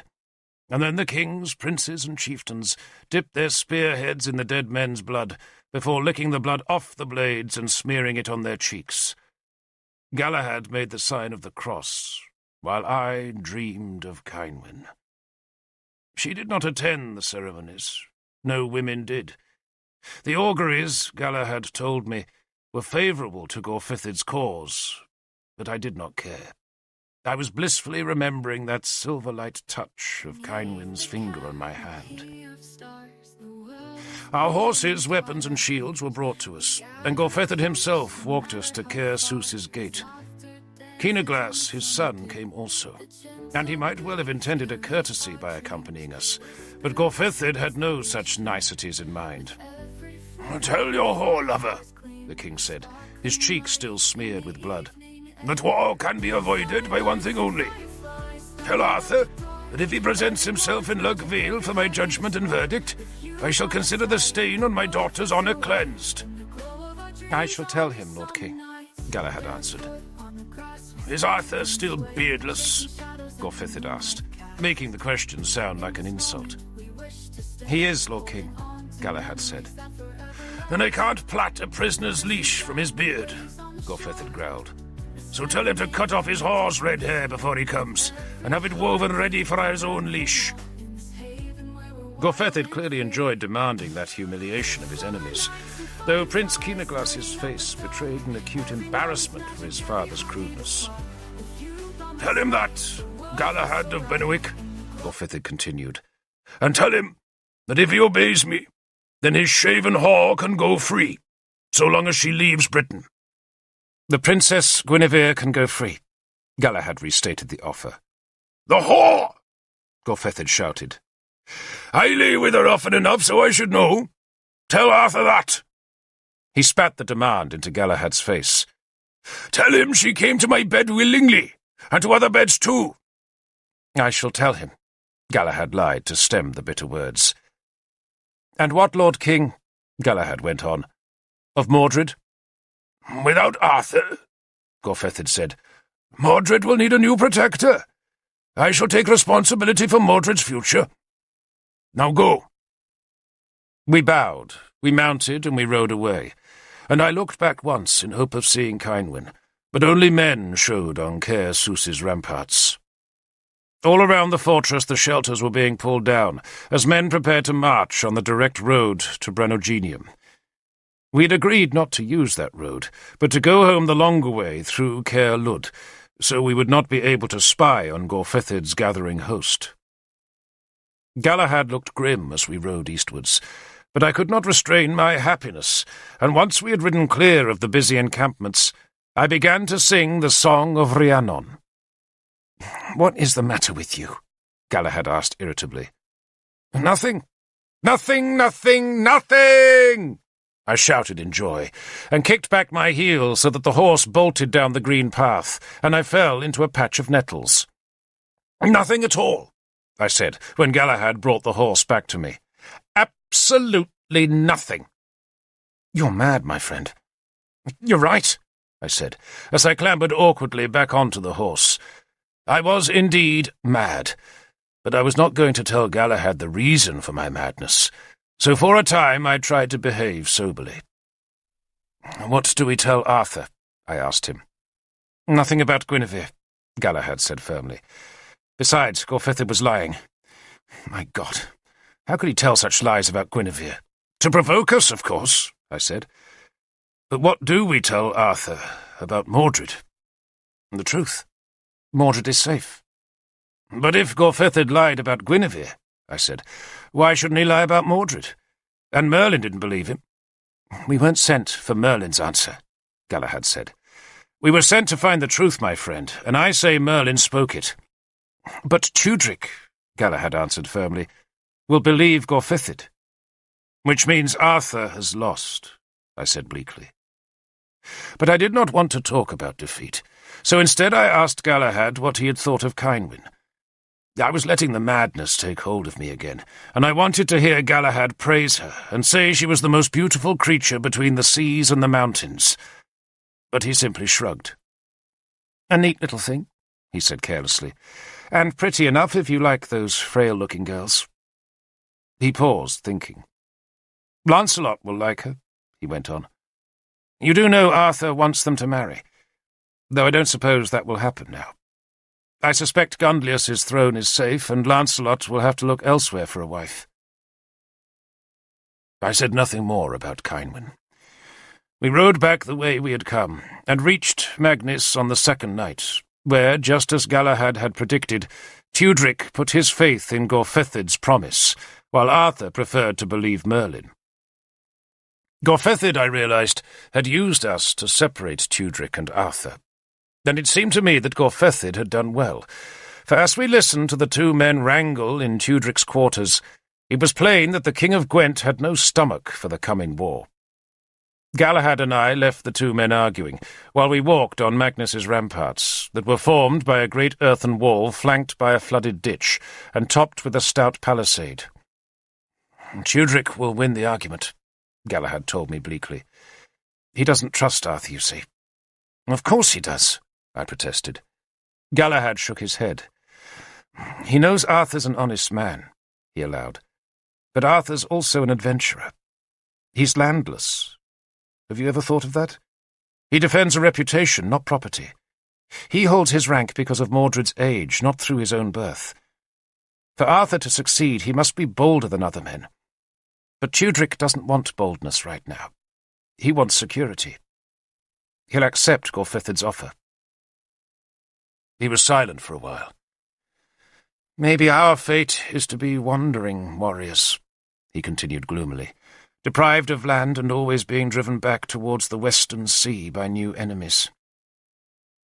I shivered and drew my cloak tighter. The night was clouding over and bringing a chill promise of rain on the western wind. "You're saying Tudric will desert us?" "He already has," Galahad said bluntly. "His only problem now is getting rid of Arthur gracefully. Tudric has too much to lose, and he won't take risks anymore. But Arthur has nothing to lose, except his hopes." "You two!" A loud voice called us from behind, and we turned to see Kiluk hurrying along the ramparts. "Arthur wants you." "For what?" Galahad asked. "What do you think, Lord Prince? He's lacking for throwboard players." Kiluk grinned. "These bastards may not have the belly for a fight." He gestured towards the fort that was thronged with Tudric's neatly uniformed men. "But we have. I suspect we're going to attack all on our own." He saw our surprise and laughed. "You heard Lord Agricola the other night. 200 men can hold Lugvale against an army." "Well, we've got 200 spearmen, and Gorfithid possesses an army. So why do we need anyone from Gwent? Time to feed the ravens!" The first rain fell, hissing in the smithy fires, and it seemed we were going to war. I sometimes think that was Arthur's bravest decision. God knows he took other decisions in circumstances just as desperate. But never was Arthur weaker than on that rainy night in Magnus, where Tudric was drawing up patient orders that would withdraw his forward men back to the Roman walls in preparation for a truce between Gwent and the enemy. Arthur gathered 5 of us in a soldier's house close to those walls. The rain seethed on the roof, while under the thatch a log fire smoked to light us with a lurid glare. Sagramor, Arthur's most trusted commander, sat beside Morfans on the hut's small bench. Kiluk, Galahad and I squatted on the floor, while Arthur talked. Prince Murig, Arthur allowed, had spoken an uncomfortable truth, for the war was indeed of his own making. If he had not spurned Kynwyn, there would be no enmity between Powys and Dumnonia. Gwent was involved by being Powys's most ancient enemy, and Dumnonia's traditional friend. But it was not in Gwent's interest to continue the war. "If I had not come to Britain," Arthur said, "then King Tudric would not be foreseeing the rape of his land. This is my war, and just as I began it, so I must end it." He paused. He was a man to whom emotion came easily, and he was at that moment overcome with feeling. "I am going to Lugvale tomorrow," he finally spoke, and for a dreadful second I thought he meant to give himself up to Gorfithid's awful revenge. But then Arthur offered us his open, generous smile. "And I would like it if you came with me, but I have no right to demand it." There was silence in the room.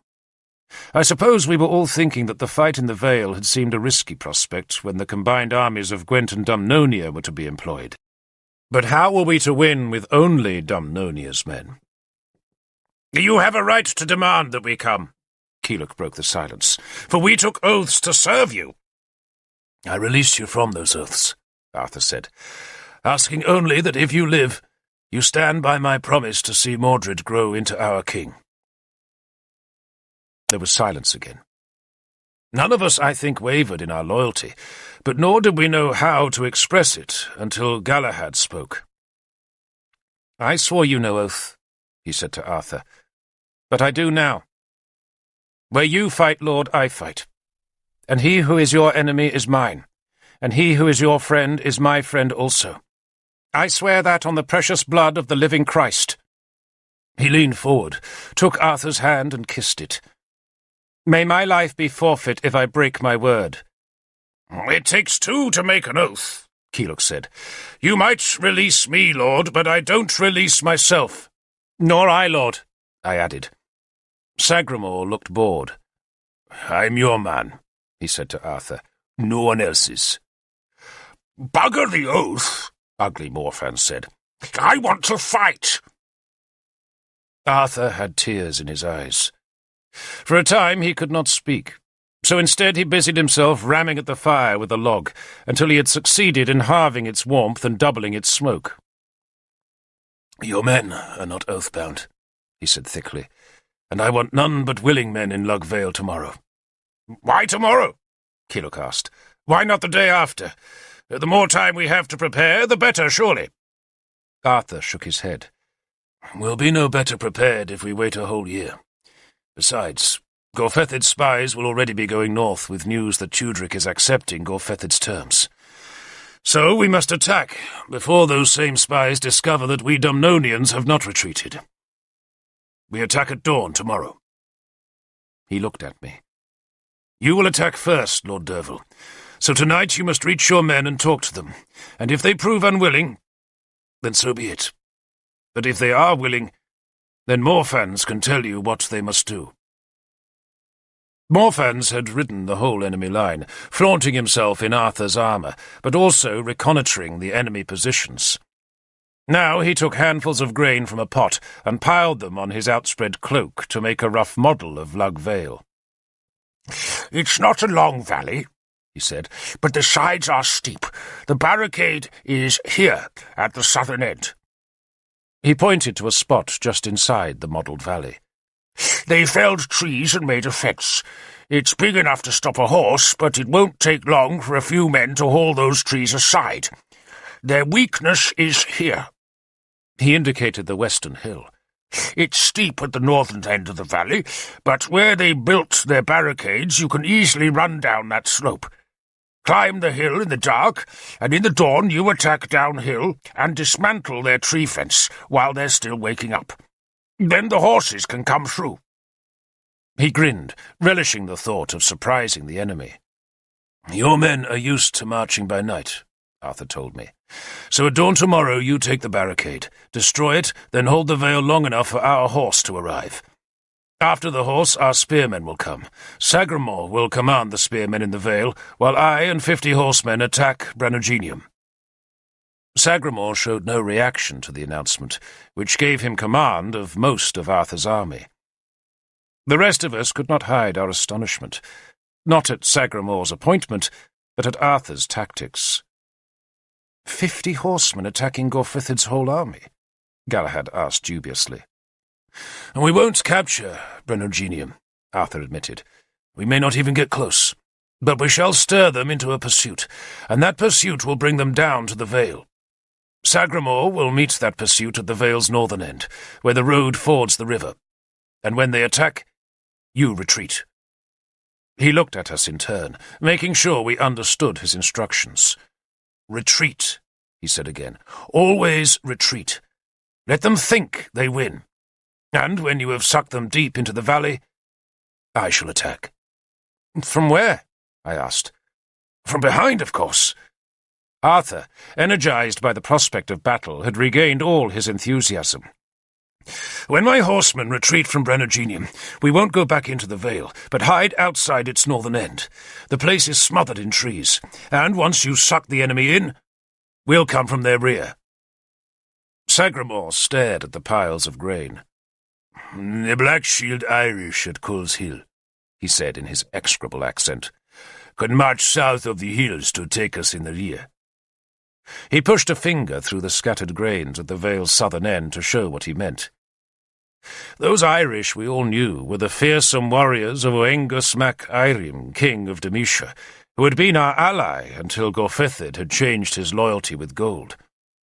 "You want us to hold an army in front, and the Black Shields behind?" Sagramore asked. "You see," Arthur said with a smile, "why I offer to release you from your oaths. But once Tudric knows we're embattled, he'll come.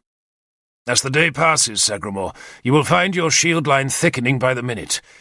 Tudric's men will deal with the enemy from Coles Hill." "And if they don't?" Sagramore asked. "Then we will probably lose," Arthur admitted calmly. "But with my death will come Gorfithid's victory and Tudric's peace.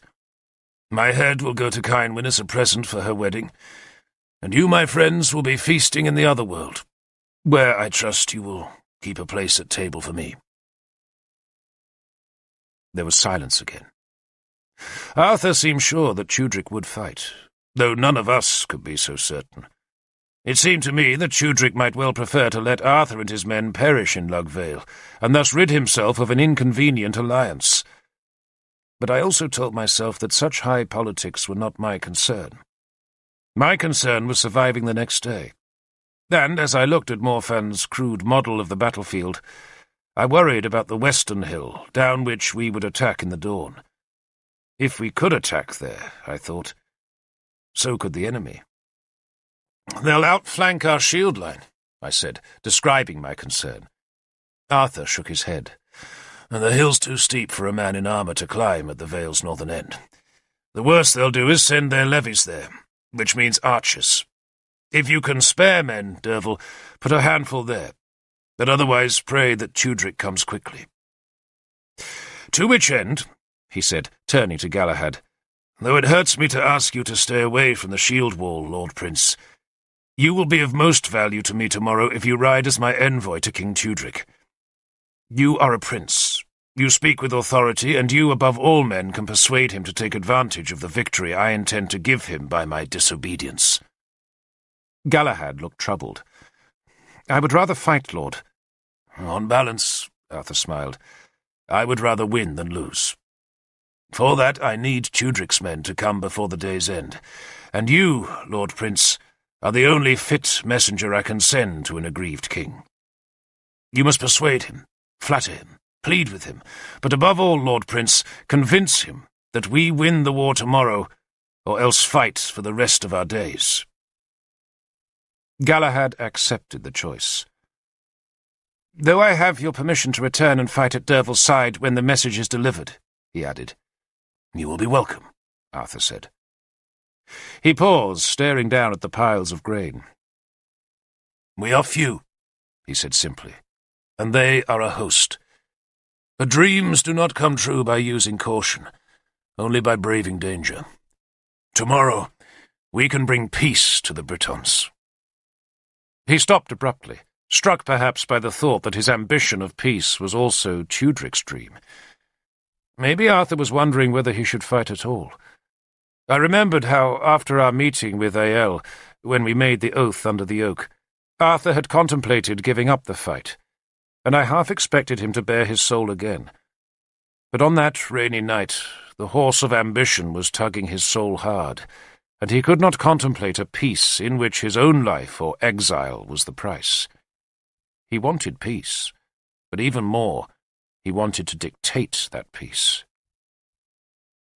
"Whatever gods you pray to," he said quietly, "go with you all tomorrow." I had to ride a horse to get back to my men. I was in a hurry and fell off 3 times. As omens, the falls were dire, but the road was soft with mud and nothing was hurt but my pride. Arthur rode with me, but checked my horse when we were still a spear's throw from where my men's campfires flickered low in the insistent rain. "Do this for me tomorrow, Derfel," he said, "and you may carry your own banner and paint your own shields." In this world or the next, I thought. But I did not speak the thought aloud for fear of tempting the gods.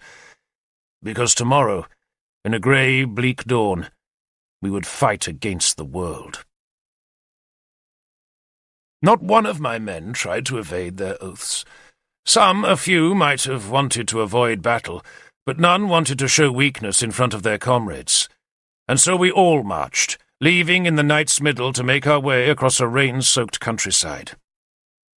Arthur saw us off, then went to where his horsemen were encamped. Nimue insisted on accompanying us.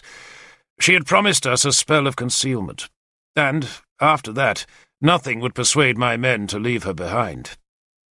She worked the spell before we left, performing it on the skull of a sheep she found by flamelight in a ditch close to our camp.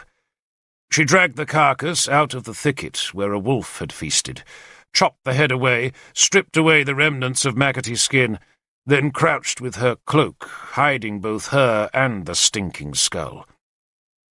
She crouched there a long time, breathing the ghastly stench of the decomposing head, then stood and kicked the skull scornfully aside. She watched where it came to rest, and, after a moment's deliberation, declared that the enemy would look aside as we marched through the night. Arthur, who was fascinated by Nimue's intensity, shuddered when she made the pronouncement, then embraced me. "I owe you a debt, Derfel." "You owe me nothing, Lord." "If for nothing else," he said, "I thank you for bringing me Kynwyn's message." He had taken enormous pleasure in her forgiveness, then shrugged when I had added her further words about being granted his protection. "She has nothing to fear from any man in Dumnonia," he had said. Now he clapped me on the back. "I shall see you in the dawn," he promised, then watched as we filed out from the firelight into the dark. We crossed grassy meadows and newly harvested fields, where no obstacles other than the soaking ground, the dark, and the driving rain impeded us. That rain came from our left, the west, and it seemed relentless, a stinging, pelting, cold rain that trickled inside our jerkins and chilled our bones. At first we bunched together, so that no man would find himself alone in the dark, though even crossing the easy ground we were constantly calling out in low voices to find where our comrades might be. Some men tried to keep hold of a friend's cloak, but spears clashed together, and men tripped, until finally I stopped everyone and formed 2 files. Every man was ordered to sling his shield on his back, then to hold onto the spear of the man in front. Cavan was at our rear, making sure no one dropped out, while Nimue and I were in the lead.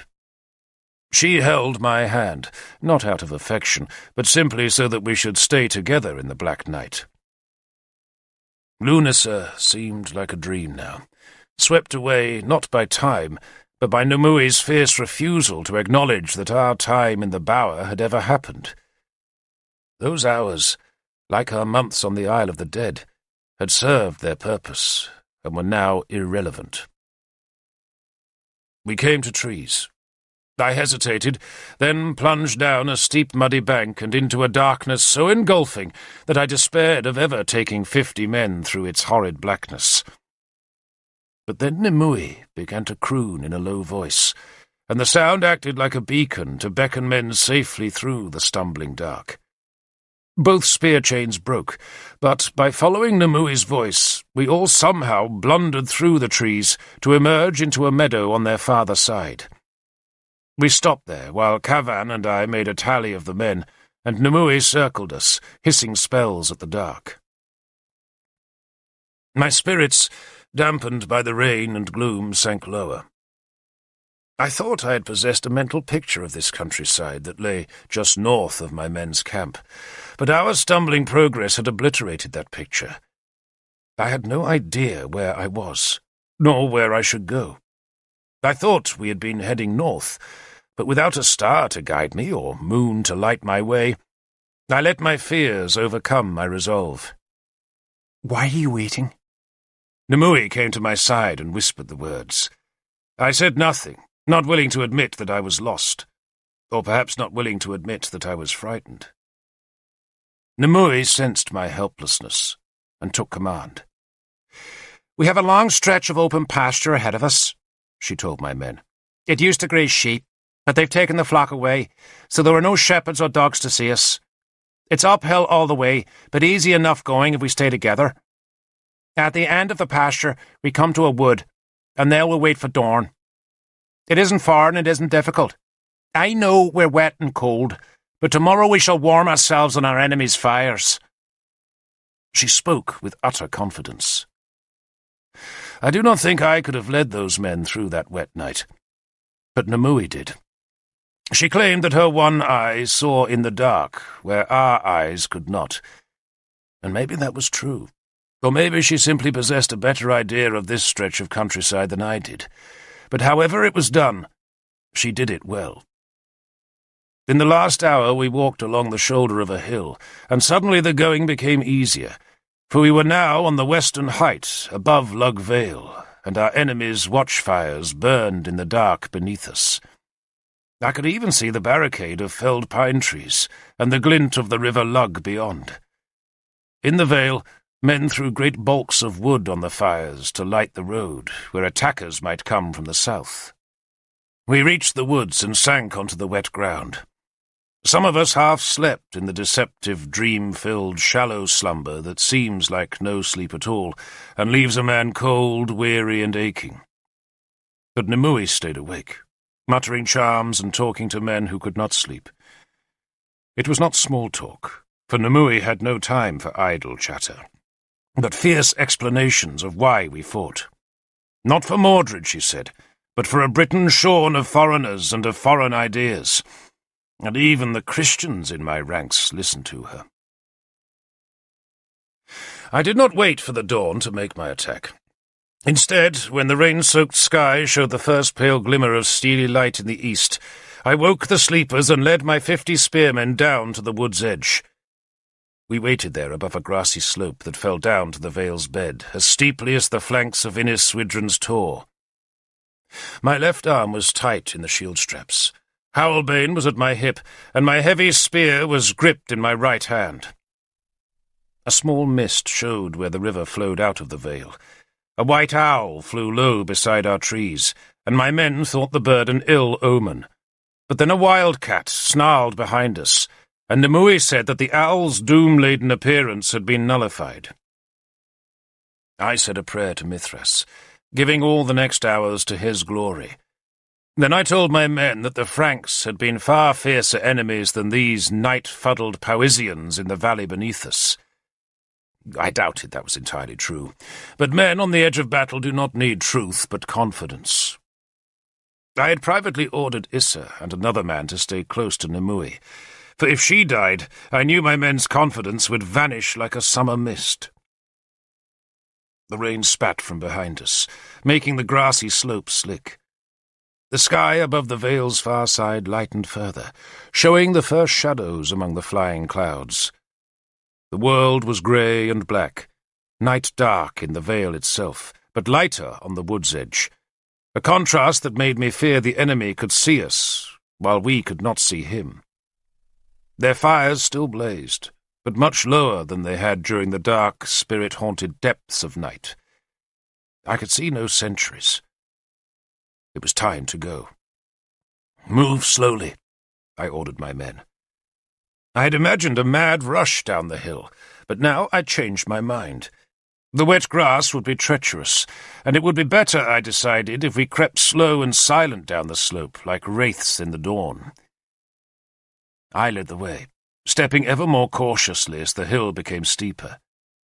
Even nailed boots gave treacherous holding on wet ground, and so we went as slow as stalking cats, and the loudest noise in the half-dark was the sound of our own breathing.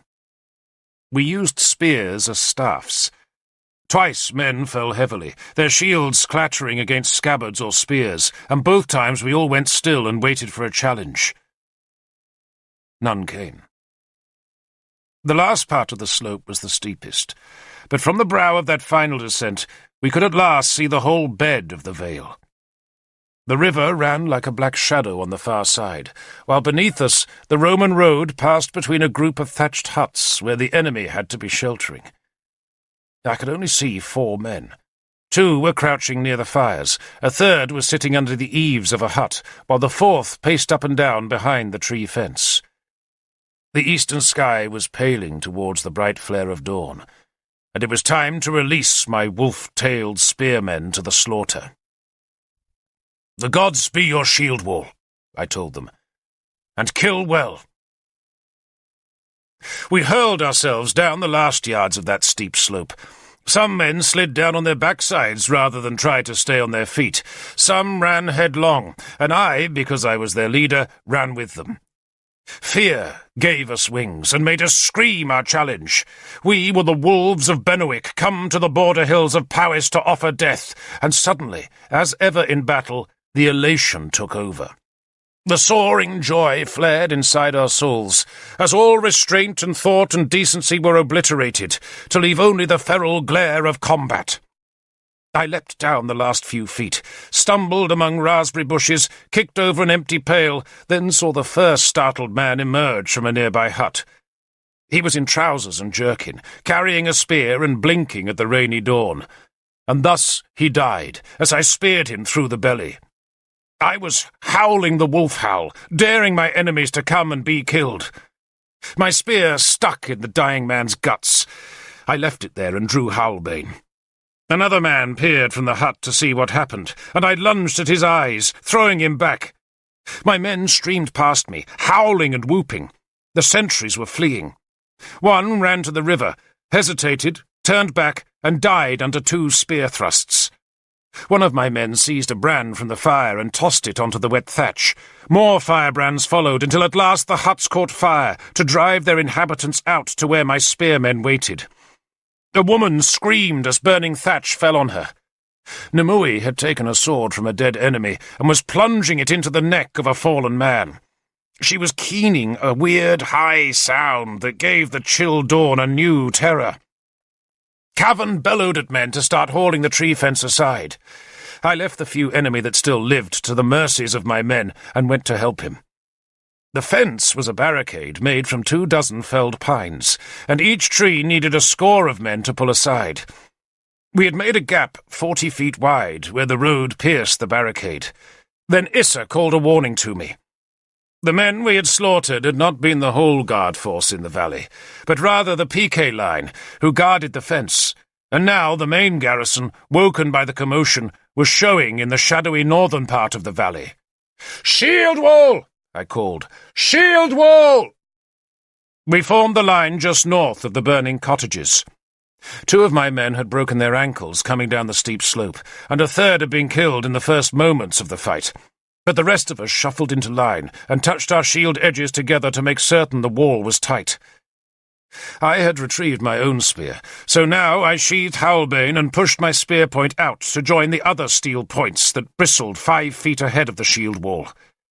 I ordered a 6 men to stay behind with Nimue, in case any of the enemy still lay hidden among the shadows. Then we had to wait, while Cavan replaced his shield. The straps of his own had broken, so he picked up a Powisian shield and swiftly cut away the leather cover with its eagle symbol, then took his place at the right-hand end of the wall. The most vulnerable place, because the right-hand man in a line must hold his shield to protect the man to his left, and thus expose his own right side to enemy thrusts. "Ready, Lord!" he called to me. "Forward!" I shouted. It was better to advance, I thought, than let the enemy form and attack us. The vale's sides grew higher and steeper as we marched north. The slope on our right, beyond the river, was a thick tangle of trees, while to our left the hill was grassy at first, but then turned to scrub. The valley narrowed as we advanced, though it never narrowed sufficiently to be called a gorge. There was room for a warband to manoeuvre in Lug Vale, though the marshy riverbank did help to constrict the dry, level ground needed for battle. The first clouded light was illuminating the western hills, but that light had yet to flood into the valley's depths, where the rain had at last stopped, though the wind gusted cold and damp to flicker the flames of the campfires that burned in the upper vale. Those campfires revealed a thatched village around a Roman building. The shadows of hurrying men flickered in front of the fires. A horse whinnied. Then suddenly, as at last the dawn's ghostly light sifted down to the road, I saw a shield wall forming. I could also see that the shield wall held at least 100 men, and more were hurrying into its ranks. "Hold!" I called to my men. then stared into the bad light and guessed that nearer 200 men were forming the enemy wall. The grey light glinted from their spearheads. This was the elite guard Gorfithid had set to hold the Vale. The Vale was certainly too broad for my 50 men to hold. The road ran close to the western slope and left a wide meadow to our right, where the enemy could easily outflank us, and so I ordered my men back. "Slowly back!" I called. "Slow and sure! Back to the fence!" We could guard the gap we had ripped in the tree fence, though even so it would only be a matter of moments before the enemy clambered over the remaining trees and so surrounded us.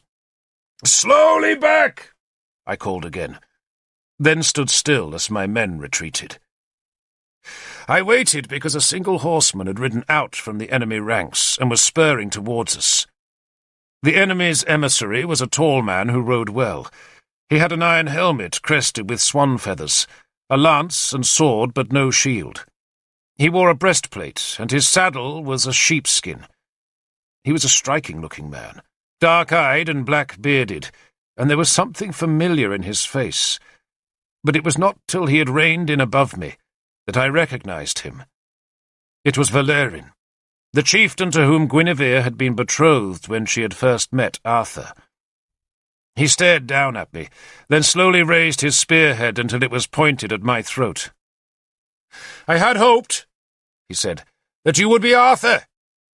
"My lord sends you his greetings, Lord Valerian," I said. Valerian spat towards my shield, that again carried the symbol of Arthur's bear. "Return my greetings to him," he said, "and to the whore he married." He paused, raising the spear point so that it was close to my eyes. "You're a long way from home, little boy," he said. "Does your mother know you're out of bed?"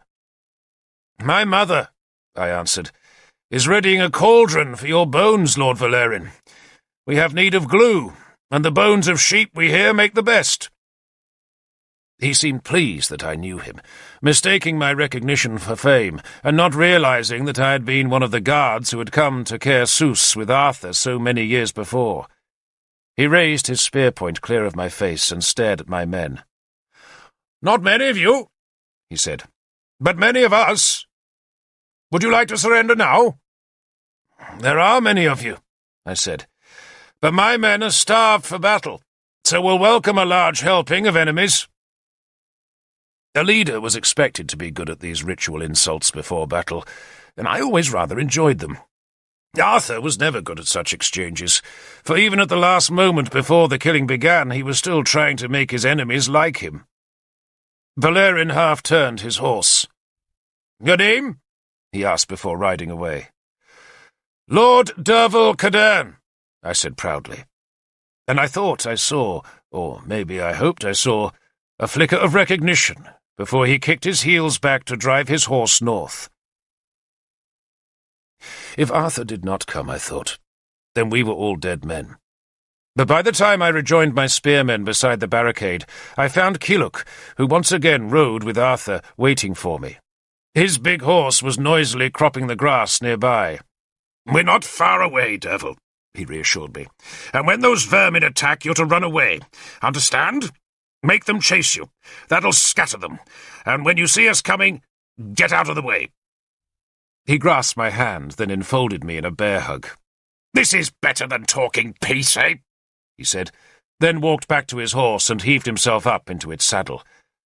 "Be cowards for a few moments," he called to my men, then raised a hand and spurred away southwards. I explained to my men what Kiluk's parting words had meant. Then I took my place in the centre of the shield wall that stretched across the gap we had made in the felled trees. Nimue stood behind me, still holding her bloody sword. "We'll pretend to panic," I called to the shield wall, "when they make their first attack. And don't trip over when you run, and make sure you get out of the way of the horses." I ordered 4 of my men to help the 2 with broken ankles to a thicket behind the fence where they could hide. We waited.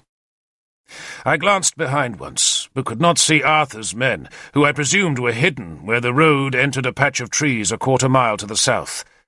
To my right, The river ran in dark shining swirls, on which 2 swans drifted. A heron fished the river's edge, but then lazily spread its wings and flapped away northwards, a direction Numui took to be a good augury, because the bird was taking its bad luck towards the enemy. Valerin's spearmen came on slowly. They had been woken to battle and were still sluggish. Some were bareheaded, and I guess their leaders had rousted them from their straw beds in such haste that not all had been given time to gather their armour. They had no druid, so at least we were free of spells, though, like my men, I muttered swift prayers. Mine were to Mithras and to Bel. Numui was calling to Andraste, the goddess of slaughter, while Cavan called on his Irish gods to give his spear a good day's killing. I saw that Valerin had dismounted, and was leading his men from the line's centre, though I noted a servant was leading the chieftain's horse close behind the advancing line. A heavy gust of damp wind blew the smoke of the burning huts across the road, half hiding the enemy line. The bodies of their dead comrades would wake these advancing spearmen, I thought, and sure enough I heard the shouts of anger as they encountered the newly made corpses, and when a gust of wind cleared the smoke away, the attacking line was coming on faster and shouting insults. We waited in silence as the grey early light seeped down to the valley's damp floor. The enemy spearmen stopped 50 paces from us. All of them carried Powys's eagle on their shields, so none were from Siluria or from the other contingents gathering with Gorfithid. These spearmen, I assumed, were among Powys's best, so any we killed now would be a help later. And the gods knew how we needed help. Thus far, we were having the best of the day, and I had to keep reminding myself that these easy moments were designed only to bring the full might of Gorfithid and his allies on to Arthur's few loyal men. 2 men raced out from Valerin's line and hurled spears that went high over our heads to bury themselves in the turf behind. My men jeered, and some deliberately took the shields away from their bodies as though inviting the enemy to try again. I thanked Mithras that Valerin had no archers. Few warriors carried bows, for no arrow can pierce a shield or a leather breastplate. The bow was a hunter's weapon, best for use against wildfowl or small game, but a mass of levied countrymen carrying light bows could still make themselves a nuisance by forcing warriors to crouch behind their shield walls. 2 more men hurled spears. One weapon thumped into a shield and stuck there, the other flew high again. Valerin was watching us, judging our resolve, and perhaps because we did not hurl spears back, he decided we were already beaten men. He raised his arms, clashed his spear on his shield, and shouted at his men to charge. They roared their challenge, and we, just as Arthur had ordered, broke and fled. For a second there was confusion, as men in the shield line impeded each other, but then we scattered apart and pounded away down the road. Numui, her black cloak flying, ran ahead of us, but always looking back to see what happened behind her. The enemy cheered their victory and raced to catch us, while Valerin, seeing a chance to ride his horse among a broken rabble, shouted at his servant to bring the beast. We ran clumsily, cumbered by cloaks, shields, and spears. I was tired, and the breath pounded in my chest as I followed my men southwards. I could hear the enemy behind, and twice looked over my shoulder to see a tall, red-headed man grimacing as he strained to catch me. He was a faster runner than I, and I was beginning to think I would need to stop, turn, and deal with him, when I heard that blessed sweet sound of Arthur's horn. It sounded twice, and then, out of the dawn-dulled trees ahead of us, Arthur's might erupted. First came white-plumed Arthur himself, in shining armour and carrying his mirror-bright shield and with his white cloak spread behind like wings. His spearhead dipped as his 50 men came into sight on armoured horses, their faces wrapped in iron and their spear points glittering. The banners of the dragon and the bear flew bright, and the earth shook beneath those ponderous hooves that slung water and mud high into the air as the big horses gathered speed. My men were running aside, forming two groups that swiftly gathered into defensive circles with shields and spears outermost. I went left, and turned around in time to see Valerin's men desperately trying to form a shield wall. Valerin, mounted on his horse, shouted at them to retreat to the barricade. But it was already too late. Our trap was sprung, and Lugvale's defenders were doomed. Arthur pounded past me on Clamray, his favourite mare. The skirts of his horse blanket at the ends of his cloak were already soaked in mud. A man threw a spear that glanced off Clamray's breast armour. Then Arthur thrust his spear home into the first enemy soldier, abandoned the weapon, and scraped Excalibur into the dawn. The rest of the horse crashed past in a welter of water and noise. Valerin's men screamed as the big brutes hurtled into their broken ranks. Swords slashed down to leave men reeling and bloody, while the horses ploughed on, some driving panicked men down beneath their heavy iron-plated hooves.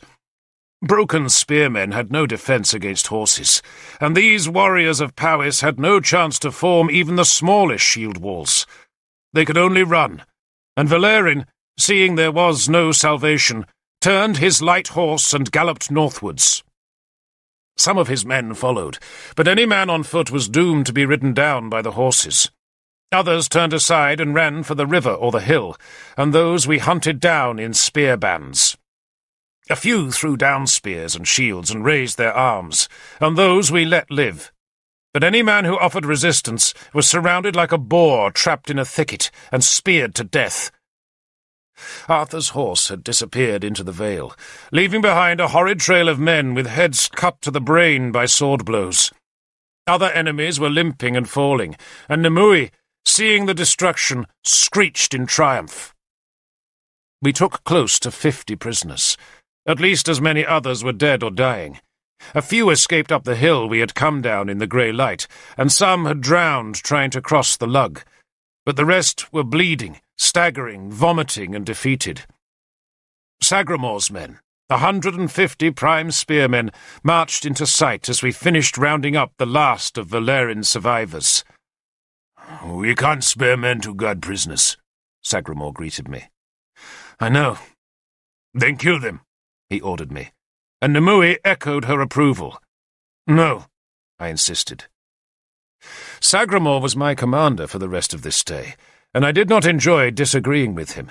But Arthur wanted to bring peace to the Britons, and killing helpless prisoners was no way to bind Powys to his peace. Besides, my men had taken the prisoners, so their fate was my responsibility, and instead of killing them, I ordered them stripped naked. Then they were taken one by one to where Cavan waited with a heavy stone for his hammer and a boulder for an anvil. We placed each man's spear hand on the boulder, held it there, then crushed the two smallest fingers with the stone. A man with 2 shattered fingers would live, and he might even wield a spear again. But not on this day. Not for many a day. Then we sent them southwards, naked and bleeding, and told them that if we saw their faces again before nightfall, they would surely die. Sagramore scoffed at me for displaying such leniency, but did not countermand my orders. My men took the enemy's best clothes and boots, searched the discarded clothing for coins, then tossed the garments onto the still-burning huts. We piled the captured weapons by the road. Then we marched north, to discover that Arthur had ended his pursuit at the ford, then returned to the village that lay about the substantial Roman building which Arthur reckoned had once been a rest house for travellers going into the northern hills. A crowd of women cowered under guard beside the house, clutching their children and paltry belongings. "Your enemy," I told Arthur, "was Valerin." It took him a few seconds to place the name. Then he smiled. He had removed his helmet and dismounted to greet us. "Poor Valerin," he said. "Twice a loser." Then he embraced me and thanked my men. "The night was so dark," he said. "I doubted you would find the Vale." "I didn't. Nimue did." "Then I owe you thanks," he said to Nimue. "Thank me," she said, "by bringing victory this day." "With the gods' help I shall." He turned and looked at Galahad, who had ridden in the charge. Go south, Lord Prince, and give Tudric my greetings, and beg his men's spears to our side. May God give your tongue eloquence." Galahad kicked his horse and rode back through the blood-stinking vale. Arthur turned and stared at a hilltop a mile north of the ford. There was an old earth fort there, a legacy of the old people, but it seemed to be deserted. "It would go ill with us," he said with a smile, "if anyone was to see where we hide." He wanted to find his hiding place and leave the heavy horse armour there before he rode north to roust Gorfethid's men out of their camps at Branogenium. "Nimue will work you a spell of concealment," I said. "Will you, lady?" he asked earnestly. She went to find a skull. Arthur clasped me again, then called for his servant, Higwith, to help him tug off the suit of heavy scale armour. It came off over his head, leaving his short-cut hair tousled. "Would you wear it?" he asked me. "Me?" I was astonished. "When the enemy attack," he said, "they'll expect to find me here. And if I'm not here, they'll suspect a trap." He smiled. "I'd ask Sagramore, but his face is somewhat more distinctive than yours, Lord Derfel. You'll have to cut off some of that long hair, though." My fair hair showing beneath the helmet's rim would be a sure sign I was not Arthur. "And maybe trim the beard a little," he added. I took the armour from Higwith and was shocked by its weight. "I should be honoured," I said. "It is heavy," he warned me. "You'll get hot, and you can't see to your sides when you're wearing the helmet, so you'll need 2 good men to flank you." He sensed my hesitation. "Should I ask someone else to wear it?" No, Lord," I said. "I'll wear it." "It'll mean danger," he warned me. "I wasn't expecting a safe day, Lord," I answered. "I shall leave you the banners," he said. "When Gorfethid comes, he must be convinced that all his enemies are in one place. It will be a hard fight, Derfel." "Galahad will bring help," I assured him.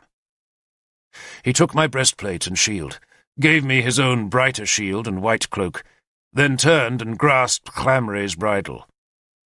"That," he told me once he had been helped into the saddle, "was the easy part of the day." He beckoned to Sagramore, then spoke to both of us. "The enemy will be here by noon. Do what you can to make ready. Then fight as you have never fought before. If I see you again, then we shall be victorious. If not, then I thank you, salute you, and will wait to feast with you in the other world." He shouted for his men to mount up, then rode north, and we waited for the real battle to begin. The scale armour was appallingly heavy, bearing down on my shoulders like the water yokes women carry to their houses each morning. Even lifting my sword arm was hard, though it became easier when I cinched my sword belt tight around the iron scales, and so took the suit's lower weight away from my shoulders. Nimue, her spell of concealment finished, cut my hair with a knife. She burned all the loose hair lest an enemy should find the scraps and work an enchantment, and then I used Arthur's shield as a mirror to hack my long beard short enough so that it would be concealed behind the helmet's deep cheek pieces. Then I pulled the helmet on, forcing its leather padding over my skull and tugging it down until it enclosed my head like a shell. My voice seemed muffled, despite the perforations over the ears in the shining metal.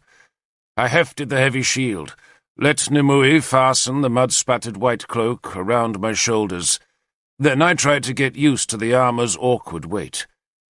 I made Issa fight me with a spear shaft as a single stick, and found myself much slower than usual. "Fear will quicken you, Lord," Issa said, when he had rounded my guard for the 10th time and whacked me an echoing blow on the head. "Don't knock the plume off," I said. Secretly, I was wishing I had never accepted the heavy armour. It was horseman's gear, designed to add weight and awe to a mounted man who had to batter his way through the enemy's ranks. But we spearmen depended on agility and quickness when we were not locked shoulder to shoulder in the shield wall. "But you look wonderful, Lord," Issa told me admiringly. I'll be a wonderful-looking corpse if you don't guard my flank, I told him. It's like fighting inside a bucket. I tugged the helmet off, relieved when its constricting pressure was gone from my skull. When I first saw this armor, I told Issa, I wanted it more than anything in the world. Now I'd give it away for a decent leather breastplate. You'll be all right, Lord, he told me with a grin. We had work to do. The women and children abandoned by Valerian's defeated men had to be driven south, away from the Vale. Then we prepared defences close to the remnants of the tree fence. Sagramore feared that the overwhelming weight of the enemy could drive us clear out of the Vale before Arthur's horsemen arrived to our rescue, and so he prepared the ground as best he could. My men wanted to sleep, but instead we dug a shallow ditch across the Vale. The ditch was nowhere near deep enough to stop a man, but it would force the attacking spearmen to break step and maybe stumble as they closed on our spear line. The tree barricade lay just behind the ditch and marked the southern limit to which we could retreat, and the place we must defend to the death. Sagramore anchored the felled trees with some of Valerian's abandoned spears that he ordered driven deep into the earth to make a hedge of angled spear points inside the pine branches. We left the gap where the road ran through the centre of the fence so we could retreat behind the fragile barrier before we defended it. My worry was the steep and open hillside, down which my men had attacked in the dawn. Corfithid's warriors would doubtless attack straight up the Vale, but his levies would probably be sent to the high ground to threaten our left flank, and Sagramore could spare no more men to hold that high ground. But Nimue insisted there was no need. She took 10 of the captured spears, and then, with the help of a half-dozen of my men, she cut the heads from 10 of Valerian's dead spearmen, and carried the spears and bloody heads up the hill, where she had the spear shafts driven butt first into the ground. Then she rammed the bloody heads onto the spear's iron points, and draped the dead heads with ghastly wigs of knotted grass, each knot an enchantment, before scattering branches of yew between the widely spaced posts.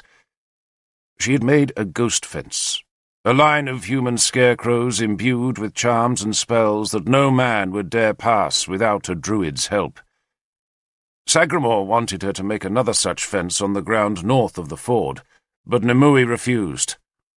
"Their warriors will come with druids," she explained, "and a ghost fence is laughable to a druid, but the levy won't have a druid." She had fetched an armful of vervain down from the hill, and now she distributed its small purple flowers among the spearmen, who all knew that vervain gave protection in battle. She pushed a whole sprig inside my armour. The Christians gathered to say their prayers, while we pagans sought the gods' help. Men tossed coins into the river, then brought out their talismans for Nimue to touch. Most carried a hare's foot, but some brought her elf bolts or snake stones. Elf bolts were tiny flint arrowheads shot by the spirits and much prized by soldiers, while snake stones had bright colours that Nimue enriched by dipping the stones in the river before touching them to her good eye. I pressed the scale armour until I could feel Kynwyn's brooch pricking against my chest. Then I knelt and kissed the earth. I kept my forehead on the damp ground as I beseeched Mithras to give me strength, courage, and, if it was his will, a good death. Some of our men were drinking the mead we had discovered in the village, but I drank nothing but water. We ate the food Valerian's men had thought would be their breakfast, and afterwards a group of spearmen helped Nimue catch toads and shrews that she killed and placed on the road beyond the ford to give the approaching enemy ill omens. Then we sharpened our weapons again, and waited. Sagramore had found a man hiding in the woods behind the village. The man was a shepherd, and Sagramore questioned him about the local countryside, and learned there was a second ford upstream, where the enemy could outflank us if we tried to defend the riverbank at the Vale's northern end. The second ford's existence did not trouble us now, but we needed to remember that it existed, for it gave the enemy a way of outflanking our northernmost defence line. I was nervous of the coming fight, but Nimue seemed unafraid. "I have nothing to fear," she told me. "I've taken the 3 wounds, so what can hurt me?" She was sitting beside me, close to the ford at the Vale's northern end. This would be our first defence line, the place where we would begin the slow retreat that would suck the enemy into the Vale and Arthur's trap. "Besides," she added, "I'm under Merlin's protection." "Does he know we're here?" I asked her. She paused, then nodded. "He knows." "Will he come?" She frowned as though my question was crass. "He will do," she said slowly, "whatever he needs to do." "Then he will come," I said in fervent hope. Nimue shook her head impatiently. "Merlin cares only for Britain. He believes Arthur could help restore the knowledge of Britain. But if he decides that Gorfethid would do it better, then believe me, Derfel, Merlin will side with Gorfethid." Merlin had hinted as much to me at Caersus, but I still found it hard to believe that his ambitions were so far from my own allegiances and hopes. "What about you?" I asked Nimue. "I have one burden that ties me to this army," she said, "and after that I shall be free to help Merlin." "Gunlius," I said. She nodded. "Give me Gunlius alive, Derfel," she said, looking into my eyes. "Give him to me alive. I beg you." She touched the leather eye patch and went silent as she summoned her energy for the revenge she craved. Her face was still bone-pale, and her black hair hung lank against her cheeks. The softness she had revealed at Lunacer had been replaced by a chill bleakness that made me think I would never understand her. I loved her, not as I believed I loved Kynwyn, but as a man can love a fine wild creature, an eagle or a wildcat, for I knew I would never comprehend her life or dreams. She grimaced suddenly. "I shall make Gunlius's soul scream through the rest of time," she said softly. "I shall send it through the abyss into nothingness. But he will never reach nothingness, Derfel. He will always suffer on its edge, screaming." I shuddered for Gunlius. A shout made me look across the river. 6 horsemen were galloping towards us. Our shield walls stood and thrust their arms into their shield loops. But then I saw the leading man was Morfan's. He rode desperately, kicking at his tired, sweat-whitened horse, and I feared those 6 men were all that remained of Arthur's troop. The horses splashed through the ford as Sagramor and I went forward. Morfan's reined in on the riverbank. 2 miles away, he panted. "Arthur sent us to help you. Gods, there are hundreds of the bastards." He wiped sweat off his forehead, then grinned.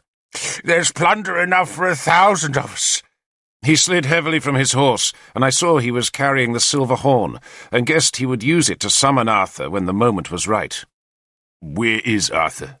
Sagramor asked. "Safely hid," Morfans assured us. Then looked at my armour, and his ugly face split into a lopsided grin. "Weighs you down, that armour, doesn't it?" "How does he ever fight in it?" I asked. "Very well, Derfel, very well. And so will you." He clapped my shoulder. "Any news from Galahad?" "None." "Agricola won't let us fight alone. Whatever that Christian king and his gutless son might want," Morfans said. Then he led his 5 horsemen back through the shield wall.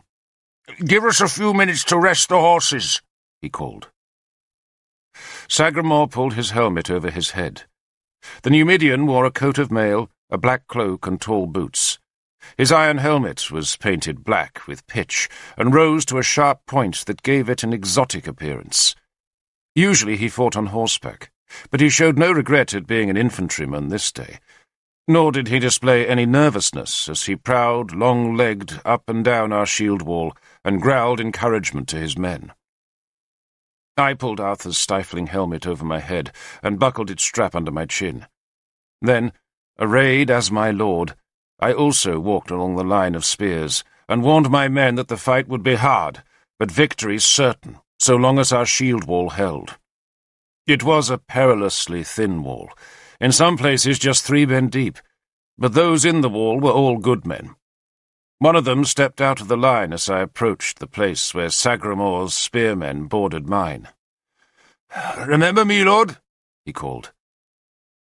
I thought for a moment he had mistaken me for Arthur, and I pulled the hinged cheek-pieces aside so he could see my face.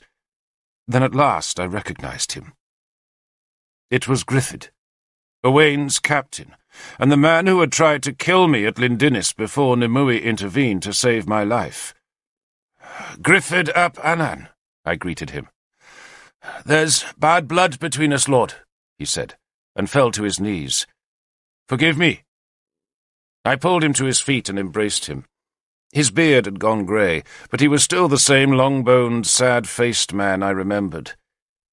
"My soul is in your keeping," I told him, "and I am glad to put it there." "And mine yours, Lord," he said. "Minak!" I recognized another of my old comrades. "Am I forgiven?" "Was there anything to forgive, Lord?"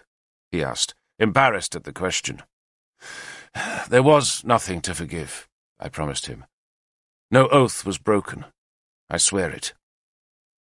Minak stepped forward and embraced me. All along the shield wall other such quarrels were being resolved.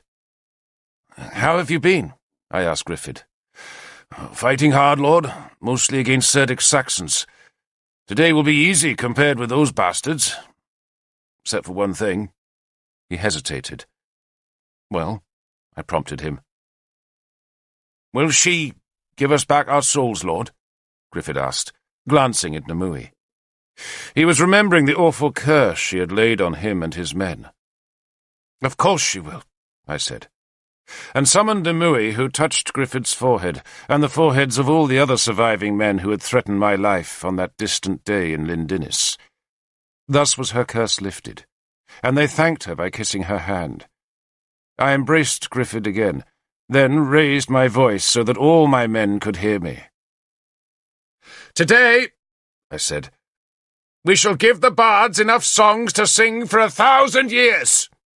And today we become rich men again." They cheered.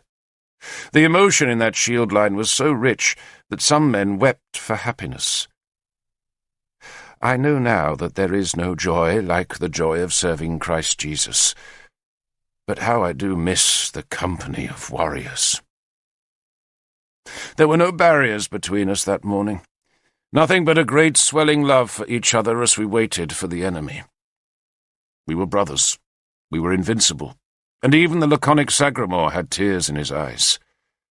A spearman began singing the war song of Beli Mar, Britain's great battle song, and the strong male voices swelled in instinctive harmony all along the line.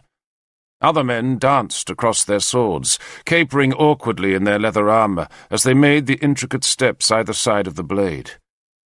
Our Christians had their arms spread wide as they sang, almost as though the song was a pagan prayer to their own god, while other men clashed their spears against their shields in time to the music. We were still singing of pouring our enemy's blood onto our land when that enemy appeared. We sang defiantly on. A spearband after spearband came into view and spread across the far fields beneath kingly banners that showed bright in the day's cloudy gloom. And on we sang, a great torrent of song to defy the army of Gorfithid, the army of the father of the woman I was convinced I loved. That was why I was fighting. Not just for Arthur, but because only by victory could I make my way back to Caer Sws, and thus see Cynwyn again. I had no claim on her, and no hopes either, for I was slave-born and she a princess. Yet somehow I felt that day as though I had more to lose than I had ever possessed in all my life. It took over an hour for that cumbersome horde to make a battle line on the river's far bank. The river could only be crossed at the ford, which meant we would be given time to retreat when the moment came. But for now the enemy must have assumed that we planned to defend the ford all day, for they massed their best men in the centre of the line.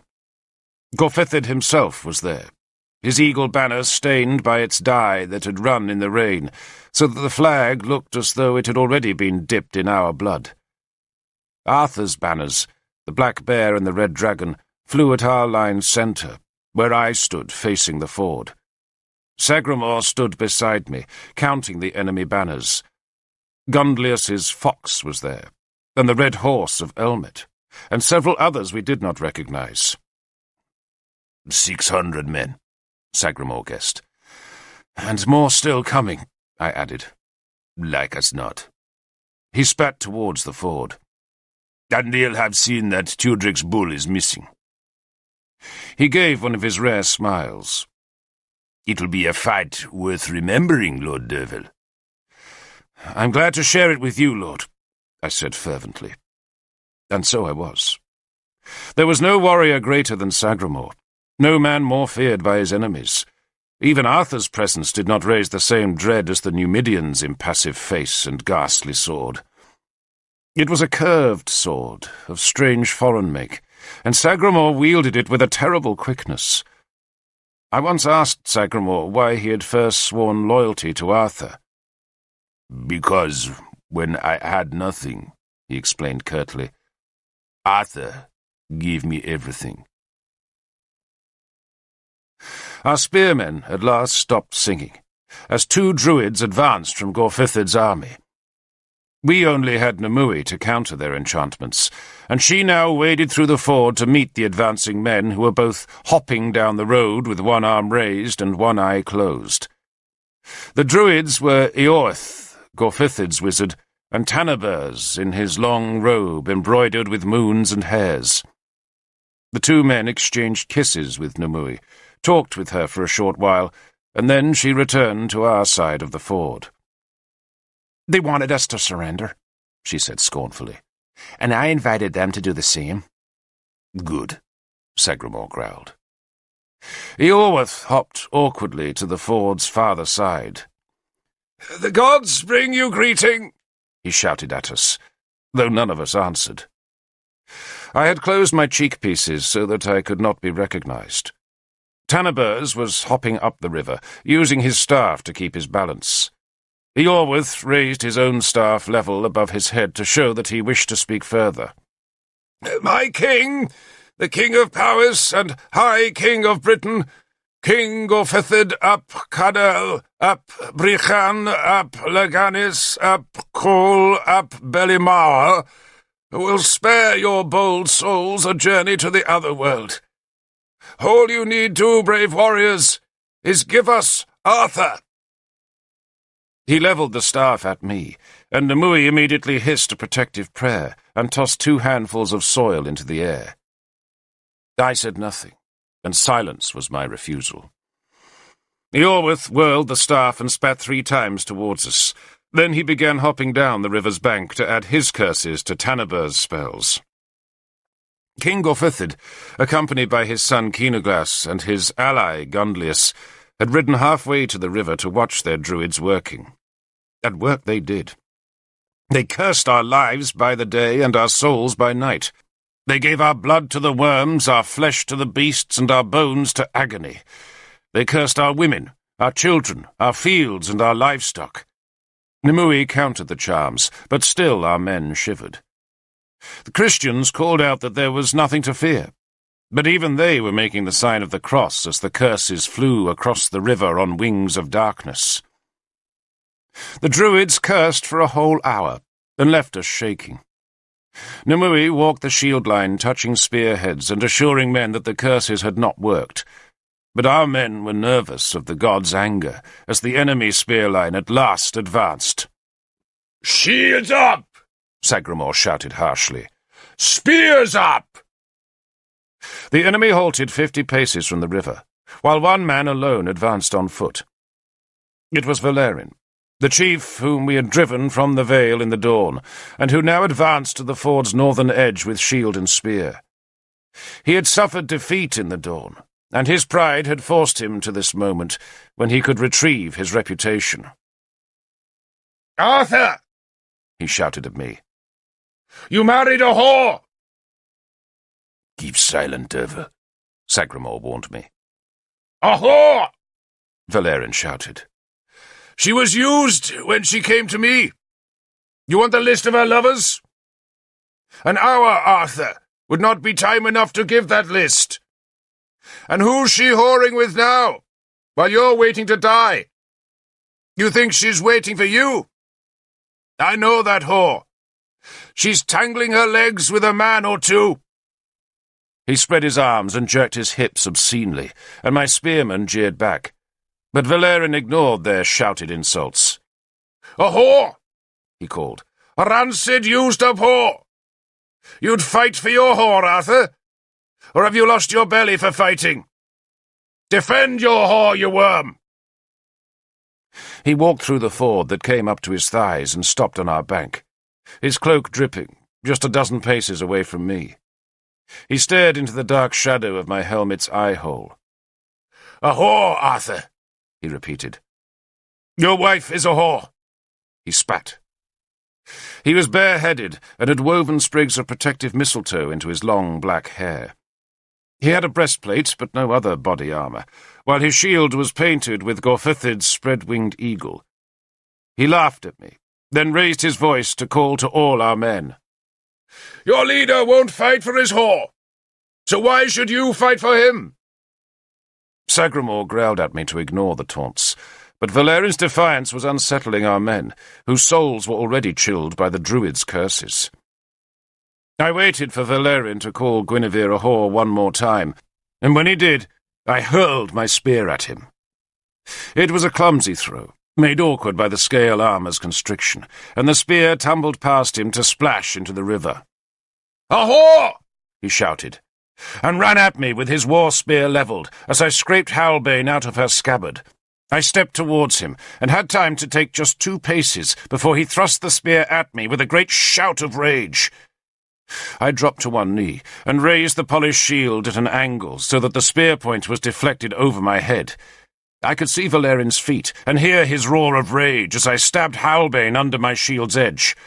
I lunged upwards with the blade, feeling it strike just before his charging body struck my shield and drove me down to the ground. He was screaming instead of roaring now, for that sword thrust beneath the shield was a wicked cut that came up from the ground to pierce a man's bowels, and I knew Halbane had plunged deep into Valerian, for I could feel his body's weight pulling the sword blade down as he collapsed onto the shield. I heaved up with all my strength to throw him off the shield, and gave a grunt as I jerked the sword back from his flesh's grip.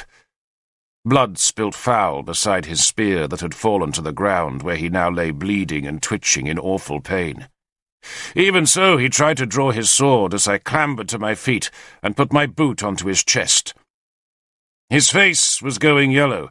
He shuddered, and his eyes were already clouding in death. "Guinevere is a lady," I told him, "and your soul is mine if you deny it." "She's a whore," he somehow managed to say between clenched teeth. Then he choked and shook his head feebly. "The bull guards me," he managed to add, and I knew he was of Mithras, and so I thrust Halbane hard down. The blade met the resistance of his throat, then swiftly cut to end his life. Blood fountained up the blade, and I do not think Valerian ever knew it was not Arthur who sent his soul to the Bridge of Swords in Cruachan's cave. Our men cheered. Their spirits, so abraded by the druids and chilled by Valerian's foul insults, were instantly restored, for we had drawn the first blood. I walked to the river's edge, where I danced a victor's steps as I showed the dispirited enemy Halbane's blood-stained blade. Gorfithid, Keenaglas and Gundlius, their champion defeated, turned their horses away, and my men taunted them as cowards and weaklings. Sagramore nodded as I returned to the shield wall. The nod was evidently his way of offering praise for a well-fought fight. "What do you want done with him?" He gestured to Valerian's fallen body. I had Issa strip the corpse of its jewellery. Then 2 other men heaved it into the river, and I prayed that the spirits of the water would carry my brother of Mithras to his reward. Issa brought me Valerian's weapons, his golden torque, 2 brooches and a ring. "Yours, lord," he said, offering me the plunder. He had also retrieved my spear from the river. I took the spear and Valerin's weapons, but nothing else. "The gold is yours, Issa," I said, remembering how he had tried to give me his own talk when we had returned from Innistribes. "Not this, Lord," he said, and he showed me Valerin's ring. It was a piece of heavy gold, beautifully made and embossed with the figure of a stag running beneath a crescent moon. It was Guinevere's badge, and at the back of the ring, crudely but deeply cut into the thick gold, was a cross. It was a lover's ring, and Issa, I thought, had been clever to spot it. I took the ring and thought of Valerin wearing it through all the hurt years. Or maybe, I dared to hope, he had tried to revenge his pain on her reputation by cutting a false cross into the ring, so that men would think he had been her lover. "Arthur must never know," I warned Issa. And then I hurled the heavy ring into the river. "What was that?" Sagramore asked as I rejoined him. "Nothing," I said. "Nothing. Just a charm that might have brought us ill luck." Then a ram's horn sounded across the river, and I was spared the need to think about the ring's message. The enemy was coming. The bards still sing of that battle, though the gods only know how they invent the details they embroider into the